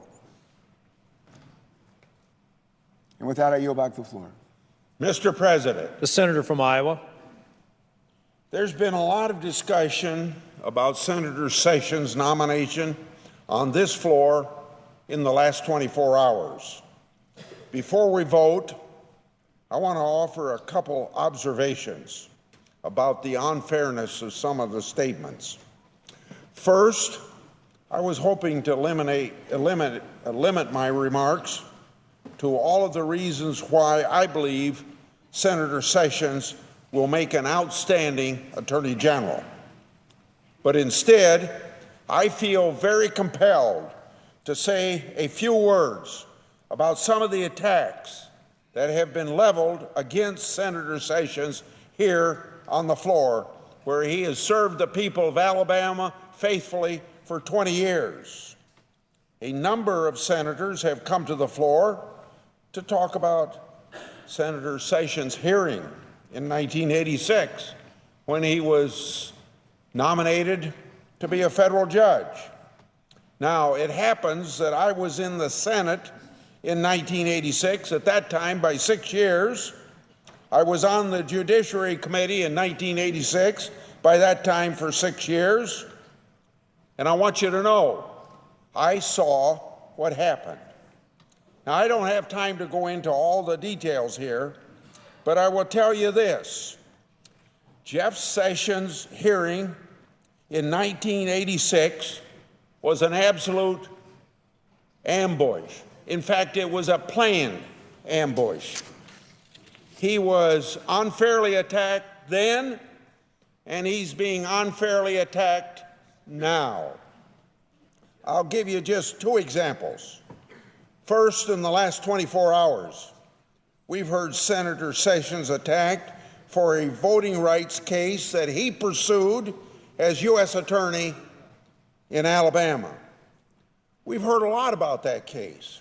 Of course, those who have raised the Perry County trial don't tell you Senator Sessions was actually asked to pursue that case by 2 African American candidates who believe that ballots cast by African American voters had been altered. The bottom line, that he was vindicating the voting rights of African American voters whose voting rights had been compromised. Second, we've heard Senator Sessions criticized for testimony in his 1986 Judiciary Committee hearing about the Voting Rights Act. It's been said on this floor, and it's been said repeatedly, that Jeff Sessions called the Voting Rights Act intrusive. But those speaking in the last 24 hours don't know what he actually said. Now, he did use the word intrusive, but then he said the Department of Justice had to do it, quote, because it would not have happened any other way, end of quote. He said, further quote, federal intervention was essential in the South, end of quote. He said it was an intrusive piece of legislation, quote, because it was necessary piece of legislation. I support it, end of quote. That's right. He said the Voting Rights Act was a necessary piece of legislation, and I support it. That's what he said. But now, if you've been listening the last 24 hours, you wouldn't know any of that by listening to those who have come to the floor and talked all about that case, 1986. Like I said, that I was here way back then. I saw what happened to that man that's going to be our next Attorney General, who would go on to join the Senate for these 20-some years and become our colleague and our friend. So, you can understand why it's very frustrating to me to listen to all of those attacks. And it's particularly frustrating to hear it from members who were not even here then in 1986. With that, let me just say this in closing. Senator Sessions has served with us for 20 years. Every member of this body knows him to be a man of integrity. Almost all of us have been on the other side of a policy debate with Senator Sessions at one time or another. I know I have. And what we know from those debates is that whether Senator Sessions agrees with you or not on any policy question, he handles the debate fairly, he handles the debate respectfully, and he handles the debate honorably. Senator Sessions answered our questions in the Judiciary Committee for 10 long hours. He gave us his word on the critical issues that should decide our vote on this nomination. And most of that was centered around the fact that he's a man devoted to the law, and he's devoted as a chief law enforcement officer of our country to enforce the law, even if he didn't vote for it, even if he disagrees with it.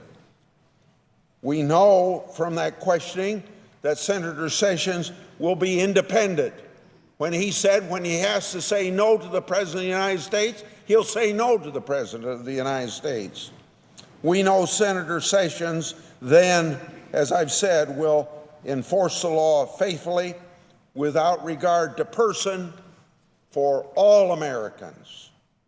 Motivated by those principles, Senator Sessions will make a very fine Attorney General, and most people here in this body know that, even those that are going to vote against him. I'm pleased to cast my vote in favor of his nomination, and of course, I urge my colleagues to do the same thing. I yield. Mr. President. The senator from Alabama.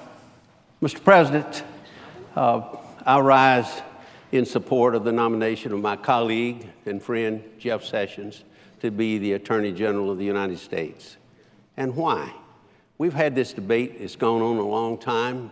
We've heard a lot of proponents and opponents of Jeff Sessions. Who would know Jeff Sessions better maybe than I would? I've worked with Jeff Sessions since he came to the Senate 20 years ago. Between us, we've been here 50 years, 30 years for me, 20 years for him. Our staffs worked day and night on issues that affected our state and affected the nation. I first really got to know Jeff Sessions when he was the Attorney General of Alabama. He had been the U.S. Attorney. He was pretty well known, but I didn't know him. We didn't really know each other until he became the Attorney General. And I urged him to run for this U.S. Senate. Senator Heflin retired. And I thought he could win, but I thought not just he could win, that he'd bring something to this body. And he'd be a good colleague. He'd be a good senator for the state of Alabama and the United States of America. And he has been. When you deal with people day after day, remember, we all know it as colleagues here, there are just 100 of us. Sounds like a lot of people, but it's not. When we interact on committees, when we deal with each other, when our families are thrown together, and we eat together, we talk, we debate, we maybe even fight a little bit at times over issues. You get to really know somebody. I know Jeff Sessions pretty well. I believe he's a man. One, he's competent as a lawyer. He was a good lawyer. He was a great prosecutor. He served our state as the Attorney General. He's been active on the Judiciary Committee, where he's chaired the subcommittee.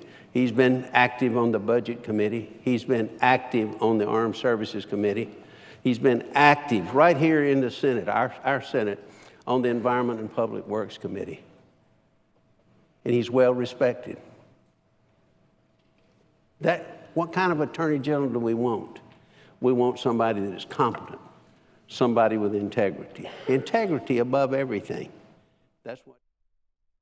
All right, everybody. We're going to it. Going to go to some breaking news here in just a few moments. Got my co-host Mike Page up here with me right now. Newsroom is going wild because we do have a police chase. Yeah. You said it's in L.A., It's right? in L.A. We're going to go to it right now. Hit that button there, Mary Kate, and we'll show everybody what we are seeing. This is our second police chase of the day. Our first one was happening about, well, it was 11 o'clock local time there in L.A. This is our second one. Yeah, what was, I came in right when you guys were reporting on that first one. What was with the first one that happened earlier today? Is that, were they both in California today? Yes, both in California, San Fernando Valley. But this one, you can tell, is going a lot faster. The first one we had was just very slow, and you could tell this driver is a little bit more erratic, switching lanes very fast. So we are going to monitor this, but viewer discretion is advised here, as this is a very, obviously a fluid situation here. And just about to update the lower third, so I yes. should put Los Angeles. Yep. All right. Just a double check here. There we go. Lower third is updated. And so we are hoping that this is going to end peacefully. And thanks to everyone watching right now on Fox 10 Phoenix Facebook Live as we are watching this pursuit happen. You can see the white car here. We don't know the exact reason of the pursuit here. Usually it's because of a stolen vehicle, but right. Let me check on some information here.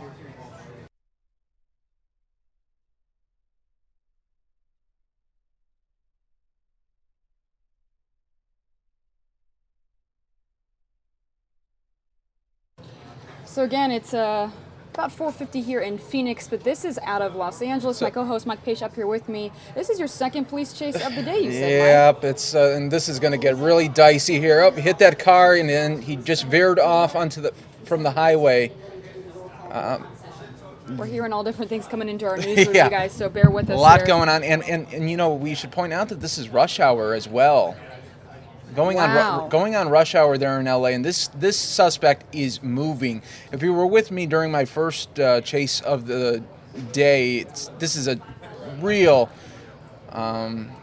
difference here that we're seeing. I mean, this driver is really gunning the speed here. Yeah, because earlier you were kind of saying that the guy was obeying the traffic laws, but this guy clearly not obeying traffic laws. No, and you know what? So many times that we say, why are these people continuing to... Oh, look at that. Wow. Wow. That's what scares me is when you see, they don't stop at these red lights and these intersections. I know. And the most unfortunate thing about these situations is, they are so selfish that they are putting so many lives at risk there on the roadways. I mean, it would just take one person to come out and you're going to get hit. Oh, wow. So viewer discretion is advised, everybody. This is obviously live.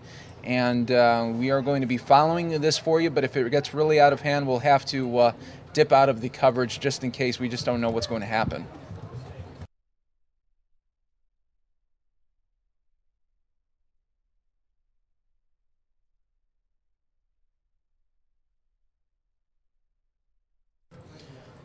All right, so if you're just joining us here, we do appreciate you being part of Fox 10 and News Now. We are following this police pursuit.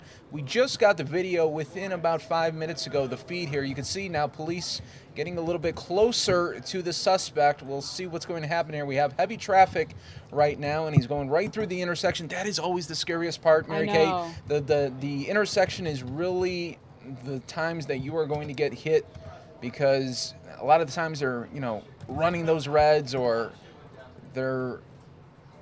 there's so much going on through their minds that they're not obviously paying attention, and they are going a lot faster than they should be because they are trying to get away. But, people ask me, well, why do you think they're going? Oh, look at that. Oh, wow.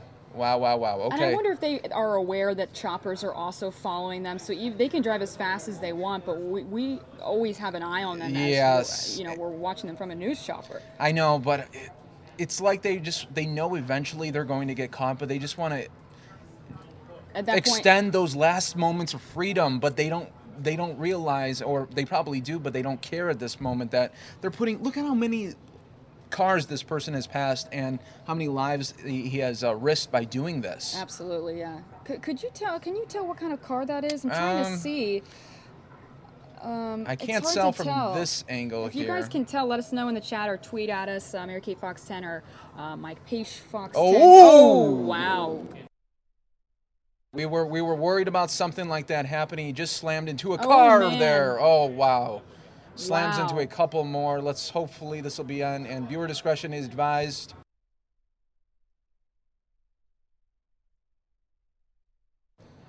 Again, as Mike said, viewer discretion advised. These police chases always end differently. He may or may not have a weapon. So let's... Police now have their weapons drawn. So again, if you have kids in the room or anything, get them out of the room. We don't know how this is going to end, but it looks like he is putting his hands out of the window as protocol, right? Is that what you're seeing too, Mike? Yeah, the hand is out. He's probably shaken up from hitting both those cars. Jeez, I mean, that happened so fast, and you could just see, hopefully those people are okay that he hit. He hit about 3 cars. Got to give it up to police that have to deal with these dangerous I situations know, every day. all the time. And, we just show a little small fraction of what is happening. It looks like he is Yelling. Yelling back to the police. Wow. Yeah. Once again, props to the police. We just showcase a fraction of what they have to deal with. Oh, yeah. So, and again, you never know how these things end, and on the end of police having to chase them and then draw their guns because they don't know, is this guy under the influence? Does he have a weapon? Yeah, it's dangerous. Yeah, he still could have a weapon, and he could just reach in there and really start some commotion there. Appreciate you guys watching with us live here on Fox News Now, as well as Fox 10 Phoenix Facebook page. I'm your host, Mary Kay Gaffney, and my co-host, Mike Page. Are we streaming on Facebook, or are we just streaming on YouTube as well? We are with Facebook as well, Fox 10 Phoenix, Facebook Live as well. Again, wow, they also have their guns drawn. What do you think is going to happen, Mike? Well, I'm hoping that it's going to end very peacefully. I hope that he's just going to get out of the car, take a couple steps backwards, and get to the ground so police can handcuff this individual. Here we go. Very tense situation still. Getting out of the vehicle. Now they're going to ask him to go backwards a couple steps and then get on the ground with his legs crossed. So let's see. Can you imagine if you were in that neighborhood right now, looking out your window, seeing this all happen just right outside? Yep.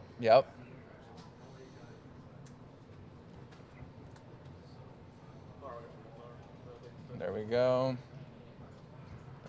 And he's going to lay. So he is right now following the officer's commands.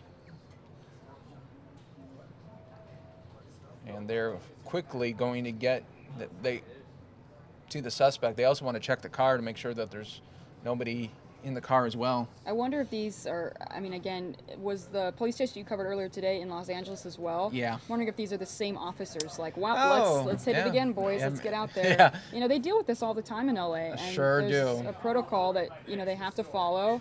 They draw their weapons because they don't know who's getting out of the car. But it looks like this guy's cooperating with police, so that's good. Yeah, and we're hearing from local media reports there that the suspect is wanted for a prior shooting that happened earlier today. Wow.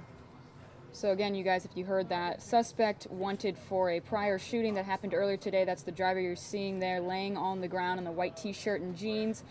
Police still have their guns drawn behind their doors right now, giving him orders of what to do next.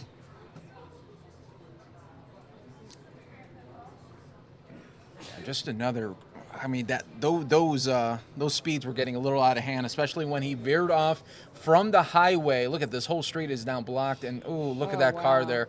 We're hoping that they're going to have to do a rescue mission right now to get this driver out. Oh, wow. Was there a driver? There was a driver in that car. I thought it was just parked on the side of the street. Yeah, look, you could tell the way that they are frantically trying to get in. Wow. That's scary right there. Hopefully that driver is okay. Ouch. Oh, my. Wow, I thought that car was just parked on the side of the street. I didn't see that there was someone actually in that vehicle. I know, it was happening so fast. And we were just mentioning this earlier. The suspect was putting so many lives at risk, and here's the reason that we were all worried about that this would happen, because those high rate of speeds in that neighborhood was just too much. He was going so fast, Mike. I couldn't believe it. And seeing him go through those intersections, he hit two cars, right? We saw two? Yeah. And look how great the police are. One moment they are in a pursuit, and now they are in a rescue mission. Here we're taking you to the live takedown of this suspect. They do have that suspect now apprehended. Once again, local media reports they're saying the suspect was wanted for a prior shooting earlier today. So wow, just a stressful situation. Now let's get the camera now back on those cars there that were damaged, and hopefully the people in the car are okay. Wow, yeah. Look at that. Does it look like they got him out yet, or they're still trying there? And they're they're trying to get the car. I think they need to flip it first. Yeah. They want to flip it, but oh wow. So I was just saying, one moment these police are in a pursuit, now they're in a rescue mission. Yeah. That just shows you, everyone, for everyone watching, we don't get to think law enforcement enough, because what they have to put up with, what they have to do, and look at, they're going to flip it here, right here. Look at this. This is amazing. You guys here are we all go. watching this live right now on the Fox News Now stream out of Los Angeles, California. Yeah, where this is now turned into a rescue mission. We had a police chase, now a rescue mission where the suspect slammed into a car and then proceeded to go a little more. This really shows you. Look how many men are doing this right now. You got to give it up to these guys. Yeah, this just shows you how powerful. Wow. Look at that. Oh. Hopefully wow. that driver's going to be okay. Wow. Came out of nowhere. Yeah, pretty banged up, really bad. Obviously disoriented. Obviously very scared, shocked. I mean, you just got slammed. Probably going about 50 to 60 miles per hour there. Right. Ouch. Wow. Well. Oh my gosh. The boys in blue once again, helping out community members there. That car hit too. Wow. And let's see, is that driver, the suspect, has he been look put at those, in the car? Those two got smashed up too. Oh yeah. So the sign is down. We have a sign down. Again, could you imagine if you're just in that neighborhood right now in California, looking out your window and thinking, wow, this is not something I expected to see after I get off work? Absolutely. Wow. So it looks like I don't see him anymore. They must have put him in the police vehicle. Yeah, they got rid of that situation, but that was scary. That was scary, everyone.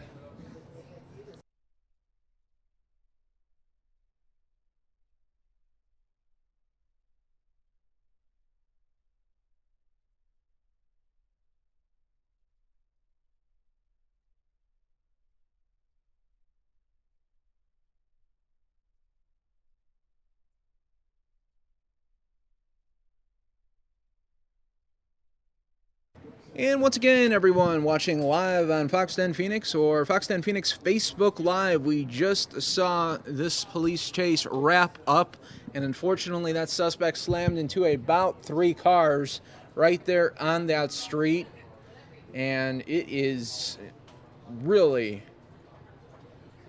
just something to see and something really to come to grips with. Sometimes when you see those images, I was telling you, viewer discretion is advised. They were going to flip that car, but they did get the driver out. It turned into a rescue mission as well. I'm your host, Mike Pace, going to be here with you for the next 2 hours on the Fox 10 News Now stream. If you haven't already done so, now would be that perfect time to hit that like button, hit that subscribe button. That way you'll always be in the know when we are covering breaking news from anywhere across the country. This is our second police chase of the day, and unfortunately this one is going to turn into some injuries reported here. That's the unfortunate part of the story, but it could have been a lot worse judging from how the driver was frantically and erratically driving all over the place. I mean, switching multiple lanes, in and out of traffic. Something to see. In just a little bit, we will replay that in the upper right corner of your screen, that playback of what just occurred. You guys watching the Fox 10 and News Now stream, welcome.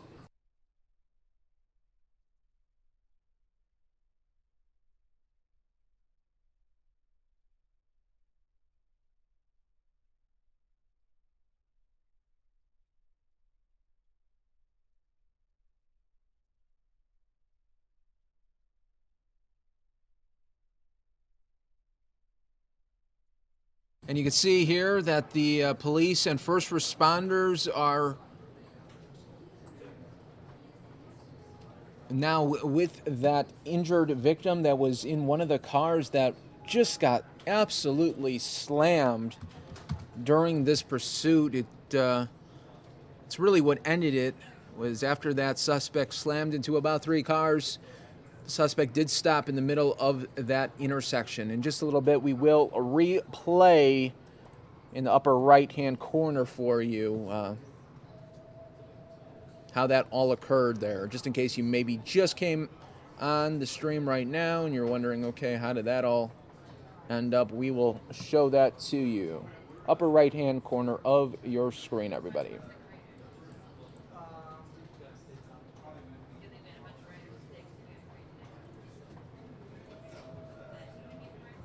Okay, upper right is playback from just moments ago, and The main screen is still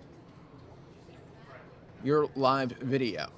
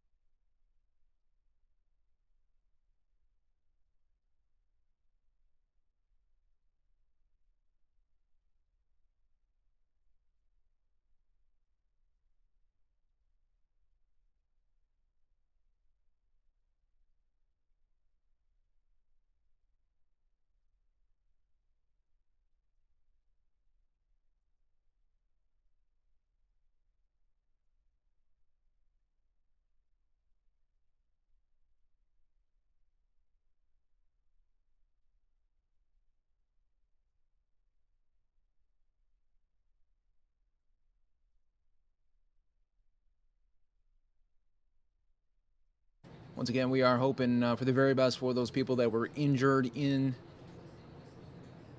that pursuit there.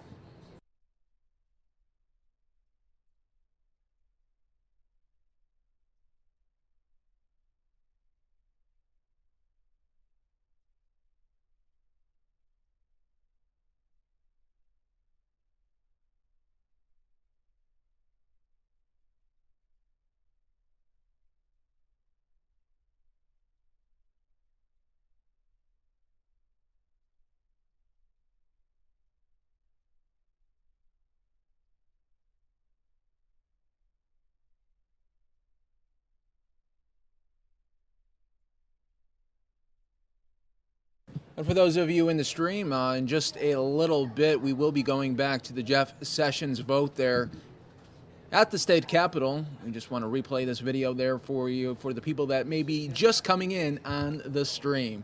You guys are part of the Fox 10 News Now stream team, watching live.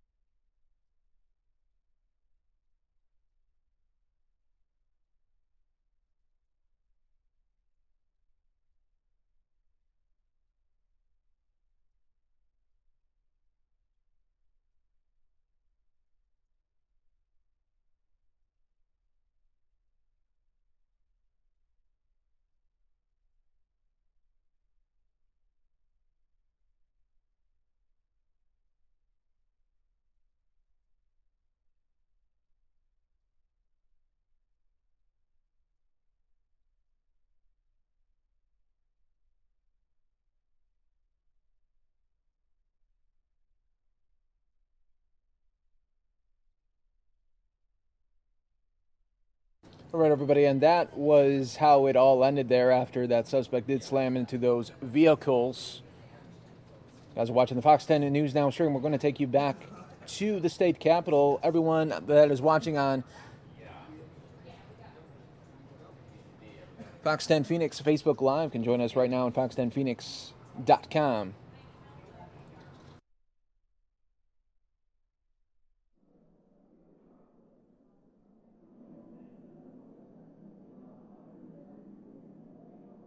Ms. Stabenow. Ms. Stabenow? No.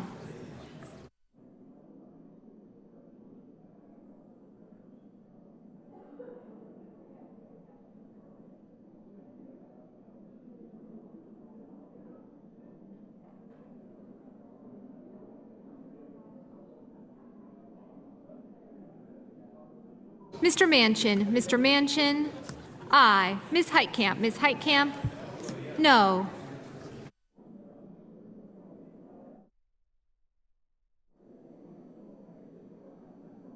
Mr. Burr. Mr. Burr? Aye. Mr. Enzi. Mr. Enzi? Aye. Mr. Coons. Mr. Coons? No. Mr. Casey. Mr. Casey? No.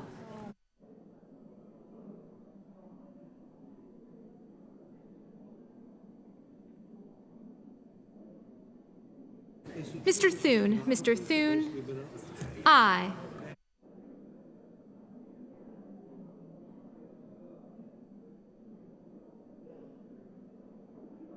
Mr. Udall. Mr. Udall? No. Mr. Murphy. Mr. Murphy? No.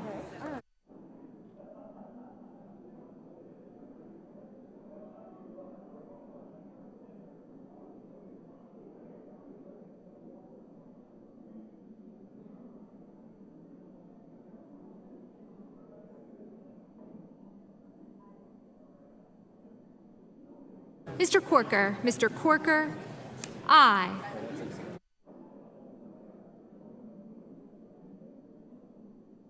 Mr. Hatch. Mr. Hatch? Aye. Mr. Bennett. Mr. Bennett? No.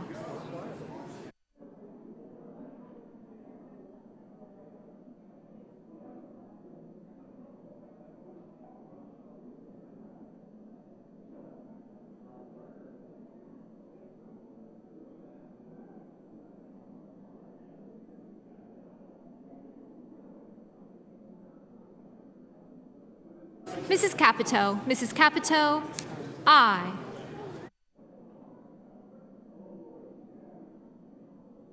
Mr. Hoven. Mr. Hoven? Aye. Mr. Booker. Mr. Booker? No.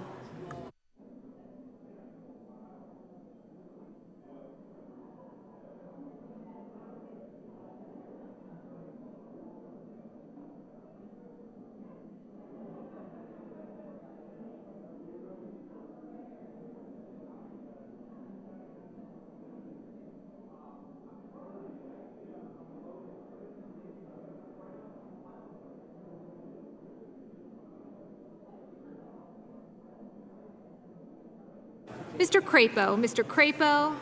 Aye. Mr. Risch. Mr. Risch? Aye. Mr. Sullivan. Mr. Sullivan? Aye.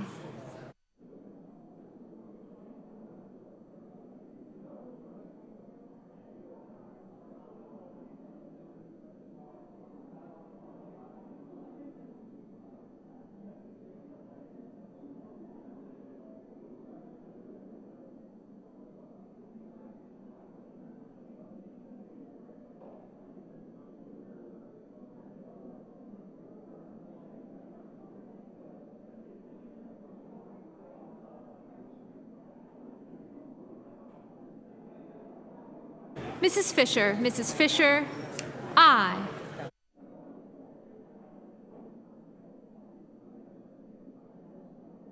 Mr. Heinrich. Mr. Heinrich? No. Mr. Paul. Mr. Paul? Aye. Mr. Markey. Mr. Markey? No. Mr. Bozeman. Mr. Bozeman? Aye.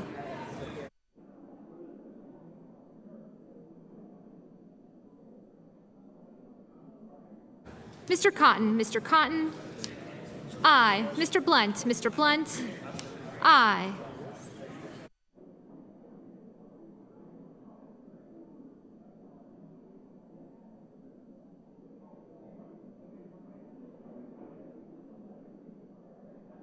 Mr. Warner, Mr. Warner, no.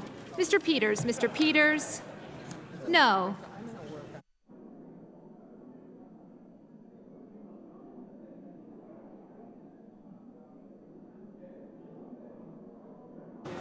Mr. Donnelly, Mr. Donnelly, no.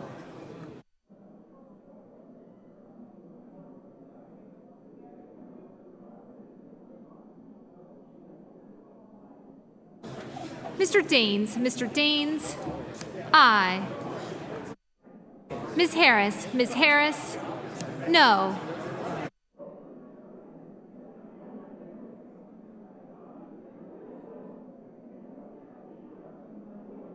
Mr. Blumenthal, no.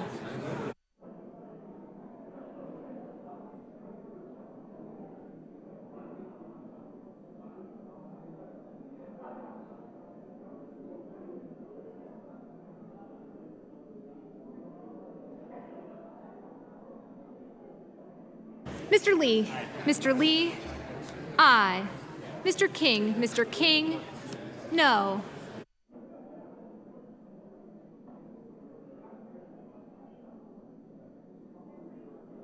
Mrs. Gillibrand, no.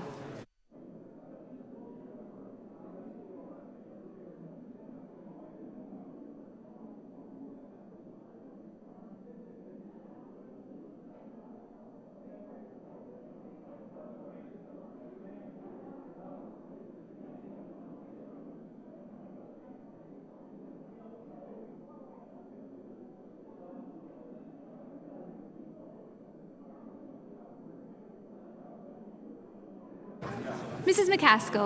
McCaskill, no. Mrs. Feinstein, no. Mr. Johnson, aye. Mr. Langford, aye.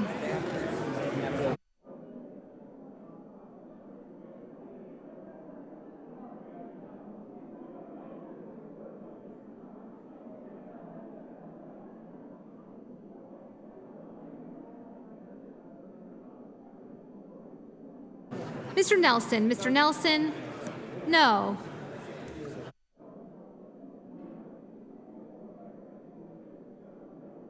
Mr. Cassidy, aye.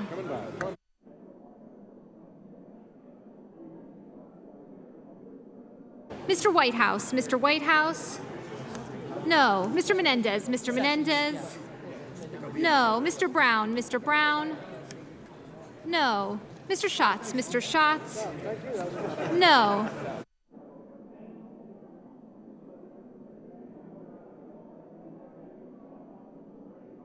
Mr. Portman, aye. Mr. Brasso, aye.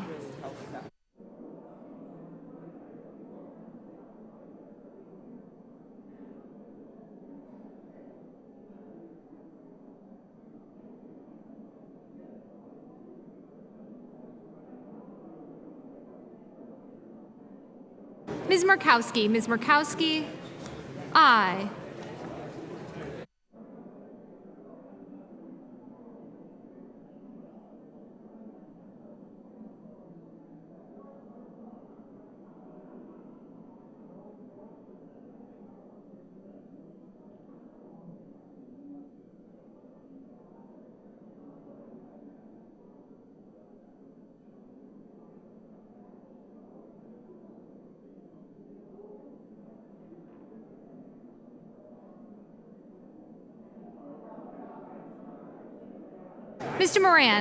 Mr. Moran, aye.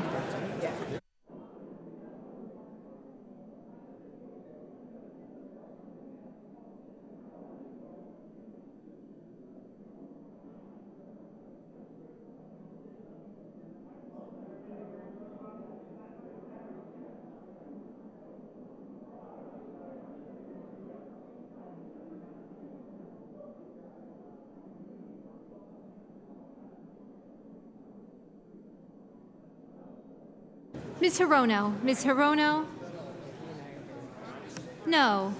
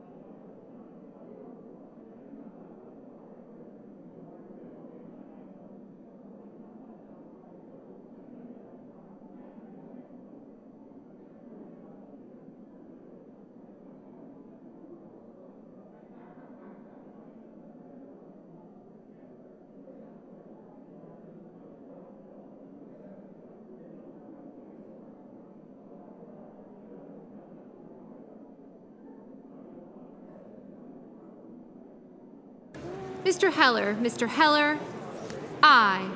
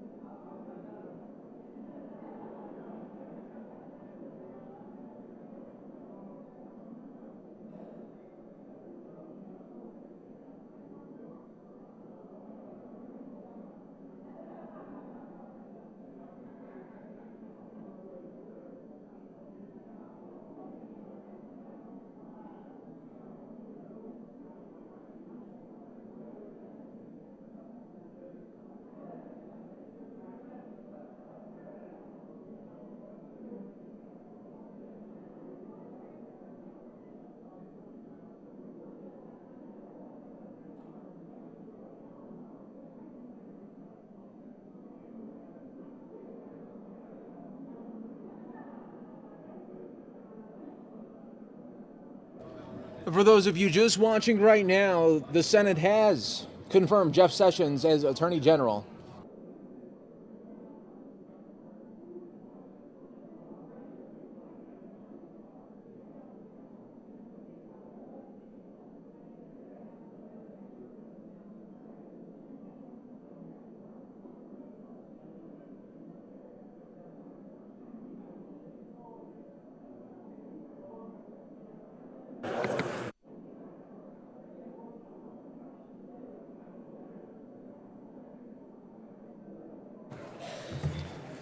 Are there any senators in the chamber wishing to change their vote?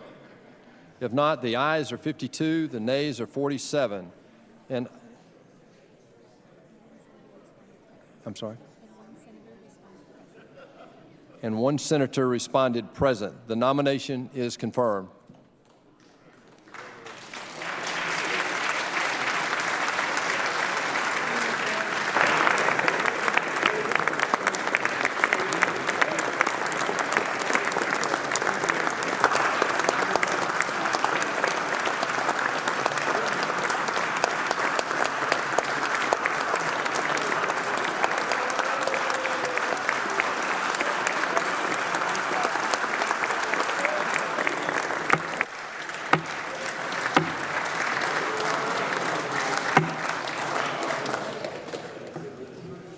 Majority Leader. I move to reconsider the vote on the Do we have nomination. order? I move to reconsider the vote. Question is on the motion to be reconsidered. I move to table the motion to reconsider. The question is on the motion to table. All those in favor say aye. Aye. All those opposed say no. I ask unanimous consent. The ayes appear to have it. The ayes do have it. The motion is agreed to. I ask unanimous consent the mandatory quorum call be waived. Is there objection? Without objection.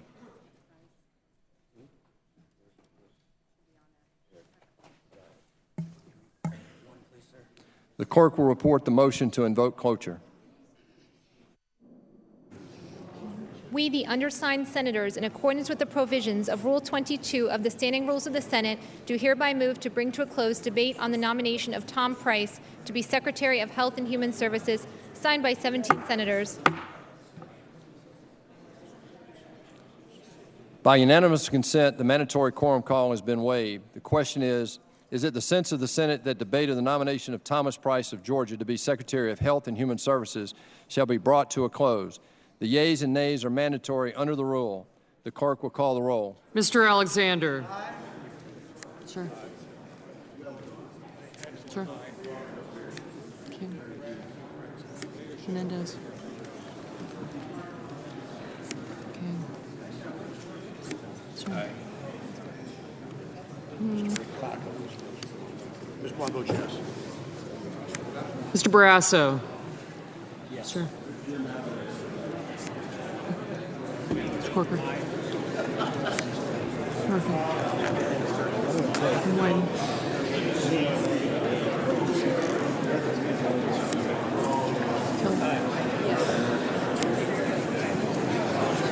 Mr. Bennett. Did he say no?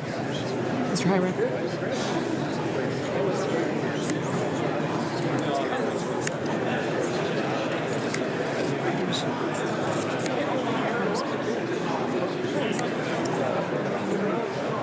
Kennedy. Mr. Blumenthal. Mr. Blunt. Mr. Booker.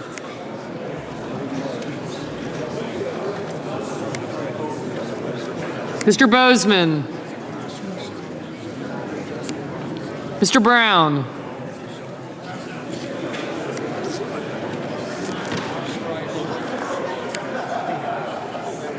Mr. Burr, Ms. Cantwell.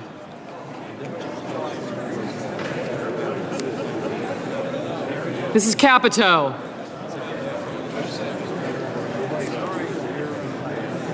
Mr. Cardin, Mr. Carper.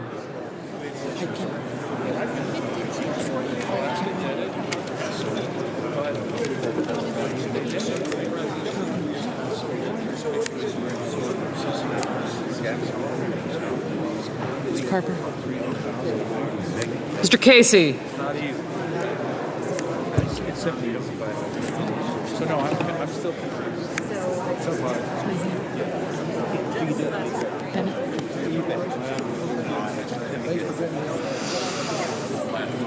It's really funny. It's the first time. Johnson.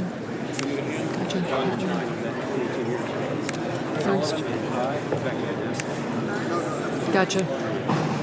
I gotcha. I did. Thank you. Great. Mr. Cassidy. Mr. Cochran. Yeah, that's where the action is. Task. Ms. Collins. Mr. Coons. Gotcha. You go.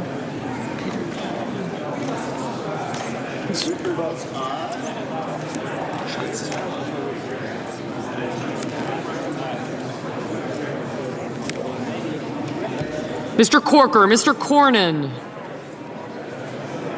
Ms. Cortez Masto,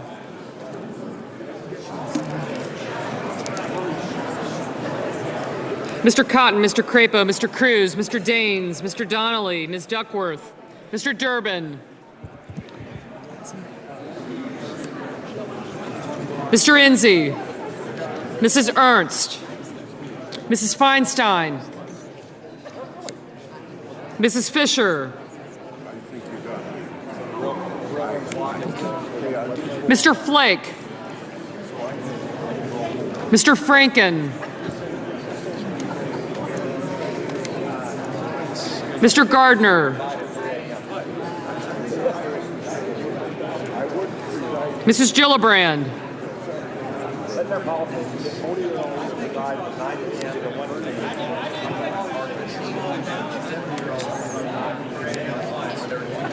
Mr. Graham, Is this the last one?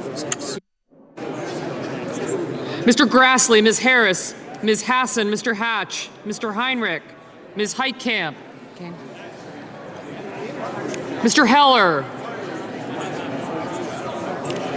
Ms. Hirono, Mr. Hoven, Mr. Inhofe, Mr. Isaacson, Mr. Johnson, Mr. Kane, Mr. Kennedy, Mr. King, Ms. Klobuchar, Mr. Lankford, Mr. Leahy, Mr. Lee. You got me recorded, right? Yeah, I do. Okay, Thanks. thank you. Mr. Manchin, Mr. Markey, Mr. McCain, Mrs. McCaskill, Mr. McConnell, Mr. Menendez, Mr. Merkley, Mr. Moran, Ms. Murkowski. Thank you. Mr. Murphy, Mrs. Murray, Mr. Nelson, Mr. Paul, Mr. Perdue, Mr. Peters,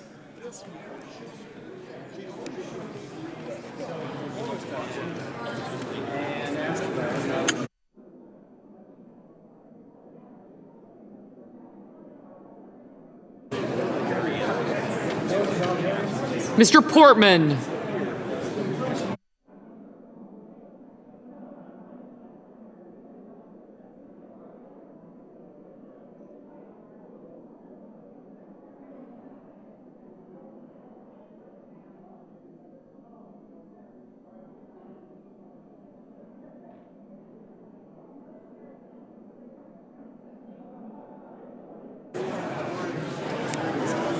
Mr. Reed.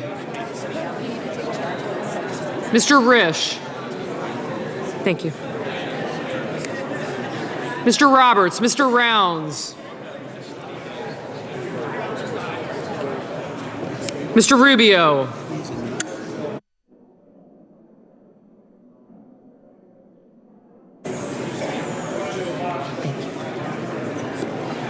Mr. Sanders. I have you. Thank you.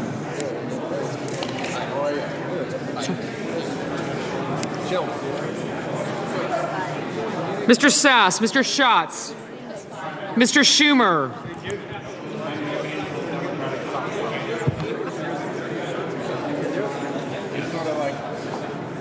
Mr. Scott, Mr. Sessions, Mrs. Shaheen, It's going to be really good, though. Mr. Shelby, Ms. Stabenow, I think we need to send at least Mr. Sullivan, Mr. Tester, Mr. Thune, Mr. Tillis, Mr. Toomey, Mr. Udall, Mr. Van Hollen, Mr. Warner, Ms. Warren,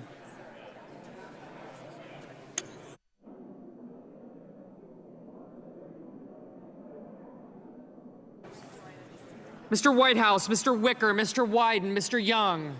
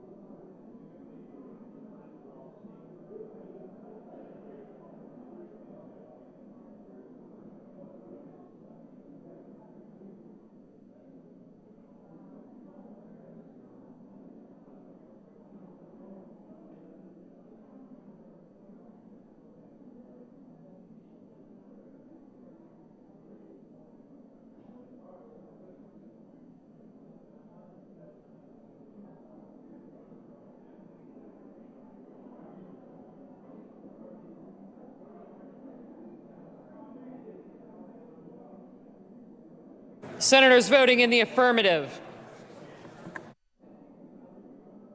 Alexander, Barrasso, Blunt, Bozeman, Burr, Capito, Cassidy, Cochran, Collins, Corker, Cornyn, Cotton, Crapo, Cruz, Daines, Enzi, Ernst, Fisher, Flake, Gardner, Graham, Grassley, Hatch, Heller, Hoeven, Inhofe, Isaacson, Johnson, Kennedy, Lankford, McCain, McConnell, Moran, Paul, Perdue, Risch, Roberts, Rounds, Rubio, Sass, Scott, Shelby, Sullivan, Thune, Tillis, Toomey, Wicker, and Young. Senators voting in the negative: Baldwin, Bennett, Blumenthal, Booker, Brown, Cantwell, Cardin, Carper, Casey, Cortez Masto, Donnelly, Duckworth, Durbin, Feinstein, Franken, Gillibrand, Harris, Hassan, Heinrich, Heitkamp, Hirono, Kane, King, Klobuchar, Leahy, Manchin, Markey, McCaskill, Menendez, Murphy, Murray, Peters, Reed, Schatz, Schumer, Shaheen, Tester, Udall, Van Hollen, Warner, Whitehouse, and Wyden.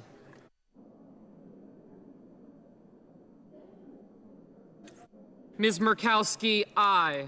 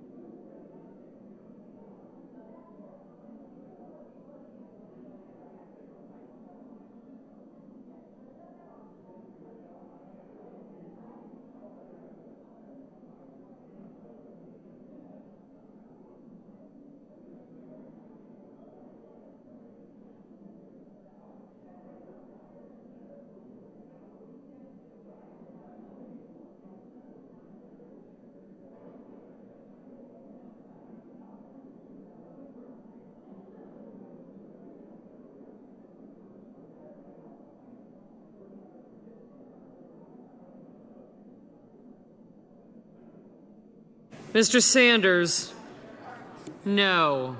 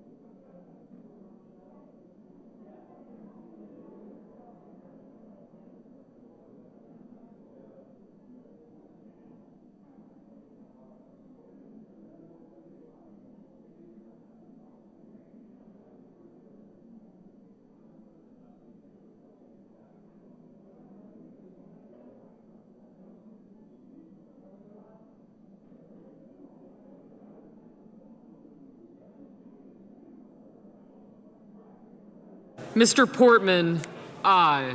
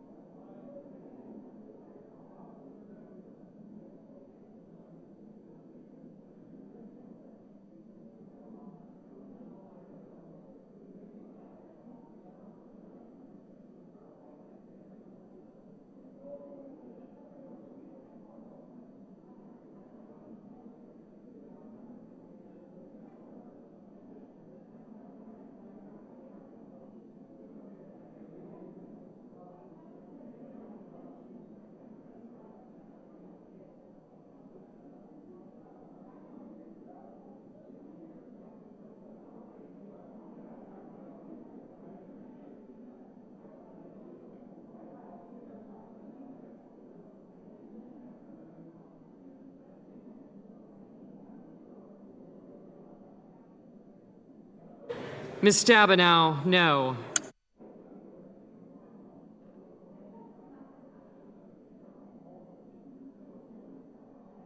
Mr. Lee, aye. Yes, sir.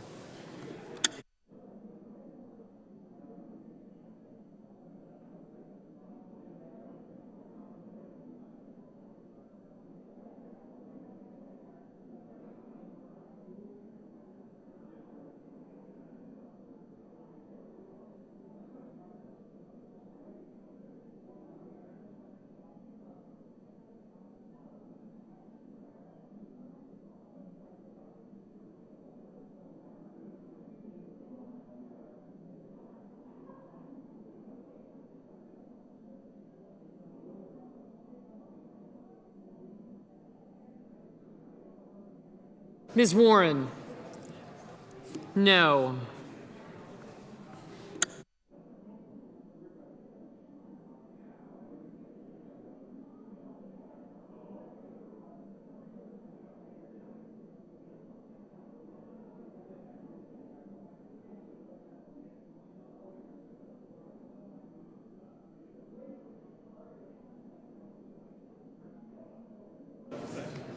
Mr. Coons, no.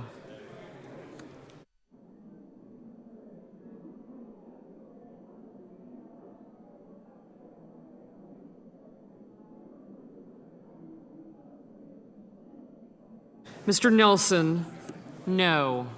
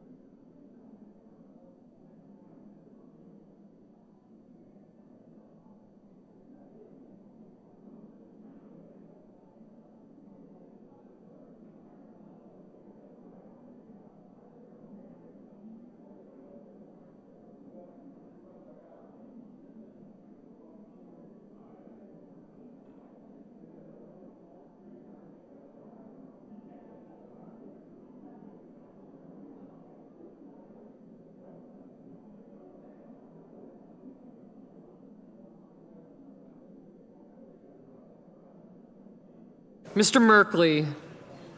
No.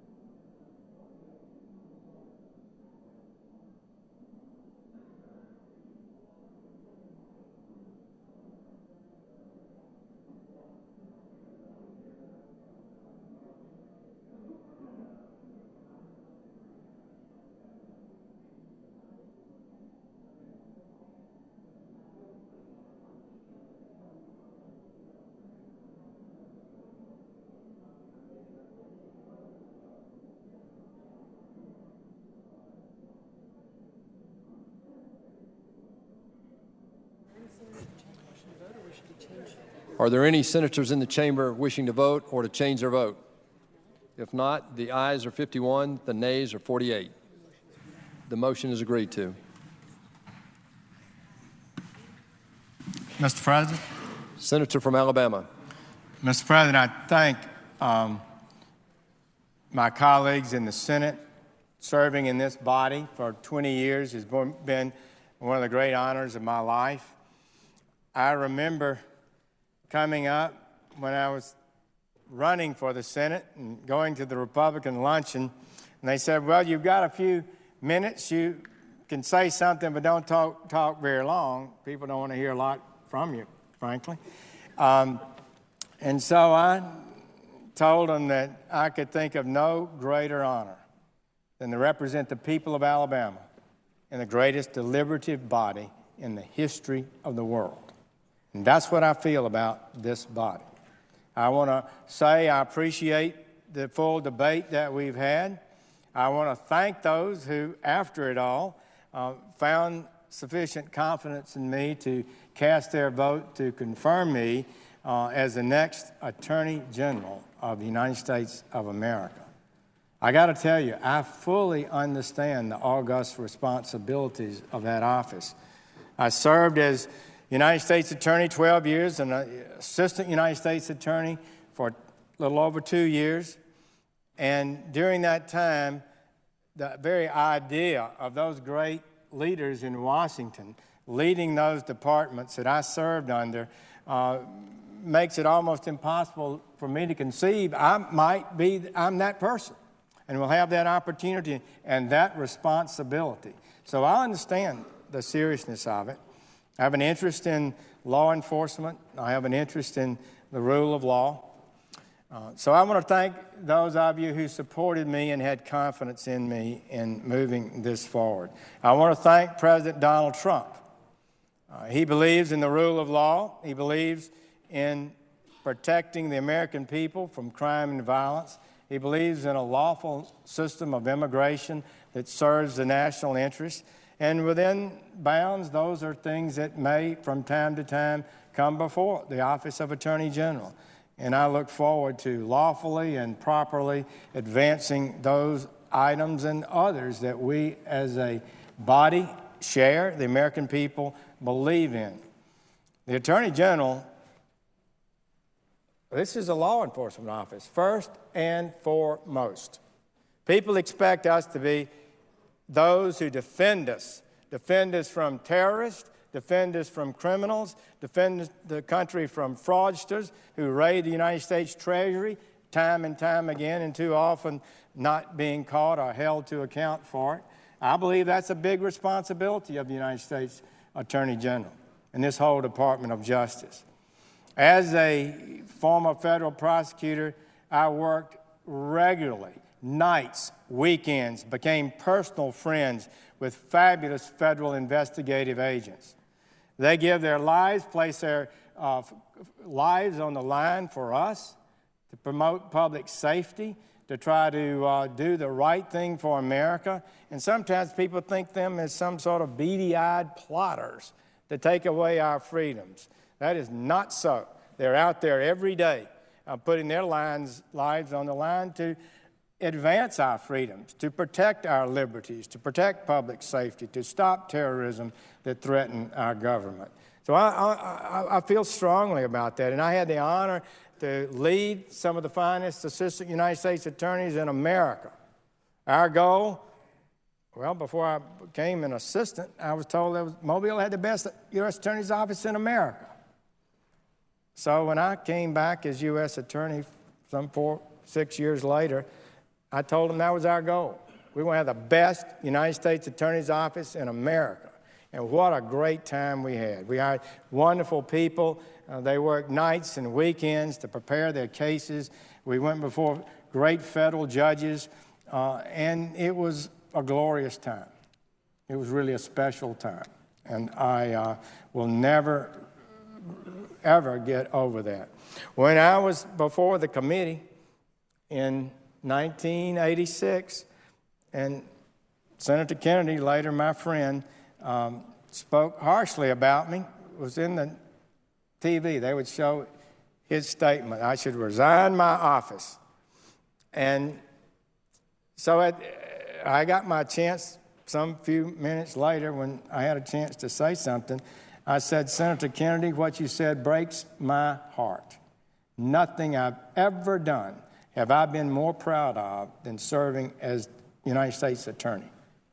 And I still believe that. Nothing I've ever done am I more proud of than the work we did in that little office in Mobile, Alabama, for representing the United States of America. You go into court, you stand before the judge, and you say the United States is ready.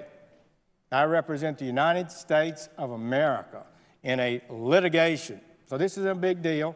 And so I would say to you, friends and colleagues, that this is a special honor. I feel it in my bones. I hope and pray I can be worthy of the trust you've given me. I'll do my best to do that.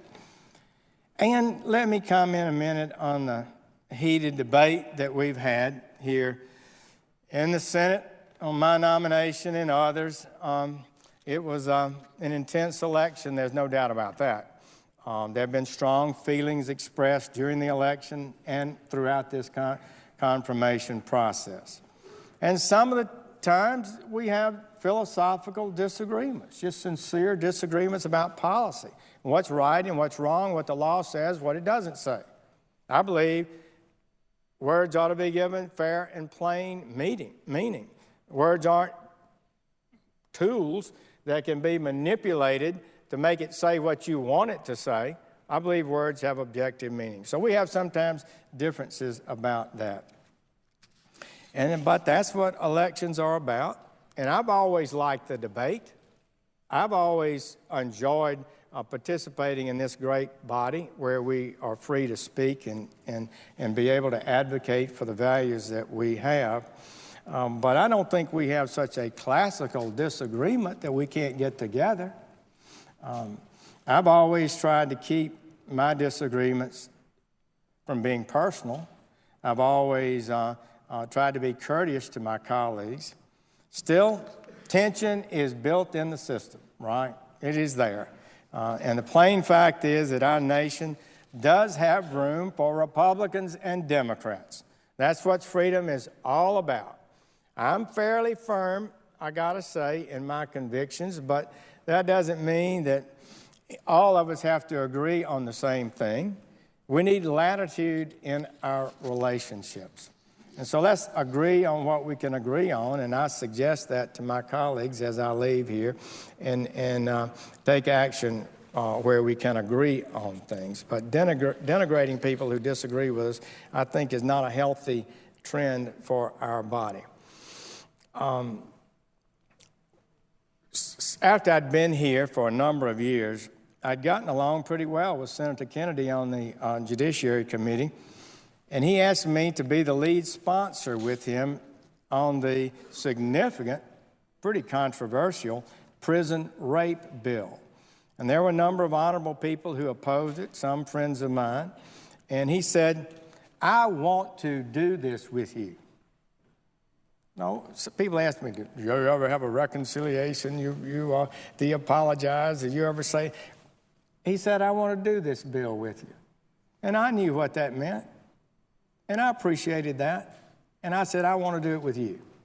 And so we were able to pass that bill together. It was a moment of reconciliation that meant a lot to me, and I think he appreciated it too. And we later got involved in a major piece of legislation, just the two of us, that would have established a portable savings plan for young workers for all Americans, like the federal thrift plan. About that time, the financial crisis hit, and then he had illness, and it never came to fruition. But reconciliation is important. We ought to do that in this body. We ought to try to fight for our values and not give an inch. You don't have to back down if you believe you're right, and you should not back down. But there are ways that we can get along personally, and I would say that would be my prayer for this body, that in the future maybe the intensity of the last few weeks would die down, and maybe somehow we get along better. So, colleagues, I can't express how appreciative I am for those of you who've stood by me during this difficult time. I could start calling names, but it wouldn't be appropriate. I want to say again, I appreciate the President and his confidence in me. And by your vote tonight, I have been given a real challenge. I'll do my best to be worthy of it and look forward to working with each of you during that time, and maybe to make sure we have a good open door at the Department of Justice. My wife has picked up pretty quickly that we have a chef, and we can actually invite people for lunch or breakfast at the there, and maybe we can do that. And finally, let me thank my family, because without their support, I could not be here. It's great that my children have been so engaged in this. They were young when this happened. My 86th adventure occurred, and now they are grown and they paid attention to it, and I think your support and affirmation has meant much to them. Mr. President, I have here, I guess I should present to the body. It's a letter that it needs to go to this body also, but it's to Governor Bentley of Alabama, in which I state these words. I hereby give notice that I will retire from the office of the United States Senator for the state of Alabama. Therefore, I tender my resignation at 11:55 p.m. Eastern Standard Time on February 8, 2017. Thank you all. I'm honored to be with you.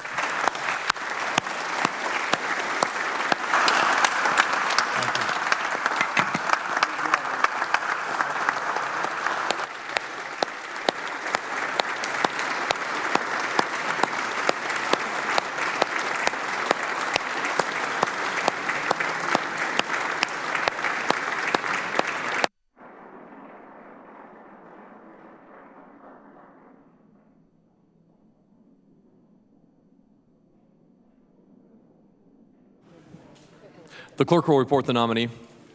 Nomination, Department of Health and Human Services, Thomas Price of Georgia to be Secretary.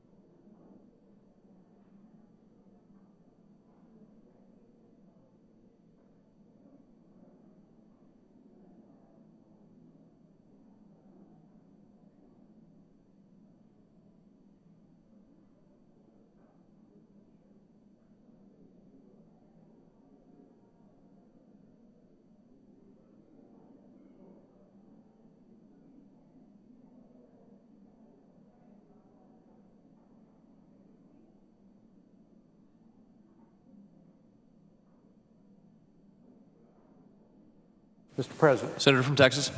Mr. President, I'd ask unanimous consent that the Senate be in a period of morning business with senators permitted to speak therein for up to 10 minutes each. Without objection. I ask that at 2 p.m. tomorrow, the chair lay before the Senate a certificate of appointment from the state of Alabama. Without objection. I ask unanimous consent that when the Senate completes its business today, it adjourn until 10 a.m. Thursday, February the 9th. Following the prayer and pledge, the morning hour be deemed expired, the journal of proceedings be approved to date, and the time for the two leaders be reserved for their use later in the day. Further, that following the leader remarks, the Senate proceed to executive session to resume consideration of the Price nomination post-cloture. Finally, that all time during morning business, recess or adjournment of the Senate count post-cloture on the Price nomination. Is there objection? Without objection. If there's no further business to come before the Senate, Mr. President, I ask that it stand adjourned under the previous order following the remarks of the Senator from Oregon, Senator Wyden. Without objection.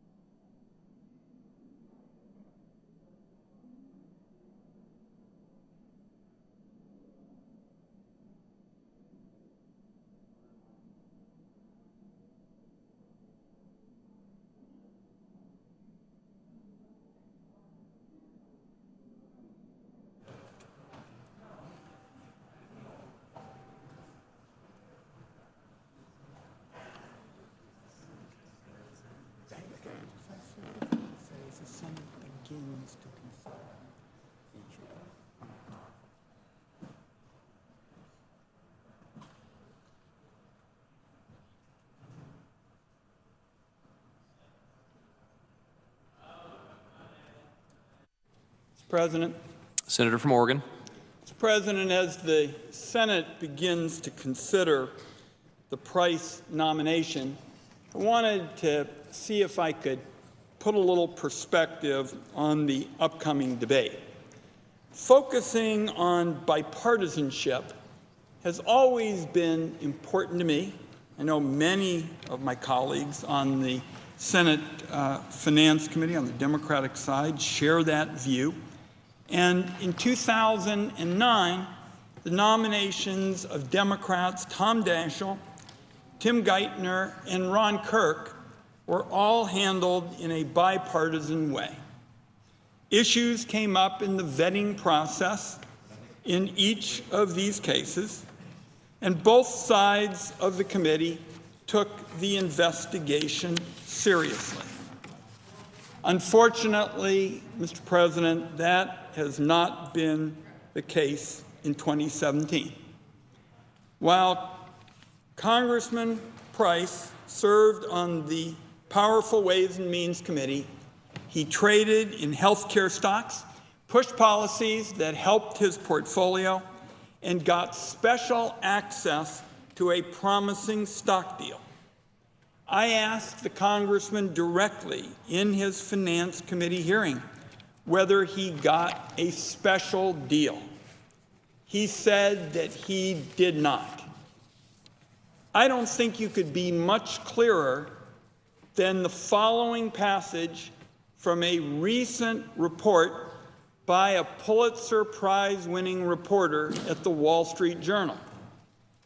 He wrote, and I quote, "Rep. Tom Price got a privileged offer to buy a biomedical stock at a discount, the company's officials said, contrary to his congressional testimony this month."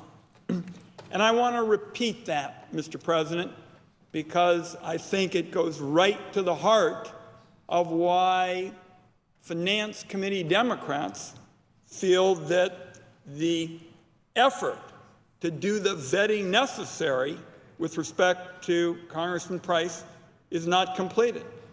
A Pulitzer Prize-winning reporter at the Wall Street Journal, I'll just read it again, wrote, "Rep. Tom Price got a privileged offer to buy a biomedical stock at a discount, the company's officials said, contrary to his congressional testimony this month." So as I indicated, my Democratic colleagues and I on the committee said it was important to take more time to look into this issue. But the majority, when we said we needed to take more time to look at it, they decided to look the other way. That's the first reason for concern on my side. The second is how Congressman Price would manage Health and Human Services, a department that is really all about people. Services for seniors, services for the poor, for the disabled, for children and families. These are the powerful threads of our safety net. If the safety net is not there for those who have nowhere else to turn, those poor will suffer greatly. Now, Mr. President, the debate on Congressman Price's nomination, in my view, is a referendum on the future of health care in America. And in short, it's a debate about whether it makes sense for our country to go back to the dark days when health care worked only for the healthy and the wealthy. Based on the public record, Medicare is a program Congressman Price doesn't believe in, and it guarantees services he doesn't believe seniors should have. On the Affordable Care Act, he's the architect of repeal and run. He wrote the bill himself. He proposed weakening protections for Americans with pre-existing conditions. He would slash Medicaid, shredding the health care safety net for the least fortunate in our country. He would take away health care choices for women across the country. Look for the common thread, Mr. President and colleagues, among the Price proposals. They take away coverage for our people, make health care more expensive for individuals, or both. That's where Congressman Price stands when it comes to American health care. Every senator who casts a vote for Congressman Price has to stand by that agenda. And beyond what this means for the future of American health care, there is the lingering specter of serious legal and ethical issues. Tonight and in the hours ahead, this debate is going to tackle each of those issues and more. As it gets underway, Mr. President, I'm going to begin with Medicare. In my view, Medicare has been a historic achievement in the way policy is made in our country. In any debate like this one, I recall my days when I was the co-director of the Oregon Gray Panthers, when I worked with seniors who couldn't imagine life without Medicare. But I'll tell you, Mr. President, they told me stories about what it was like for their grandparents when there wasn't Medicare. There were poor farms, literally poor farms, where older people who had served our country in the armed forces, very often spent their last days in what amounted to squalor at these poor farms. And then Medicare came along. And for millions of older people, it was a godsend. So I want to start my discussion with respect to Medicare from a comment that Congressman Price made about Medicare in 2009. And it is a quote, Mr. President, that speaks volumes about the Price perspective on the Medicare program that is so treasured by millions of older people. Congressman Price wrote in 2009, and again I'm going to quote, "Nothing has had a greater negative effect on the delivery of health care than the federal government's intrusion into medicine through Medicare." I would just say to my friend, the President of the Senate, because I know this is how seniors in Oregon see this. Seniors in Oregon consider Medicare to be a godsend, not an intrusion into medicine, as you see from the Price perspective. So here's the bottom line, Mr. President and colleagues, as we begin this debate. Medicare is a promise. Medicare is built on a promise of guaranteed benefits that it will be there for you. It's not a voucher, it's not a slip of paper, it's guaranteed benefits that you can count on. And it's a promise that Congressman Price has indicated, and it's a matter of public record. It's a promise that Congressman Price is more than willing to break. Now, it's a promise that when you turn 65, you will be guaranteed health care benefits regardless of your economic station in life or the status of your health. And the reason Medicare was built with this special guarantee is straightforward. No American knows how healthy they'll be when they reach age 65. Perhaps you're a marathoner at age 50 and you develop arthritis or Alzheimer's or cancer a decade and a half later. Furthermore, no one knows what the economy is going to look like years ahead or decades ahead into the future.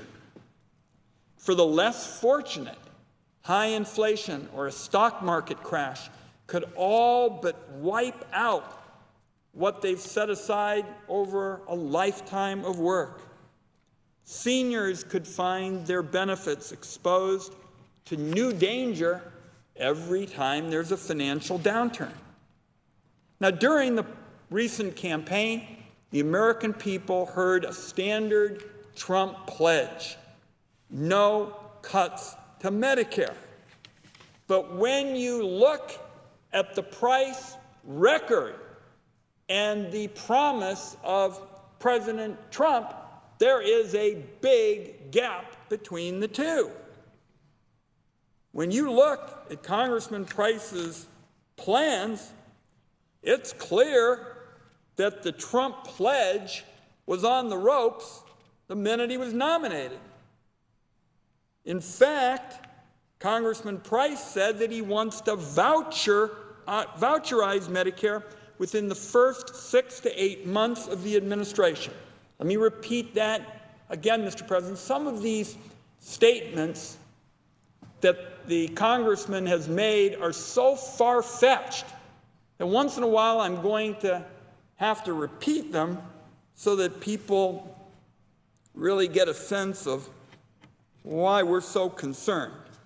Congressman Price said that he wants to voucherize Medicare within the first 6 to 8 months of the administration. So what that would mean is right out of the chute, the Medicare promise, the promise of guaranteed benefits, Congressman Price wants to break the promise. In his budget, the congressman called for privatizing Medicare and cutting it by nearly $500 billion. He also championed legislation to allow a practice called balanced billing in Medicare. That means seniors could be forced to cover extra charges above what the program pays for the services they receive in the doctor's office. Older Americans on fixed incomes would be forced to pay more for their care. Colleagues, I believe that the Congress has no greater duty than to uphold the promise of Medicare. And in my view, there's no need to mince words. Privatizing Medicare, as Congressman Price has sought to do, means an end to the program's guaranteed health benefits. It would break the Medicare promise, the promise of guaranteed benefits and services, and end Medicare as our country knows it. Now let me turn to the Affordable Care Act. When it comes to the Affordable Care Act, for years now there has been a steady drumbeat coming from my colleagues on the other side: repeal and replace, repeal and replace. I think it's gotten to the point where children sing it almost as a jingle: repeal and replace. It's been said so many times. Dozens of show votes, hundreds of hearings and press conferences, a government shutdown, all built around that slogan: repeal and replace. At one point, the president-elect said repeal and replace would happen, in his words, simultaneously. Shortly before inauguration, he said they would come within the same hour. And he said Congressman Price was writing the replacement plan and it was nearly ready to be unveiled. But the public heard a different story during Congressman Price's Finance Committee hearing. At that hearing, our colleague, Senator Brown of Ohio, asked, the president said he's working with you on a replacement plan for the Affordable Care Act, which is nearly finished, and it will be revealed after your confirmation. Is that true? That was the question posed by Senator Brown to Congressman Price. The congressman said, it's true that he said that, yes. A moment later, he added, "I've had conversations with the president about health care, yes." So if anybody's waiting for the curtain to rise on the price replacement plan, it sounds like you're going to have to wait a while longer. In fact, the president said this weekend, just this weekend, Americans might have to wait until next year to see the replacement. But the uncertainty about what comes next sure hasn't slowed down the charge of many towards repeal. In fact, the president issued a day one executive order instructing the executive branch to roll back the Affordable Care Act in any way possible. So I thought, given these developments, Mr. President, the fact that Congressman Price was the architect of a repeal and run bill, that the president immediately on day one tried to set in motion a strategy to gut some of the key protections in the Affordable Care Act, I thought I ought to follow this up with Congressman Price during his nomination hearing in the Finance Committee. So I asked Congressman Price during his finance nomination hearing whether the congressman would state that nobody would be worse off under the president's executive order. Not real complicated. There'd been all this talk through the campaign about how now President Trump could do a better job, less money. That was the constant refrain. I decided, given these ominous developments that I just described since the beginning of this year, I thought I'd just ask Congressman Price whether anybody would be worse off under the executive order. He ducked the question. And I remember asking him about whether people would be worse off with respect to coverage. And I remembered he said something about how people would have access to health care. Well, I'll tell you, hearing the word access rather than coverage means that somebody is walking back a commitment to people really getting care. Everybody pretty much can have access. Everybody can say, sure, if I had the money, I could get it. It's about coverage. So we asked Congressman Price whether people would be worse off, and he ducked the question. So then I asked if he would commit that no one would lose coverage. He ducked once more. Then I asked if he would commit to holding off on implementing the executive order until a replacement plan was enacted. He ducked. So the congressman was given an opportunity to, in effect, say that he would honor what the American people were told by President Trump in the campaign, that the two would be hand in hand, that replacement and repeal would go hand in hand.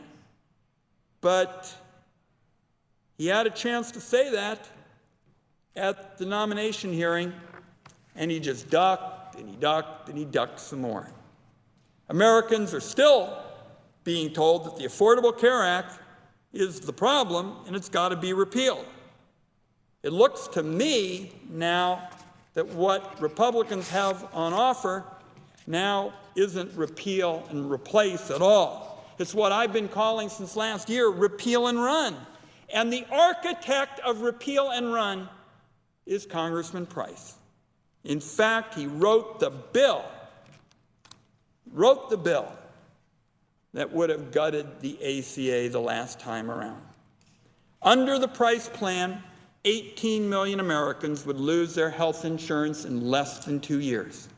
By 2026, it would be 32 million who lose coverage.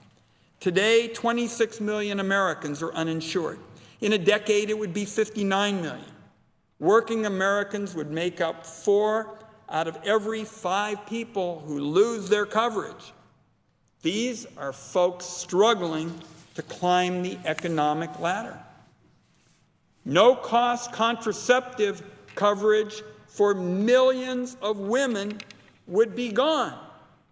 We would have women losing access to care, hundreds of thousands, almost immediately, just by the defunding of Planned Parenthood. Hundreds of thousands more would lose their choice to see the doctors they trust. Just think about that.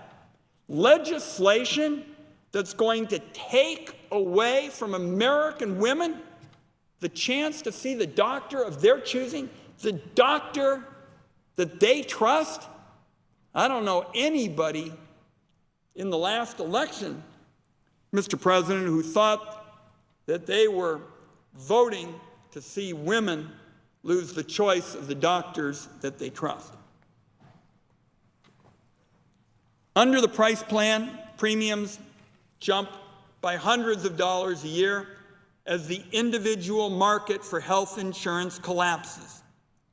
Healthcare costs skyrocket. It's a gut punch to all, even those who get their health insurance at work.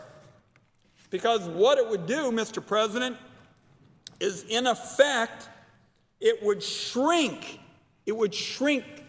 the healthcare market in a way that there would be many more people who are seriously ill and had great expenses, and when you try to pass those on, that would mean people in the marketplace and who had health insurance from their employer would see increases.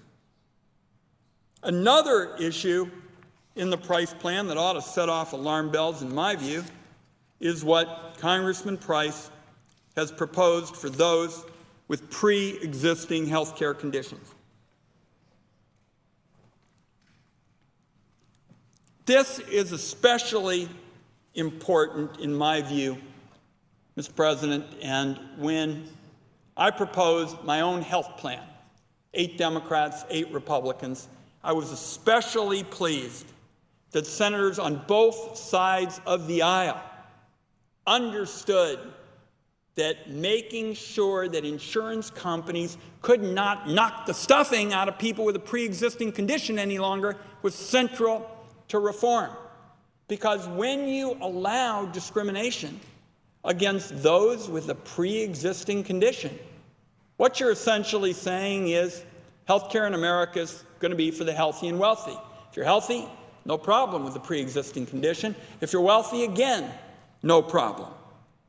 So right at the heart of the Affordable Care Act is a guarantee that insurance companies cannot discriminate against Americans with pre-existing conditions. And frankly, I was very pleased to see that, Mr. President, because as I indicated, 16 senators, 8 Democrats, 8 Republicans on our bill, said that that was right at the heart of what they wanted in health care reform.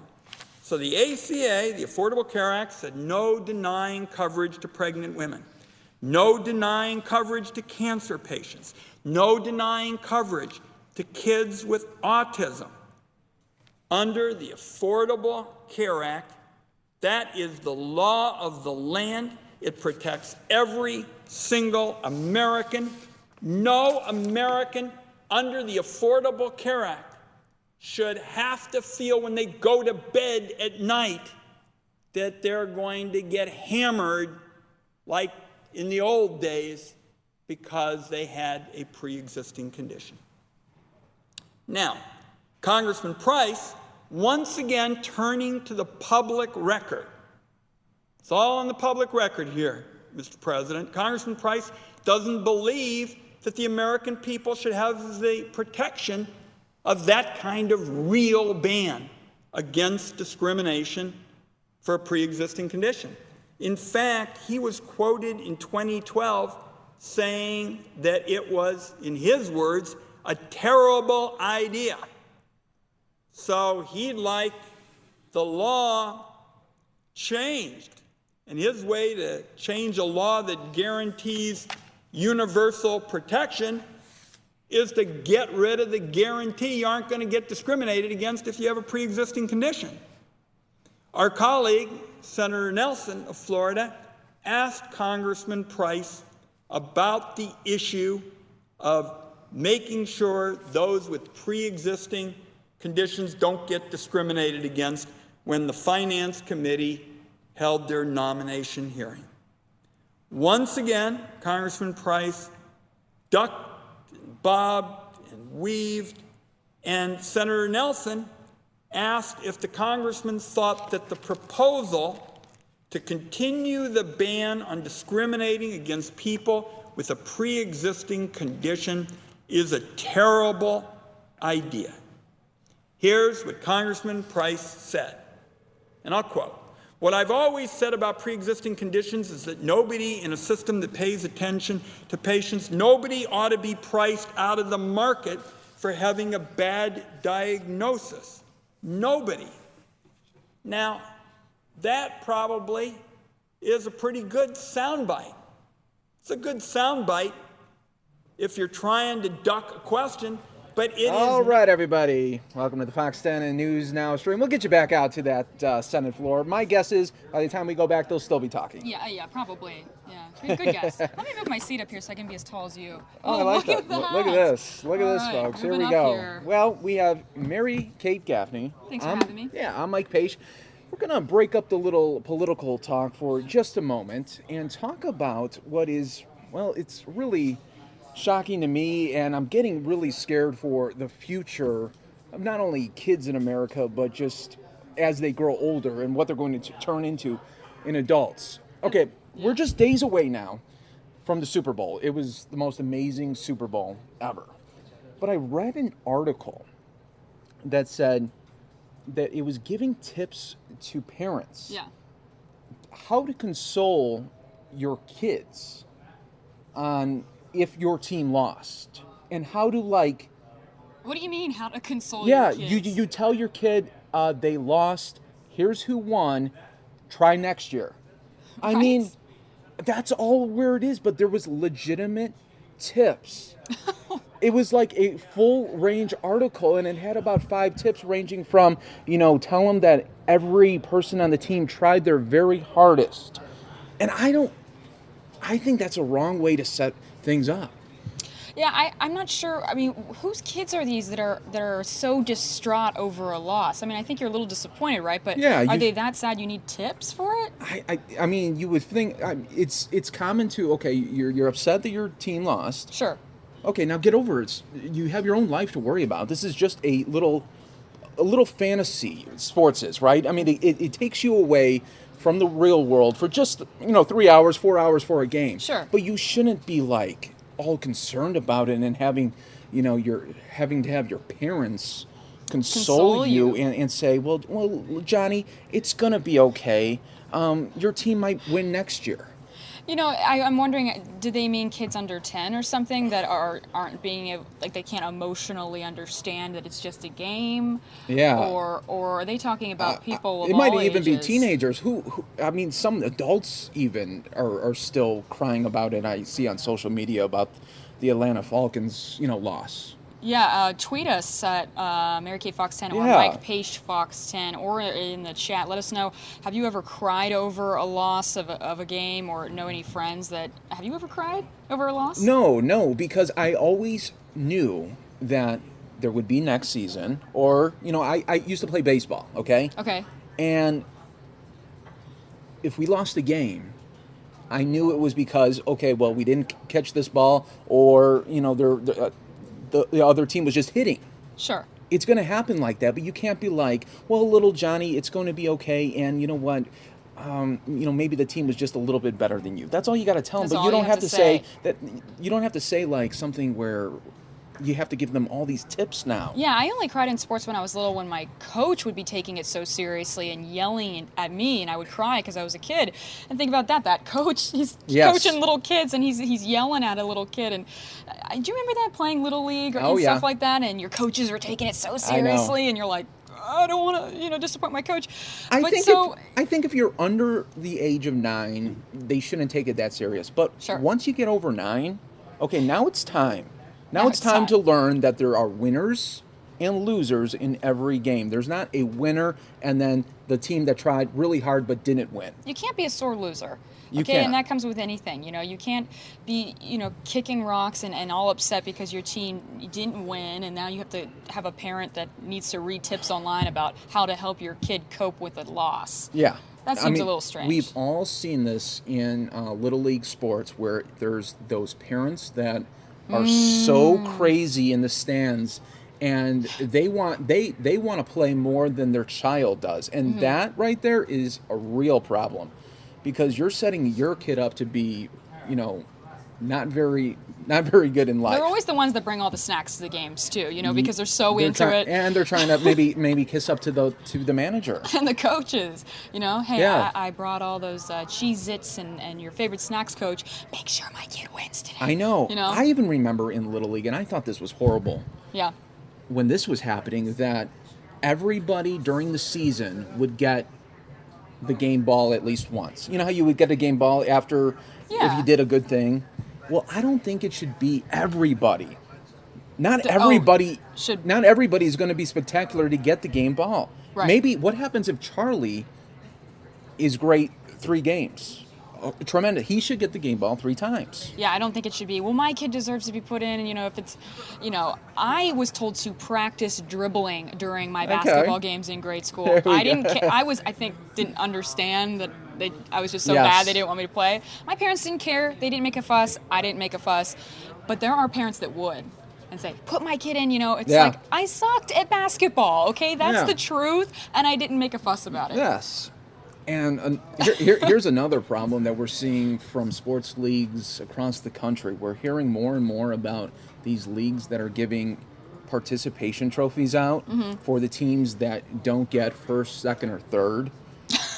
We're hearing more about that, and I think that's another horrible thing to teach. Participation trophy. Because you're teaching kids that even if you don't win, you're going to get something, but that's not how life is.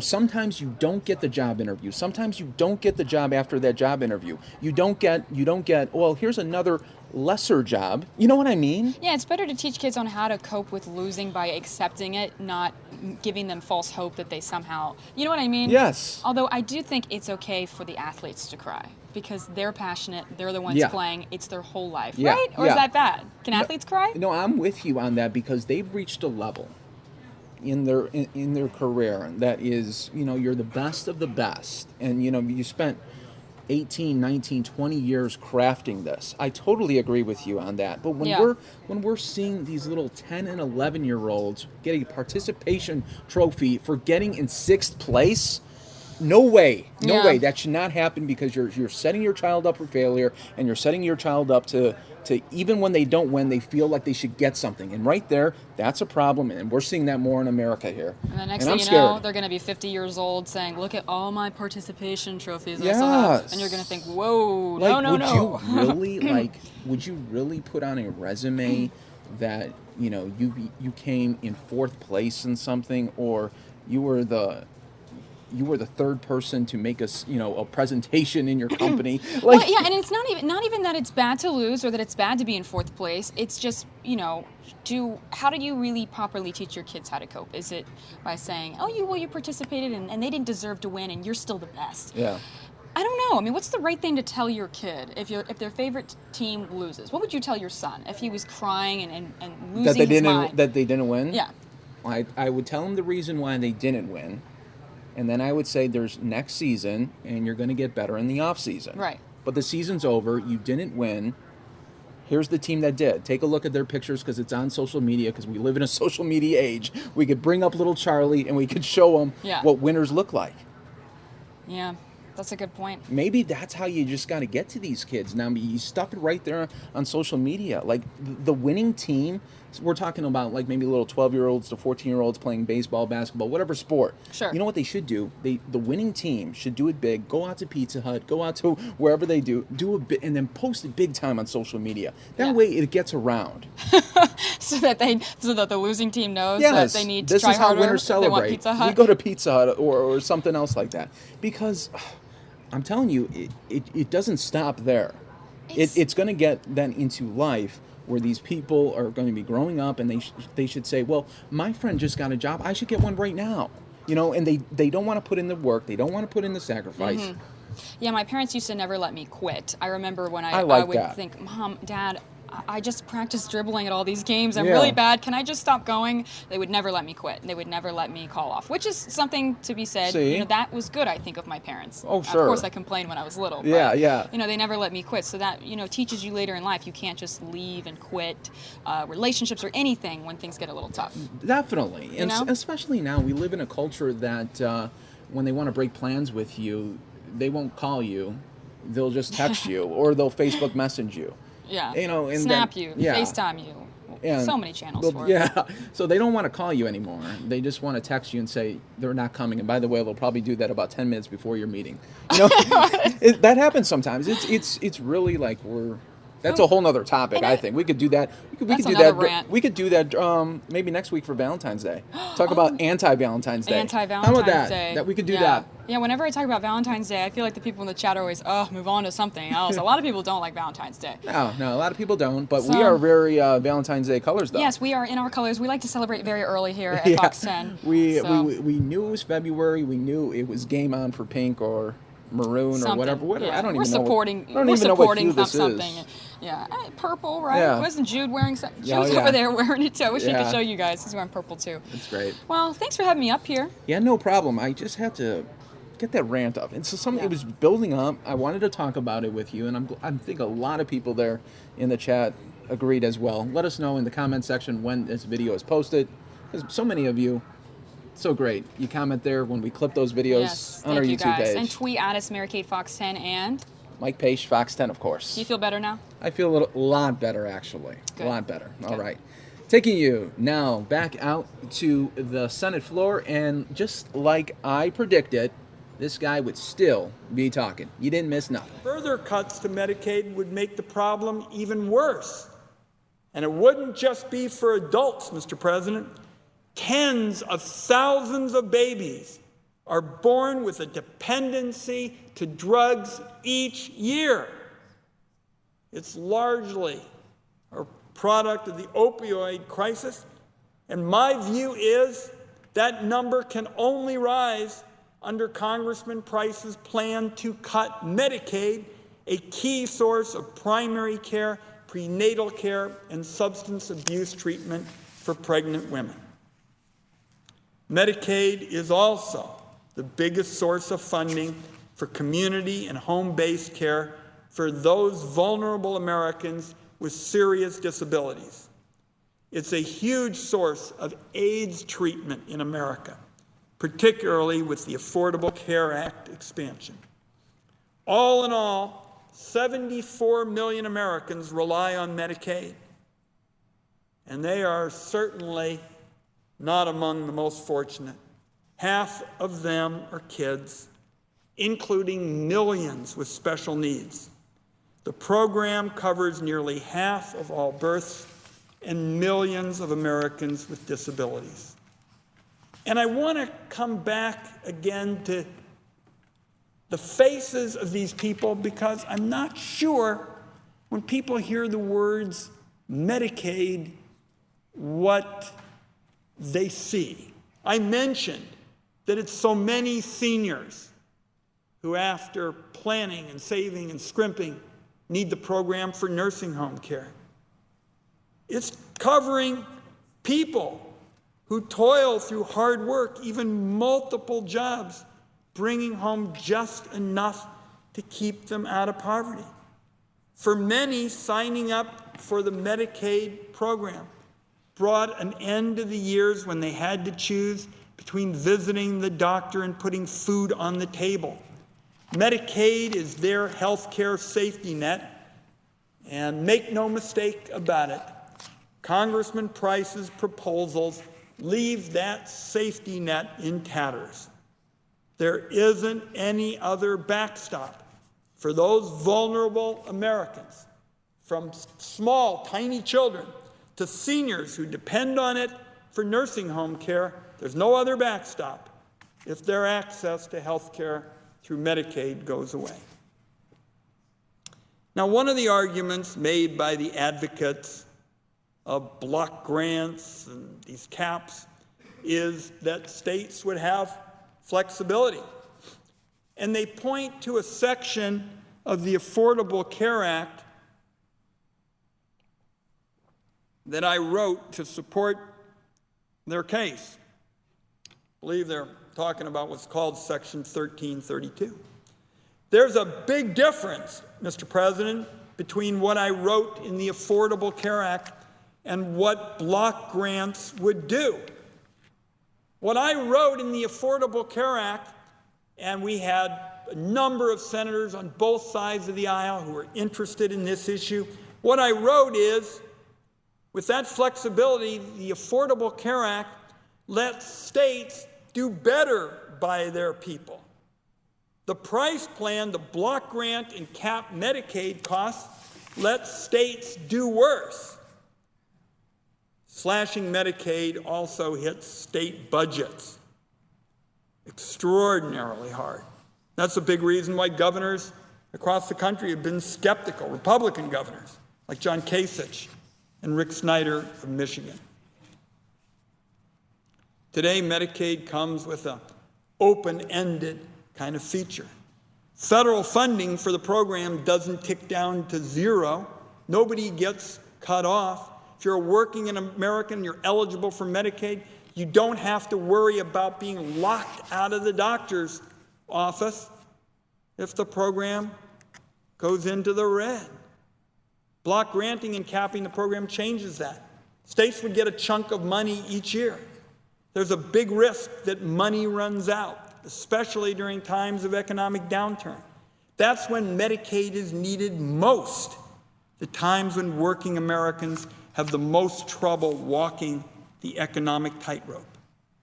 This is in addition to the undeniable routine demands on the program. An aging baby boomer population that will be in increasing need of nursing home and home-based care. Public health emergencies like the Zika virus that come without warning. Natural disasters like Hurricane Katrina or the Flint water crisis that devastates communities. New high-cost drugs that can be cures but come with a steep price. And the reality is, if a state's block grant runs out, that raises questions that ought to be alarming to all who care about Americans, vulnerable Americans, having access to care they need.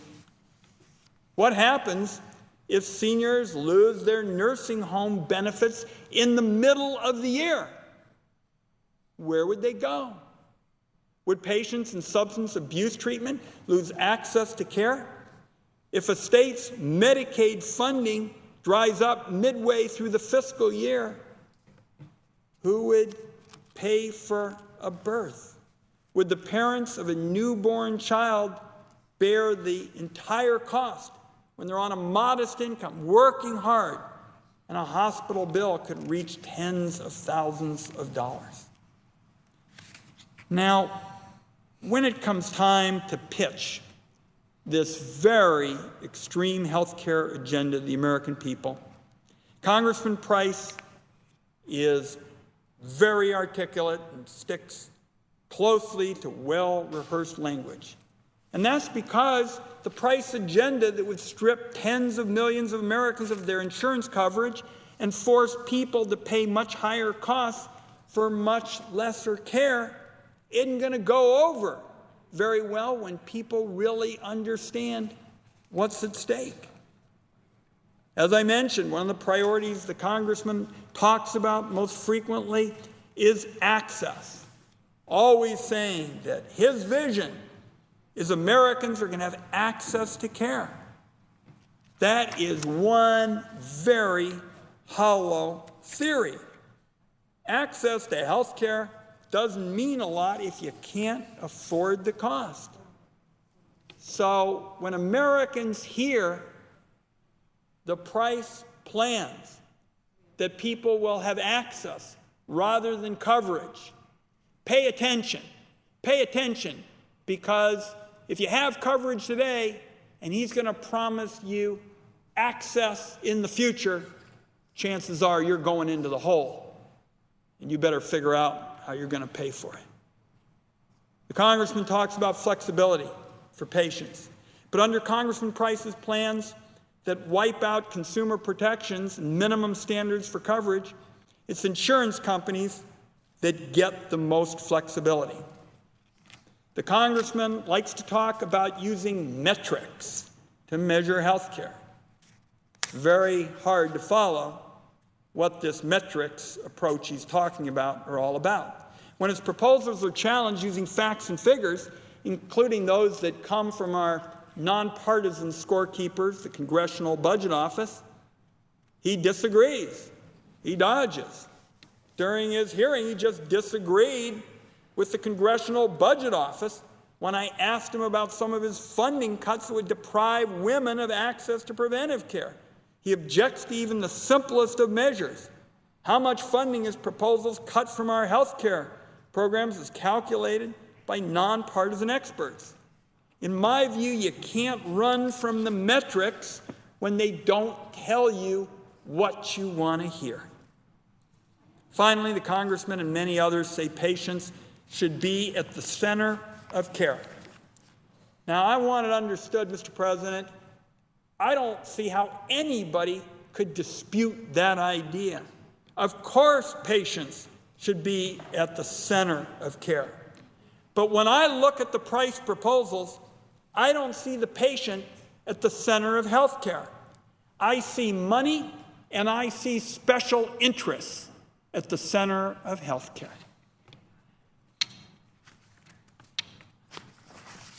The Price plan tells vulnerable Americans that their health care is only going to go as far as their bank accounts are going to take them. The well-to-do may be able to manage just fine under the Price proposals and the costs they push onto patients. But I'm absolutely certain that millions of working Americans won't be able to do it. I'm going to wrap up now, Mr. President, talking about several glaring issues, ethical issues, with respect to Congressman Price. And I'll begin with the congressman's significant investments in an Australian biomedical company. A lot of information about those investments has come into view over the course of months of investigation and reporting. What the facts show is that in 2016, the congressman was part of an exclusive deal to buy stock at a discounted price, a deal called a private placement. On multiple occasions, he was given opportunities to come clean and explain his participation in the special stock sale. He never has. And now the majority on the Finance Committee has cut off the vetting process before getting all the facts or having the congressman correct the record. So I'm going to take a moment tonight to lay out the facts. It's well known that Congressman Price learned about the company from a House colleague, Congressman Chris Collins. Chris Collins isn't exactly a casual observer of the Australian business pages. He's in Nate's, that's the company's largest shareholder, and a member of its board. Many of the company's other major shareholders are people in Congressman Collins' orbit, family members, chief of staff, others that he's close to. After learning about the company from his colleague, Congressman Price made his first purchase of the company's stock in 2015. He bought 61,000 shares. So now let's fast forward to August of 2016. The congressman bought another 400,000 shares of Innate as part of a private stock sale for U.S. investors. When the private sale took place, Innate's shares were trading on the Australian Stock Exchange for the equivalent of 31 American cents. But participants in this private sale got the shares at a steep discount. That discount meant that Congressman Price paid tens of thousands of dollars less than a typical investor would have paid on the open market. With respect to that purchase, the record remains unclear. It does come down to two issues: how he came to participate in the private placement and whether he got special access that other investors didn't have. On those issues, Congressman Price tells one story, company officials, Congressman Collins, and public documents tell another. First, I'm going to examine how Congressman Price came to participate in this private deal. As he tells it, he decided to make that purchase based on his own research into the company. But the Wall Street Journal and a little common sense say otherwise. I'll read from a January 30 report, and I quote, Mr. Price got in on the discounted sale after Mr. Collins filled him in on the company's drug trial, according to Mr. Collins. Mr. Collins said he told Mr. Price of the additional private placement. He said Mr. Price asked if he could participate in it. Could you have someone send me the documents? Mr. Collins recalled Mr. Price asking him. Paints a pretty clear picture. Congressman Price got information from his colleague, the company's top shareholder, and he got an invitation to a special deal. The claim that his conversations with Congressman Collins had no effect on the congressman's decision, on Congressman Price's decision to invest, just does not pass muster. So I'll turn to the second point, whether or not the deal was available to all company shareholders. Congressman Price insists it was. Here's the exchange he and I had during his nomination hearing in the Finance Committee. I said, and I quote, you purchased stock in an Australian company through private offerings at discounts not available to the public. Congressman Price responded, and I quote, well, if I may, those were available to every single individual that was an investor at the time. That's not what innate management, including the CEO, told the Wall Street Journal. According to the Wall Street Journal's report, Congressman Price was one of 6 special American investors in a category called friends and family. I'll read a passage from the story. The cabinet nominee, this is Mr. Price, was one of fewer than 20 U.S. investors who were invited last year to buy discounted shares of the company, an opportunity that for Mr. Price arose from an invitation from a company director and a fellow congressman. At Mr. Collins' invitation, Mr. Price in June ordered shares discounted in the private placement at 18 cents apiece and then more in July at 26 cents a share. Mr. Collins, that's Mr. Price's colleague, said in an interview. Those orders went through in August after board approval. Mr. Price invested between $50,000 and $100,000 according to his disclosure form. Mr. Wilkinson, the company's CEO, said investors who had bought in a previous private placement were called to make friends and family aware of the opportunity. We're always looking to increase our shareholder base, but those new parties have to meet the definition of sophisticated financial investor. Quote, only 6 investors, including Mr. Price, fell into the friends and family category. Mr. Collins, that's his friend in Congress, said. About 10 more U.S. investors were offered discounted shares by the company because they had previously been invited to partake in private placement offerings. Furthermore, Congressman Collins and Mr. Wilkinson added more detail, and I quote, the discounted stock offer in Innate, as the company is known, was made to all shareholders in Australia and New Zealand, but not in the U.S., according to Mr. Collins, and confirmed in a separate interview with the Innate CEO. Bottom line, Congressman Price got in as a special guest, a friends and family guest of Congressman Collins. What he told the committee, that the deal was open to shareholders, was dead wrong. So I'm going to repeat this quote from the Wall Street Journal. This was part of a report, Mr. President, that was authored by a Pulitzer Prize-winning journalist. This is what he wrote in the Wall Street Journal. Rep. Tom Price got a privileged offer to buy a biomedical stock at a discount. The company's officials said, contrary to his congressional testimony this month. So,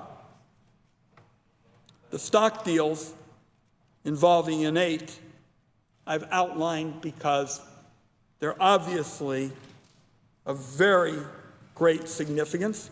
They aren't the only ethical issue at hand. Congressman Price introduced legislation that would lower the tax bills of 3 major pharmaceutical companies he owns significant amounts of stock in. He invested $15,000 in a medical equipment company, then introduced legislation to increase the amount Medicare pays for that type of equipment. Parts of his bill went on to become law.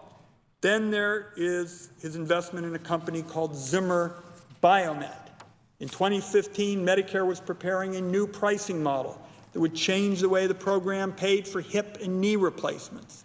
Instead of paying for each individual service, Medicare said it would try to make its payments more efficient by bundling the costs together in one lump sum.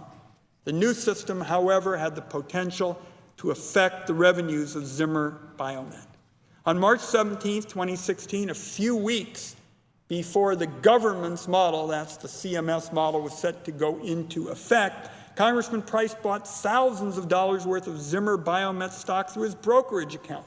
On March 23, 2016, less than a week later, he introduced H.R. 4848, the HIP Act, which would have delayed the implementation of CMS regulations for Medicare coverage of joint replacements.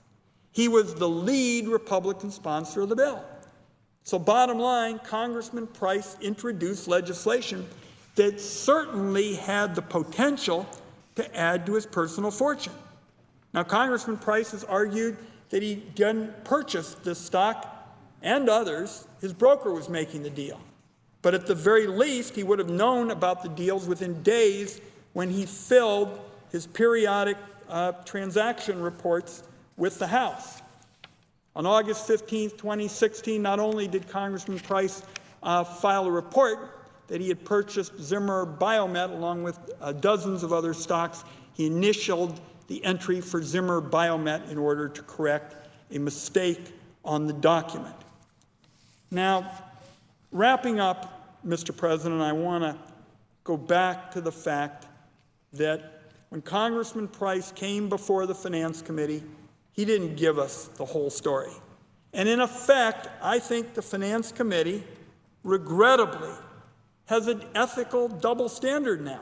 Look at the nominations of Tom Daschle, Tim Geithner, and Ron Kirk at the outset of the Obama administration. That vetting was rigorous. It was bipartisan. We looked over every stone, peered around every corner. Now, when a glaring issue comes up that undeniably deserves investigation, the party in power is shutting down the vetting process and moving towards confirmation. I think this is sending a dangerous message to nominees in the future. I'll close by way of saying, Mr. President, this is a nominee with an extreme agenda. His proposals strip tens of millions of Americans of their health care coverage. His proposals would put Americans with pre-existing conditions in danger of losing coverage for the care they need. It would unravel the Medicare promise, the guarantee of secured benefits of vital importance to millions of American seniors. And when it comes to ethics, as I've described, Congressman Price falls well short of the standard the American people expect nominees to meet. I will not support his nomination. I urge my colleagues to join me in opposition, and I yield the floor. Under the previous order, the Senate stands adjourned until 10 a.m. tomorrow.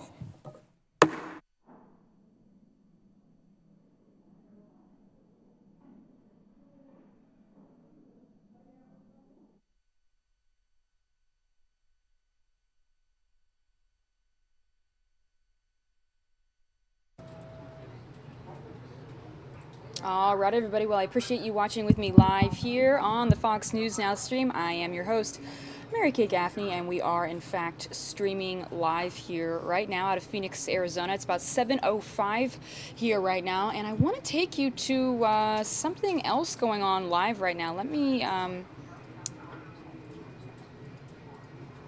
make sure that I have the right information about this. Give me one moment here. Huh. All right, well, let's take you to this event while I work to get you guys some more information. Again, this is live from the News Chopper. Let's take a look.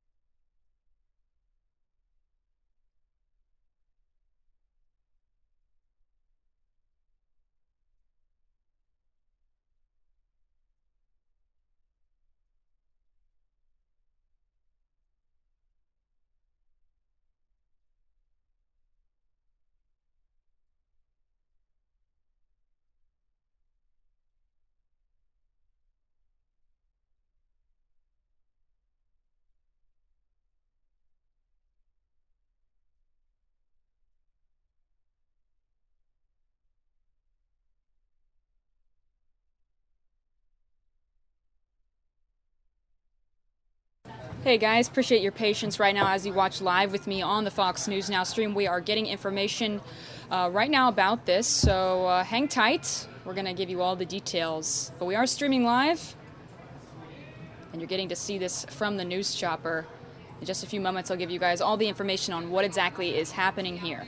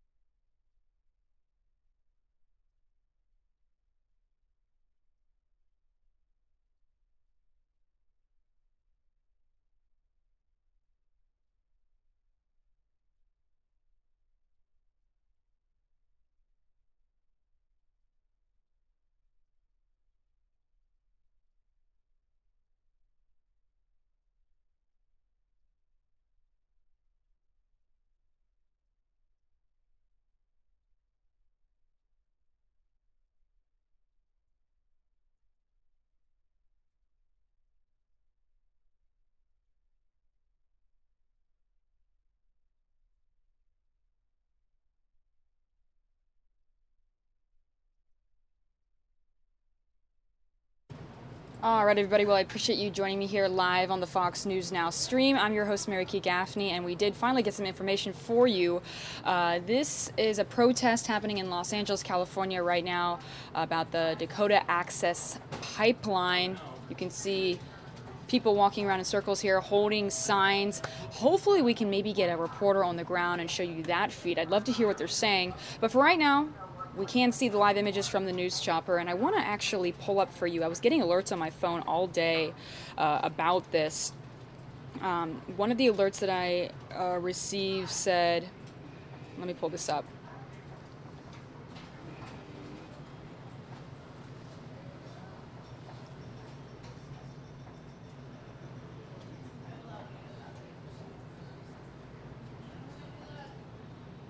Yeah, I got an alert earlier this morning that said back on track, U.S. Army Corps of Engineers to grant.